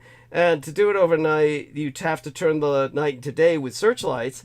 And they did this on Martin Luther King Jr. Day, no less, when everybody's home. It's not a holiday where anybody goes to meet family. Nobody says, hey, let's get together for the family on Martin Luther King Jr. Day. It's not like, no, that's not what happens. So everybody's at home. And then they, of course, knocked all the power out. And so when they knocked all the power out, and this was for 18 hours, I had checked into a hotel overnight. And the first thing I did when I went to the hotel was I said, I need to change the room that I reserved. Because these fuckers are in my computer more than I am. And they're in my computer so often, you may have heard me say this, that Brendan Zogid has to help me reset my time and my weather for San Francisco because they keep changing it to Washington, D.C. That's not a Microsoft glitch. They get into my computer and they're so fucking lazy. They're in my computer so long and so often they just reset it for Washington, D.C. time and Washington, D.C. weather. And so then Brendan and I have to go in later and reset it for San Francisco. But so they know my schedule better than I do. They knew that I had reserved a room at the Omni. So when I went there, the Omni was accommodating, and I said I need to change my room immediately. I can't take the room that I reserved, and they gave me a different room. That's what probably saved me from an assassination attempt. Probably all of this was a parcel to an abortive assassination attempt to take me out at whatever hotel room I was in, because it'd be almost impossible to kill me while I was at home. So I'd be much more vulnerable, have far less weapons, etc. So when I changed that room, it probably rendered that assassination attempt abortive. As soon as I came home from that, the first thing to notice was, of course, the place was still under siege, so to speak. Everybody was wandering around, all my neighbors, all wrapped up and bundled in clothing, and they were all miserable, and they were all hungry because all their food had melted in their ice boxes and shit. And it's like I came back looking like I just came back from Club Med, and it was actually quite funny. And then I went to the foreman, who was easily identifiable, not just because he was a big black guy with a yellow neon hazard vest, but also because he had all these food stains all over it because everybody threw all their melted ice cream at him and shit. And so there you go with that. Then, of course, I found out from him, he said, oh, it was a dedicated federal power pole that they hired us to replace. This was PG&E, which, as you know, is a mass murderous company guilty of hundreds of felonies in terms of murders that they have even confessed to in court, saying, yes, we confess to being responsible for the deaths of at least 84 people.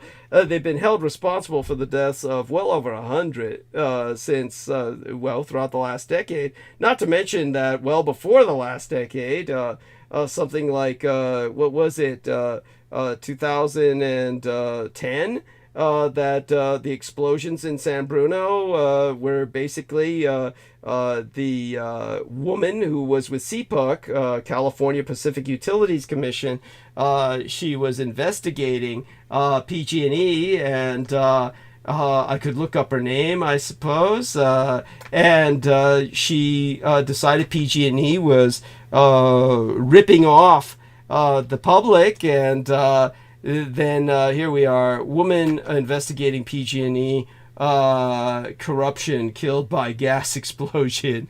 She said all of their pipelines were rotten and ready to blow and bigger and shit. They decided to kill her by blowing the gas pipe under her home in San Bruno. Grieg was her name. Grieg, I believe. And let me look that up and see if I remember that correctly. Here we are, almost, maybe. But at any rate, she was killed with her 13-year-old daughter. And they killed about they killed about eight other people, but they blew up 40 homes. It was because it was during a workday when most everybody was gone. So there you go. I think I found it. Get deadly gas line blast. Yeah, here we are. Team of California regulatory judges fined PG&E, I don't think they're giving the woman's name here. But anyhow, PG&E is obviously Murder Incorporated, so they get hired by the government to change the pipeline, the power pole. And in this case, when they reset it so that if somebody switches it off, it takes the entire neighborhood with it. So it was set that way when they found it, and it fucked them up, so they decided to reset it that way without changing it. And then when they took my show off with the latest episode, they took all the power out in the neighborhood. So they had to turn everything on back right away because, if they kept it off too long, then people are going to start to complain, and then everything gets investigated, right? So that's what happened with the latest episode. Pretty exciting stuff. And beyond that, I guess you kind of got a general idea of what's going on, but just keep trying. Just keep trying to get on and participate, because it's important, and it's the only thing that's ultimately helpful to both of us, really, is communicate with Brooke Gibson as well. We've all got to operate as a team, and I'd like to talk to you ladies more often privately as well. And I really should do that. Oh my God, you've got to contact me to tell me when you have an upcoming birthday. But it's on my calendar now. I'll make certain it's on my calendar next year. And I'm just so proud that you made it this far. There was a time, over the past 10 years, we didn't think you would. I mean, how long ago was the assassination attempt again at this point? Maybe 12 years ago, or what?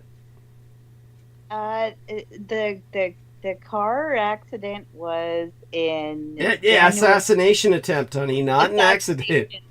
You're right. It was the assassination that was January of 2012, okay. I believe. Oh my God! And until 2018 of December to get my first surgery.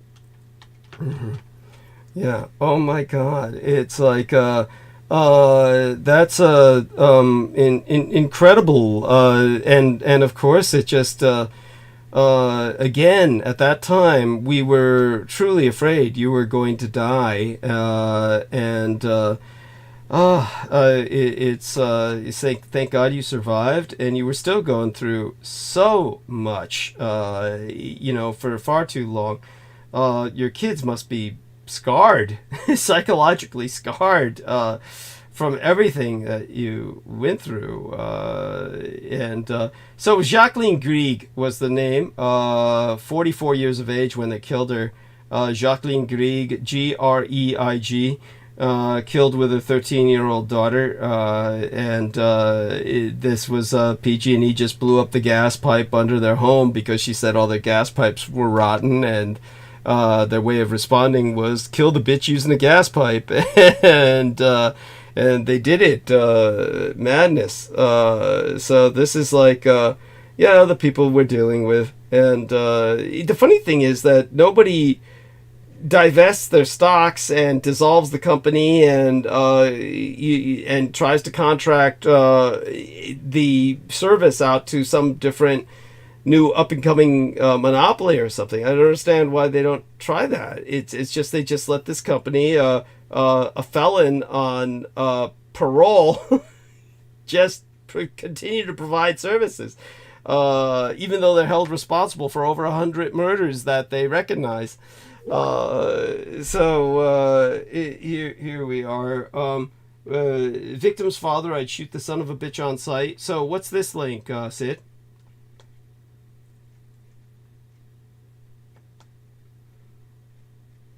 If you would be kind enough to come off mute. Yeah.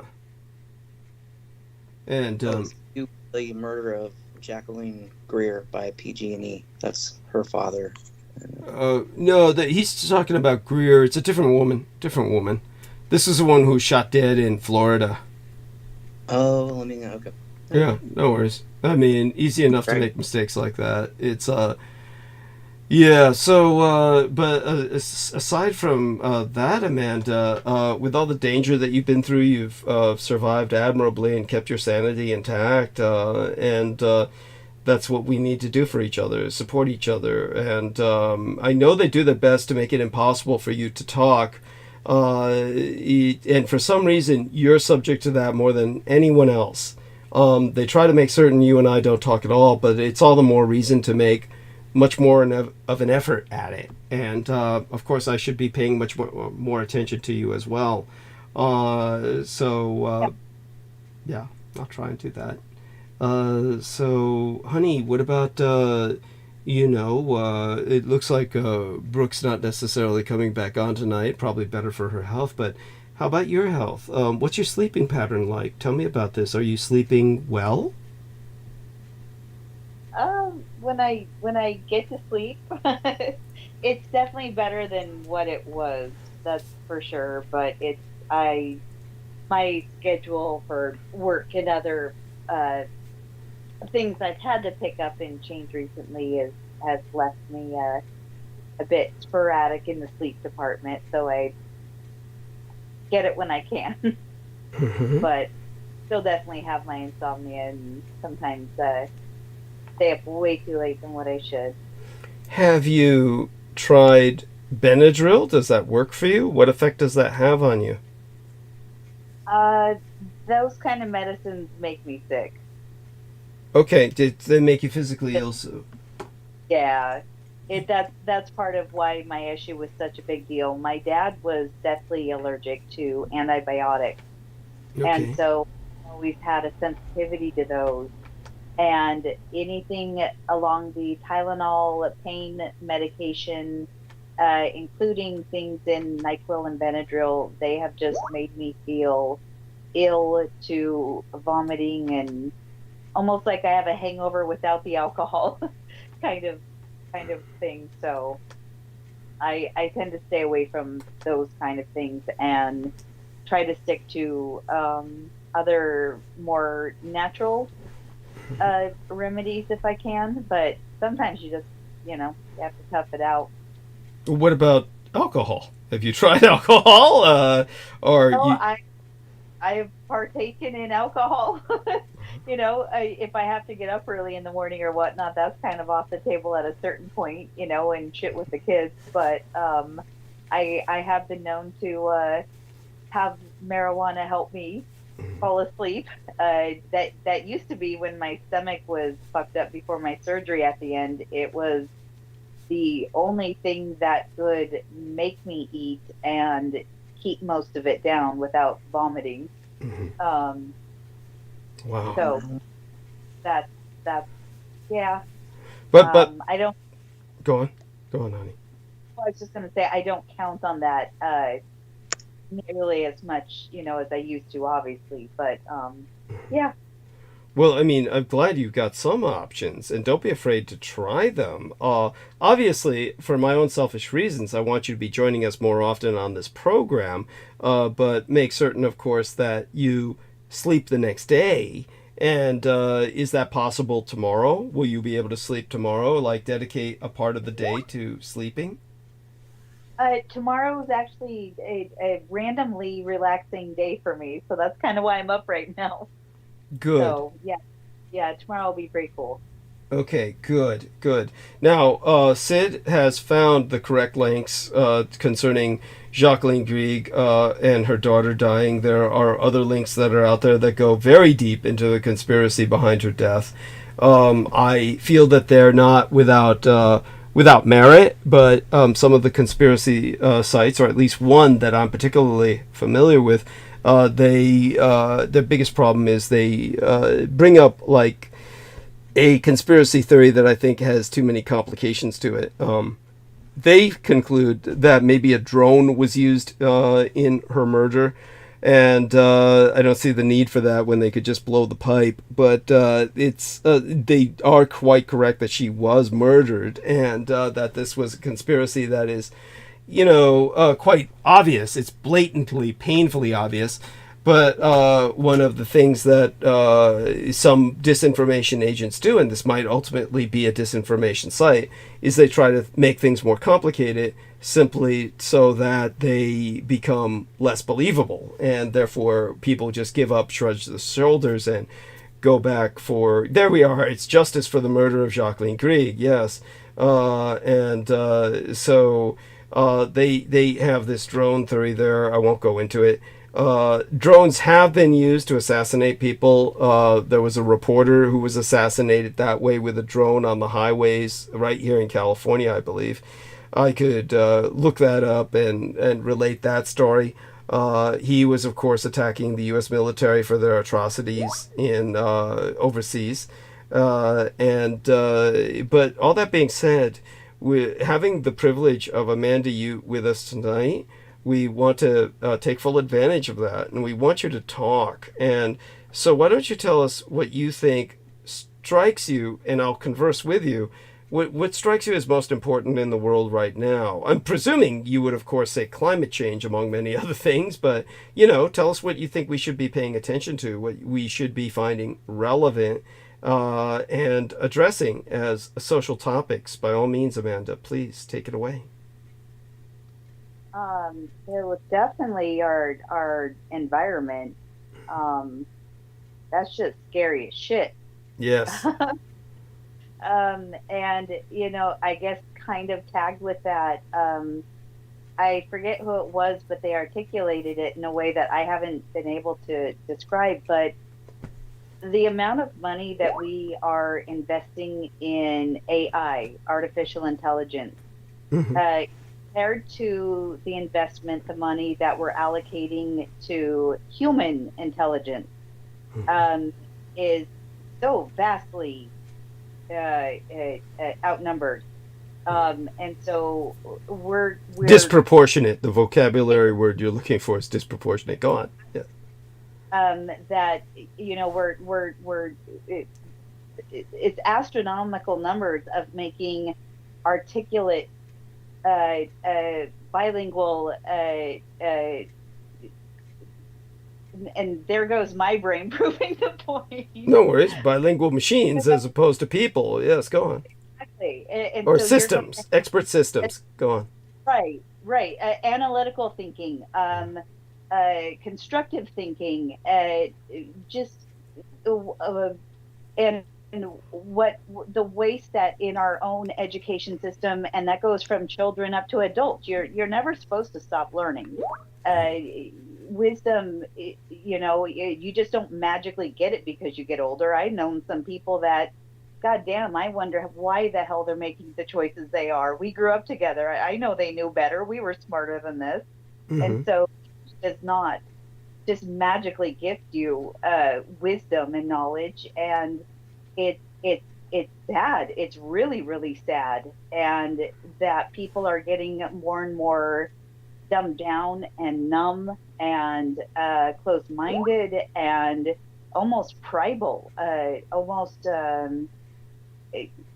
hasn't really gone that atrocious, but cannibalistic on our own. And meanwhile, on this pedestal, we are putting up this AI, and meanwhile, our environment, our climate is just going to hell in a handbasket. So I find that very worrisome. Has it occurred to you that maybe they're investing so heavily in AI in the hopes that it will help us find solutions to the climate problem? Maybe that's what they're thinking? Is that possible?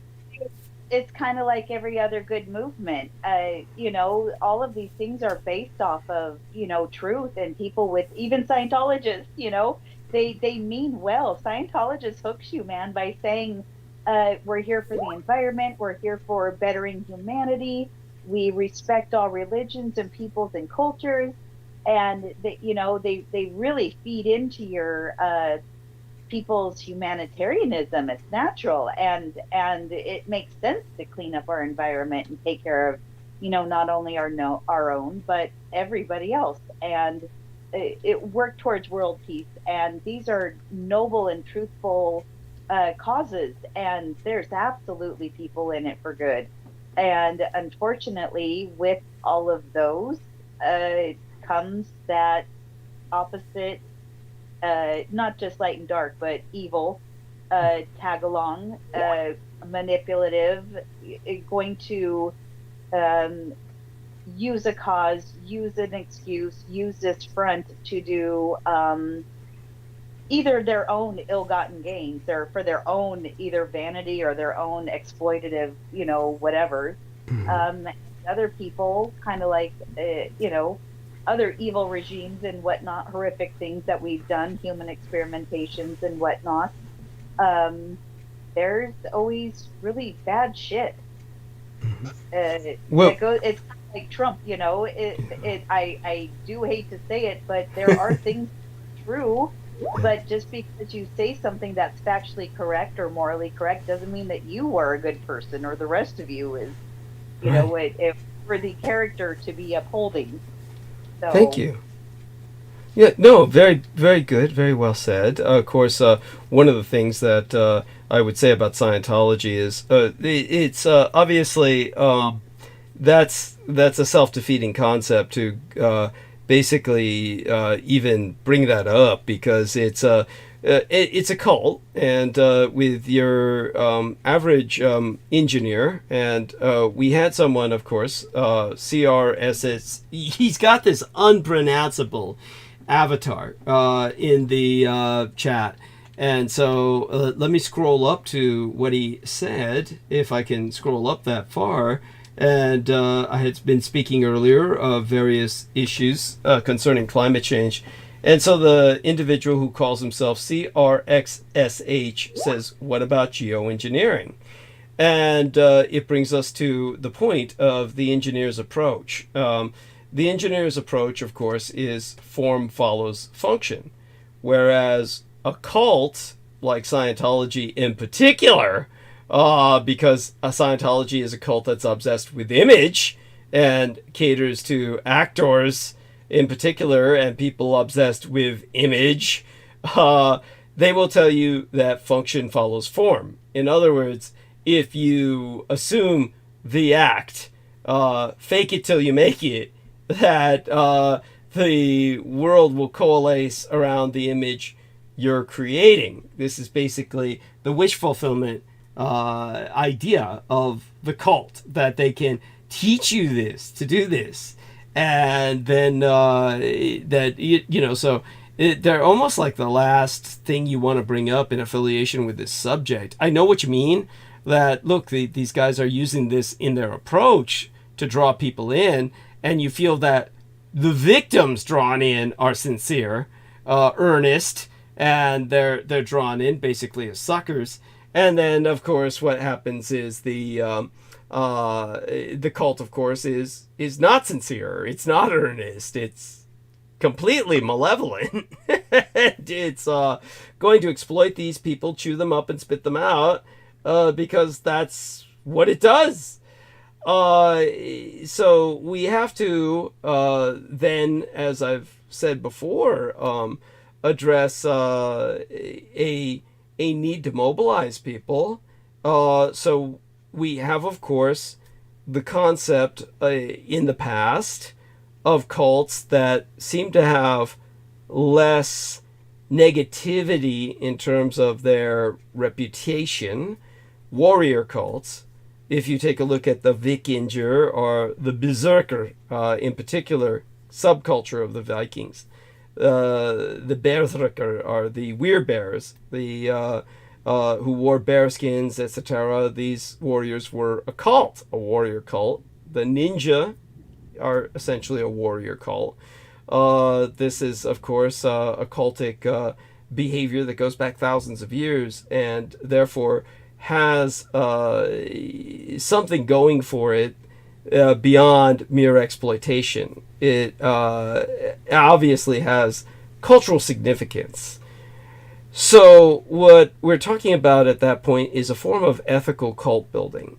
And what we need to mobilize the masses with is a form of an ethical cult of state. Now, Taiwan, of course, is every Asian culture, as I've brought up in the past, is permeated. The Far East Asian cultures, the Northeast Asian cultures are permeated, and the Southeast Asian cultures, with Confucianism. So, but Taiwan, the nation into which I was born, is the only nation that has Confucianism as the official state religion, or certainly did for the longest time under the Kuomintang. So this is, of course, ultimately the cult of state.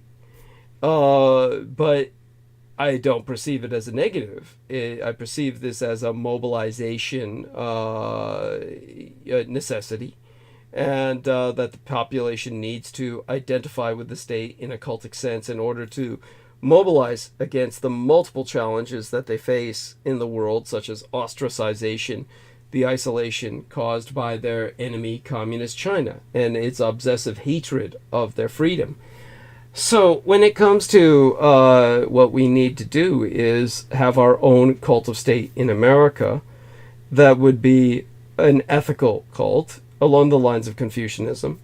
It's why I often tell people that I'm here as their Vulcan intervention, using, of course, the parallel created by Gene Roddenberry that Spock was half Vulcan, half human, but Gene Roddenberry had told me personally his idea for the Vulcan culture was based off of Taiwan, Free China, that the Romulans represented Communist China, and his entire original orientation for the series was going to be much more based on the Romulans than the Klingons as the primary nemesis.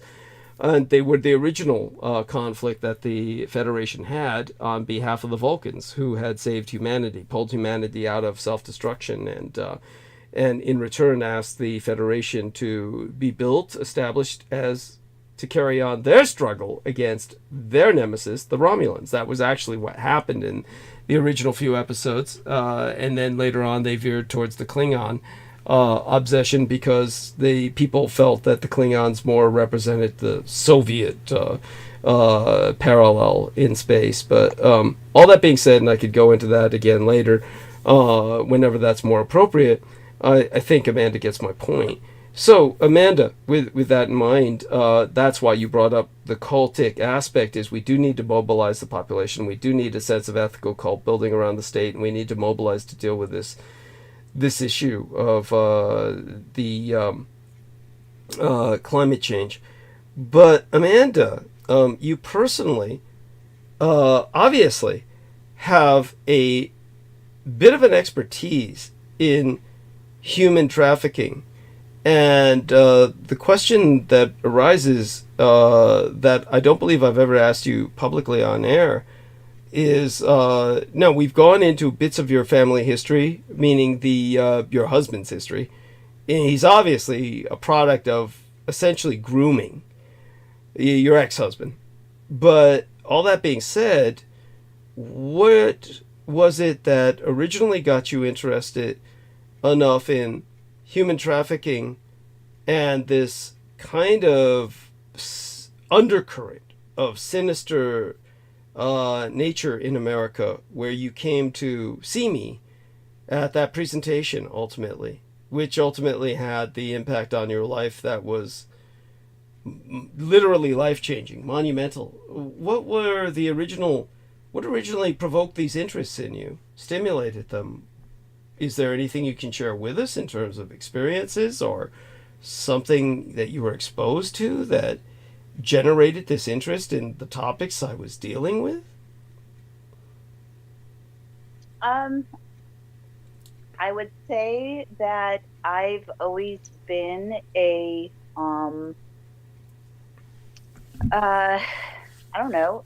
studier of humans, a psychology, and with that, crime. I was like the kid already reading mystery books and Einstein, and the latest space tech my dad's magazines and whatnot, and so I guess that doesn't really sound related, but I've always been interested, I guess, in those aspects of humanity, of our social culture, and the perils of humanity have always been, same with animals.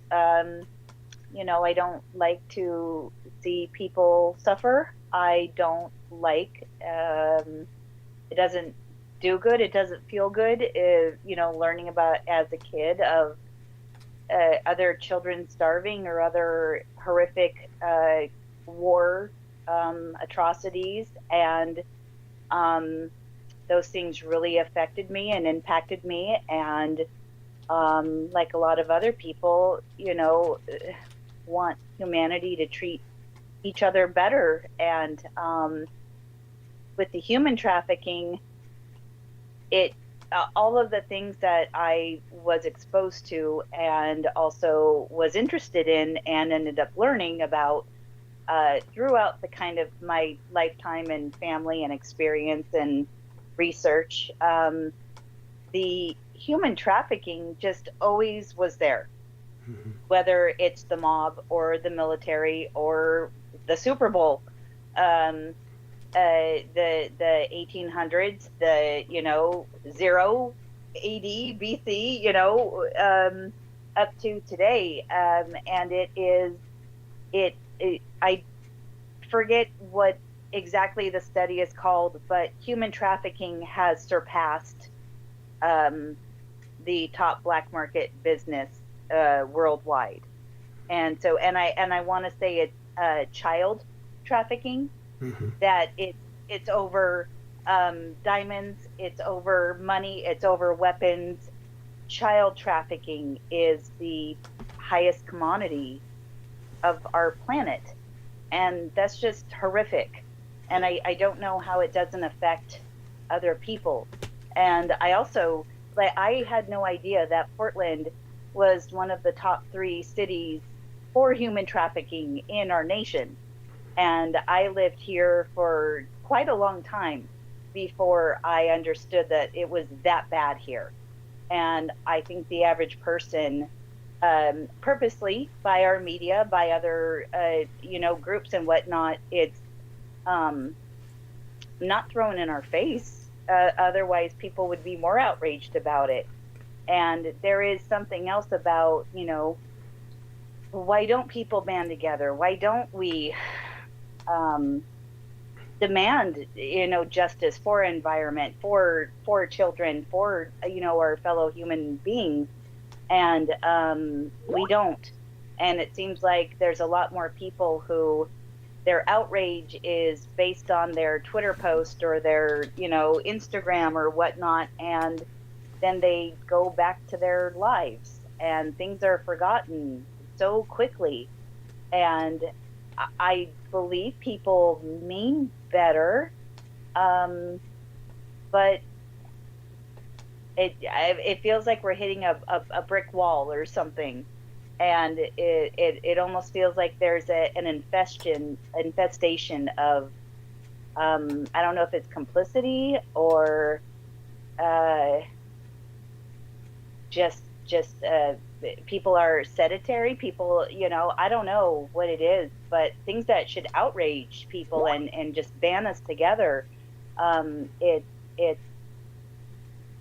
It feels like it's getting better. I have noticed quite a few attitude changes and other things that even last year, if somebody had said, God, they would have been just blasted, their entire life, just blown apart by the outrage and disagreement. And it feels like it's better, but it's like the doomsday clock. What are we at, like 90 seconds until midnight?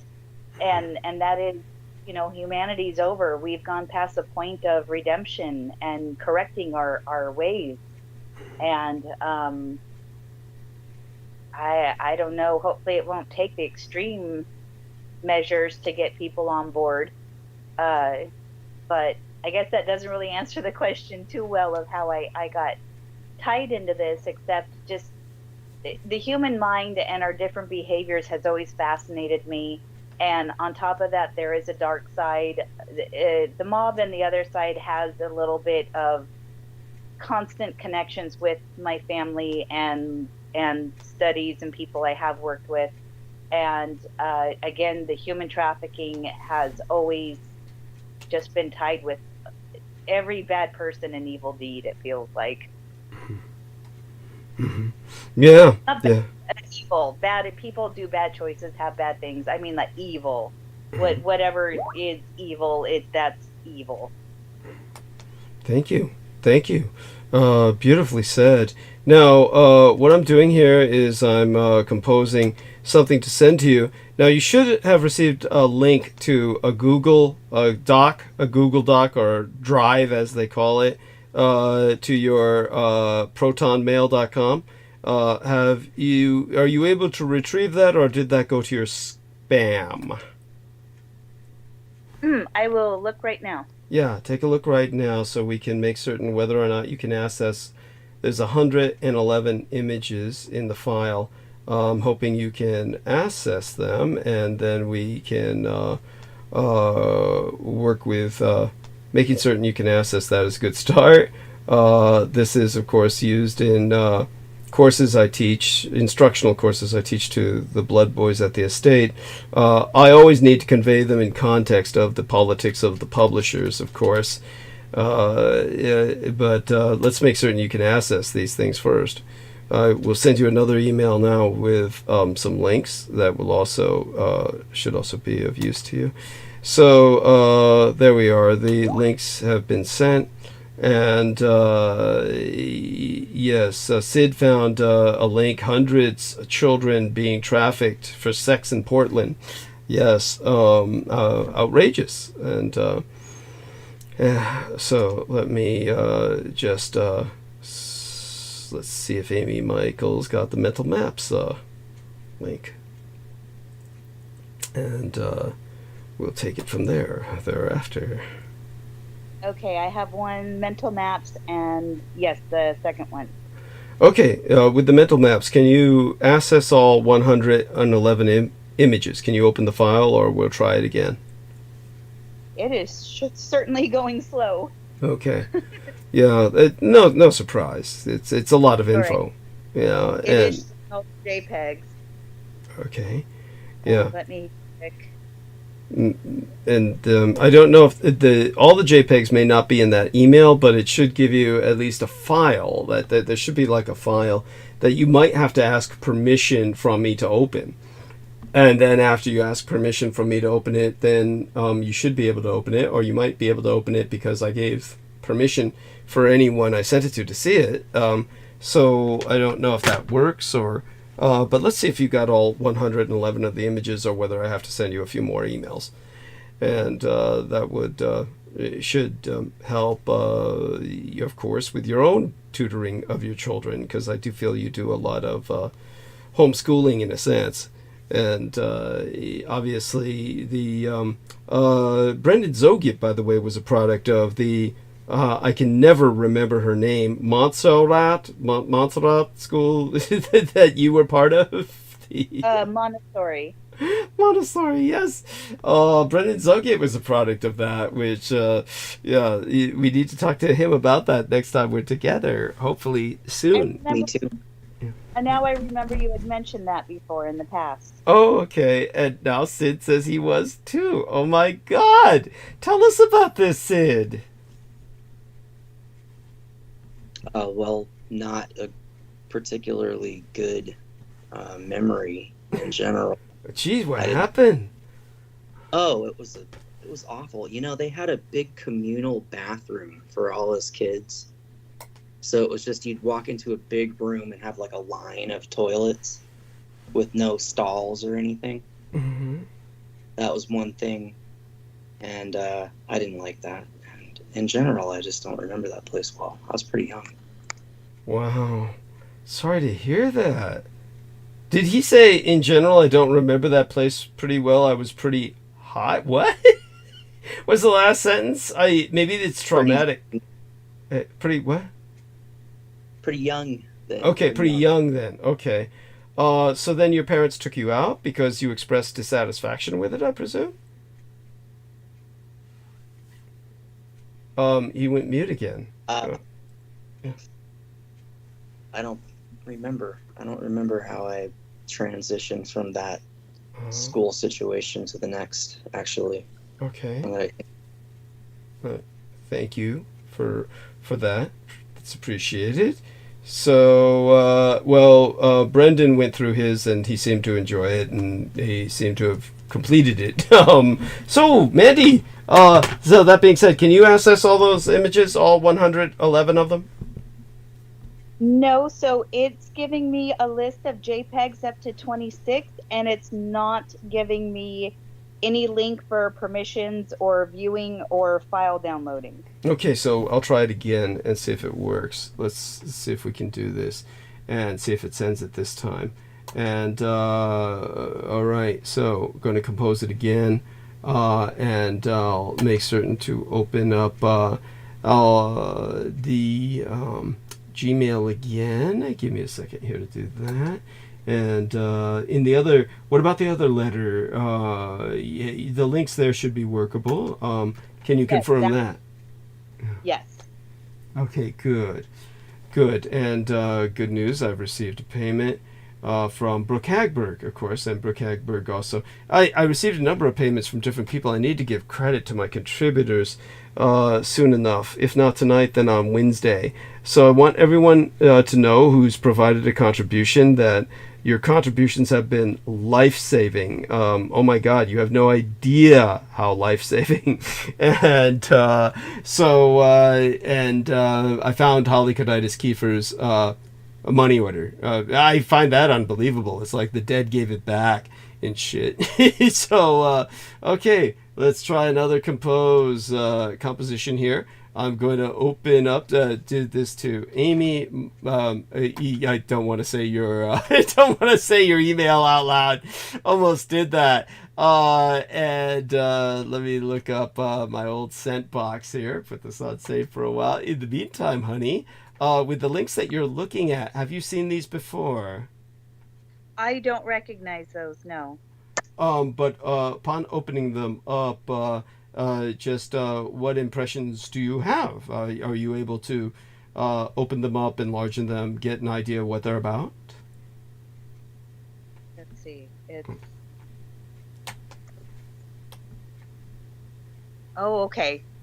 Yes, I can see it. Yeah, the map of religion. Yes. History map of religion for spirituality.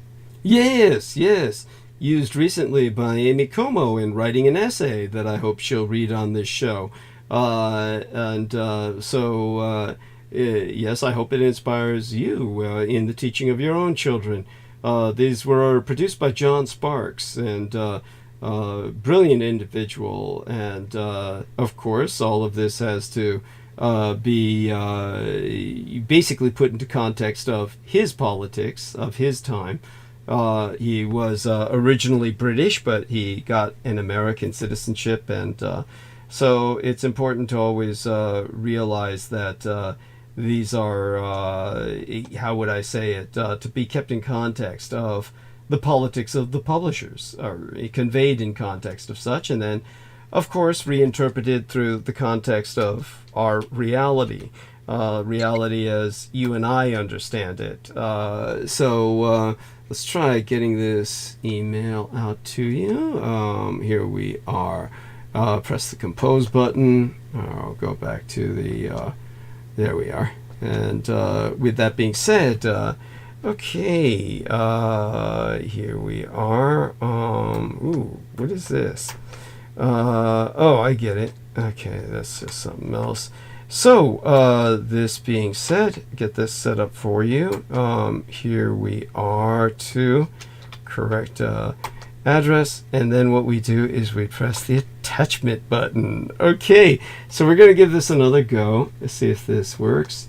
And with that being said, honey, with some of what you're seeing on the charts, what else does that bring to mind? Again, with current events and whatnot, other things we need to pay attention to. Like you said, it's not really necessary that you answer these questions in some manner that's particularly specific. Our ultimate objective is simply to address certain topics that otherwise wouldn't even come under discussion.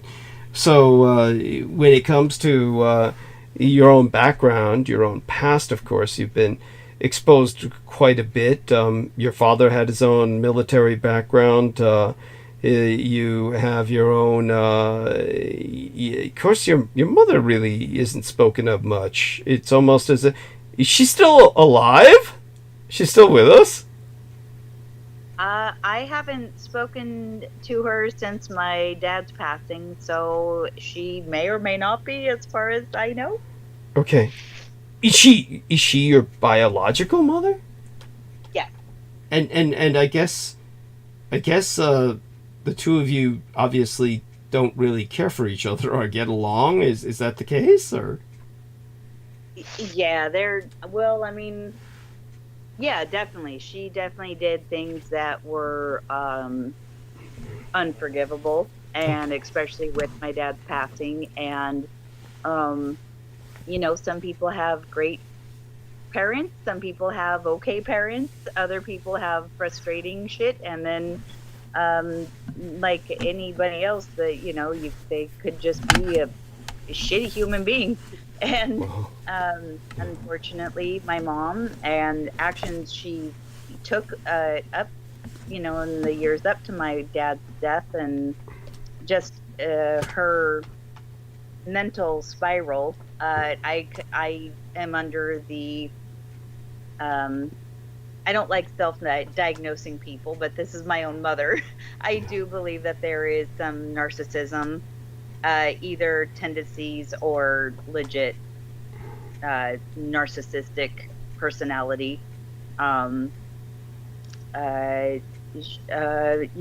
It came into I'm a grown married woman with kids, and I was still getting tormented if I didn't do what she said. And things were just dealt with as we could. And I think what a lot of people, I remember around the same time, from about 2009 to about 2012 and 13 and 14, a lot of people went through a change, either themselves personally or they noticed splits in their own family.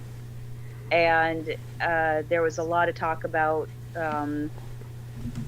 I remember it was a big thing on Facebook, about deleting a friend, blocking them from their wall. If they don't agree with your posts, or if they, if you don't like what somebody is doing, then you just, you ghost them, you kick them out of your life. And there was a lot of, God, the times were so crazy back then to think about. I think this is, was Obama just starting his presidency at that time? But I remember that was around the same time as like things on Revolution Radio and relationships and friendships and people just splitting their ways. And I was one of those people who very much noticed that my mom had gone to a more cynical and mean and, at the kids, at the grandkids, at my dad. And people became extremely opinionated and hostile, and you were disowned if you weren't falling in step.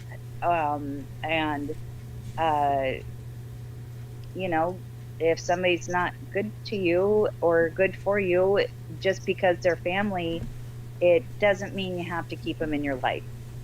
And it doesn't mean just toss somebody out because you don't agree with them or because you have friction. You shouldn't give up on family.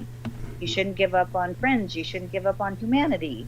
You should partake in it and be a part of it. But if you're in a toxic environment or around a toxic person, you do have to cut those ties. Thank you. Yes. Yeah. It sucks, but it's true.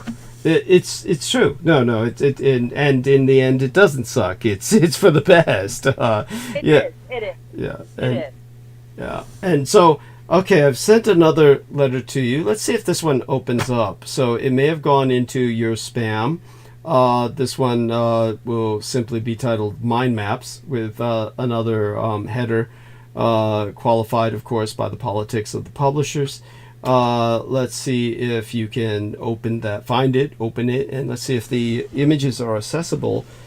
It told me it could not send it, but I pressed send anyway. Theoretically, you should be able to share it, or maybe need to ask my permission to open up the file.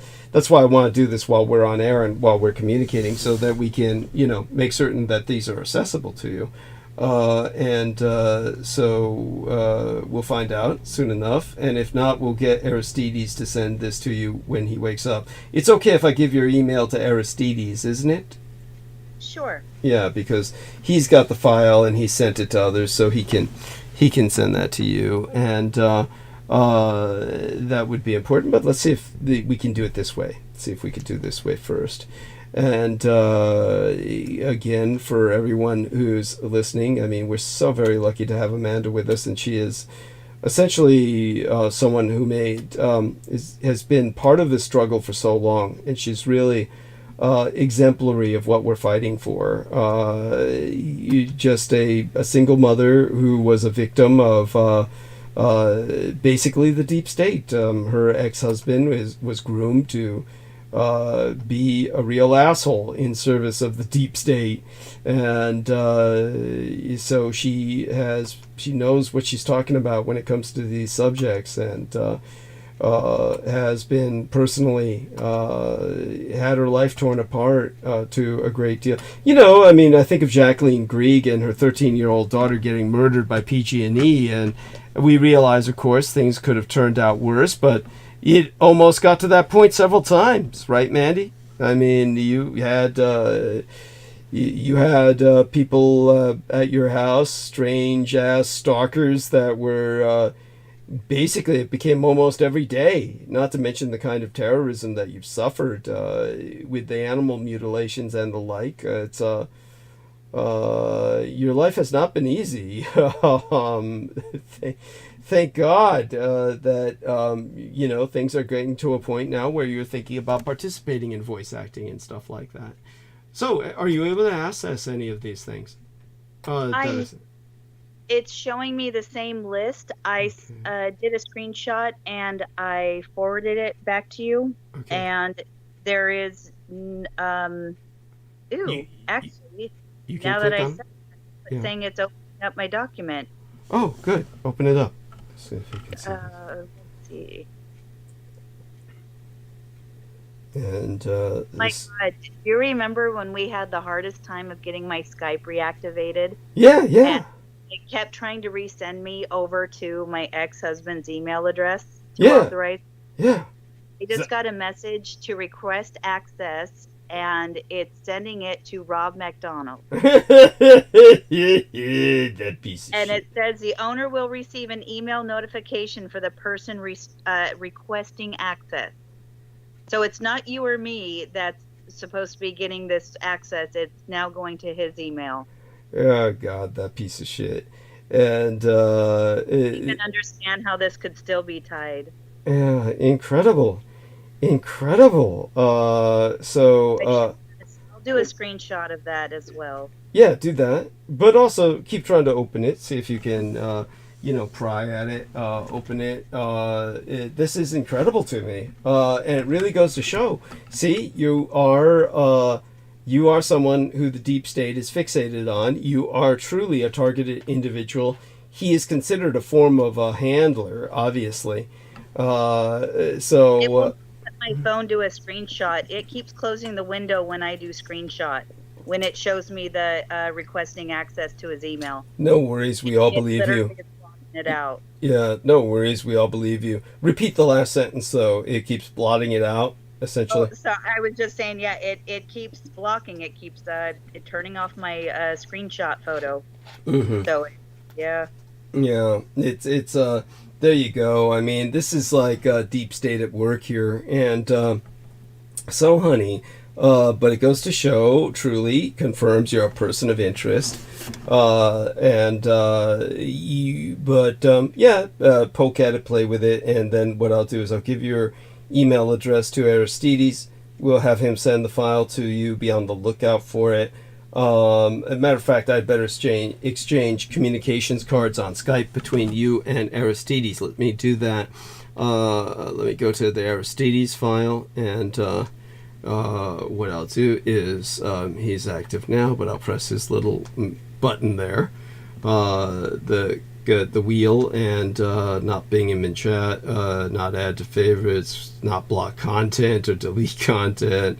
What is it? Share contact. Here we are.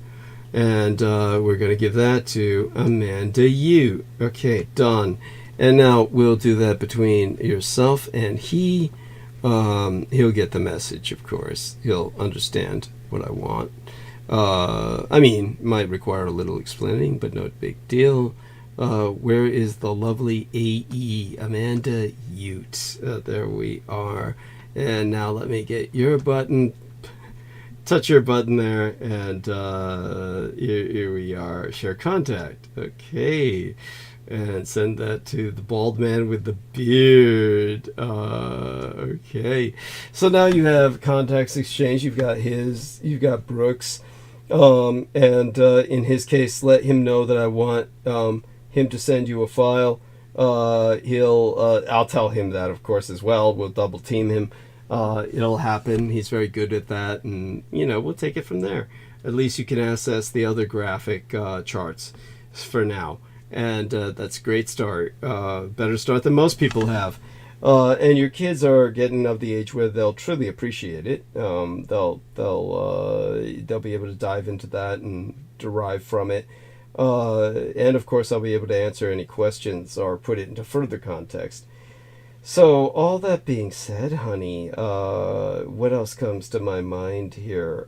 So, in terms of what you have yourself been watching on the news, give us a little of your own geopolitical analysis here, and a little bit of your own domestic analysis.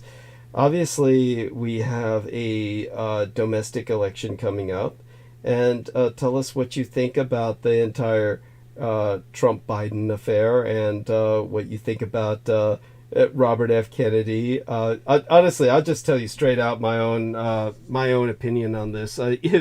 If Robert F. Kennedy, if it gets to the point where it's a race between Robert F. Kennedy and Donald Trump, I'll probably vote for Donald Trump. That's how badly I think of Robert F. Kennedy. It's how bad it. Yeah. That's how bad it is. It's good God, we're in hell. At any rate, Mark H has joined us, and I'd like to introduce you. I don't believe you've been introduced to Mark H, but I might be wrong. Mark, if you would please unmute, I'd like to introduce you to Amanda Youth. This is Amanda Eitenayer. This is Mark H in Boston, and Mark H, Amanda's in Portland, Oregon. Is that correct, Amanda? Yes. Okay. Okay, maybe. Okay, Mark, are you there? Hey, Douglas. Hey, Amanda. How you doing? Good morning. Fine. Yeah. Can you hear? Did you hear me? Did you hear what I said? I heard part of it. Then I think it glitched off for a second. Oh, okay. So we're introducing you to Amanda Eitenayer, or Amanda Yu, as she's known, because they had to shorten her German name. So Amanda Eitenayer, this is Mark H. And Mark H, this is Amanda Eitenayer. Hey, Amanda. Nice to meet you. That's a wonderful.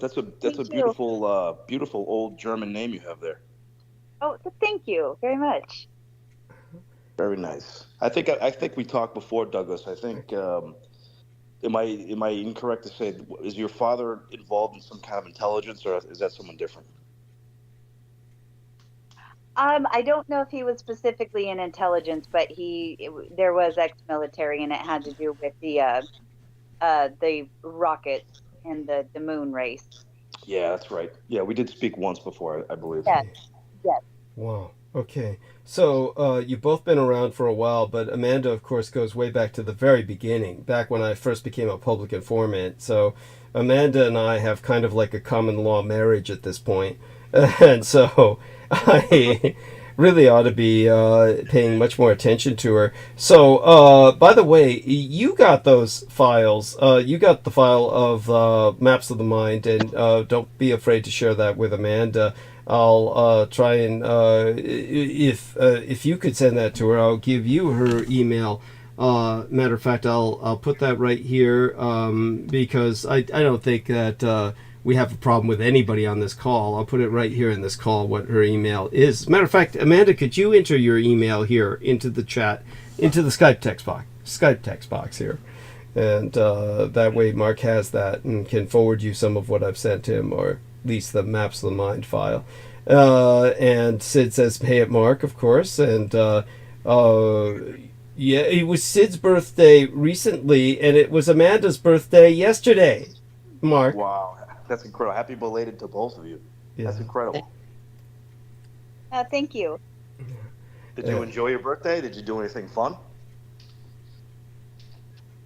I relaxed most of the day, and for once and forever didn't really do anything. That's awesome. That's actually some, I think that's the best. Some of those days are the best when you get to just relax and do nothing. Absolutely. Yes. You notice we both said that simultaneously, like we're of the same mind. Yes. And Sid flew to the fucking moon and back on a concoction that would kill any normally weighted child or most adults, as a matter of fact. Of course, his body's built up such a tolerance to various poisons that it just is what it is. And the important thing is that he had a good time. Sid, maybe I shouldn't act as your spokesman in this regard. Describe it yourself, if you would. Oh, I just did a little micro dosing. Yeah, Jesus Christ. Douglas is exaggerating. Oh yeah, rolling my eyes. My eyes here. Very well controlled and.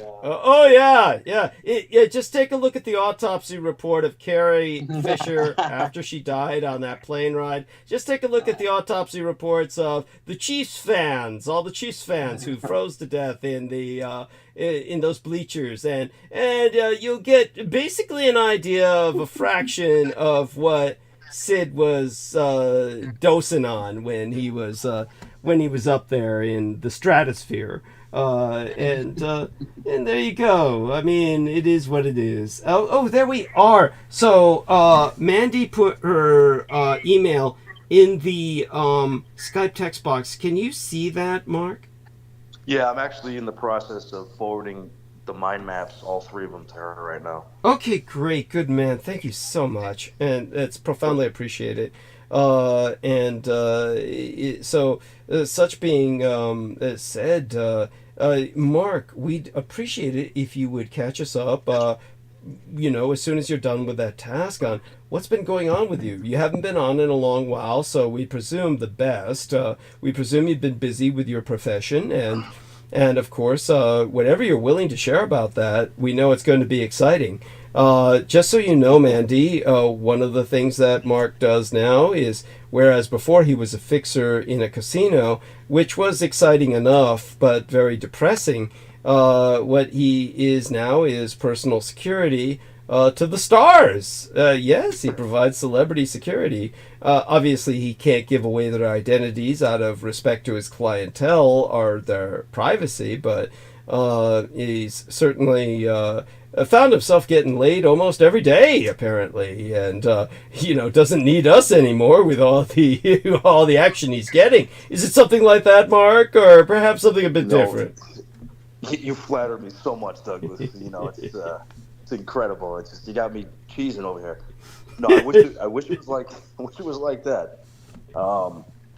It's not really like that at all, and it's kind of bizarre because I work for the company that's based in the city that's in hospitality. So I'm in a property that's basically, a lot of these, VIP, celebrity status people, I guess they're chatting within themselves and sort of letting them know that this is the spot where to go if you want, discreet, kind of different type of environment. I don't want to give too much away, but So it's basically that, and it's nothing. That's nothing fancy or anything like that, and it's a very brief, if anything, because most of these VIPs, they all have their own private security, and as you know, Douglas mentioned before, security is not cheap. Yeah. So they always come, equipped with their own private security. We touch base with them, and a lot of them do their own thing, which is they'll have very minimal contact with us, myself, and they just want to kind of do their own thing. And there's some that are very needy, and they're very OCD. They want to make sure that everything's in place, and they want to be basically on the dial with me the entire time. So it's just kind of really interesting and weird how all these celebrities are different. And it's really interesting and weird that for some reason, all of a sudden, I'm coming across them where I've never even met a celebrity ever in my life before. So it's kind of it's interesting and weird at the same time, but it's also pretty cool. And it's very demanding because a lot of them are demanding, and it's not like something where, well, you can sit around and enjoy yourself. Well, no, it doesn't work that way. If you have a VIP that you're working at, detail, or if you're working with them, your whole life is dependent on them. So whatever they want to do, if they decide to not show up one day, they don't tell you, well, you're too bad. You're going to have to be ready to go whenever they do. So it's kind of bizarre in that faction too, but it's pretty cool. It's been a good experience, and it's been very busy, and definitely missed everybody on the show. I've still been listening. I noticed Sid's been picking up a lot of the slack, and I think I heard Brooke the last time, so it was good to hear some regulars. Yes. So I do want our dear Mandy, I was texting her this, but I might as well say it out loud. I want her to inform myself as soon as she's able to speak again, because I want her to participate in the subject we are going to bring up. Our man Mark had a question, and it covers a lot that Mandy specializes in. I'm sorry, what were you going to say, Mark?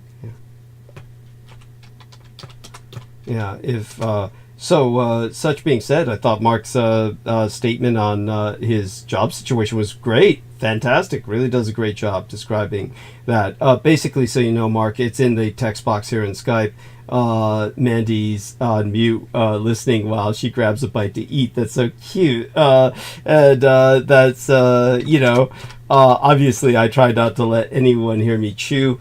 Such being said, it's one of those things we would tolerate from Mandy. Right, Even she's masticating right now. Yes, masticating, chewing. That's correct. Masticating is the correct term for chewing, or the scientific term for chewing. Just so people understand, we're not referencing something obscene. At any rate, Brooke was even chewing a little bit while she was talking to us. That was actually cute. The only time I'm disgusted by that is, of course, in general, I don't want people to be doing that, chewing while speaking on bandwidth. But in some cases we make an exception because it's. It is what it is. Let me see if I can coax her into doing a little talking between her chews. Mandy. Yeah, that would be kind of cute, actually. Yeah, Mandy, are you there? Yeah, Mandy? Yes. I'm here. Yes, that's so cute. Mandy, one of the things that I brought up to Mark, and I guess I can look back at my private messages with Mark and retrieve the link and then share the link with you, was about what was going on in the nation of Georgia. Now, strangely enough, Real Tech Geek, do you remember this, Mark H? Real Tech Geek, yeah. His Chinese wife wanted to have an in vitro child. And so they went to Georgia because Ukraine used to be the real hot place for in vitro fertilization. And then they went to Georgia instead, because now that Ukraine is a war zone, they decided to go to a nation right next to a war zone and retrieve their, potentially get his wife in vitro fertilized. Basically, in a sense, like adopting a child that would be inserted into you, or would it be inserted into a surrogate mother? The surrogate mother would be in Georgia, but it was apparently a hot place to do that, and of course, Georgia is in the Caucasus Mountains, from where the very word Caucasian sources from, and as a result, human trafficked children are in high demand. And so I will enter this here in our Skype text box right here, honey, and I'll put it in your private text box as well. You can access it later at your leisure. But this was an example of twin children stolen at birth, reunited by a TikTok video. And but they are one of 100,000 known cases of children who had been stolen basically at birth and then trafficked into slavery. And all of this done with the cooperation of the Georgian government itself. Two things that Mark brought up. One of them was an enormous Ouija board installed in Salem, Massachusetts. But for what it's worth, go on, honey. That's just crazy. Oh well, just so you know. Okay, so Mark has sent the mind maps to you, Amanda's email. So you can let us know as you try to retrieve them from either your spam box or whether they arrive. Let us know as they arrive whether you're able to open and access them. But the giant Ouija board in Salem, Massachusetts, for what it's worth, if anyone has ever looked at Ouija boards over the past, several hundred years, certainly in the past, if you looked at where they were produced, they were all manufactured and produced. The genuine Ouija boards, we're not talking about variants or fakes or whatnot. There's different companies, of course, produce different variants like angel boards, etc. But the Ouija board, the original Ouija, has always been produced in Salem, Massachusetts. So it's there's a certain kind of logic for Salem, Massachusetts, producing a giant Ouija board that people can literally walk on. I really don't. It's going to sound strange, but I really don't think that there's much harm to that, because I can't imagine anyone building a giant planchette. For those of you who don't know what a planchette is, the planchette is the item that is the little wooden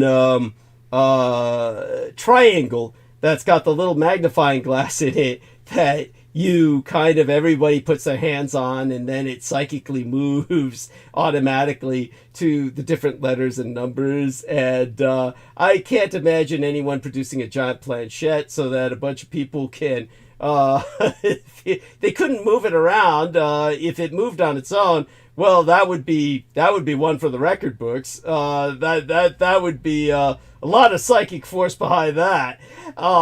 So it's just this harmless landmark as far as I'm concerned. Our friend Sid has gotten there we are, largest Ouija board, Salem, Massachusetts, and he said they built one, and they built the planchette. They built the planchette. Oh my God. They got it. They do. Oh my fucking God. No, they're gonna go all in with this for sure. Okay. But you know what's funny? This was only temporarily placed in that area, so I'm not sure where it's gonna go. Obviously, they're not gonna keep it there. It was just there for one day. But it's gonna be interesting where they actually store it and put it. I'm sure they're gonna use it. Okay. Yeah, and so wow, that wild shit, and nevertheless, I can't imagine. Maybe I just don't have enough imagination. but if we imagine the Exorcist scenario and all of Salem, Massachusetts falling under a kind of influence, well, that would make for a hell of a film. Well, it's funny, Douglas. It's funny you said that, because if anybody's familiar with the Rob Zombie movies, yeah, go on. Rob Zombie actually, he came to Salem. His movie Lords of Salem is based on a lot of this mystique and basically velour of sort of like and it touches on in the movie sort of like a mass hypnosis signal that gets sent out over the airwaves. It's kind of focused on this DJ who's putting out this weird satanic sort of melodies that hypnotizes and forgive my language, the whores of Salem, which they use that language, and it sort of triggers them psychically to, do whatever they gotta do, whatever they're gonna do. But it's a weird movie. If anybody's interested in that movie, when was it released? It was probably like 5 to 10 years ago. If you just kind of 12. Yeah, maybe 12. Lords of Salem, very tons of imagery, tons of satanic references. The whole movie's based on it, actually. Huh. I'll look it up and to see what impression I get. It's definitely anything Rob Zombie does is going to be sex oriented. Of course, he's like myself; he's hypersexualized, and so he's going to focus on that. And but with so there you go. Apparently, this is kind he's of from Haverhill, actually, too, as well. So he's a local. Okay. Yeah, and that makes sense. And so here we are, Lords of Salem, 2012. Wow, yeah, the year 2012. So that's 12 years ago. Yeah, holy shit. I mean, it's hard to imagine. It's been 12 years since I came out as a public informant around around just a few years before then, really. And it's what a wild ride it's been. And it's so here we are. There's more poster art here, and of course sexualized. A woman astride a goat or a ram, and with a nice great horns and all the rest of that. I'll take a closer look at that image and see if I can. Is this like artwork here? Okay, so this is produced by. Okay, so this is just the poster, I guess, that was used for the film. And oh God! So what happens at the end?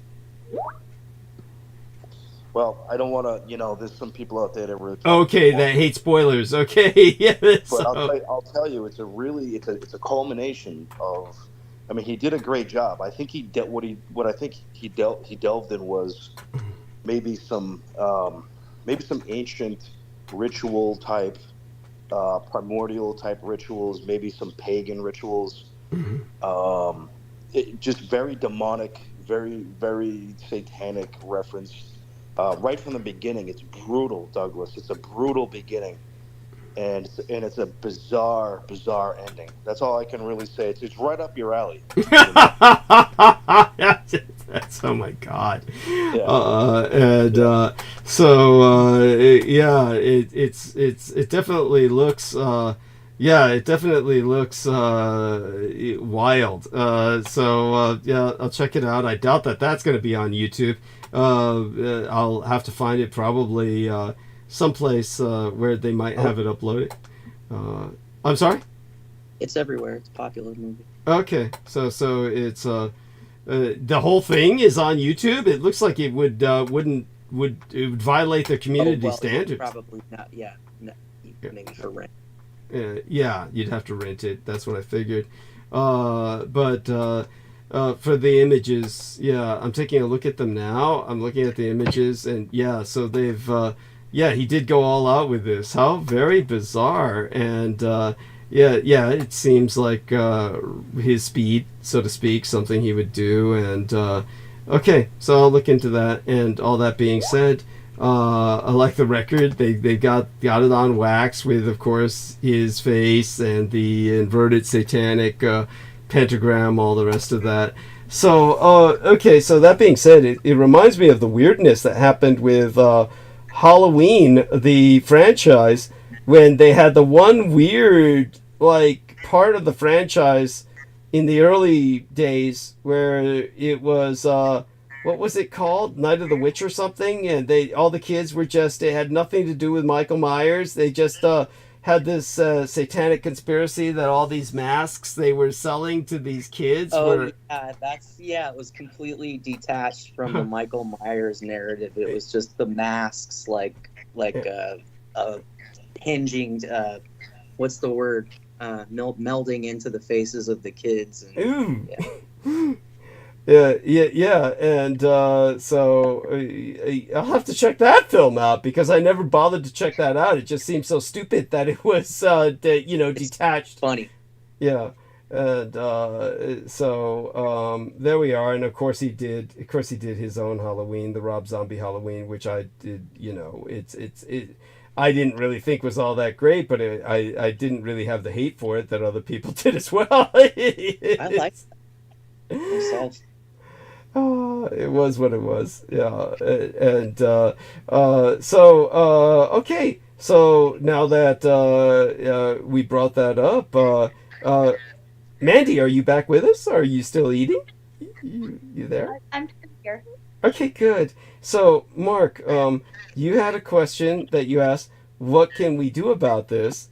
And for some reason, we're getting a lot of feedback from your end, Mark. I think that maybe you got to do what Aristides does. He does something to his phone so that it... sometimes you have to drop off the call and come back to eliminate that. So what Mark might need to do is drop off the call and come right back and jump back on. But let's see. Hopefully he comes back and we can get back to topic. There he is. Oh, he's got his camera on. Mandy, you can see him now. There he is. Great looking guy. He's presentable. Has to be in his profession. Yeah. And let's see. Yeah. Okay. I don't think he's got that echo anymore, or does he still? I hope it's better. But I did hear someone else's echo also. Okay. Was it mine? I don't know. I heard some kind of feedback aside from maybe what was coming from me. Okay, so it could be me, and maybe what I need to do is, I don't know, I exited the call before, but it's weird if I do that. So hopefully it's better. Is it okay now when I talk? Yeah, no, it's good now. Should be good. Okay, I think we're both stabilized. Both our technologies have stabilized. So the thing was that Mark had read the article on Georgia and this human trafficking, and I think his question was, Douglas, what can we do about this? I mean, was it related specifically to the subject of human trafficking in general, right? I mean, was that what the question was about, Mark? Is that yeah. I mean, it's just weird because they always use the number 100,000. I've seen it on multiple articles. Okay, so tell us about this. So give us a summary of that article and tell us about this 100,000 number coming up with human trafficking in other articles. And so, Amanda, I'd love to hear Amanda respond to this. So please, by all means, cut loose, Mark, on this. So the article you sent, which honestly, like I'd say the majority of people in the United States have no idea what's going on. Even people from that area, either they pretend like they don't know about it or they just don't. They stay ignorant to it. But you try to relay that to some of the people from that area that live here in the United States, and they have no fucking clue what you're talking about. Wow. But I found it very weird that that number 100,000, like I said, 100,000 repeated on another article I read about human trafficking. And it's bizarre that specific number is placed in front of us when reading it. And then Douglas made a great point, which was that is of that we know of, which is probably, who knows, double, triple, quadruple that amount. But I think basically what I took out of that article and some of the articles that I've recently read is that, and what Amanda said is that it's so prominent. It's human trafficking is so prominent that it's in plain sight, and most people honestly would never know it to be. They would just, if it happened right in front of them, they probably would not recognize it. And it's to the extent of just unimaginable. It's that's what I'm getting out of it. And then, from my standpoint, where I'm in the hospitality industry recently, we're doing some training. We're doing training on this stuff because it's honestly, it's basically raising awareness. And I think that's what Douglas does. And I think that's pretty much, I think that almost answers my question of what we can do, what we can do about it is by raising awareness, because you can see when they talked about it in trainings that we do in hospitality, which, by the way, is how a lot of these people operate, is in hotels in different areas and things like that. And they don't expect to be, they don't expect to come on the radar. Is once you sort of trigger people, remind people that this does happen. Here are the signs of it, right? Here's what it looks like. And if no one says anything, then nothing can be done. If no one's aware, then nothing can be done. That's how it's happening so much. And what are the signs? What's the international, gesture for I need help? Those kind of things. How do you identify a person? What's the best way to identify somebody who may go missing or has gone missing? Not just by their clothes, but what about their sneakers and shoes? Because kidnappers usually switch the clothes right away, but forget to switch the shoes. Interesting. Little details, little details like that the people that do care about this shit can sort of have as ammunition. The people that aren't really gun ho about it and they're obsessed with it. Like some of the the right wingers who are just like, oh, we got to go after the people in the tunnels, that kind of shit. Yes. Go on. So it's just basic ammunition for people that that may want to do something about it, that kind of thing. So that's what I took from those articles. Yes, thank you. And I think that that's profound. Before I respond, Manda, please. I just agree with everything you just said. For sure, knowledge is definitely power for this, and like you said, the hand signal for DV or somebody signaling for help, it does need to be taught a lot more and out there, and it feels like it is starting to improve and more awareness being made, but it's definitely not enough with how bad it is. Okay, yeah, and what do you think about the 100,000 number that keeps reappearing that Mark has seen in two different articles on human trafficking? And Mark, the other article on human trafficking, do you remember the title of it, or was it speaking about human trafficking in general, or about another specific area, impact zone, so to speak?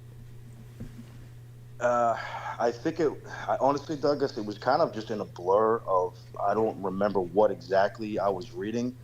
It just kind of happened. I was just either was an article on Facebook or somewhere, but it was sort of just in passing. And for whatever reason, that's what triggered me to send you the message. Yeah. Because that's what was so bizarre, because it was right after I read. Well, it wasn't right after. I think it was about a day or two after that I read the article you sent. Okay. So I really don't remember, and I should have screenshotted it, and I usually do. But I think it was something more of like, Jesus Christ, what the hell, I gotta like say something like, what's up with this? Why is this continuously coming up? So I know there's a reason for it. I just don't know what it is.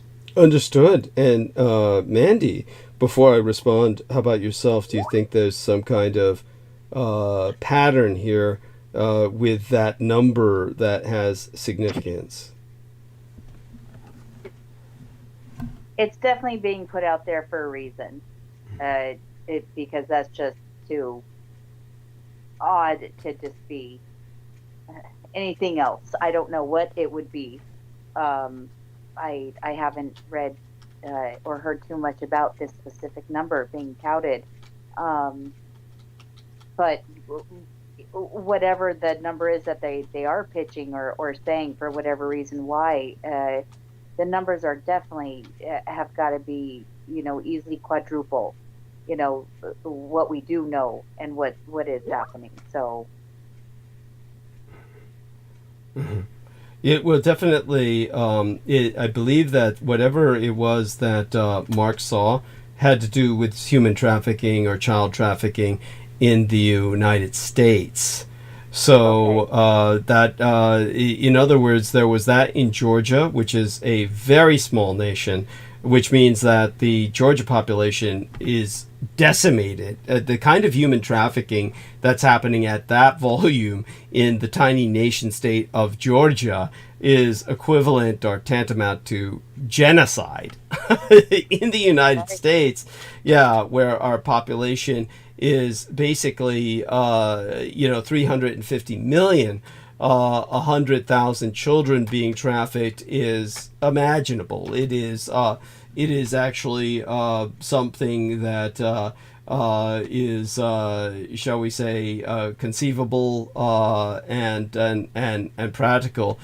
Now, one of the things that I want to bring up is that I think it was a number of meta documents that said at least 100,000 children being used in the United States. Basically, by meta documents. That these are, of course, Facebook, basically. So one of the things that The Guardian was pointing out, this is where the number 100,000 comes out again, was that Guardian, which is a British newspaper, liberal orientation, pointed out that Facebook's company's response to child grooming, because basically their own documents prove 100,000 children are sexually harassed every day on their platform. Their internal documents were made public in a lawsuit concerning this. Basically, that means Facebook, Zuckerberg himself, estimates that about 100,000 children using Facebook and Instagram receive online sexual harassment each and every day, including pictures of adult genitalia. And that's according to their own internal company documents that were made public in January of this year. So again, that number, it's significant. And so the last time that I heard that number, and that 100,000 number is probably what our man Mr. Mark H. ran across on Facebook. The last time I ran across that number was a report released in 2013, where they said at least 100,000 children were being used in the American sex trade. By that I mean specifically United States sex trade. So sex trade, of course, is seen as something that happens abroad, but the underground sex trade is just predominant, it's pervasive in the United States, especially for minors. And I believe the company that released that report that I'm thinking of was the National Colloquium on Shelter and Services for Domestic Minor Sex Trafficking Victims. And that's a mouthful. It was the reason I remembered their name was because it's so fucking unusual. National Colloquium. COLLOQUIUM.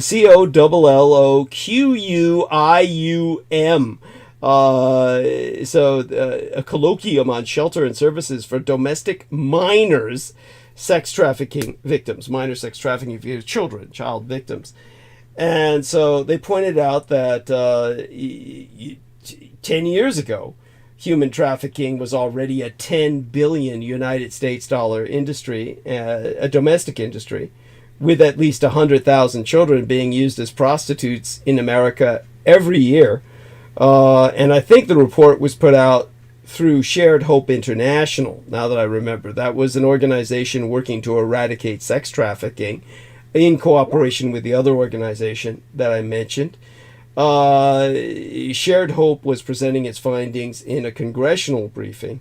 And so it's there's that number again, 100,000 back then, 100,000 now on Facebook, 100,000 in Georgia. So there is a reason to operate with that number in mind. It would be, in my opinion, something similar to the recruiting objectives of a military, where they say we need 100,000 recruits for a surge in operations.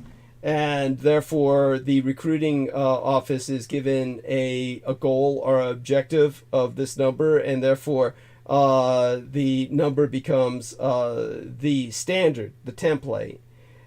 Somewhere along the line in the sex trafficking industry, this became the template, the standard for an operational economic return that would be worth the investment. That the 100,000 children would be basically the a kind of standard to me in terms of recruiting objectives. And it was, how would I say it? It's just the important point to remember, of course, is that it's here. It's not just overseas. I think that it was in the year 2020, only 4 years ago, but about half a decade by now, that the National Human Trafficking Hotline reported a 40% increase in reports compared to the year before. So the real actual fact is that when it comes to human trafficking in the United States, it's really at least 300,000. So we've got women and children being trafficked. When you count the woman in as well as children, then and by woman, of course, we're talking young woman, as well as some older, but mostly it's young woman. Most of them don't live that long. So it increases it by an order of 3 at least. So 300,000 at any given time when you're counting women as well as children.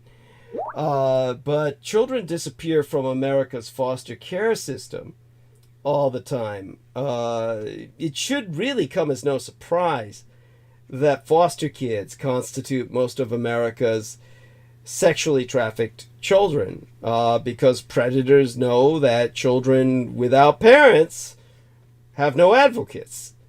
And then when we criminalize the sex trafficked youth and persecute them instead of their exploiters, their predators, the important thing to also bear in mind is that there's simply no reliable statistics regarding the prevalence of sexually trafficked children.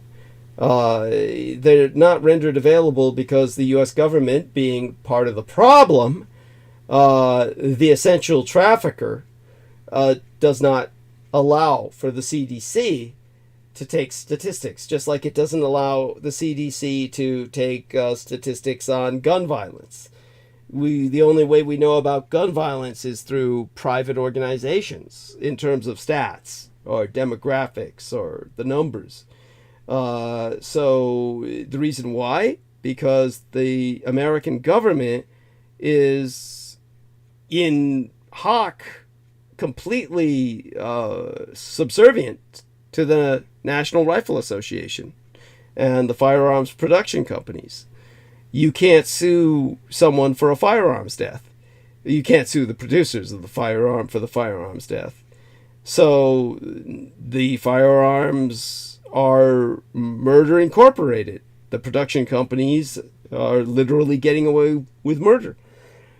So when it comes to the University of New Hampshire, they released a report on the sex trafficking of minors that concluded, and it was a large publicized report, that about 326,000 children were at risk for commercial sexual exploitation. And that number was just, as they themselves said, completely conservative, did not do justice to the gravity of the situation at all. So hopefully people understand just how prevalent all of this is. The prevalence of commercially, sexually exploited children. I think globally, human trafficking is a 32 billion United States dollar global industry. So we've got 100,000 children in the United States alone. After drug trafficking and counterfeiting, this is the big business. And I think that as both Mark H., a security expert himself, and Amanda Ute, somebody who's been working at this as a investigator for a good part of her life, if not the better part of her life, it comes down to recognizing signs of human trafficking and sexually exploited children.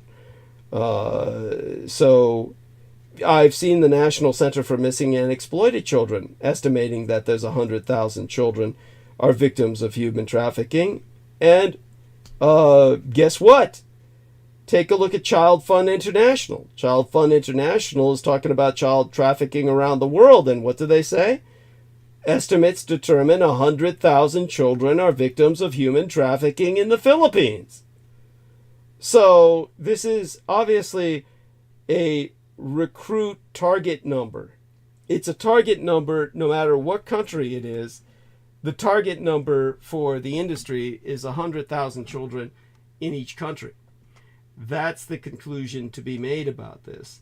And the thing to do now is target the targeters, who's basically the industrial masterminds behind this human trafficking. And I've never heard anyone say, oh, Jesus, there's a ethnic enclave, that there's some kind of ethno cartel. When we hear about drugs, you hear about ethnic cartels. You have the United States actually at some points considering invasion of Mexico, the United States of Mexico, south of the border, because of the cartels that essentially constitute the economy of Mexico. So when it comes to human trafficking, where's the ethnic cartel?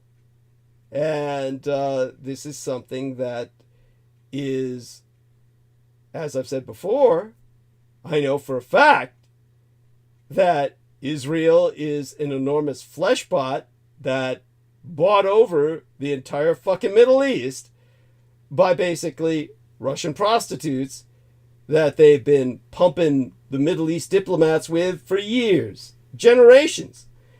Because obviously in places like the House of Saud, they can't see prostitutes easily. Even the sheikhs and the masters of the universe in that part of the world, they can see prostitutes and they can see them privately, and prostitutes abound, but it's, kept under wraps to the point where it's rather inconvenient. It's they go to Israel and they can truly go hog wild. They just don't give a shit, and they can abuse the prostitutes in Israel, and they're considered expendable. These are Russian heroin addicts that are shipped in by the thousands. As I've said, over a third of the population of Israel speaks Russian as their native language, to the point where all of the Israeli voting ballots are published in bilingual, Russian and Hebrew. So that's certainly an ethnic enclave, one of these ethno cabals in human trafficking. And it's obviously the United States supports them. And The military, of course, I pointed out, is another major trafficker of humanity. That's what was going on at the Presidio military base and, of course, West Point.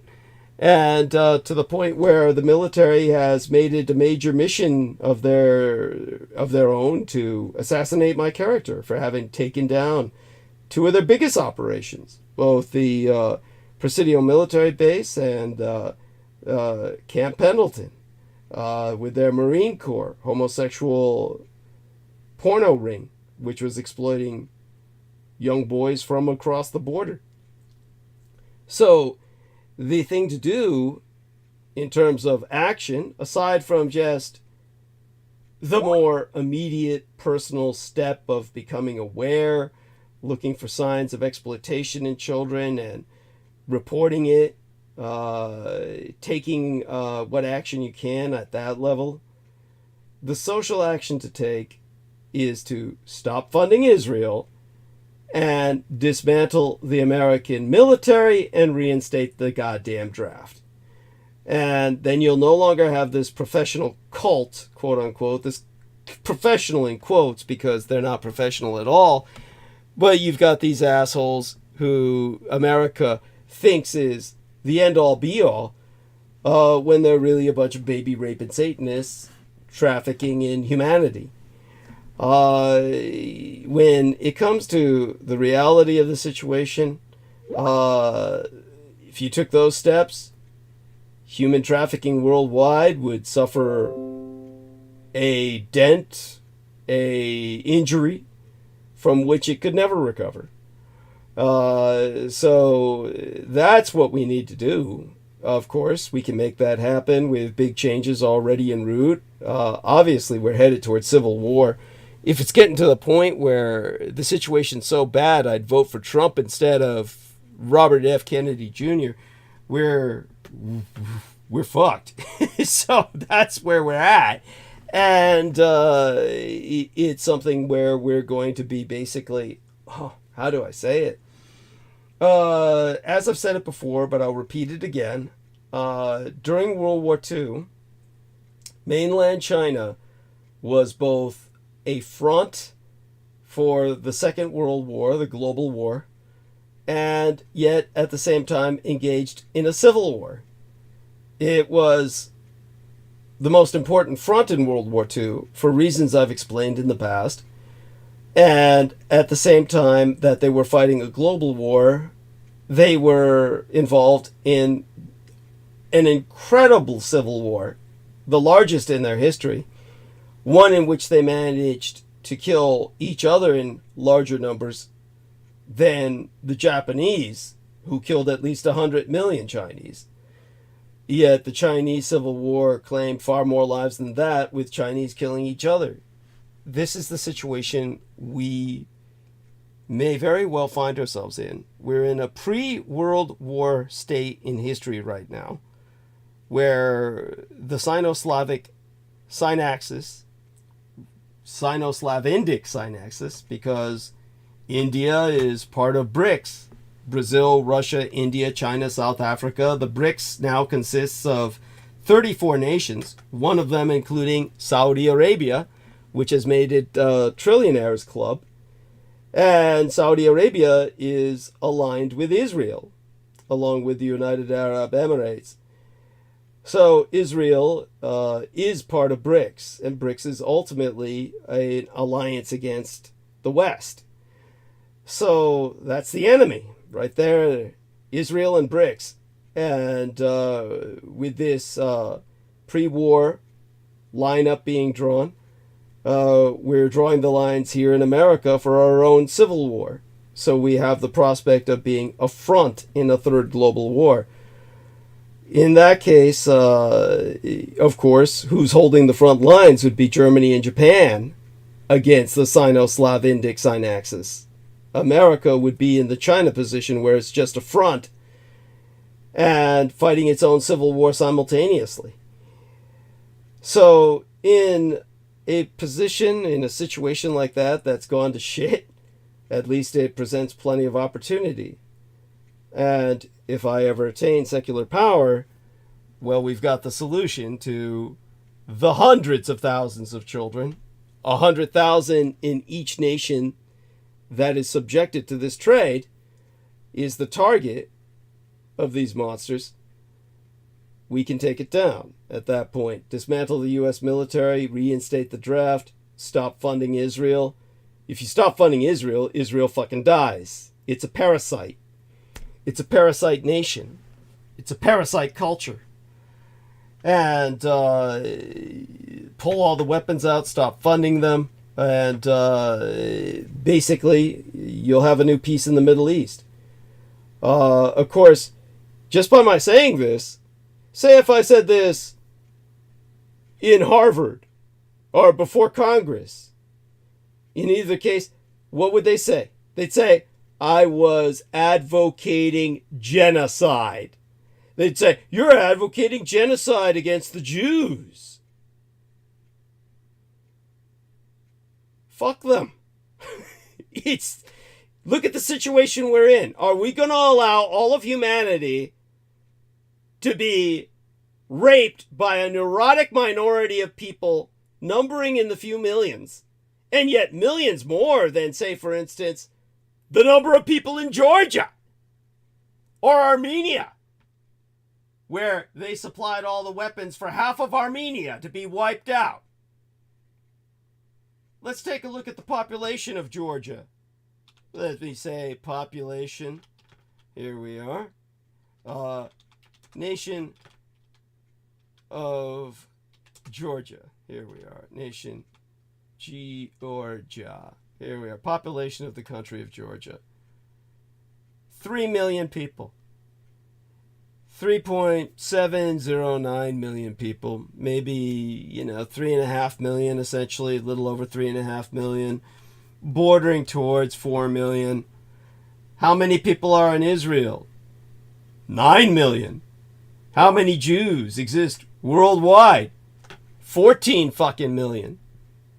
The Jews breed like fucking rabbits. They claim 6 million were wiped out in the Holocaust. There were actually 12 million according to the Nazis, and I trust the Nazi statistics far more.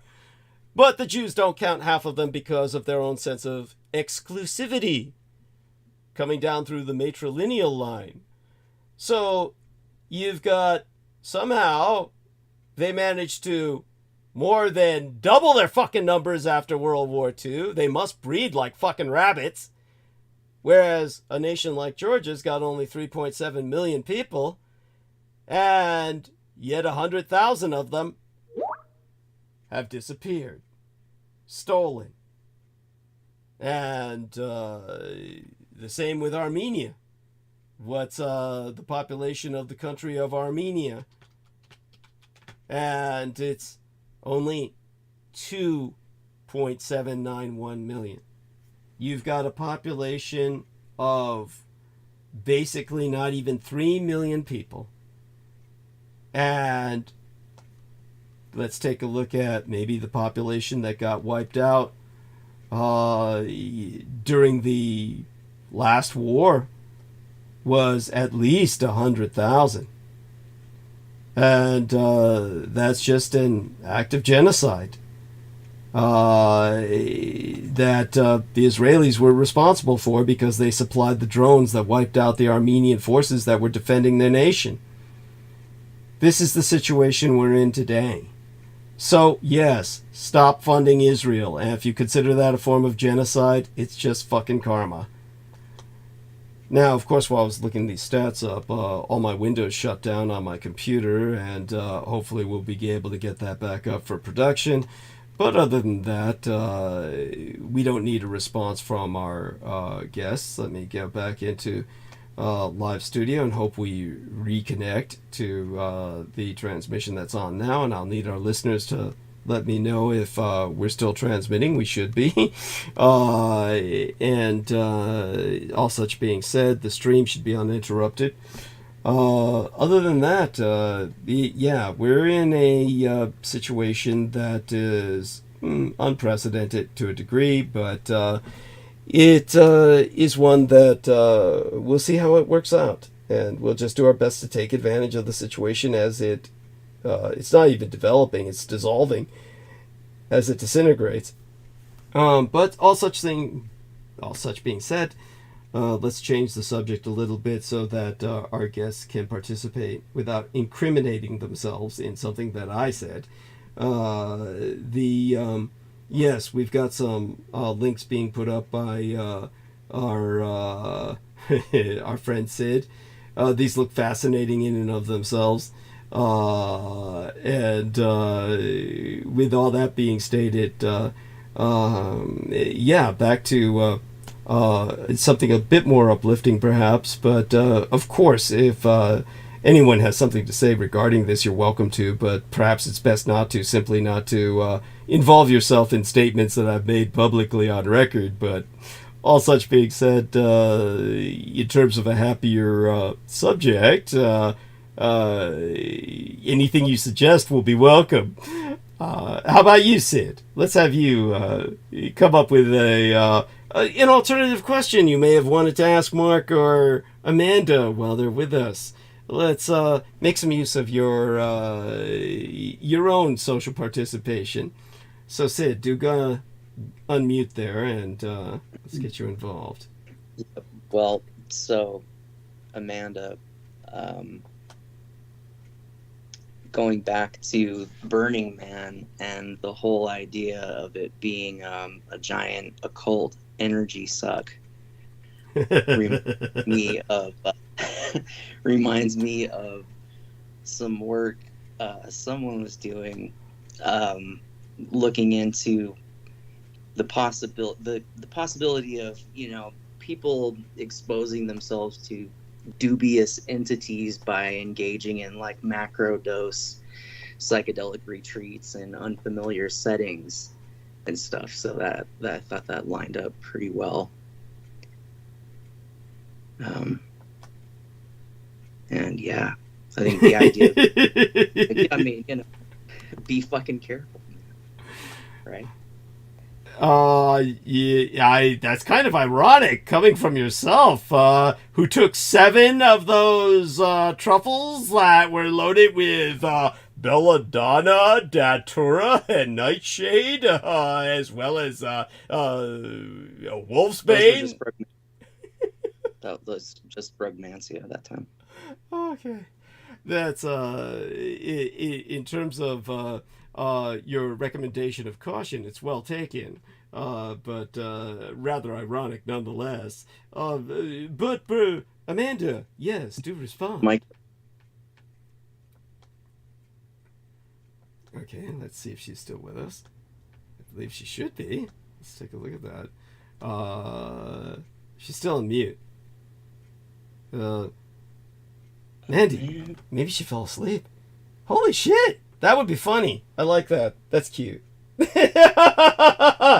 Okay, so Mark, hey! Yeah, I think she passed out. Yeah. She probably took it. She's probably sleeping. Yeah, that's fine. Oh, that's fine. It's probably for the best. I'll go into monologue at some point, but I'm so glad you're with us. So tell us a bit about, in terms of, have you had any opportunity for any socialization at all, either through work or when you get out of work? Are you just tired enough where you just... Amanda left. Oh my god! Oh, the poor dear! Well, hopefully she rejoins us later. I don't mean tonight necessarily, though she's welcome to, but hopefully she rejoins us in the future. And she may have hung up by, while asleep, which is possible. So let me thank her now. Amanda, I'll just say thanks so much for your participation. Are you okay? So while I'm tending to that, just tell us a little bit about any social life lately, Mark. Share what you're willing to share. Yeah, I mean, very, very, very minimal right now, just because, work is kind of like the priority, and I just kind of want to make sure that runs smoothly, especially running a team that's a third party, running a third party team. It's kind of like, a team like mercenaries. It's, they're not necessarily bought into, the culture and environment and things like that. So it's kind of just really having to gather up the troops, so to speak, and have people buy into, what it takes to keep everybody safe, everywhere on property and things like that. So it's, it's kind of like, it's been sort of like a all day kind of thing, just kind of get everybody where they should be. And, trying to go out and stuff like that, you get interrupted just at all times, so it's different to adapt to that. So I'm sure, eventually I'll get something. So I'm not too worried about that, Good. No, I'm so glad to hear that, honestly. I understand your heart was broken not too long ago, or maybe it was a while ago by now.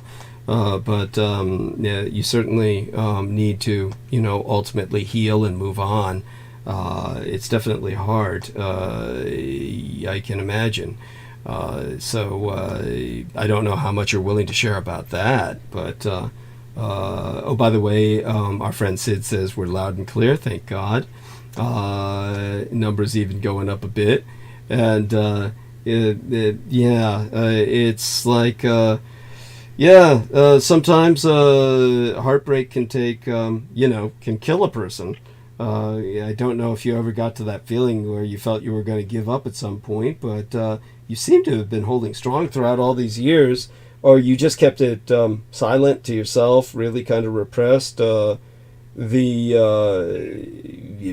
you wish to share about that, go ahead, or if you want to change the subject, go ahead as well. No, it's fine. It's definitely one of those things.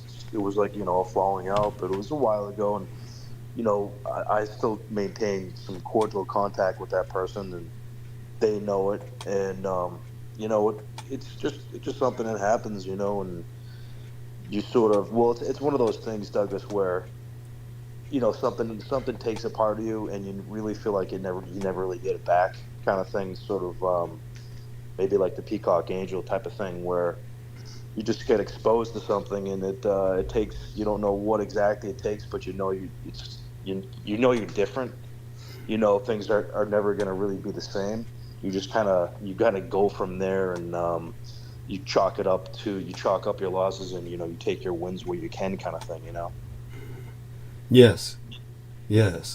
Very important. So thank you for that. How about yourself, Sid?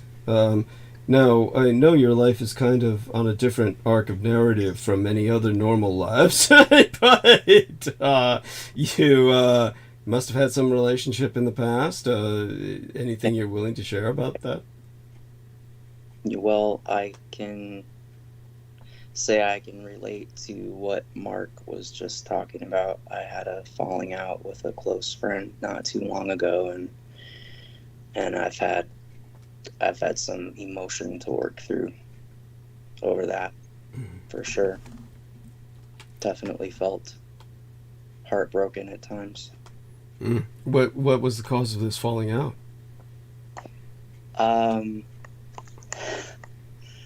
Rather not go into all the details, but I can relate to the heartache. Okay. And so what was so weird that Rob McDonald, show request for Rob McDonald, and this would share what I sent to her with her ex-husband. This is so fucking crazy. I don't know if you heard what happened earlier with between Mandy and I, when I had sent her some stuff, but she couldn't access it, and instead they sent it to her ex-husband, and so it was just basically they still are monitoring her. It's like they've got her connected to a handler who's intercepting her mail almost. It's basically on that level. So there you go with that. By the way, we've got millions of people under flood alerts as California is slammed by all these storms.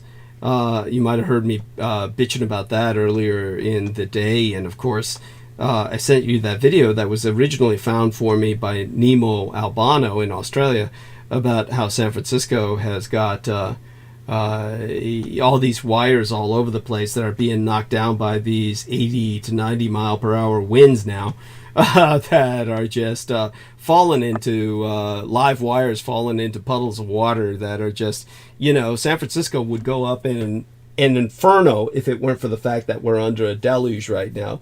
This is the kind of nightmare infrastructure we've got over here in the Golden Gate. Whatever comes to your mind, Mark, feel free to share it concerning that.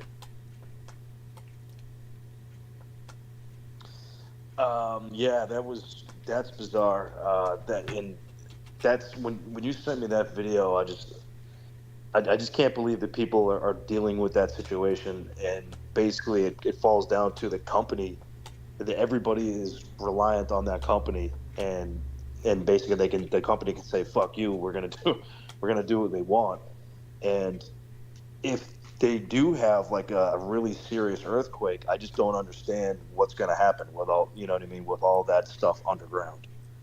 And I understand the reason for it, because there's no but I don't know, like San Francisco to me is just I don't understand how anybody lives there still. Like, I didn't know, Thank you. Go on.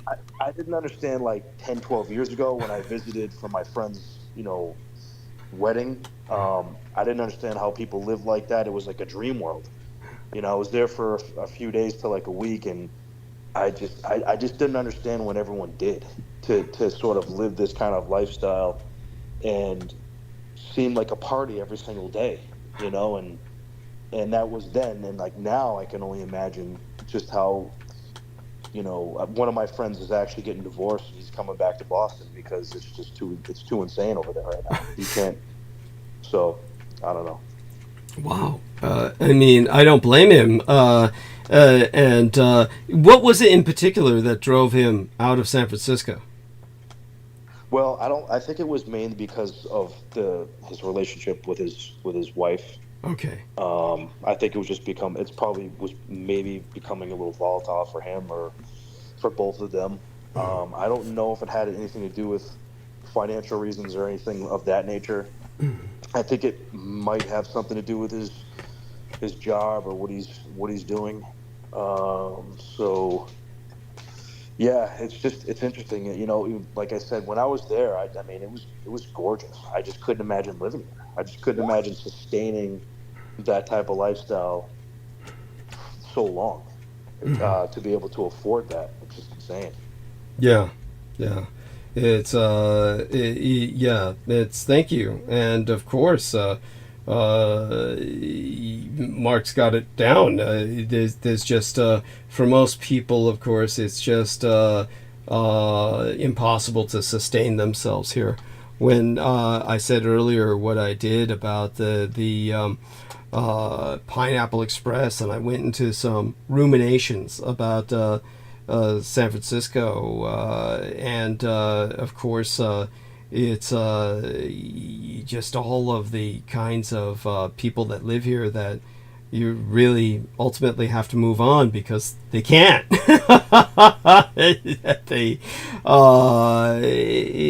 San Francisco, of course, is never short on stories, but most people are headed elsewhere, and that tends to be the ending of most of those stories. I love it here, but I gotta leave. So when it comes to San Francisco, there's a lot, of course, not to love, and I've brought that up plenty of times. The homelessness, of course, is beyond frightening. It's just something where, of course, now the rain can't stop, won't stop, and that makes it even more spectacularly difficult to live in. So all of that being said, let me try and regain my voice, and let's bring in some further conversation from Mark. Now, with all of the... Yeah. I was gonna say and interject. I'm actually gonna probably take off and try to catch a little sleep. Okay, I don't blame you. I do appreciate you let me on. It's been good to speak with everyone. No, it's definitely great to have you here. And so when you do join us. It's always a pleasure, and I'm so glad that you were able to come on while Amanda was with us. And that's something that of course, moments like this are precious and they're to be treasured. And you're always great with your observations and your insights, and always appreciate it. So thanks so much. Thank you so much. Appreciate it. Have a good day, everybody. Yes, take care, Mark. Stay safe and be well. God bless. Yeah.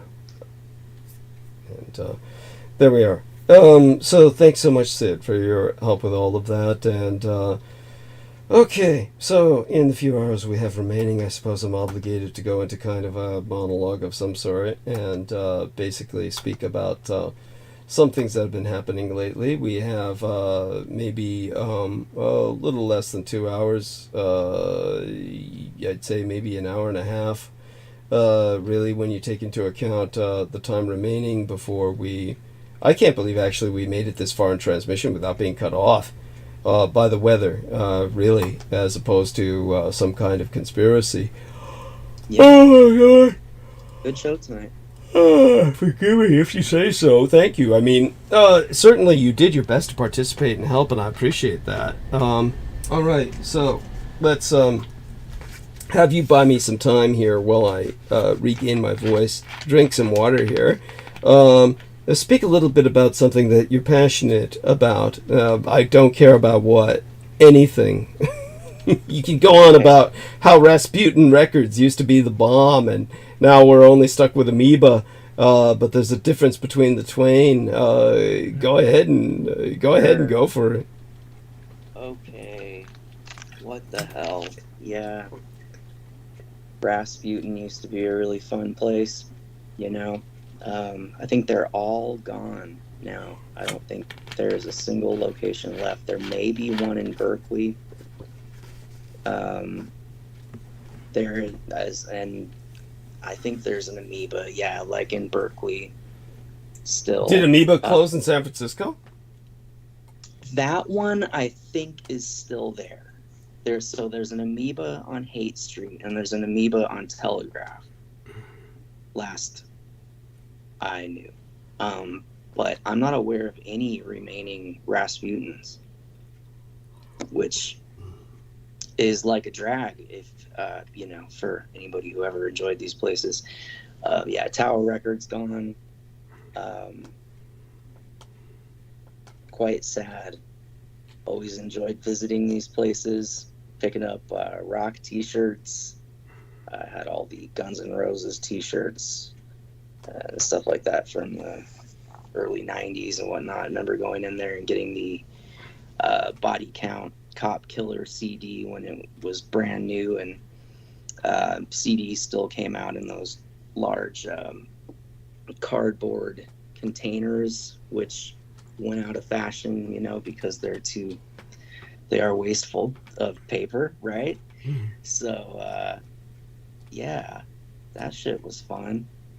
And what the hell, early 90s, yeah, just culturally superior by orders of magnitude.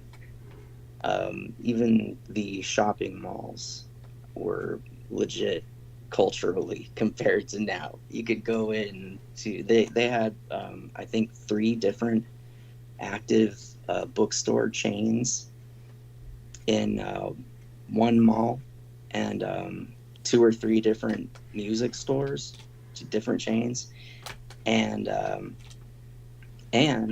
chain that was all about movies and like cinema history and whatnot, stuff like that. And at some point in time, all the bookstores disappeared. Took all the magazine racks with them, all the cool comic books.